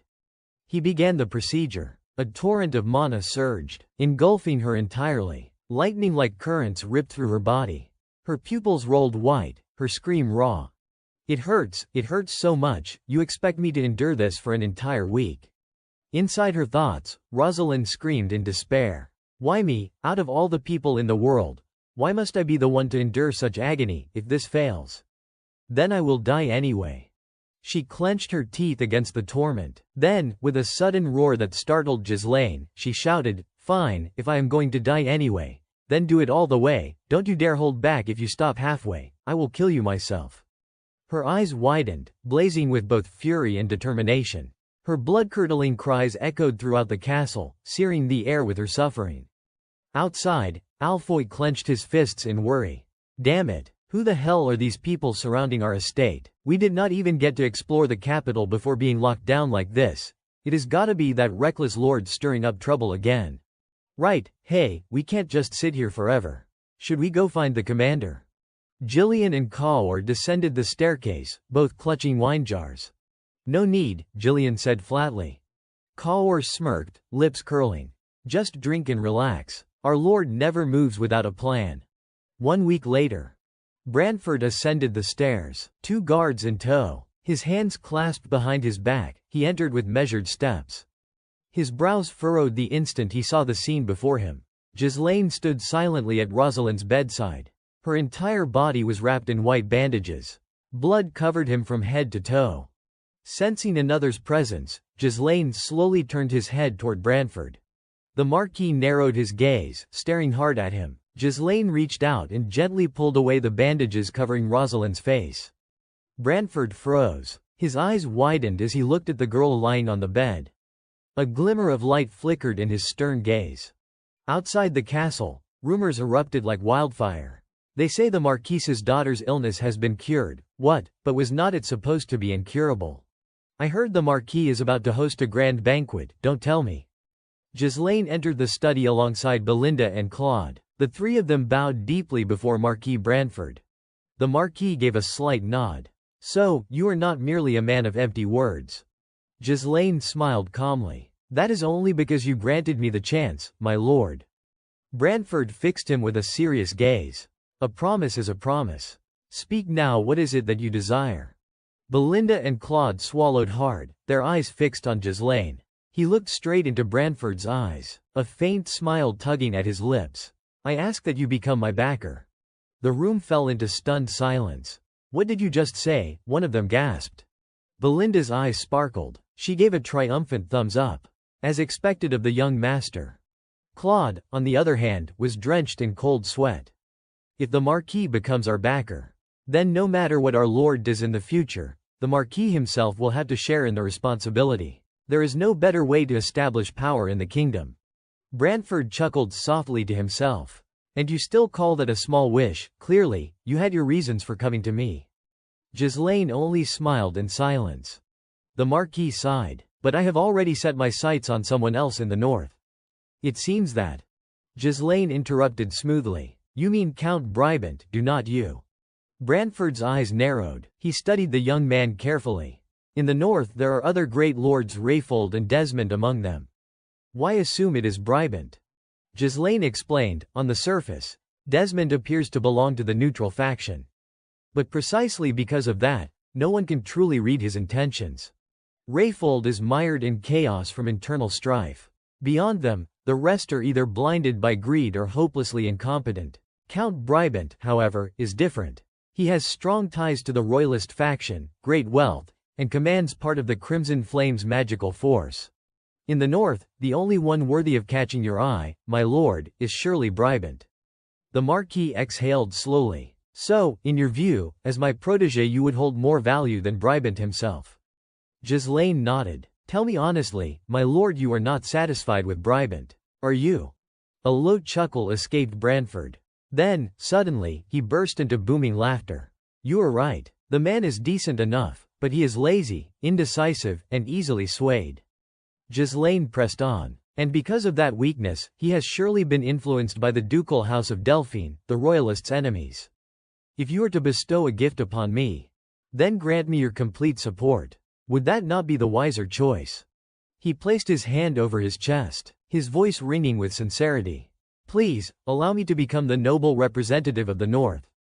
Brantford fell into deep contemplation, then, as if reaching a firm conclusion, rose abruptly to his feet. So this is the reason you dared risk everything to challenge me. Very well, his voice thundered across the chamber. Let all present bear witness, I, Marquis Brantford, from this day forth, shall stand as the patron of Baron Ghislaine Paris. His enemies are mine. Any who oppose him must know that I stand behind him. He extended his hand. But you, too, must swear that in all things you do, you shall weigh my honor as well. Ghislaine drew his sword and drove it firmly into the floor. I swear it. Just then, a voice called from behind him. Congratulations, my lord Baron. Forgive me, earlier I was too flustered to properly greet you. The sound of a folding fan snapping shut echoed through the study. Rosalind appeared, her face radiant, her bearing transformed now that her illness was cured.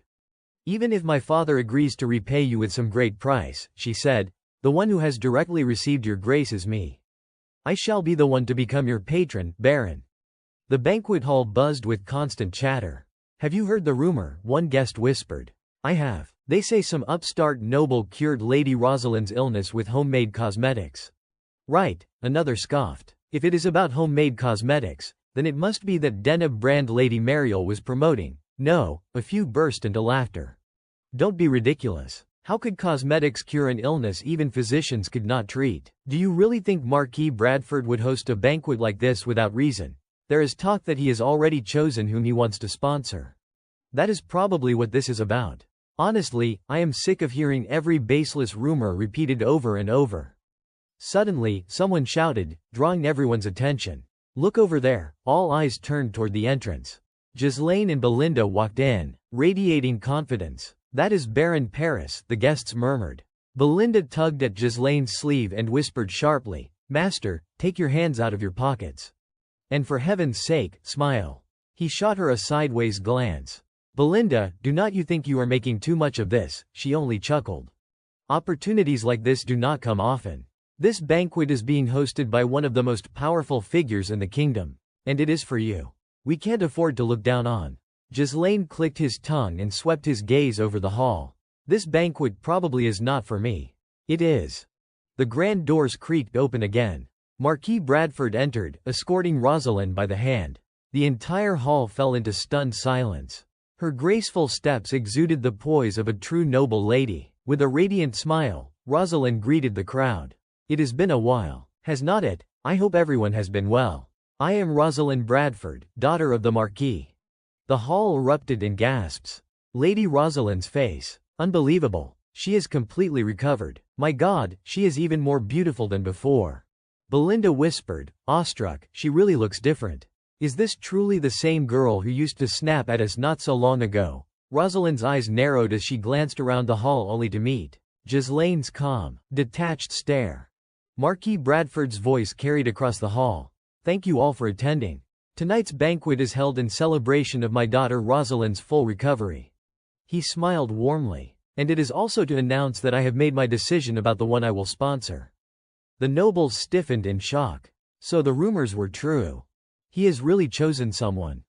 Bradford continued, "Some of you may already know, while others may not. It is thanks to a young man's help that we were able to cure the illness that tormented Rosalind for so many years."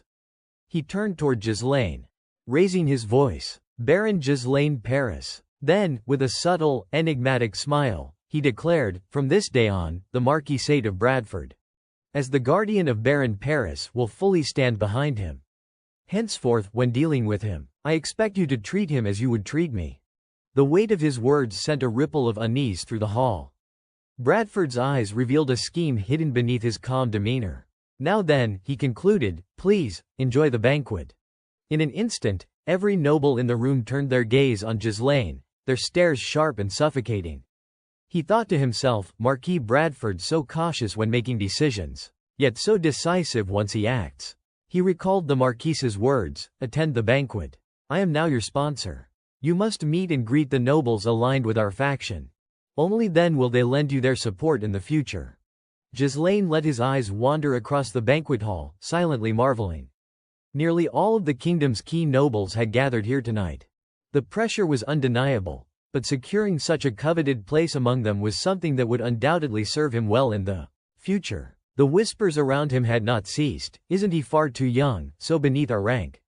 Even if he cured Lady Rosalind, why would his lordship sponsor a family so insignificant?" Belinda muttered irritably under her breath, "They do not know a thing about the young master, yet they dare." Just then, Rosalind carefully approached. "Pardon me, Baron Paris. I am Rosalind." Lifting the hem of her gown slightly, she dipped in a polite curtsy. "Allow me to officially extend my gratitude to you, Baron." Her words silenced the hall in an instant. With a faint smirk, Rosalind added, "There is no need to mind such petty chatter. Famous people are always surrounded by rumors, after all." Ghislaine nodded. "And yet I would prefer to turn down that fame. Their stares are so hot I am about to burn alive." Rosalind tilted her head, stepping closer. "Today is special. Everyone just witnessed my return at a formal event and heard my father declare himself as your sponsor. Naturally, they are restless."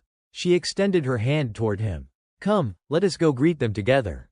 They are waiting for you." Ghislaine glanced back. Belinda only waved with an encouraging smile. He gave a small smile of his own and followed Rosalind. "The princely faction can be divided into 3 main branches," Rosalind explained as she guided him. She introduced each noble in turn. First, Lady Mariel, a grand patron who dominates the capital's culture and high society, from the family of Count Aylesburg. Next, the eldest son of the kingdom's prime minister Lord Bylower Norton, who oversees the law and administration as the High Magistrate, and is also kin by marriage to our family. Finally, Marquis Maurice Macquarie, Commander-in-Chief of the kingdom's army. Rosalind's eyes narrowed slightly. These 3 high nobles wield immense influence controlling administration, justice, and the military of Luthania. As the representative of the North, Whomever you greet first will determine whose favor you honor, and whose pride you wound.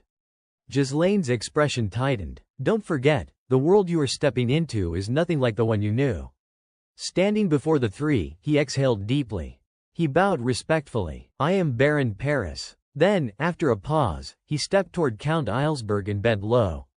Count Eilsberg, I humbly ask for your favor in the future. Maurice's face darkened instantly, furious at being passed over. Eilsberg only smiled and patted Ghislaine's shoulder. No, it is I who should be grateful to you.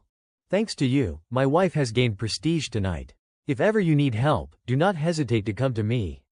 Lady Mariel, hiding her smile behind her fan, moved closer. My dear younger brother, you truly are a man of loyalty. Ghislaine winced helplessly. Lady Mariel. In a place like this, should you really call me that? She chuckled. Why not? Between us, it hardly matters. Still, thank you for upholding the honor of my family. Maurice cleared his throat sharply, his displeasure evident. Alongside two other nobles, he sneered, if he is the son of a border count, then surely he should have paid respects first to Marquis Maurice Macquarie, commander of the kingdom's armies. Seems Marquis Bradford's eyes for judging people have dulled with age. Ghislaine said nothing. His gaze flicked over them once, cold and silent, before he strode past without a word. Instead of acknowledging their taunts, he went straight to Bylower, bowed deeply, and said, I am Baron Paris. I truly thank you for aiding Lady Rosalind's recovery. Thanks to that, I can finally breathe easier. The gesture made Maurice tremble with rage, his body shaking with suppressed fury. Bylower's face lit up with excitement as he looked at him. I already heard it from the Marquis. You are planning to rescue the enslaved dwarves and elves. Are not you? Leave the legal issues with slave merchants and the tax matters to me. You do not need to worry about that. He answered humbly, thank you, my lord. Afterward, Gillian walked over to Maurice and bowed. His whole body trembled as he forced out each word through clenched teeth. Don't get arrogant just because you have Bradford backing you. People like you I can erase at any moment. He replied in a calm, detached tone, indeed, I still have much to learn. I look forward to your guidance in the future. Mocking laughter erupted all around. Bradford, I can't believe you would trust some country bumpkin like this. Don't tell me it is just because he has good ties with the Eilsbergs. Or is it because Lord Norton and Marquis Bradford's families are in-laws? Rosalind looked at him and asked, was that order of greetings intentional? Gillian faltered for a moment before answering, I only followed the call of my heart. The other nobles immediately swarmed him. Baron Paris, they cried, pushing closer. Please look this way, my lord. Accept this gift, I beg you. I have heard you personally defended your lands during the territorial war. Is that true? Please spare some time for my family. Watching the scene, three men whispered their thoughts. He has already earned the hatred of Marquis Macquarie. Don't worry. Dealing with him is not too difficult. Jealous as he may be, because of Marquis Bradford, he won't be able to deny the boy's worth. Marquis Bradford, hands folded behind his back, stepped toward them. Of course. After all, he cured Rosalind of her illness, the very same illness that had stumped every physician in the kingdom. Bylower's eyes gleamed with excitement as he looked at the Marquis. To discover someone so exceptional, truly worthy of befriending, only you could recognize such a person. Bradford closed his eyes and sighed. I did not do anything special. For him to rise from nothing and stand before me like this, it is entirely his own strength. He led a battle from the brink of defeat to victory with sheer force. And he has the rare ability to read the flow of situations and anticipate what comes next. Turning his gaze distant, he added softly, that is why I believe he is someone I can trust. But when a light suddenly shines so brilliantly, I only hope the shadows that follow won't be too dark. A chill ran down Gillian's spine. Suddenly, a blurred silhouette appeared at the doorway, leaning on a cane.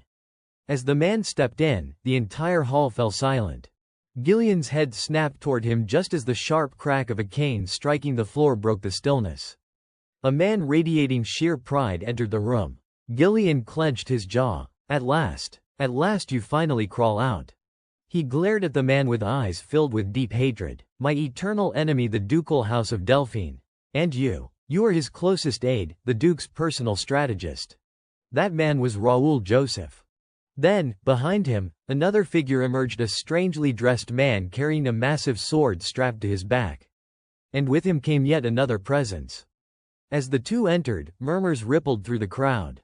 They were men of Duke Delphine. Nothing good ever came from getting involved with them. Best to stay clear. TCH, just when the atmosphere had finally settled, Joseph strode forward, ignoring the whispers, and said, "It has been a while, Marquis Brantford." Brantford glanced at him with mild disinterest. "Duke Joseph. I thought a man like you had little interest in such gatherings," he replied, wearing an expression that was anything but welcoming. "I only came for a brief audience," Joseph said smoothly. "I heard you have taken in a young lion cub. The one everyone's talking about must be Ghislaine." Brantford's eyes sharpened at that name, his tone turning cold. "Even so, that hardly seems like something a duke should trouble himself over." "Who is the one behind you?" Brantford asked. Joseph replied curtly, "My personal guard. Not something a marquis should concern himself with." A knight standing beside Brantford stepped forward, his voice stern. "Even if you are the duke's escort, you will still show your face." Then he barked, "You there, remove your helmet." The guard behind Joseph said nothing. The silence made Brantford's knight bristle, his hand tightening around the hilt of his sword. "Did you not hear me?" he barked. Sensing the tension rise, Brantford raised a hand. "Enough, Tun Leo." His eyes, cold and sharp, fixed on Joseph. "You have come a long way, Your Grace. I suggest you conserve your strength. Do not let the name of House Delphine be stained by your own recklessness." At that, Joseph narrowed his eyes slightly. "I appreciate your concern, Marquis." Watching them leave, Brantford's expression darkened. Even with Raoul, one of the Duke's key men present in the capital, not a single report had reached him. Somehow, they would manage to slip past his network entirely. Just how far had the Duke's reach spread across the capital? Meanwhile, Joseph and his escort approached Ghislaine. The young man met them with a cold, steady gaze, four eyes locking like sparks colliding in the air. Joseph spoke first, his tone cutting through the silence. "Do you know who I am?" Ghislaine's expression remained calm. "Yes, Your Grace. I have heard much about you back in the capital." Joseph smirked faintly. "And I have heard quite a bit about you as well, Baron Ghislaine Fenris. Word is, you have accomplished quite a lot in the north." Ghislaine thought to himself, of course he knows. Every scheme to overthrow Père bears his hand. He stayed silent, guarded. Joseph continued, "Enough with pleasantries. Why do not we move somewhere more private? There are things I would rather not discuss out in the open." The two of them relocated to a quiet tea table. Joseph got straight to the point. "Let us be direct. We have taken an interest in your cosmetic formulas. Rumor has it that one of your products worked wonders, so much so that Lady Rosalind's skin regained its radiance. That is why I came to the capital myself. In fact, we have been developing a similar product." But Ghislaine's attention was not on Joseph. His gaze lingered subtly on the guard, standing behind the Duke. After a brief pause, he spoke evenly, "If you intend to discuss an exclusive contract or a technology exchange, I must decline." Joseph cut him off, his tone suddenly heavier. "No, I am not here for dull business propositions. What I am asking is, how does someone as talented as you content himself with rotting away in some backwater northern province, and yet, by some twist of fate, you suddenly shine leading armies, winning wars, earning your place in the capital? Tell me, Baron. Was it luck, or was it skill?" The menace behind his words was unmistakable. Ghislaine showed no trace of fear as he replied evenly, "I have merely taken the time to learn a thing or two, that is all." Joseph's lips curved faintly. "Is that so? Then come to House Delphine. Talent and ability both have expiration dates. Stay too long in a harsh land like the North, and before your skills can truly flourish, you will already be ground down by savages and endless wars, your life ending in obscurity. I have seen more than a few brilliant young men like you buried that way." Extending a hand, he continued, "If you serve under the Duke, you won't have to worry about such things anymore. We have the power to make those fears disappear." Ghislaine did not hesitate. "I have already joined the prince's faction," he said firmly. Joseph, undeterred, smiled as if speaking to a stubborn child. "To say you have devoted yourself entirely might be a bit of a stretch. You have only dipped your toes in, have not you? I can grant you a fine southern domain, one worthy of you and your father both.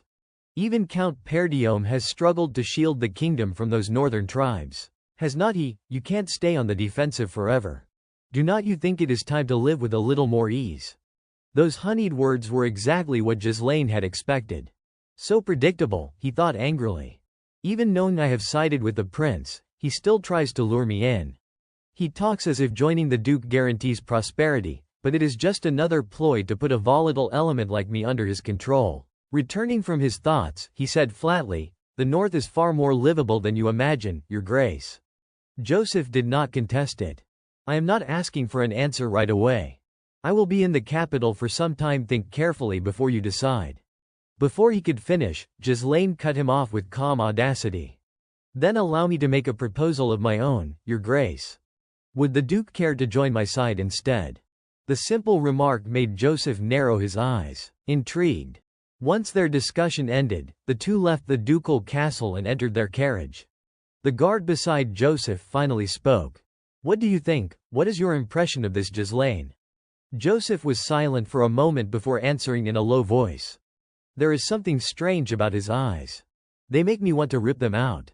The guard replied coldly, "He wanted to kill you. I could sense it. He kept probing me, measuring my strength, wondering how he might get past me to strike you down.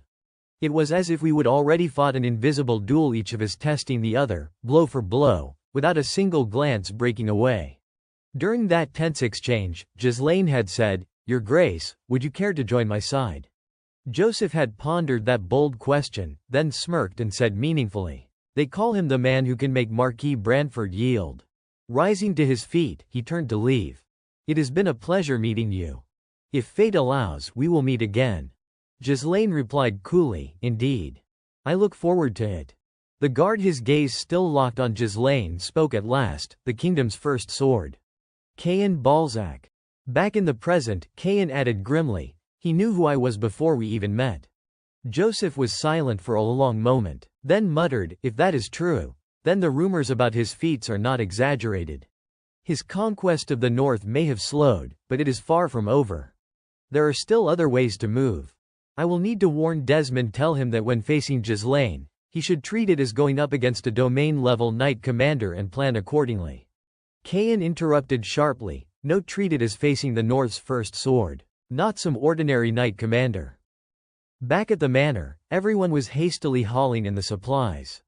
Sal called out, "Come on, pack everything up. Do not leave a single item behind. If even one coin goes missing, you will know what happens." He chuckled darkly. "Are these all the supplies the Marquis sent us? Move all the provisions over here." Scene cuts to Ghislaine, who was speaking with Rosalind. He said, "I am preparing to head back north." Rosalind was surprised. "So soon?" He nodded. "Yes. There is still so much to be done." Then, glancing at her and hesitating slightly, he added, "As I mentioned before, I will give you control over distribution, 300,000 gold, as you promised." He looked at her expectantly. Rosalind thought for a moment and replied, "Is money all you wanted to talk to me about?" Ghislaine paused for a few seconds, then said, "We are in a patron-client relationship. After all." She pursed her lips. "You are painfully blunt." She sighed. "As a patron, I want to know more about the Baron. That is how mutual understanding deepens. For example, what are you aiming for, living such a life of unremitting work?" Ghislaine met her gaze, then turned his eyes away and answered, "Nothing special. My goal is simply to have enough to eat and keep warm." The offhand reply annoyed Rosalind. "You are not honest at all. If that really were your goal, you would join Duke Delphine's faction, as Viscount Joseph suggested, not the prince's." Ghislaine fell silent for a moment, then said, "That is because I, as the heir of Perdiomme and Lord of Fenris, have set a goal. To achieve it, I need your strength, but I won't share my burden and force you to bear it." His words made Rosalind visibly taken aback. "Why not? Burdens should be shared." Before she could finish, Ghislaine took her small hand. She was startled and dropped her fan. He bent and kissed her hand. The gesture left Rosalind frozen, her face flushed and awkward. He added quietly, "Because I truly hope you will be happy." After those words, he turned and left, leaving Rosalind standing there, dazed and pensive. Ghislaine walked away with a thoughtful expression. The Marquis Brantford's banquet had ended on a high note. He had refused Raoul's offer and preserved Brantford's dignity. Meanwhile, supplies meant for the Brabant territory had been rerouted to Fenris and Perdiomme. Moreover, under Brantford's name, the peasants of both territories received tax relief and special treatment. As a result, he had gathered over 50,000 subjects from royal domains to migrate here. The dwarf slaves, their precious labor force, had also been sent to Fenris. Because of these moves, no one dared to regard their lands as small or impoverished any longer. Still, those bastards showing up at the Marquise's place meant they were plotting something else against us. Hesitate for a moment, and we will be crushed. Duke Delphine, I will kill you and erase every trace of your kind from this world. Scene shifts to the Fenris domain. A man with hands and feet shackled was trudging forward, followed by several others bound the same way. One of the men behind called out, "Galveric, it sounds like the Lord has arrived." At that, Wolf 8 glanced ahead. In the city, the people cheered, "The Lord has returned." Seeing the crowds gathered on both sides of the road, Belinda exclaimed, "Good heavens, everyone's out here, but with all that he has done, I can't say I am surprised they are welcoming him like this." Following the cheers of the citizens came murmurs from among the prisoners. "These people sure are excited," one said. "Honestly, I have never seen a territory like this. I heard their lord even builds new houses for the common folk and swore that no one under his rule would go hungry. No wonder they adore him so much." Hearing that, Galveric let out a dry sigh. "Do not forget, we have been fooled more than once. A noble is still a noble. He is just another piece of trash who only cares about filling his own stomach." Picking up on his tone, one of the men behind him asked, "Galveric, are you saying we should go through with the plan?" He answered calmly, "Yeah. Proceed as planned." Their figures came into Ghislaine's line of sight, and for a few seconds, he stood silently, lost in thought. Belinda nudged him lightly. "What are you doing, young master? At least wave to the people." At her urging, he gave a half-hearted wave. Amid the warm welcome, Claude grinned broadly. "Nothing beats being home. We are loaded with money now, so let us just take it easy." Before he could finish, Ghislaine interjected coldly, "Claude, tell Lowell to organize the documents I gave him and bring them to my office." Claude blinked. "Wait, seriously, we just got back and you are already diving into work. Should not everyone at least get a break?" Ghislaine replied without emotion, "A slave like you does not need rest. You had enough of that in the capital." Then, without further discussion, he ordered a council meeting to be held immediately. In the office, the group gathered to discuss territorial affairs. Ghislaine turned to the man beside him. "Lowell, is everything still stable on Steward Homerion's side?" Lowell nodded. "Yes, my lord." Ghislaine continued, "Tell him I will pay his territory a visit soon." Then, returning to business, he asked, "Report on the situation during my absence." Lowell glanced at the records in his hand and began, "As for the management of the territory, we followed your instructions to the letter while you were in the capital." Ghislaine asked next, "And what about the infrastructure projects within the domain?" Alfoy spoke up before Lowell could answer. "On my way here, I took a quick look around. Seems like during the time Jillian and I were gone, the roads and waterways have already been repaired, huh?" Jillian tapped his staff against the floor, reminding him sharply, "Use proper titles when addressing the Lord." Lowell went on, "Additionally, the factory and the granary are nearly complete. Once we assign the newly acquired dwarf slaves from Homerion to work there, the remaining tasks should be finished quickly. More importantly, this year's agricultural yield is quite substantial. We likely won't need to purchase grain from the Merchant Guild anymore." Belinda tilted her head.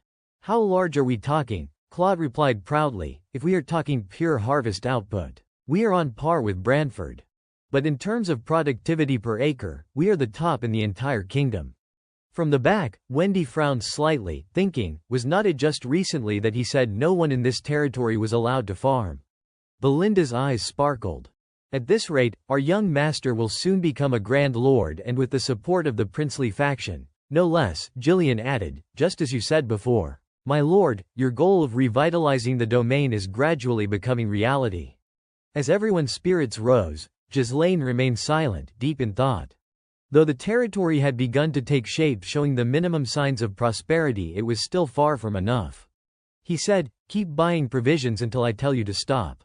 We also need to expand the civilian quarter. Prepare land for that now." Claude jumped at the order. "What do you mean by that?" he asked. Ghislaine replied, "From now on, we prepare for war." The room echoed, "War?" Claude blurted out. "Wait, what do you mean? Who would dare attack the domain of a lord who is allied with the princely faction and under Duke Branford's protection? Ghislaine's voice went cold. Desmond or Rayford? Read those reports first.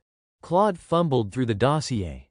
Desmond's domain is mustering troops and training knights on a large scale. They are even recruiting freelance cavalry. Trade records show bulk purchases of weapons and iron ore.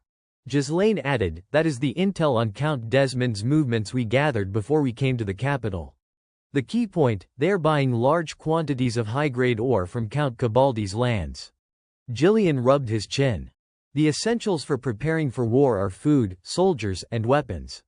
Iron ore is critical for forging and repairing arms. You mean their procurement levels are way above peacetime norms, right? Sao chimed in. Bottom line, a war could actually break out, right? Alfoy grabbed his head, swore, and said, damn it, do we have to fight that kind of war again? Gillian fell quiet, worry etching his face.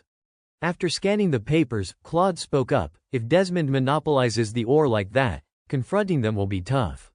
To raise our domain's overall capability, iron ore is indispensable. But you know Count Cabaldi would never sell to us, right? Ghislaine nodded. Exactly. At this point, assume Count Cabaldi has already sided with Duke Delphine. If we go looking for ore now, they could already be set for territorial war. He continued, our situation is tricky. Silence fell over the room. Then Ghislaine said, all right, here's the plan. Every eye turned to him, expectant. He smiled. We strike Count Cabaldi's lands first. The words barely left his mouth before the room felt the impact. Everyone turned to stare at him. Cut to Count Cabaldi's domain, Castle Cabi. He popped a grape into his mouth, bit down hard, then spat the seed onto the table, drawing the attention of the man opposite him. No, I said. What did you just say? The North's foremost swordsman, Harade, stayed calm. We have received reports from the Duke's people investigating Fenris. Lord Ghislaine Fenris, they say you should treat him like you would face the North's top blade. He is unpredictable. You should be ready for war. Cabaldi fell quiet for a moment, then smiled. Why are you telling me this? You are the one who is supposed to go to war, Harade. He repeated, sharper this time, you are the one who should fight, Harade. Cabaldi's smile turned calculating. What is the matter? You have gotten soft since getting roughed up. Who would dare attack this place anyway? And you tell me to prepare for war. Have you forgotten the deep moat around the city? I had 2 additional curtain walls built stronger than most castles. Our defensive arsenal is forged with the North's best metallurgy. This fortress has been handed down through my family for generations. It is the most impregnable stronghold we own. You see this, and you still tell me to beef up defenses. Forgive me, Rayford, but you should worry about yourself. Did not we just lose a priceless secret weapon? Rayford bristled with fury. He clenched his fists. Anger burned in his eyes. Cut back to the Fenris domain. Kaur and Gillian pressed their palms to their chests in salute, and Belinda dipped her head as Ghislaine strode past. He wore black armor, hands clenched, gaze resolute as he stepped forward in front of a formidable force. He looked to his men and praised them, good spirit. I know it is not easy to put your trust in someone without promise of coin. Yet you followed me here. As I vowed, I will make all 200 of you proper knights. From today, the Fenris Knight Corps is officially formed. He drove his sword point into the ground as the troops roared in determination. Inside a nearby tent, Claude muttered in awe, this is madness. I can't tell whether this will actually work. He turned to Wendy. What do you think? She was lost in thought and did not answer. Back in the meeting room, Ghislaine had said, we will strike Count Cabaldi's lands first. The statement stunned everyone. Claude exploded. Why are you switching targets? Counts Rayford and Cabaldi pretend to be neutral nobles. But they have sided with the Duke. They are sacrificial pawns that let the Duke operate freely in the north. In short, Cabaldi is our enemy. Besides, if we win this campaign, their iron ore becomes ours. This is a perfect chance to stifle the enemy's growth and accelerate ours. His words sank the room into silence once more. After pondering for a while, Claude finally asked, so, how exactly do you plan to attack them? Gillian followed up. The military strength of Cabi is known to be among the most formidable in the entire north. Kaur nodded in agreement. That is right. And let us be honest, setting aside other factors, Both in terms of quantity and quality, our forces are not even close to being ready for a full-scale territorial war. Sensing their unease, Ghislaine spoke calmly. That is precisely why I am going to turn all 200 of our mercenaries into knights capable of wielding mana. They say a single well-trained knight can fight on par with 100 ordinary soldiers. If we create a corps of 200 mana knights, that means we will possess the combat strength equivalent to 20,000 troops. Belinda blinked in disbelief.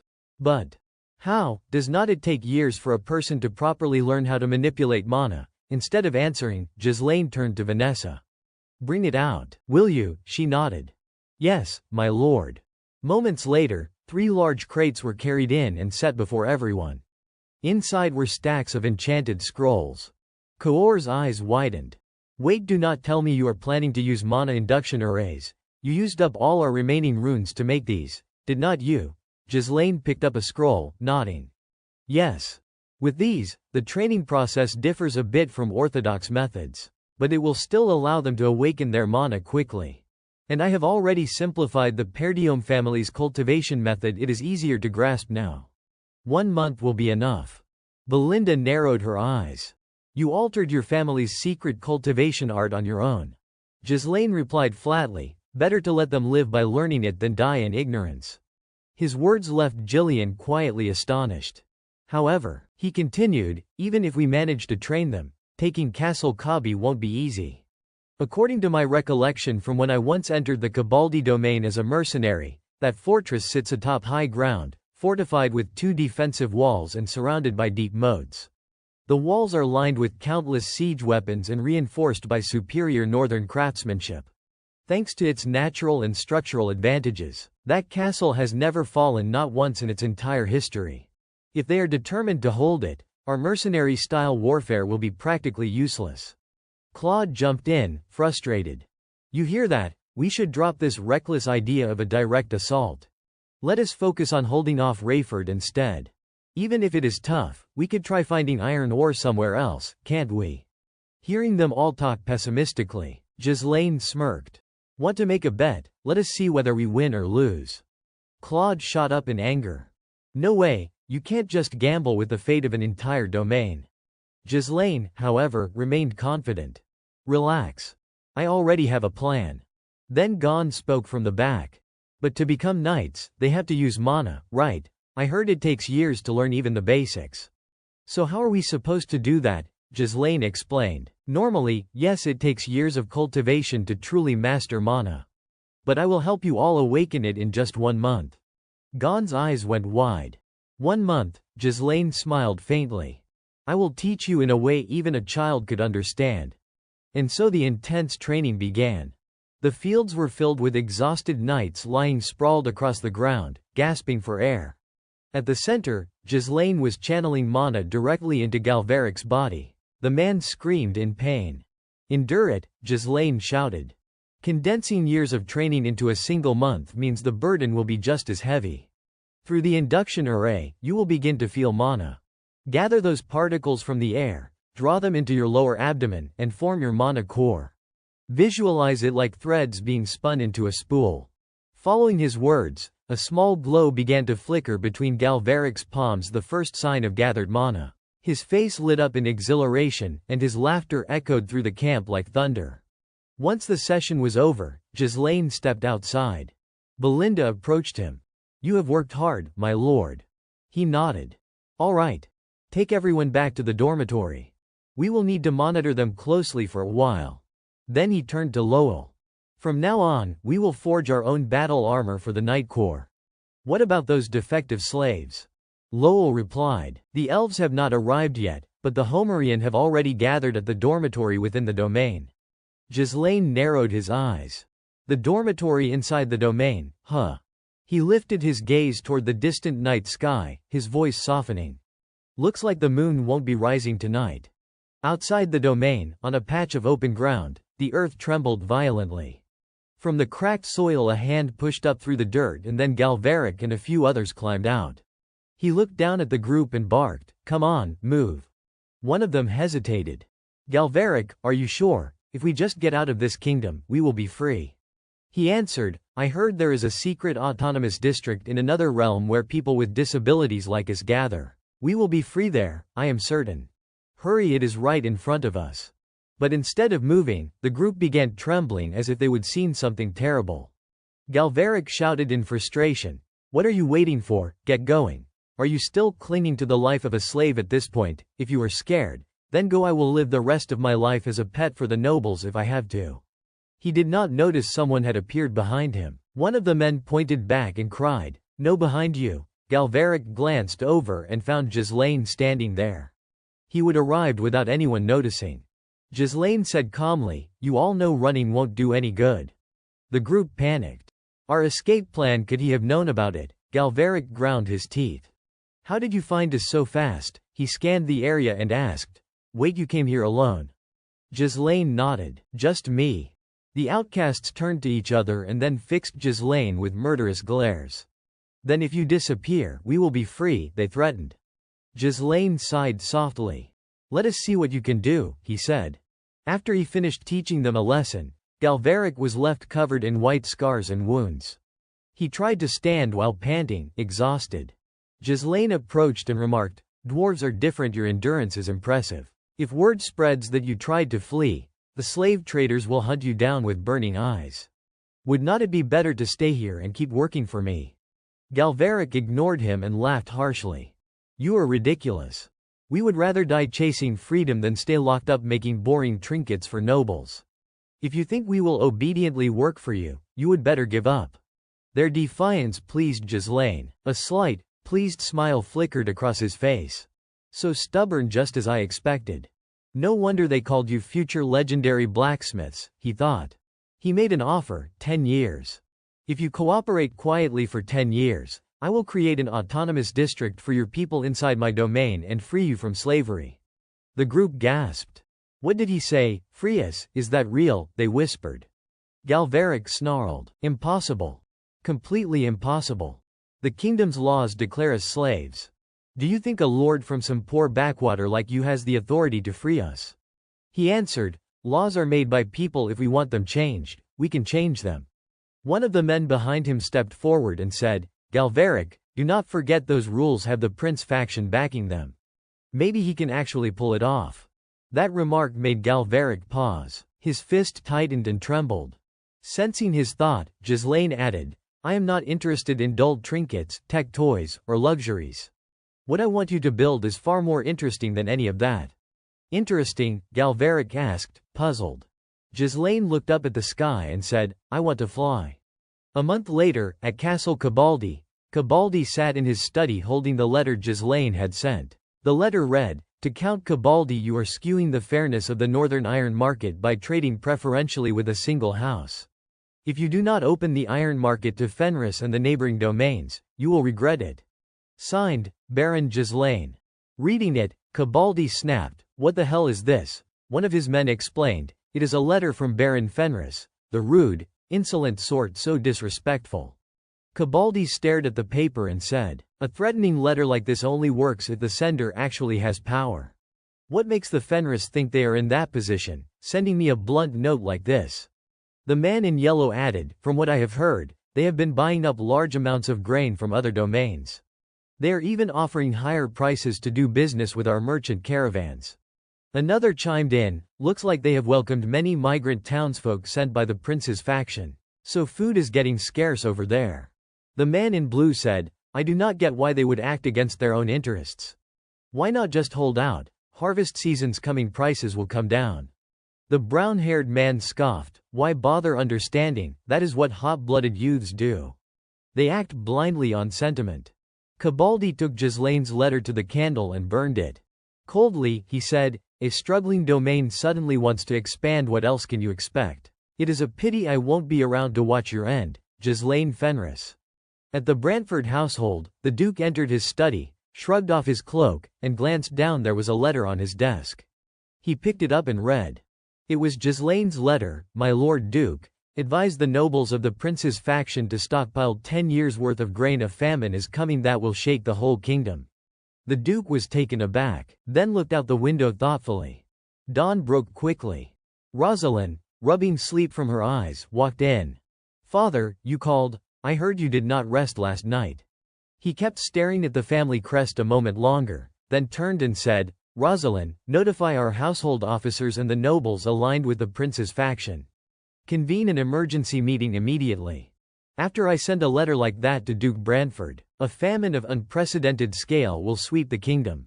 The weather turned harsh and dry, rivers ran low, crops withered and died. People starved. Chaos erupted as everyone fought for food. It was a catastrophic disaster recorded in history." In his study, Ghislaine fell quiet for a long moment, then murmured to himself, "Now is the time." At Count Cabaldi's place he barked, "Signs of unrest are popping up everywhere. This is definitely a drought. Food prices are still skyrocketing. How can the climate go this abnormal with no warning? Have the nobles aligned with the prince already stockpiled food? There are rumors that Fenris's harvests are still abundant despite the drought." He slammed his fist on the table in anger. "Damn it, food supplies are running out. What the hell is Desmond doing? We should have taken Fenris earlier to seize their grain and land." One man answered, "About that. Desmond asks for a little more patience. It seems Desmond himself is dealing with trouble, so he missed the chance to strike." Cabaldi ground his teeth. "Damn idiot. When are those people going to send our supplies?" The brown-haired man spoke up, "My lord, there is another way we can quickly secure provisions. We could trade iron to Baron Fenris as he requested, in exchange for food." That suggestion enraged the other barons. The man in yellow snapped, "What did you just say? Fenris is backed by the prince's faction. If we hand him iron, won't that anger the dukes?" Another added, "Besides, the reinforcements will arrive soon anyway. The duke's house and Desmond promised aid, so let us hold out a bit longer. But we are at the limit of what we can requisition from the populace. We are already using the Night Corps to suppress unrest." Still, he is right. If supplies run out and soldiers start starving, this fortress which has never been taken in our history could be undone by an internal uprising. Those were exactly the fears Cabaldi had been trying to avoid. He bowed his head, then said, "And now you want me to kowtow to that brat?" He clenched his teeth, sweat pouring down his face, and ordered, "Send 2 men to Fenris. Give them iron and bring food back here." The barons were stunned. The brown-haired man nodded. "Yes, my lord." He tightened his fist and hissed, "Still, Baron Fenris will die by the duke's hand eventually. Giving him ore now won't change that. And if the duke's house or Desmond makes trouble over this, tell them to try to take my keep. No one will shake these walls." Then he pointed at the soldiers, "What are you standing there for? Send men at once before we starve." A mounted knight stammered, My lord, perhaps that won't be necessary. Baron Fenris has already marched his forces to our gates." The news left Cabaldi frozen, sweat streaming from his brow. "What?" he muttered. Outside the domain, Ghislaine's troop had indeed arrived. Galveric complained, "This armor is heavy, it gets in the way everywhere." A companion replied, "Quiet. The dwarves had to use twice the usual amount of blood python material just to make a suit that fits your frame." Galveric puffed out his chest and slapped himself, "Now I can operate mana even without fancy gear. My perfect muscles will stay unbroken." The other man swung his fist at the armor but could not dent it. He stepped forward and murmured, "Solid as hell. Dwarf armor is something else." Galveric led the cavalry forward and shouted, "All units, charge." Behind him, Kaor and Gillian stood ready for battle. He smiled and called out, "Fenris Knight Regiment, advance." Seeing the force moving toward his keep, Cabaldi and the other dukes looked down from the battlements with growing fear. One of them muttered, "Fenris's army has surrounded us." The drought drained the moats dry at the worst possible time. What is that force even? Can a poor baron really field something like that? Did the prince's faction secretly send reinforcements? Cabaldi snapped, "Quiet, what can they do against our fortress? With our heavy defenses and siege weapons, they won't even step into the shadow of these walls." Down below, Ghislaine called up, "Baron Cabaldi, you received my letter?" "Yes." From the battlements a shout came back, "Ghislaine Fenris, what is the meaning of this? How dare you bring an army here without warning?" He answered coldly, "Everything I wanted to say was in that letter. I warned you, open your iron markets or you will regret it." "Enough," the brown-haired man snarled through his teeth. "You brat, you think that justifies this?" The silver-haired one snapped. "You think you can invent any excuse and march into another noble's lands like this?" Cabaldi threatened, "If you want a proper war, Prepare a formal declaration of war. I will not tolerate anyone trampling aristocratic protocol. Ghislaine muttered, declare war, huh? Then he pointed behind him, had someone step forward and handed him a bow. He notched an arrow, aimed up toward the wall. Cabaldi immediately ordered his men to form up to absorb the shot. That madman shields up, protect the Baron, someone bellowed from above. Gillian remarked, those walls are high. He seemed to have expected that. Ghislaine drew the string tight, lowered his horse's center of gravity, and loosed the arrow. It flew straight and true, pierced a shield, passed through a soldier's head, and took off one of Cabaldi's ears. The Baron froze, his face draining of color. From below, Ghislaine declared, consider this my declaration of war. Cut to the capital Cadena, an emergency meeting was in session at Brantford's house. Someone announced, Baron Fenris has initiated an interdomain war. A helmeted man said, thanks to his warning, we can survive the famine with the stockpiles we collected. The man in black added, why would he start a war at a time like this? Brantford braced himself and asked, on what grounds did he start it? The reply came, because Baron Cabaldi refused to open his iron markets to Fenris and neighboring lands. Through this episode, investigators discovered that Baron Cabi had effectively monopolized iron trade with Desmond's domain. The helmeted man shrugged. If he wanted a pretext, he could manufacture one. The man in red said, what is there to debate? Before this spirals further, we must expel him from the prince's faction. The man in blue agreed, sounds about right. Another added, while we are busy trying to survive the drought's fallout, that man is off starting pointless wars. The white-haired man spoke with a mocking smile. It seems to me that you just have a personal grudge against him. Do not you? His remark made the brown-haired man flare up. What did you just say? Sensing that things were about to get out of hand, Rosalind quickly stepped forward and said, please, everyone, calm down. What we need now is a solution to the tension that has arisen in the north. What is done, arguing over it won't do us any good and will only waste precious time. The brown-haired man let out a cold huff. Oh, I am calm, so calm I can't even put it into words. But anyone can see that what that man's doing is nothing but bait for the Duke's faction to use against us. At that moment, someone entered from outside and said with an amused tone, I agree with that statement, dear nobles of the prince's faction. The Dukes turned in surprise, shouting, you are from the Duke's family.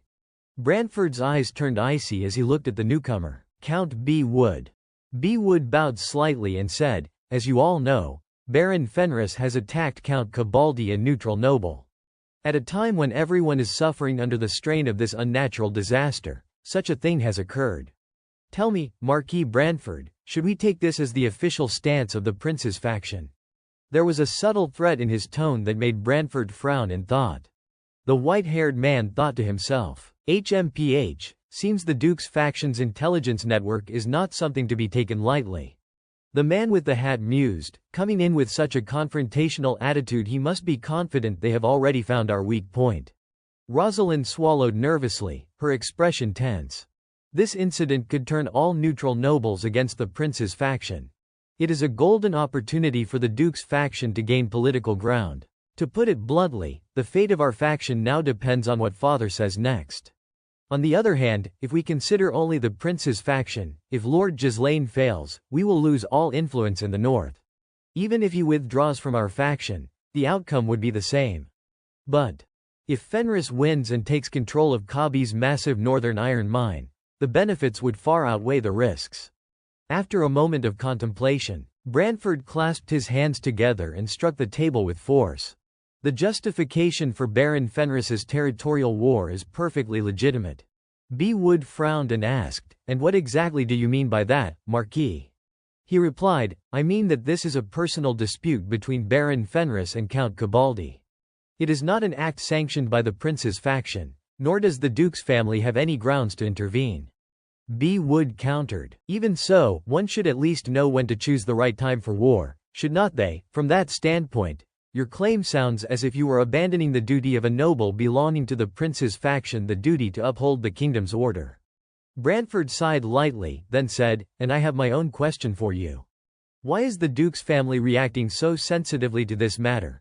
It almost sounds as though Count Cabaldi has already become one of your vassals. Scene shifts to the Baron's castle. A loud cry rings out from the battlements, drawing everyone's attention. He evaluates aloud, that strike on the wall just now definitely not something to be taken lightly. Kaor adds, that fat noble looks like you won't be wearing that earring much longer. A soldier rushes forward, shouting, "My lord, staunch the bleeding." The baron clutches his ear and bellows, "All forces, take your positions. Those bastards make those vermin pay. Show them the might of Castle Kabi, the fortress that has never fallen in our history." The troops answer in unison, "Yes, sir." The archers take up their positions and ready the bolts. As soon as the order is given, the men prepare to strike. Down below, Jillian reports, they are getting ready to attack. He nods in confirmation. True to form for a place built on defense, their response is fast. Preparations complete. A soldier shouts, "All crossbows loaded and ready." Cabaldi roars, "Attack." Immediately a rain of bolts flies toward him. He and everyone with him remain unnervingly calm. He reaches back, tightens his grip on his sword, and steadies to block. The shields do their job, stopping a great number of arrows. He swings his sword and slices through the incoming bolts with ease. The others swing their blades to parry as well. When the smoke clears after that volley, Ghislaine and his forces are still there, unharmed, no losses at all. Seeing that, Cabaldi grits his teeth in anger. Ghislaine sheaths his sword and says with a sneer, "Is that all you have got?" Then he turns his mount and calls out, "All units, pull back to the main camp, prepare for the next engagement."